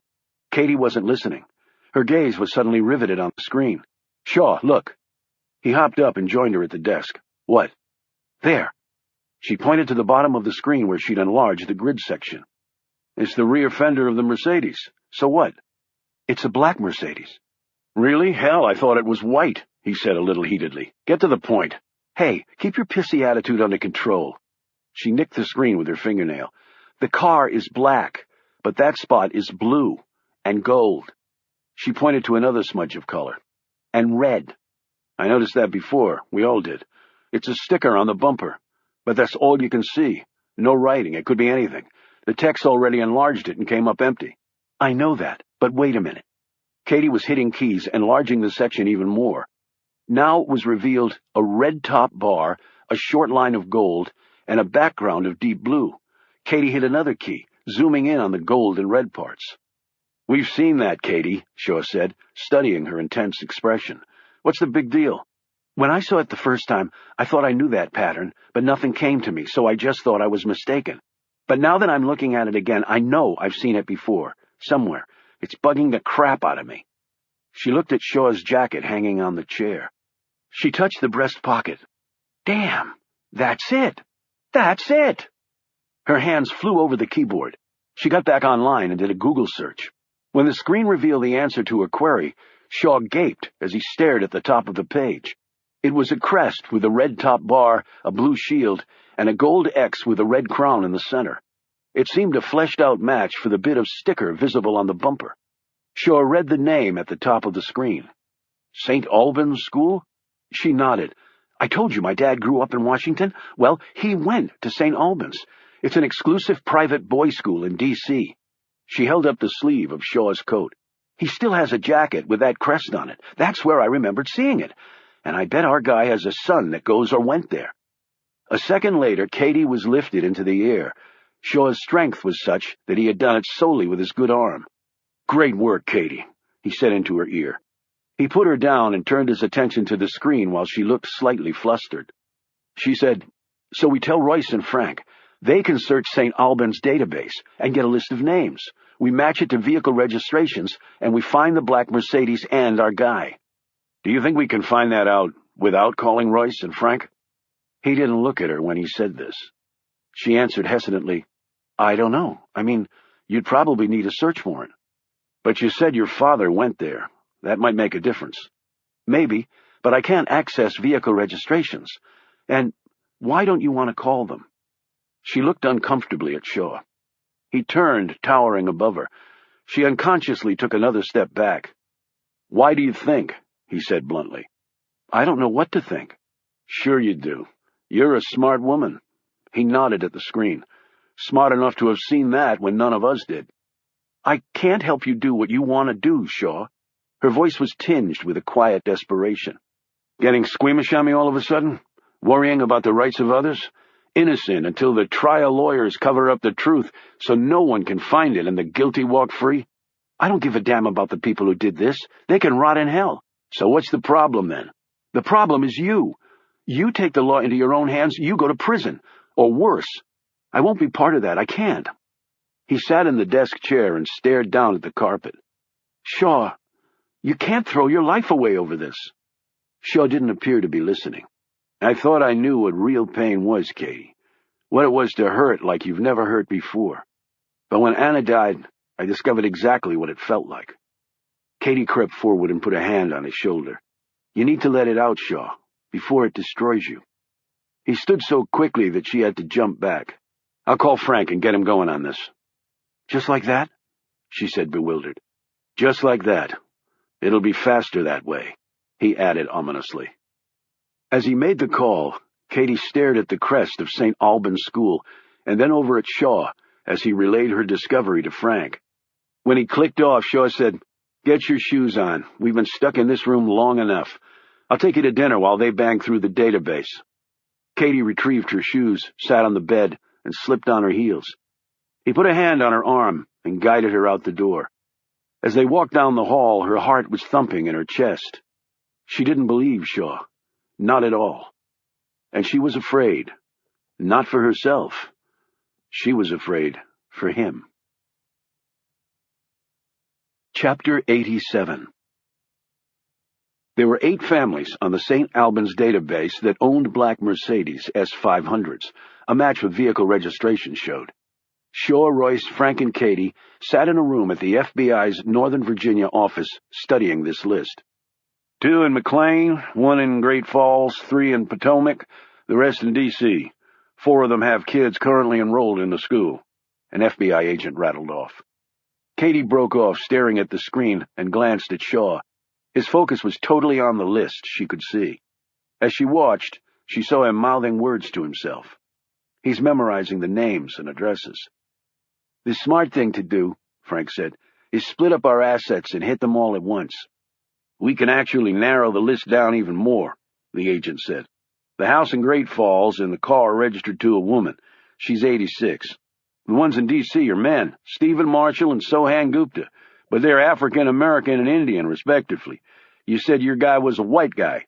We can check out those people later just in case someone had access to their cars, but it makes sense to prioritize. Frank said, So that leaves 5, 2 in McLean, Virginia, and 3 in Potomac, Maryland. We'll have to get search warrants executed, the FBI agent said. That'll take some time since the circumstances, he glanced at Frank, are a little unusual. How long? Royce asked. The agent checked his watch. We'll push hard, but tomorrow morning at the earliest. Do it. Should we post surveillance teams at their houses? Frank asked. Might spook them, Shaw pointed out. And if we don't have search warrants in place, then they could destroy evidence and there'd be nothing we could do about it. Royce finished for him. Frank sighed and said to the FBI agent, Just get him as fast as you can. Katie glanced over at Shaw in time to see a grim smile cross his face, and then it was gone. I want to go with you when you do the hits, he said. Frank nodded. But we let the FBI guys lead the way. Absolutely. Royce nodded in agreement. I'm clearly out of my jurisdiction here. The meeting broke up and Shaw walked out. Katie quickly followed him. As he reached his car in the parking lot, she put a hand on the car door. Don't do it. He eased her hand off the door. Don't do what, exactly? You know what. I'll give you a ride to your hotel. You obviously need some sleep. You're sounding a little punchy. She gripped his sleeve. Shaw, I saw what you were doing back there. You memorized the list. You're not waiting for a search warrant. You're going to go to those places tonight and what? Start killing people? Is that what you think? I'm not sure what to think. Good. You can join the club. He pulled his arm free. You want that ride? No, I don't. Suit yourself. He drove off. Frank and Royce came out of the building and headed toward her. Frank stared after Shaw's car. Your buddy leave you high and dry? No, I just... You want a ride? When they got in the car, Frank turned and looked at her. Everything okay? Everything's great. Royce gave her a penetrating stare, glanced at Frank, and shrugged. When Katie got back to the hotel, she stripped off her clothes, took a hot shower, and nearly scrubbed herself raw. She rested her head against the tile wall of the shower and let the water pour over her. What do I do now? Tell Frank and Royce? Let them follow Shaw? Stop him from killing somebody? From being killed? That's what she should do, Katie knew. But it wasn't that simple. What if she was wrong? What if Shaw found out she'd betrayed him? Yet she hadn't promised not to tell. He'd never asked her not to reveal her suspicions. She got out of the shower, dressed, and put on dark clothing. She couldn't snitch on Shaw, but she also couldn't just stand by and let him destroy what life he had left. She called his room. When he answered, she hung up. He was still there. 2 minutes later, she was in the lobby, sitting in a high-backed chair, waiting for him to come down. An hour later, he did. He headed out. And so did Katie. Chapter 88. The first 2 homes Shaw checked out weren't the ones. From a distance, Katie watched him enter the places, only to come out of each a few minutes later. At the third house, however, a stone mansion in McLean, he didn't come right back out. In fact, he didn't come out at all. Katie checked her watch. 10 minutes had gone by. This must be the jackpot. She slipped out of her car and crept into the house the same way as Shaw had, through the back door. Her heart was hammering in her ears as she threaded her way down the hall. She almost tripped over something that was in her path. It was all she could do not to scream. Is it a body? Is it Shaw's body? As she groped around with her hand, she felt the overturned chair in front of her. As her eyes became accustomed to the dark, she noticed other things, too. Things that shouldn't have been where they were, including a smashed photo on the floor. She picked it up, squinted at the picture. It was a man with a young boy. She put it down and edged along the hall. A box was on the floor. She bent down to see what it was. The box turned out to be empty, but it looked like something had been kept in there. Was this Shaw's doing? Was he looking for something she didn't know about? Was there someone else in here and all this debris evidence of a struggle? She really should just run. But what if Shaw were hurt? The door was up ahead. She clutched the knob, took a breath, and eased it open. It was a bedroom, a large one, the master suite of this McMansion. Her breath caught in her throat as she saw the figure in bed. He was propped up on pillows. The weak moonlight that came through the window allowed her to see. The man looked like he was still screaming, but he wouldn't be screaming anymore. Katie had seen corpses before, and this was one. She turned to run and smacked right into a human wall. Shaw clamped a hand over her mouth. She stared up at him fearfully, every inch of her body sliding into spasms of terror. He removed his hand and motioned to the body. "He's dead." Katie slowly nodded, her eyes still wide with a look of terror. Realization spread across Shaw's features and then was replaced with anger. "Check the body. It's already cold." "No, that's okay." He pushed her toward the bed. "I believe you," she said, turning back to him. "No, you obviously don't, so go see for yourself." She edged forward. Shaw followed her. "He's in full rigor," Shaw said. "That happens about 12 to 24 hours after death. I've only been in here for 15 minutes. More curious than scared now, Katie touched the man's arm. It was like a rock. His skin was ice. "What killed him?" He pointed to the pillow where she could see dried stains. "Gunshot wound to the back of the head." She stepped back from the bed and gazed around the room. Shaw had a flashlight that he used to sweep the area. Furniture was overturned in here, too, and there were drawers pulled out and contents dumped on the floor. "A struggle?" she said. "A search?" Shaw pointed toward the closet. "Look at this." They stepped inside the room. In the back, a portrait was hanging off its hinges. Behind it, a chunk of wall had been ripped out, revealing a cavity. "My guess is there was a safe there. Whoever did this took it with them." "So it was just a burglary that went wrong? The dead guy is fully dressed. He might have come home, stumbled on them, and they killed him." He stared at her. "You really believe that?" "No." "Good. Because it's all been staged, just like everything else in this whole damn thing." "But this is the right house, isn't it?" He nodded. "I checked the car in the garage first. Stickers on the back. And there's a slight scratch on the back panel that I noted from the video. It's the right car." "And the dead guy?" Shaw picked up a photo that was on a shelf and shone his light on it. It looked like the guy on the video. "It's the owner of the house. Richard Pender," said Shaw. "We'd better get out of here." "No, I want to finish searching the place first." "Shaw, what if we get caught?" "You can leave." "Damn it, do you always have to make everything so complicated?" "I didn't ask you to follow me tonight." "How do you know I was following you?" "Maybe it's the fact that you're standing in this house with me right now." "I could have come here on my own. I can memorize addresses, too." "If you had memorized the addresses, you'd know that this was Pender's house. And last but not least, I saw you about a dozen times tonight in your car following me." "Wait a minute. If you knew I was following you, why didn't you stop me or try to lose me?" Shaw started to say something, but then stopped. He looked away and said quietly, "I'm no murderer."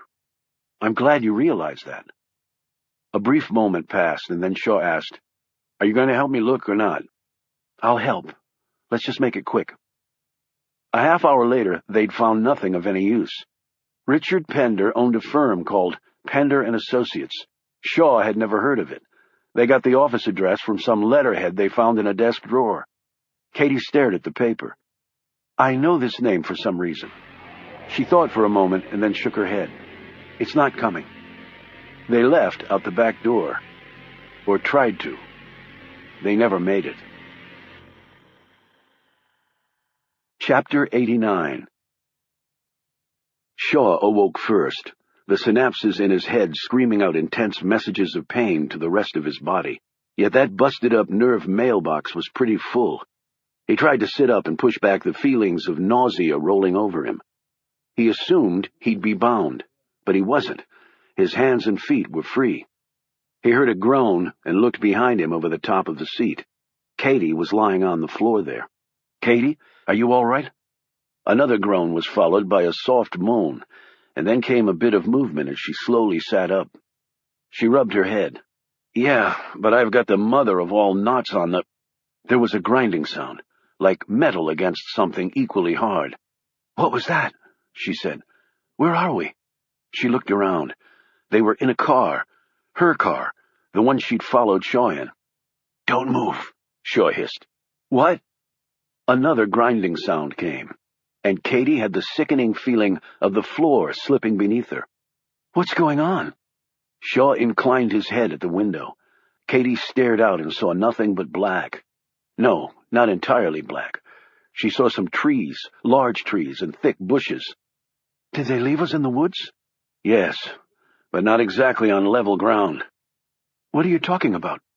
Look out the windshield, but do not move. Katie slowly turned her head to stare straight ahead, and her breath got lost halfway up her throat.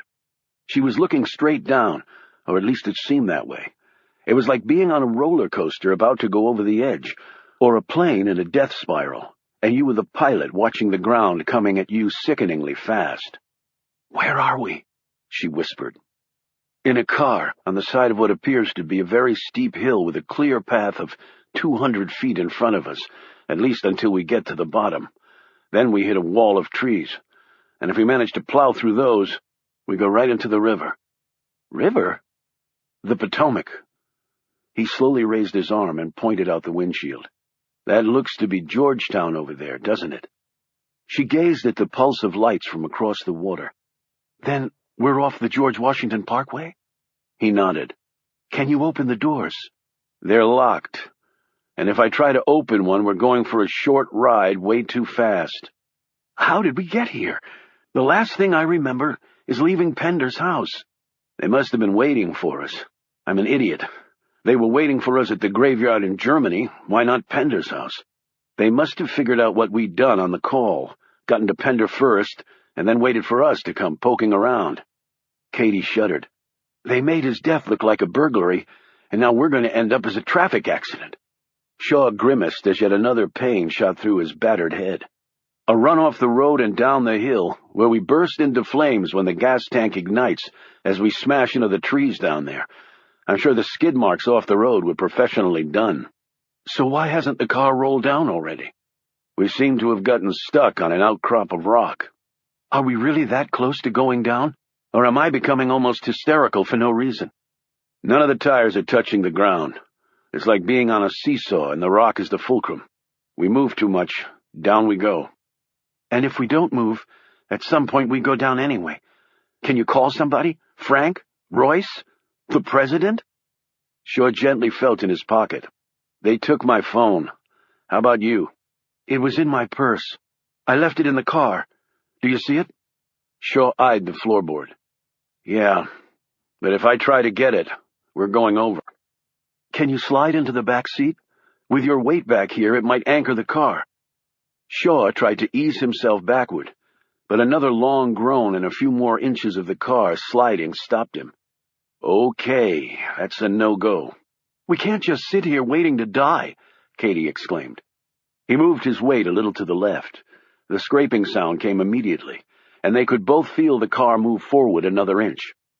Okay, that tells me something. What? Not to move again. Shaw eyed the interior. The keys were still in the car. They would have to be, he thought, to make it look like a real accident when the police found the charred wreckage. He edged his hand forward and carefully turned the keys one click to the right. That didn't turn the engine on, but it did do something else. He slowly reached over and depressed the window button. The glass slid down even as the car eased forward another inch or so. Okay, the window's down. Now what? We can't exactly jump for it. Shaw reached down and undid his belt and slid it off. Please tell me you're wearing a belt. I am. Take it off and give it to me, but slowly. She did so, but it seemed like even moving her arms made the car wobble on its precarious perch. She finally got it off and handed it to him. Using very slowly and careful movements, Shaw made a loop with her belt and then slid his belt through that circle, cinching it tight and leaving a stretch of leather about 4 feet long in his hand.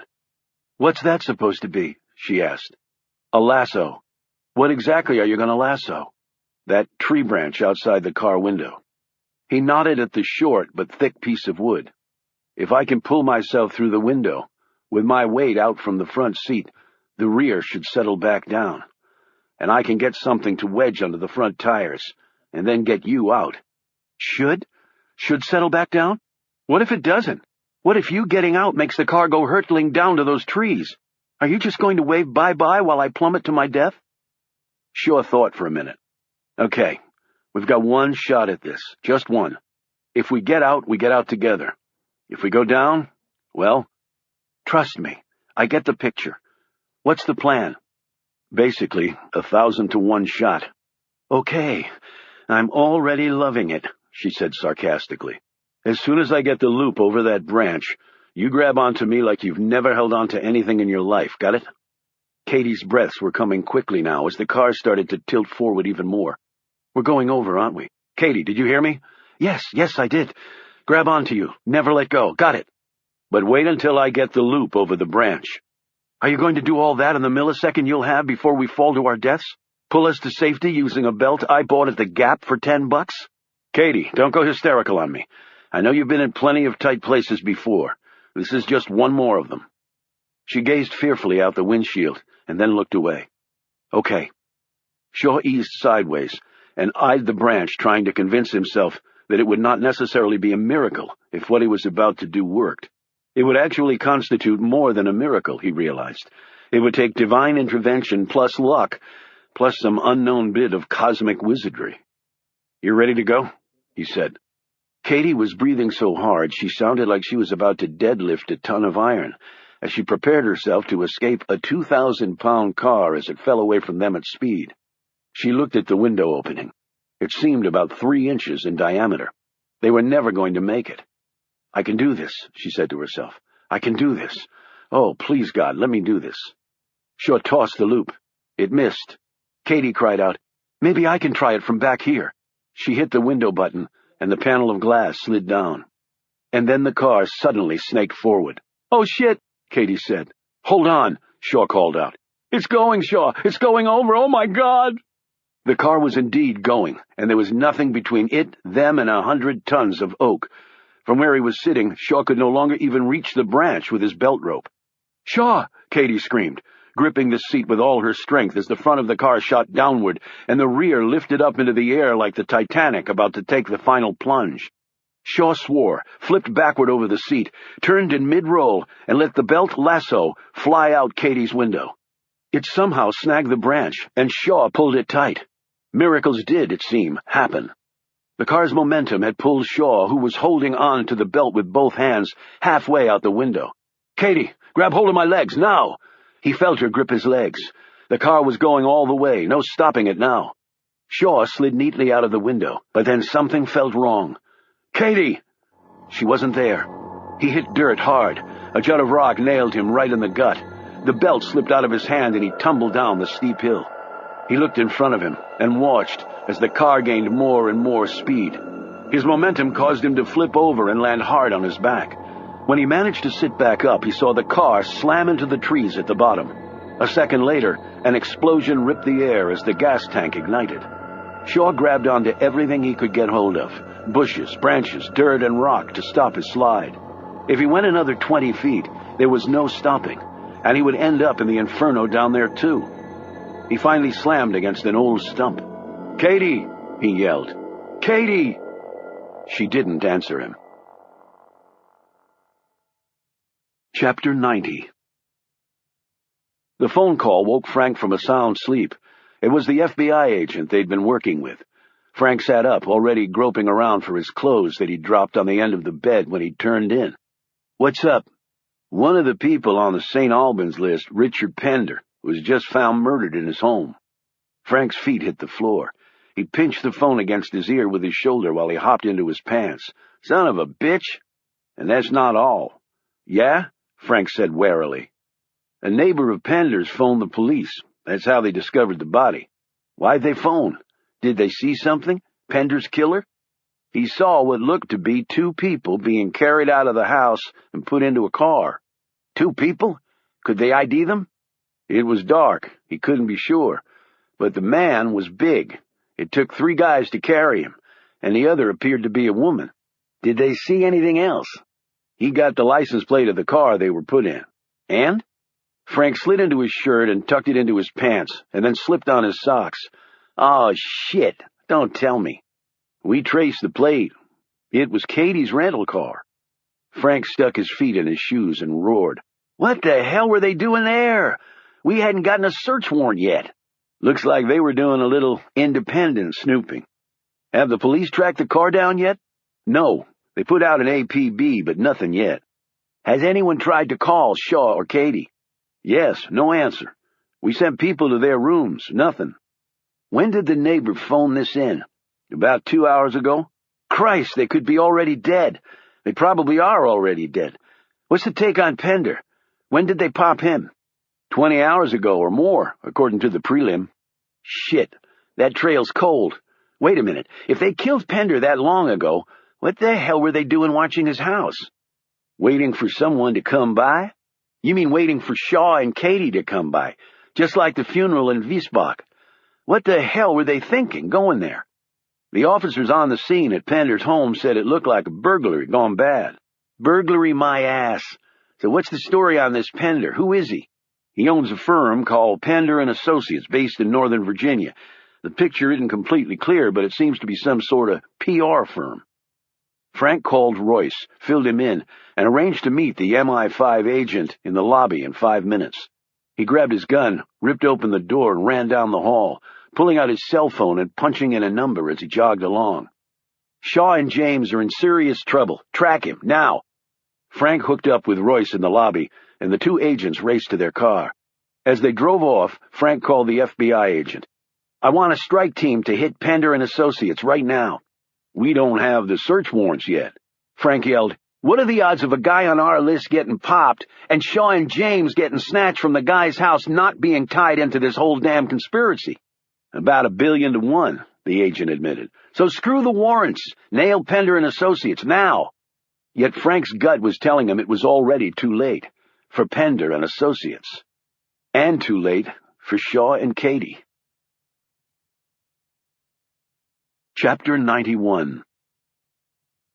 Shaw slowly rose from the mud and brush and steadied himself against a leaning, shallow-rooted pine. He stared down at the wreckage of the car. The flames started to burn down as the gas was used up. He had stopped yelling for Katie because he'd grown hoarse. He made his way down the hill, holding on to whatever he could. As he neared the burning car, he didn't want to even think about what was inside it. The charred fragments of Katie James. The small groan caught him so off guard, he nearly toppled forward and down into the flames. He whirled around, staring into the darkness to his left. Katie? He was almost afraid to say the name for fear of hearing nothing back. There was definite movement now, and it was too big for a rabbit or squirrel. He lunged forward, tripped, fell down, picked himself up, and raced to her side. Katie was lying face down next to an oak, but struggling to rise. Shaw knelt beside her, gently turned her over. Damn, I thought you were dead. Her face was bloody, her arm bent at an odd angle. She looked up at him, smiled weakly, but then grimaced in pain. So I'm not dead? He shook his head. Not unless I am too, and I'm hurting too much to be anything except alive. Can you walk? With his help, Katie got to her feet, holding her right forearm. I think I might have busted my arm up. He looked at it. Part of her bone was sticking out through the skin. Shit, he exclaimed. We need to get you to a hospital. He took off his jacket and fashioned a crude sling to keep the shattered bone as immobile as possible. Can you walk? She nodded. If you can help me. He put a big hand under her armpit and his other around her waist, and they slowly made their way up. What happened? You were holding on to me, and then you were gone. Lost my grip, and then I got snagged on the door handle. How did you get out of the car, then? Pure luck. On the way down, the car hit something, probably another chunk of rock. The door popped open, and I fell out. She looked back at the blackened mass of burned-out metal. A little close, she said. A little. Sure. I think I'm going to be sick. It's okay. I've got you. He held her while she emptied her stomach. Sorry, she said with an embarrassed look after she'd finished. Compound fractures always make me puke, too, he said, attempting a smile. As they neared the top, they heard cars screeching to a stop on the road above, and then running feet started coming their way. Get down, Katie. Shaw, you down there? It was Frank. We both are, Shaw called back. And we need some help. Katie's arm is broken. 5 minutes later, they were being driven off in an SUV. Frank and Royce rode with them. Pender's dead, but you already knew that because you went to his house tonight. Frank said accusingly. "Can you wait at least until tomorrow until you jump all over my ass, Frank?" Shaw said. "Why? It won't be any better tomorrow, only worse." Royce said, "Do you know who kidnapped you?" "Never saw them. Whoever it was hit us fast and hard." He looked over at Katie. "She needs to get to a hospital." "That's where we're headed," Frank said. "I already made the call." "How did you know where Shaw and Katie were?" Royce asked. Frank glanced at Shaw before answering. "Lucky guess." Before Royce could say anything, Frank's phone buzzed. He listened for about 5 minutes without saying anything other than curse words. He clicked off and tossed his phone on the floor. "I take it that it's not good news," Royce said. "They hit Pender and Associates." "And?" Shaw said. "And they got squat. Place was cleaned out. There has to be employees they can talk to." "Oh, sure. But after what happened to Pender, I doubt many of them will be real excited about talking." Royce said, "But they have to interrogate them." "They will. Only don't hold your breath." "I doubt anyone other than Pender knows the name of the third party," said Shaw. "How do you reckon that?" Royce asked. "Because he's dead," Shaw said bluntly. "What do you find out about Pender and Associates?" "FBI did a quick and dirty on them," said Frank. "They're sort of a specialized PR firm." "No, they're a lot more than that. They're a PM firm," Katie suddenly exclaimed. "That's where I knew the name." Everyone looked at her. "What the hell is a PM firm?" Frank exclaimed. "That's what we call our Prime Minister," Royce added helpfully. Katie said, "Well, this PM stands for Perception Management. It's the way to manufacture the truth on a large scale. The Department of Defense has it more precisely defined in some manual or other. The military really got into PM in a big way after the Vietnam War. There are a number of firms around the world that specialize in it. I did a story years ago on the subject, or at least tried to do a story. A few people were speculating that PM firms were behind some of what happened in Persian Gulfs 1 and 2. WMDs, embedded reporters buying the company line, stuff like that. They have all sorts of methods and devices to do it. The best PM firms have taken it to a high art." Frank snapped. "So if they specialize in this crap, why didn't anyone suspect them of being behind the damn Red Menace?" "Most people, including a lot of government leaders, have no idea they even exist. And like I said, I tried to do a story on them, but got nowhere. There's not much information on them. They keep a low profile and don't talk in public about what they do. The firms I did manage to ferret out, including Pender and Associates, wouldn't talk to me, all shrouded in secrecy." "And besides, the Russians are an easy bad guy target," Shaw noted. "They're like North Korea. People will believe anything bad about them, and usually with good reason." "Which is undoubtedly why they were selected," added Royce. Katie said slowly, "So Pender and Associates might have also been hired to make the Chinese appear to be behind the Red Menace." "You mean they killed 28 people in London and blamed that on the Russians?" Shaw added fiercely. "But that's crazy. Why would anyone do that?" Frank said. "Russia and China are just about to go to war. The rest of the world is rearming," Katie said. "Okay, but who would want that?" Shaw said, "Countries are all of a sudden spending hundreds of billions on weapons, and that money's going somewhere." Frank scowled at him. "What? You're saying defense contractors are behind this? I really doubt Northrop Grumman, Ares Corporation, or Lockheed are involved in this crap. They have boards of directors and shareholders and all that. There's no way they could keep that secret, and from what I can tell, they're all making plenty of bucks anyway. And really, Shaw, British aerospace is doing quite nicely without resorting to inspiring possible Armageddon," Royce added. "Maybe it's not about money," Shaw said. "What else do big companies care about?" Frank countered. Shaw sat back and closed his eyes. Shaw, you better damn well answer me if you've got an idea about this." But despite Frank's blistering broadsides as they drove along, Shaw did not break his silence. At the hospital, Katie was taken into surgery. Her broken bone was put back in her arm and reset, and her forearm was placed in a cast. She stayed in the hospital overnight with Shaw sleeping next to her bed. When they got back to the hotel the next day, she went with Shaw to his room. Katie sat on the bed with a pillow propped under her injured arm, while Shaw made an impromptu snack for them from the contents of the minibar. Katie rubbed her cast. She was on pain meds, but her arms still throbbed, and her entire body ached from her wild ride in the car down that slope. As she munched on some organic chips and drank a diet soda, Katie said, "Okay, Frank's not here. Do you know why Pender would be pitting Russia and China against each other, if not to make some fat defense contractors even richer?" Shaw sat down in a chair and chewed on some nuts. "Think about what's really been happening."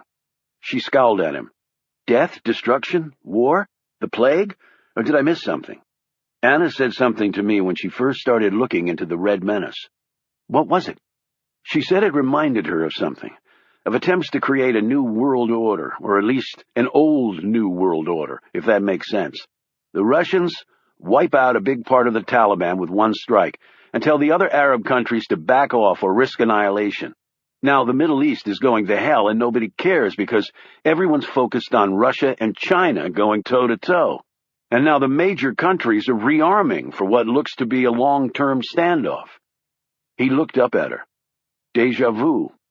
"So you're saying whoever's behind this wants us to go back to what? The Cold War?"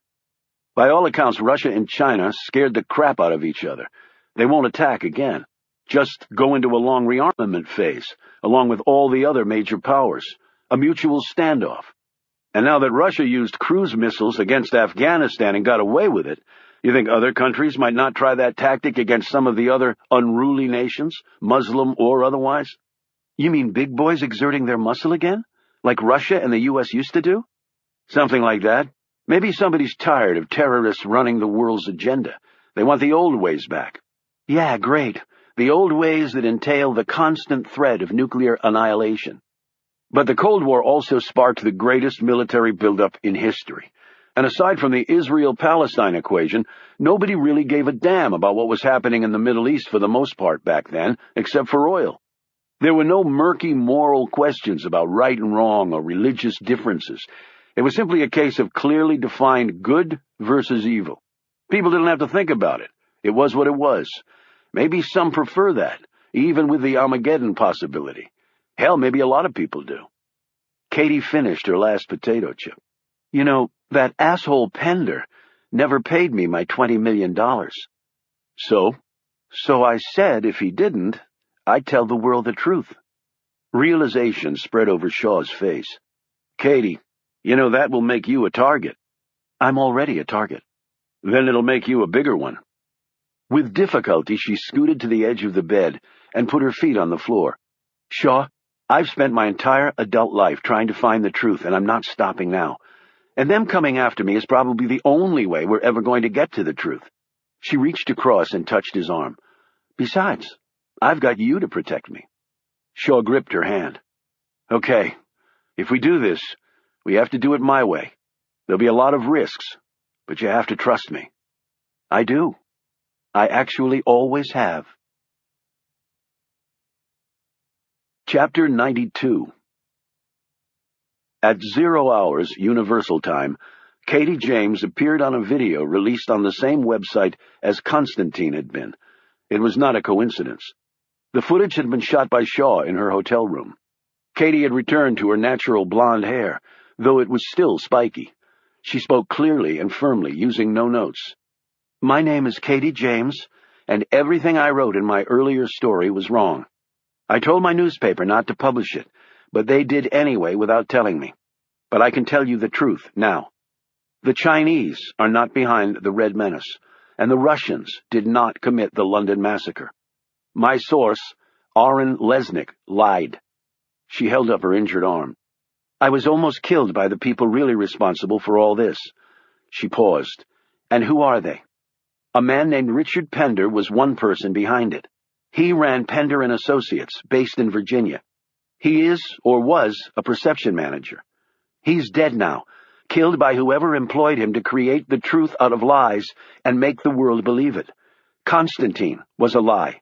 The tens of thousands of people we thought had been slaughtered by the Russian government was a lie. The Tablet of Tragedies was a lie. This was all done for one reason, to bring Russia and China to the brink of war. Why? So that the world would rearm. Who would want that? Who would possibly benefit? Well over a dozen governments, including Russia, China, the U.S., England, France, and Japan, have recently placed orders for trillions of dollars in weapons with a number of defense contractors because of the events put in motion by the Red Menace. Someone is trying to create a new Cold War where we all live in fear of annihilation. But that's not going to happen because we won't let it. So whoever is behind all this, here's a little message from me. She paused. The real truth will come out. And trust me, you won't like it when it does. Along with Katie's statements on the video, leaks were made to all major news sources about Pender's involvement and subsequent murder, with details designed to make her fellow journalists do all they could to find out the truth. A list of defense contractors benefiting from the new rearmament fervor was posted on the Internet. Details of how it was discovered that Lesnick was lying and his murder were released to 24 major blogger sites. To say these facts spread like a California wildfire would have been a bit of an understatement. The global reaction was swift. It was said that skies around the world were filled with smoke from the burning of Remember Constantine t-shirts. The Scribe newspaper scrambled to put a positive spin on what had been done with Katie's story, found they really couldn't, and Kevin Gallagher, Katie's editor, was sacked. The FBI started throwing thousands of assets at Richard Pender's murder. And in London, the same was done with the massacre and Aaron Lesnick's death. All major defense contractors issued statements claiming they'd had no involvement in the Red Menace campaign. Much like the treatment of the Russians, few believe their denials. Defense departments in every major country were ordered by their civilian leaders to rescind all contracts for new weaponry. Meanwhile, the Russian and Chinese governments ordered a stand-down in their near war, and President Gorshkov and his counterpart in China agreed to meet at a neutral site to discuss their two countries' future relations. Yet the world wanted more, much more. They wanted to know who had lied to them. They wanted the person or persons really behind it all, and they wanted them yesterday.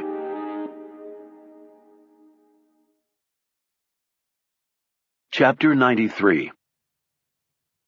Nicholas Creel sat all alone in his sumptuous conference room on the Shiloh. He'd heard from his executive teams at Ares, and the news was all bad. The contracts had been suspended, every last one of them. There went several $1 trillion straight to oblivion. The idiot woman had guaranteed that the world would remain stranded in a hellish quagmire, where the weak and maniacal ruled the powerful and civilized. And she was anointed as a savior? Was he, Nicholas Creel, the only one who could see the truth? Under his vision, the world would be a far safer place. Now all that was ruined. And she had cost him his PM maestro. Pender could be replaced, but Creel knew he would never find anyone as good. Because of Katie James, a legion of investigators would be delving into every detail of the origin of the Red Menace. And despite Creel's great pains to keep his involvement unknown, someone might get lucky enough to follow the trail to his doorstep. He would never go to prison, of course. The rich and powerful almost never did, despite whatever crimes they might have committed. His lawyers were too accomplished, his purse too deep, his reputation too good. He had built elaborate safeguards into the plan as part of his exit strategy in the case of a disaster, and his men had destroyed every single scrap of evidence at Pender's office. There was no direct proof anywhere. His fingerprints were on nothing. Pender was dead. No one else knew of his involvement except for a very few who had just as much to lose as he did. No, it was not fear of prosecution that was crushing him now. It was the taste of a terrible injustice done to him. Instead of his triumph, instead of the world being put back into its natural balance, the earth was resonating with one name: Katie James. James had saved the world, people were saying. James had righted a great wrong. The woman was a true hero. Yet the only thing James really had done was screw him, Creel concluded, and emasculated the part of the world that really counted. And for that, she would have to pay. He was not a man who held grudges, at least not for very long. He was far too impatient when it came to that. The offending person must be dealt with quickly. Revenge was not best eaten cold. It was a dish that needed to be served with hatred still blazing hot. He picked up his phone. He might not be getting his beloved Cold War back, but there would be more casualties, starting with one in particular. He said into the phone, "I don't care if you have to take out an entire city with a dirty bomb. Either you bring me the lady within 48 hours, or our arrangement is ended permanently. And so are you." Nicholas Creel left his beloved Shiloh and boarded a launch headed to shore. He spent the next several hours visiting with Italian officials regarding the construction of the new orphanage. After that, he prayed in the chapel, the Mother Superior by his side. That evening he had dinner at a local restaurant and shared a bottle of Chianti with the mayor and his wife, trying to forget, at least for a few hours, the complete disintegration of his vision for the world. Before returning to his yacht, Creel visited the construction site. He stood looking down into a pit that had been excavated a few days before. Very soon they would pour the foundation here. Hundreds of thousands of cubic yards of concrete would flow into this hole. The place would stand for a century, providing a worthy roof for many orphans. But the foundation would not be poured until Creel gave the order, and he wasn't going to do it just yet. He had something very special he wanted to bless this place with, a gift that would lie here for all eternity. He rowed the launch back to the Shiloh and counted down the minutes until Katie James's death. It wouldn't make everything all right, of course. For now, though, it would have to be enough. Chapter 94. Frank and Royce burst into the room where Katie was being kept under the watchful eye of 2 FBI vets. Frank said, "We just got another credible bomb threat. They must have found out where she was. There's an SUV waiting in front." They hustled down the stairs. Royce pushed Katie into the SUV and then called out to Frank. "This is the 3rd damn time. We better bloody well get her out of the country, Frank." "I'm on it." "Where do you want me to take her this time?" "Location 4. I'll meet you there in 20 minutes. Royce nodded, shook his head wearily, and climbed into the seat next to Katie. "Here we go again," he said kindly. "Sorry, Katie." The driver sped off, and the man next to him, big and burly, turned to face her, a large gun in hand. Caesar smiled and said, "Glad to have you with us, Ms. James." Katie looked startled, but then something jabbed her in the arm. She looked down at the syringe sticking out of her, and then at Royce, who was pushing the plunger all the way down. As the meds hit her bloodstream, Katie slumped over in the seat. Royce pulled the needle out and nodded at Caesar. Caesar said, "Bugs?" Royce expertly searched Katie for surveillance devices and shook his head. Caesar handed Royce a battery-operated saw, which he used to cut off Katie's cast. Royce checked it over minutely and shook his head again. The truck slowed to a stop. Royce got out and tossed the split cast into a passing garbage truck. He climbed back in. "If the cast is bugged, they'll be on a jolly nice detour now. Hit it." The driver punched the gas, and the Suburban shot forward, hung a left, and was gone. 8 hours later, the private plane touched down on a remote airfield in Italy.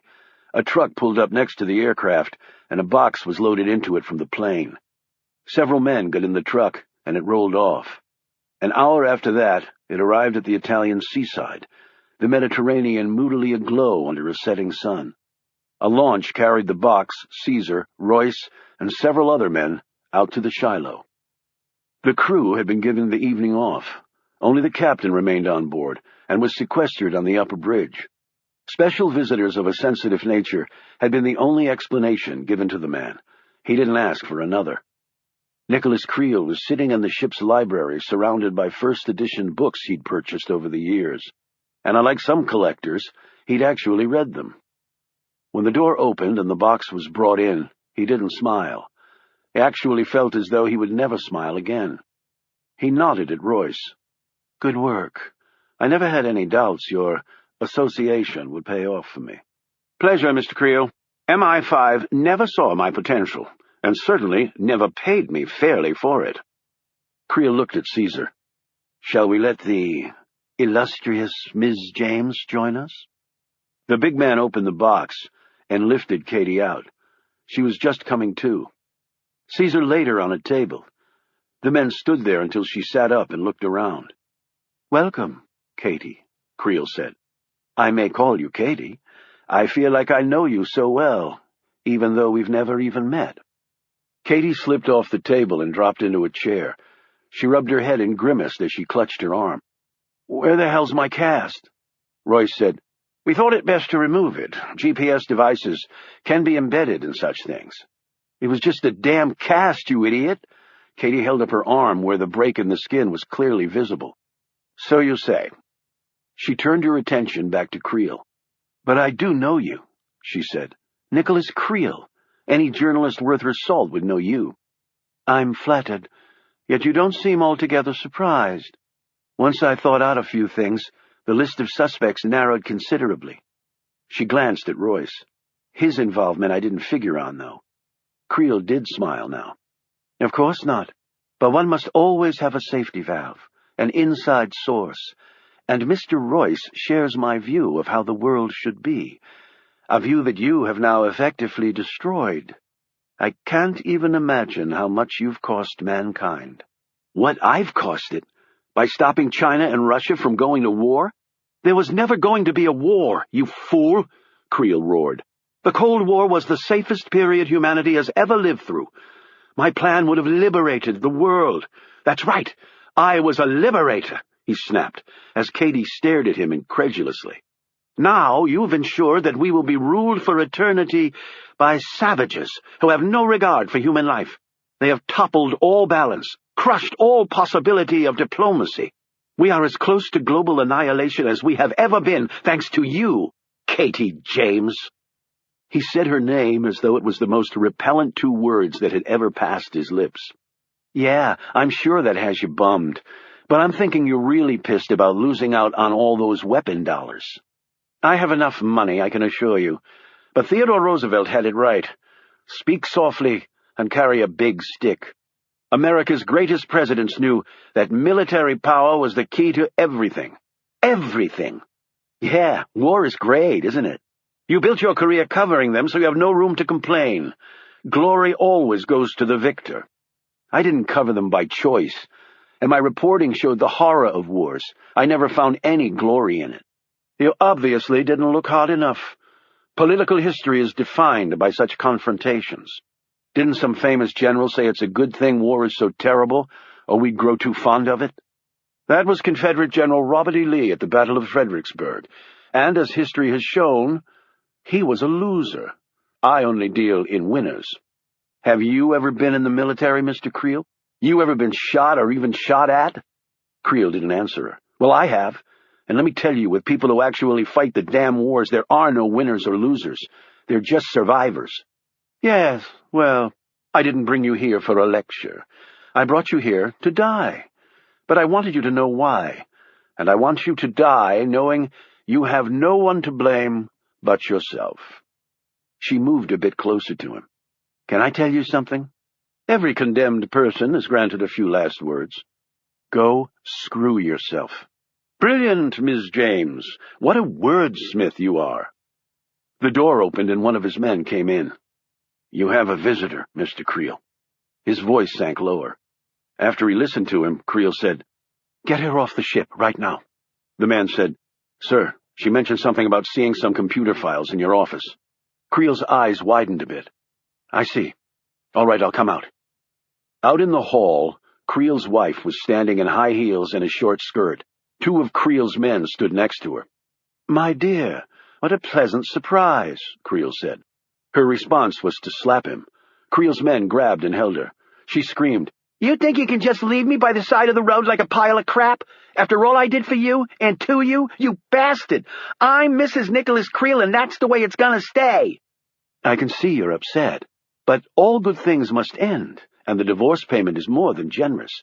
You're not divorcing me. I know things, she said, a triumphant tone in her voice. As Creel eyed her stonily, she hurried on. I know you think I'm just some dumb shit, but do you remember I told you I liked your office? Well, it wasn't for the reason you think. I found it's always nice to have a little ammo in case people get too big for themselves, so I checked your computer. You know, Nick, when you divorced your last wife, you should have stopped using her name as your freaking password. And from what I saw, you've been a really bad boy. Well, Creel began pleasantly. "That does put a whole new spin on the matter. Come with me and we'll talk this out." He looked at his men. "Send her launch back in. She won't be needing it. She's staying with me." Miss Hoddy pulled away from the pair and sauntered after her husband.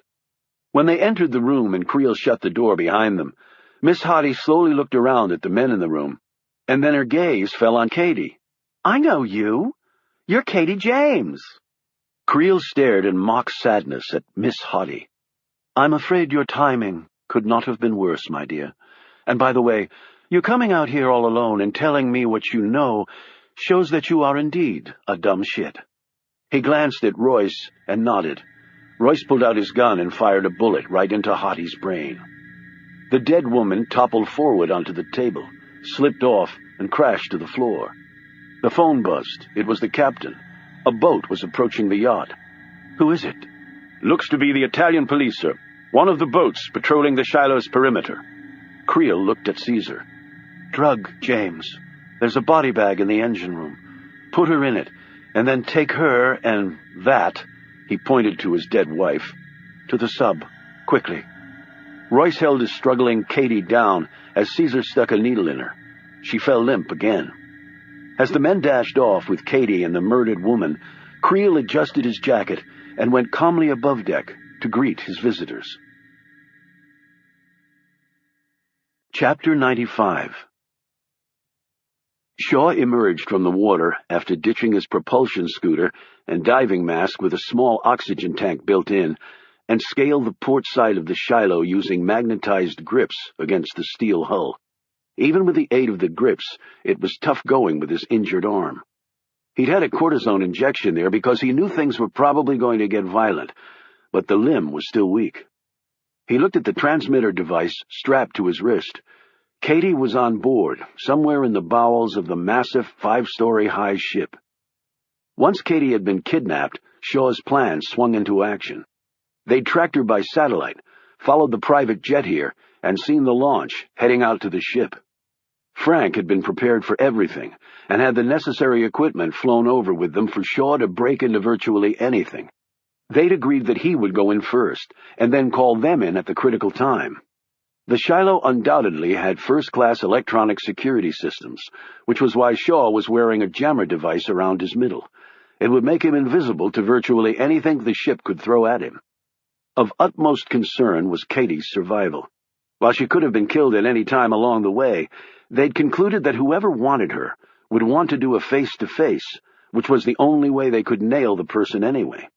It was incredibly risky, and yet Katie had never wavered from it, though they'd given her ample chances. His admiration for the woman's courage had never been higher. Now, he just needed to get both of them out of here in one piece. He took a gun from his waterproof bag, saw a door, and slipped through it. A minute later, the police boat pulled up to the yacht. Nicholas Creel graciously welcomed the uniformed officer onto the deck and spoke with him in the man's native tongue. The officer seemed embarrassed, apologetic to be bothering the rich man. Creel offered him a glass of wine and asked him how he could help. The policeman said that it had been reported to them from shore that a very angry woman had boarded a launch to come out to the yacht. "We saw a launch pass, but we saw it was Mrs. Creel, so we let it go. Then we got a description of the angry woman, and it turned out it was your wife."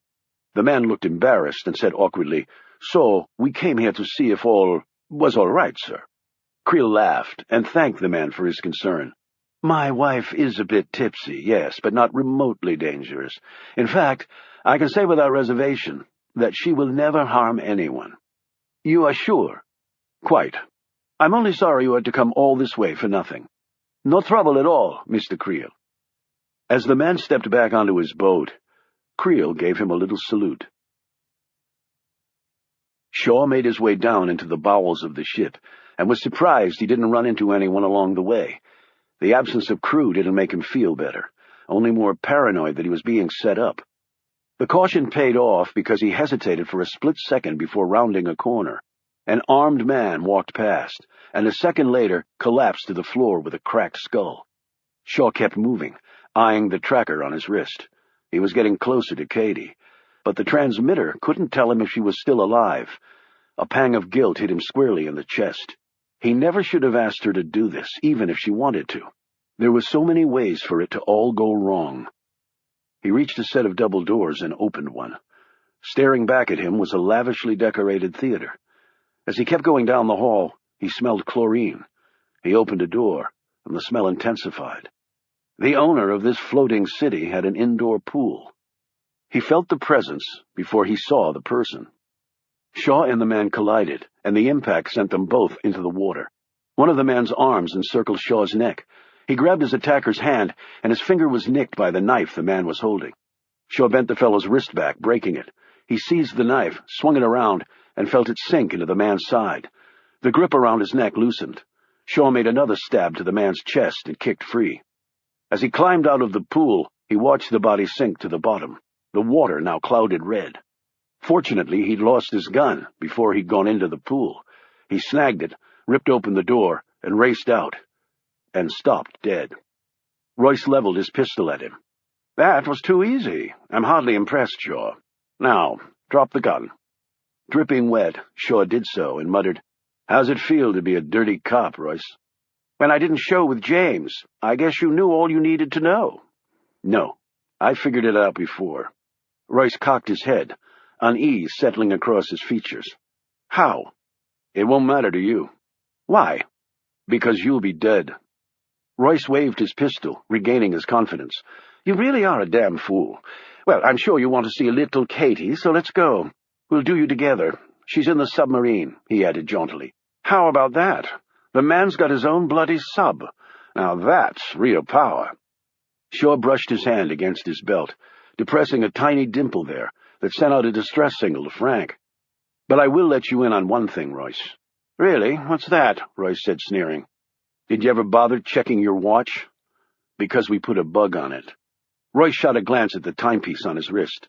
The next instant, he was clutching his chest, where the hilt of the knife stuck out, the blood from his burst heart already flooding the chest cavity. He looked back at Shaw. "Impressed now?" said Shaw. As Royce dropped to the floor, Shaw was already past him, heading to the sub, and Katie. The belly of the Shiloh was a series of huge hangars, the 35-ton submarine parked in dry dock in the center of one of them. Shaw watched the men standing guard. There were 3 of them, one even larger than Shaw, with long black curly hair. A radio buzzed in the hand of the big man. He listened, said something Shaw couldn't hear, and he and the 2 other men hurried off.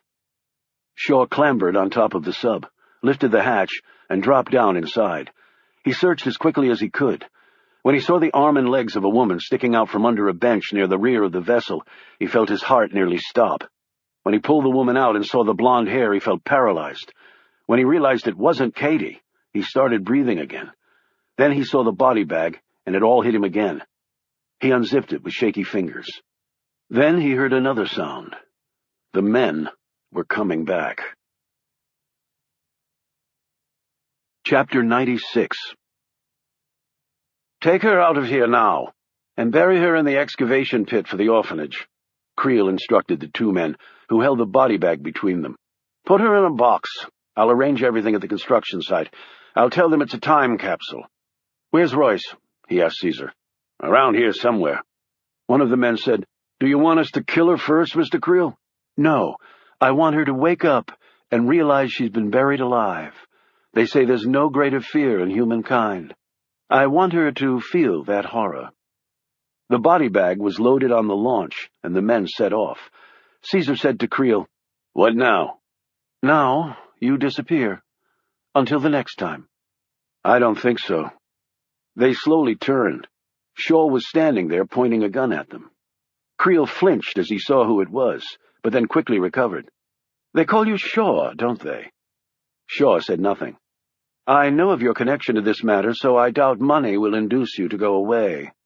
Shaw still said nothing. "So it seems we're in an impasse," Creel concluded. He pointed his gun at Creel's head. "I don't see it that way." "Mr. Creel?" The captain was staring fearfully at them from the steps leading to the top deck.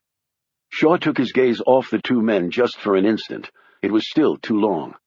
The shot fired by Caesar burned a crease along the side of his head. Shaw instantly rolled to his left and placed 4 compact shots of return fire. Creel had already taken up hiding behind the bar area while Caesar was seeking higher ground to get a better shooting angle. Shaw sent those plans awry when he nailed the man in the foot. Caesar emptied his clip at Shaw. A moment later, while Shaw was lining up his killing shot, his gun jammed. Caesar dragged himself up the stairs with Shaw right behind. The two giants squared off on the top deck. After a few jabs to test the other's defenses, Caesar landed a shot to Shaw's injured but numbed arm and got a blow to the gut for his troubles. He next tried a headlong charge, and his superior weight carried Shaw off his feet, and the two men flew against the bridge console. Caesar grabbed hold of Shaw's shirt, nearly ripping it off. Shaw tried to take out the man's legs, but Caesar, showing considerable agility for a man his size, and despite the wound in his foot, jumped out of reach and then attacked. He gripped Shaw around the neck and started to squeeze. Shaw got a hand in under Caesar's chin and tried to lever his head back, but Caesar ducked under Shaw's grasp, spun behind him, and got him in a chokehold. Shaw tried to break Caesar's grip, but quickly realized that even if he'd been at full strength, Caesar was too powerful. His eyes started to bulge out, and his knees buckled. Caesar, obviously sensing victory, said, "First your lady, and now you. Nice little pair.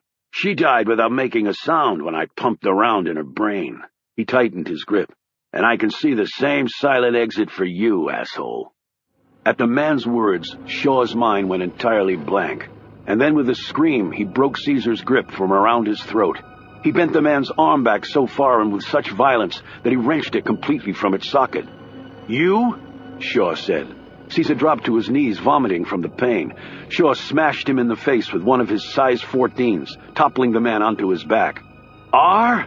A knife flashed in Caesar's good hand, but only for a second, before Shaw tore it free with a strength born of rage. He plunged the blade straight into the man's gut, and then slowly walked it up Caesar's torso, cleaving flesh and bone along the root until he stopped at the man's throat. Caesar was just about to die when Shaw pulled his pistol, cleared the jam, cycled in a fresh round, took aim, and fired it into the man's forehead. "Dead," Shaw finished. Chapter 97. A large chopper circled the Shiloh. Over a PA system, a man's voice said, "FBI, we are boarding this ship. This is the FBI. We are boarding this ship." 100 meters away, the Italian police boat was skimming toward the ship. As the chopper landed on the helipad and the police boat tied up to the yacht, Nicholas Creel stood imperturbably in the middle of it all. The FBI and Frank wanted to arrest Creel on the spot. The Italian police insisted that this could not be done. They spent the next 20 minutes arguing, with neither side making any inroads. "Mr. Creel is in Italian waters." "And what does the FBI want with me anyway?" Creel said innocently. "It can't be tax evasion. I'm not a U.S. citizen." Frank piped up, "Tax evasion? How about creating global mayhem? How does that grab you, asshole?" Creel turned to the Italian police captain. "I have no idea what this man is raving about. They've invaded my yacht. Guns have been fired. Some of my men have been injured and even killed, I believe. I'm the one who should be pressing charges. You were just out here, officer. Did you see anything amiss?" The policeman glowered at Frank. "Nothing at all, Mr. Creel, and now I will escort these men to shore." "I'll be along to press charges against them." "We're not going anywhere," an FBI agent said. "We have the full power of the United States behind us." "Well, you are not in the United States," the captain retorted. "You have no jurisdiction here." "Actually, they do." All heads turned as Shaw came down the steps from the bridge. Creel stared up at him. "I'm listening." "The kidnapping of an American citizen," Shaw said. "Who?" snapped the Italian police officer. "Katie James," Frank bellowed. "I suppose you've heard of her? Katie James." "She is here? You are saying this?" the officer exclaimed. "She is not here," Creel said smugly. "Really?" They all turned again as Katie stepped onto the deck. Now Creel paled, and he looked out to the water in bewilderment. "Your guys took the woman who was killed, I guess your wife, in the body bag after Shaw made the switch," Katie said. "They didn't bother to check that it was me in there. We were about the same size and weight." The Italian policeman looked at Creel. "Your wife is dead?" "Of course she isn't. Search the boat if you want. She's not here. I had her taken back to town." "And then how did Katie get here?" Frank said. "Same as he did," Creel said, pointing at Shaw. "Obviously they're trespassing." Katie held up her broken arm. The tracking device wasn't in the cast, it was in me. She pointed to the wound in her arm. They cut me open at the same spot as my compound fracture to put the transmitter inside me. She looked over at Shaw. It was a technique I recently became acquainted with. That is how we followed her here, the FBI agent said. And then we got a distress call from Shaw and came charging in. I am confused, the Italian police captain said. What is this all about? This man, Katie started to say before Creel interrupted. She's been making these outlandish accusations on the Internet. Now I suppose she's going to say that I'm some criminal mastermind, officer, which is absolutely preposterous. He kidnapped me, Katie said. And I'm saying I didn't. It's your word against mine. Hardly the stuff of a successful prosecution. Mr. Creel is building an orphanage in our town, the Italian said. I don't give a shit if he's gold-plating every road you got, Frank exclaimed. We're taking his ass with us. I do not think so. Creel said, Officer, I will remain here on my yacht. I'll call my lawyer, and these things will be dealt with in an orderly legal fashion. He also has a submarine on here, Shaw pointed out. Creel rolled his eyes. Oh, yes, let me escape in a submarine, very James Bond. He studied Shaw closely. But I believe the facts will show there is a violent criminal on board. This man murdered my personal bodyguard. Look at the blood on his hands and shirt. Shaw was indeed covered in Caesar's blood. Creel added, Go up on the bridge and see for yourself. One of the policemen ran up, then came right back down looking green and making the sign of the cross. My God, he has been mutilated. The officer looked at Shaw. Did you kill that man? Yes, Creel said triumphantly. At last, a confession. I killed him in self-defense. I didn't exactly get this way all by myself. He indicated his bruised face and torn shirt. That's for an Italian court to decide. Officer, please take this murderer off my boat immediately. The policeman drew his weapon, as did his men. Frank and the FBI agents did the same. No, Shaw said. I'll go with them. He looked at Creel. This isn't over. Of course it isn't. You bring your ludicrous charges, and my team of lawyers will fight them, and by the time it's over, I'll still be a free man, loved by the world, while you rot in prison. Now that's what I call justice. Shaw launched himself at Creel, and no one saw Shaw's hand slip inside the man's pocket before he was pulled off. A breathless Creel said, And now you can add assault charges to the list. Come on, Shaw, Frank said. We'll get this all straightened out. And you, he said, pointing at Creel, you try to get off the boat in a sub, a chopper, or a freaking spaceship, your ass is history. Goodbye, gentlemen. I look forward to addressing all of this in court, and to seeing each of you suitably punished, Creel said coolly. He faced Shaw and smiled broadly. I'll think of you every time I'm on my yacht. After the chopper and boat left, Nicholas Creel retired to his stateroom. He had numerous phone calls to make to deal with this mess, the first being to the men who were no doubt planting his fourth wife in Italian soil right now. Yet he would get it all worked out. He always did. It would just take a little time, a little money, and a little ingenuity mixed with nerve. That's all it ever took. He slipped a cigar from his humidor and felt in his pocket for a lighter. His hand closed around a metal object, but it wasn't a lighter. He pulled it out. It was slender and flat. How the hell had that gotten in his pocket? He looked at it closely. Was that a smudge of blood? He could also smell something that seemed remotely familiar. Creel had no way of knowing that at that moment Shaw was gripping a small remote control device, his hands manacled together as he rowed in the police boat. He eyed Katie, who was standing next to him. She looked at him, more specifically at his torn shirt. Only Katie seemed to have noticed that the stitches Leona Bottaroma, the tour guide/retired gifted surgeon from Dublin, had sewn over Shaw's arm wound, were missing. Then Katie eyed the small device in his hand before glancing up at him. As their gazes locked, Shaw started to say something, but Katie shook her head. There's no need, Shaw. You do what you have to do. She squeezed his hand and looked away. While the FBI chopper soared over them, Shaw looked out to sea where the large steel floating footprint of the Shiloh sat like a great overstuffed whale on its back. Yet he wasn't thinking about billionaires' water toys bought with death money, nor did he dwell on PM masters like the deceased Pender. Neither was he focused on going to an Italian jail for killing Caesar, and right now, not even the truth concerned him all that much. Against the dark sky, he thought he could see Anna's face staring at him, perhaps beckoning to him. He wasn't sure. They were just two people trying to love one another in a world that didn't always allow that to happen.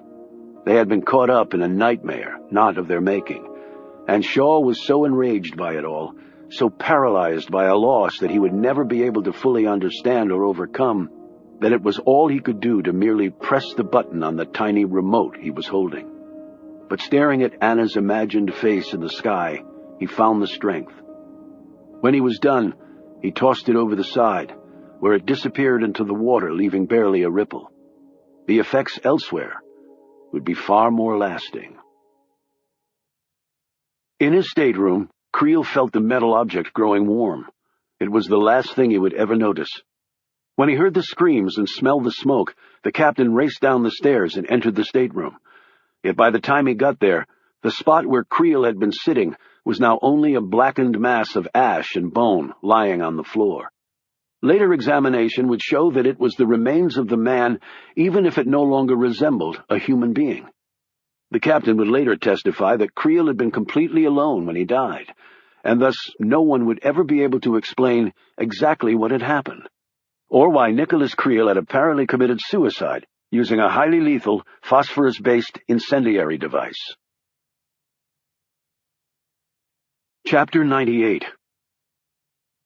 Operating on a tip, the local police discovered the body of Mrs. Creel in a freshly dug hole at the bottom of the excavation pit the next morning. A few minutes after that, Shaw was released from an Italian jail. He walked out a free man, with a fresh shirt on and his arm wound stitched up nicely, courtesy of a local doctor called to the prison.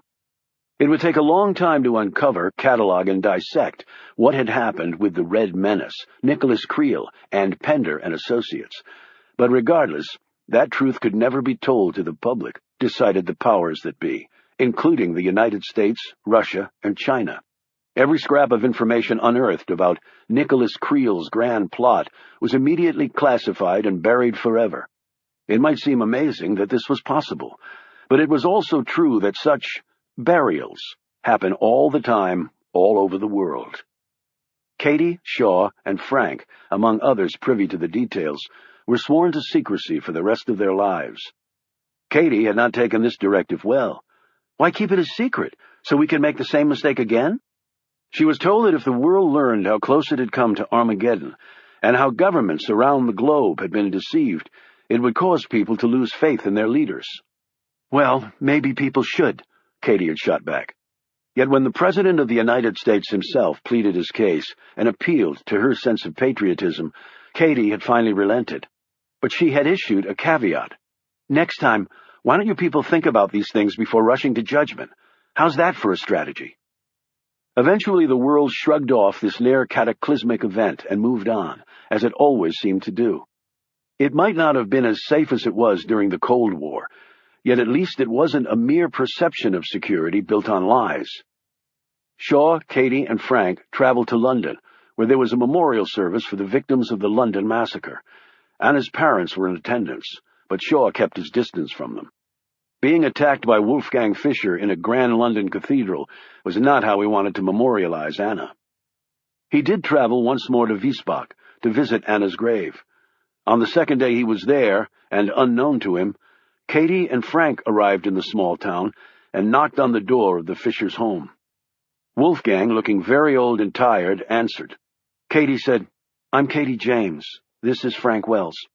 Wolfgang looked at them suspiciously. "What is it you want here?" Frank said nervously, "I need to set the record straight, so to speak. About Shaw."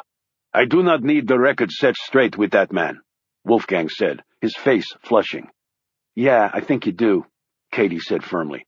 "Why is that?" "Because he deserves it. He deserves the truth, and you need to do it for Anna." "For Anna? What do you mean?" "Your daughter was brilliant and beautiful and accomplished, and also head over heels in love with that man, and you need to understand why." "Let them come in, Wolfgang." They all looked at Natasha, who was standing behind her husband. "Let them come in and we listen. She is right. We must do this for Anna." Frank and Katie swept past Wolfgang and for the next couple of hours the four of them discussed what had really happened. "My God," Wolfgang explained when it was over. "I would like to see Shaw. Tell him. He looked helplessly at his wife. "Tell him how we feel. That it is different now. How we feel," Natasha finished for him. "Yes," said Wolfgang. "Different." Katie said, "Get your coats." Chapter 99.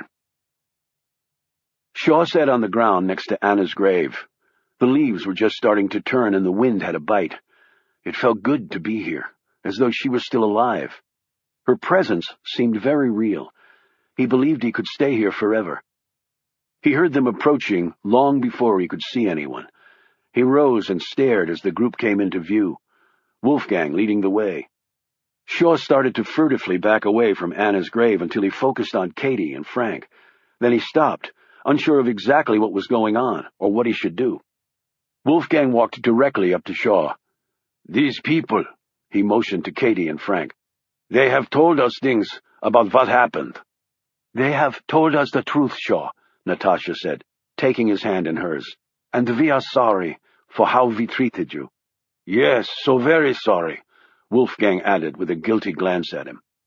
Shaw looked sharply at Katie and Frank. Frank didn't meet his gaze, but kept his eyes pointed at the ground. Katie just gave him an encouraging smile. Wolfgang slipped his arms around Shaw and hugged him, while Natasha embraced both men. Soon, tears were slipping down the Fisher's cheeks. Even Shaw's eyes moistened, and his lips quivered from time to time, as the three stood around Anna's final resting place with their arms interlocked, quietly talking. Katie had to keep wiping bunches of tears from her eyes as she watched with Frank. He finally whispered, "I can't take this anymore.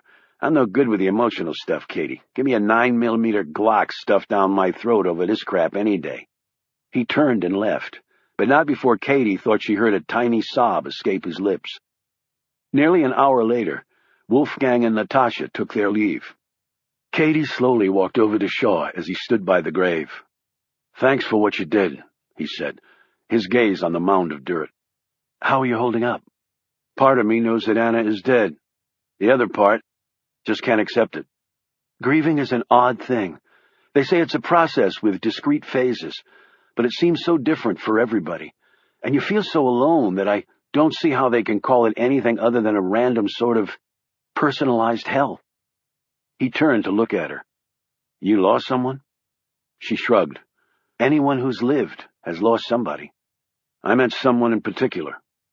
Katie opened her mouth, but just as quickly closed it. "Is that why you drink too much?" he said slowly, his gaze now on the colorful trees. Katie dug her hands in her coat pockets and stabbed at the earth with her toe. "His name was Benham. He was a little boy who should have grown up to be a fine man, but he didn't. And it was my fault. I won my second Pulitzer, and he ended up in a hole outside of Kandahar." She took a deep breath. "And, yeah, that's why I drink too much." "You'll never forget him, will you?" She shook her head. "Never. Can't." She choked back a sob. "I know just how you feel," he said. He put a hand on her shoulder. "Goodbye, Katie. Take care of yourself." He turned and walked off. In a few seconds, Katie could no longer see him. She stood there by herself among the dead, glancing at Anna's grave. Katie bent down and moved the flowers Shaw had placed there closer to the headstone. In the few words carved in granite, Katie saw the life and memory of a remarkable woman, and the haunting image of the man who had loved her in life and still clearly loved her in death. She finally rose from the consecrated ground, turned, and slowly walked back into the world of the living. And then Katie started to run. The sounds of the footsteps approached him from the rear. He turned, his face registering surprise when she came into view. Shaw said, "What is it? Are you okay?" "I just realized I don't have a way out of here." "I can give you a ride somewhere." He checked his watch. "We can be in Frankfurt in about 90 minutes. You can catch a flight to New York from there. Maybe be home in time for a midnight dinner at your favorite dive." "I don't want to go to New York." "It's where you live, isn't it?" "I've lived out of a suitcase my entire adult life. And I don't have a job." "You probably could get Amanpour's CNN gig now." "Don't want it." So what do you want? A ride from you. Okay, but where? We'll talk about it on the way. They stared at each other. Her eyes were glistening, and Shaw's gaze drifted to the sidewalk. He said hesitantly, Katie, I can't. She put a hand up to his mouth. I know you can't, Shaw. And if you'd said anything else other than that, I would have already walked away. That's not what I want. So what do you want? She glanced off into the darkness of the Wiesbach night before looking back at him. When she spoke, her voice seemed to buckle with the weight of her words. I'm an alcoholic. I'm unemployed. I don't have many friends. In fact, I don't think I have any friends. And I'm terrified, Shaw. I'm scared to death that this is it for me. And if you tell me to go to hell, I'll tell you that we've both been there, and it's just as bad as everyone thinks it is. As the wind rustled the leaves on the trees, and all around them the good folks of Wiesbach settled in for a pleasant night's sleep, Shaw and Katie stared at each other in silence. It was as though neither had the courage, the breath, or the heart to speak. Finally, Shaw murmured, Let's go. The two of them turned and walked down the quiet street. Exactly to where, it was certain, neither of them knew.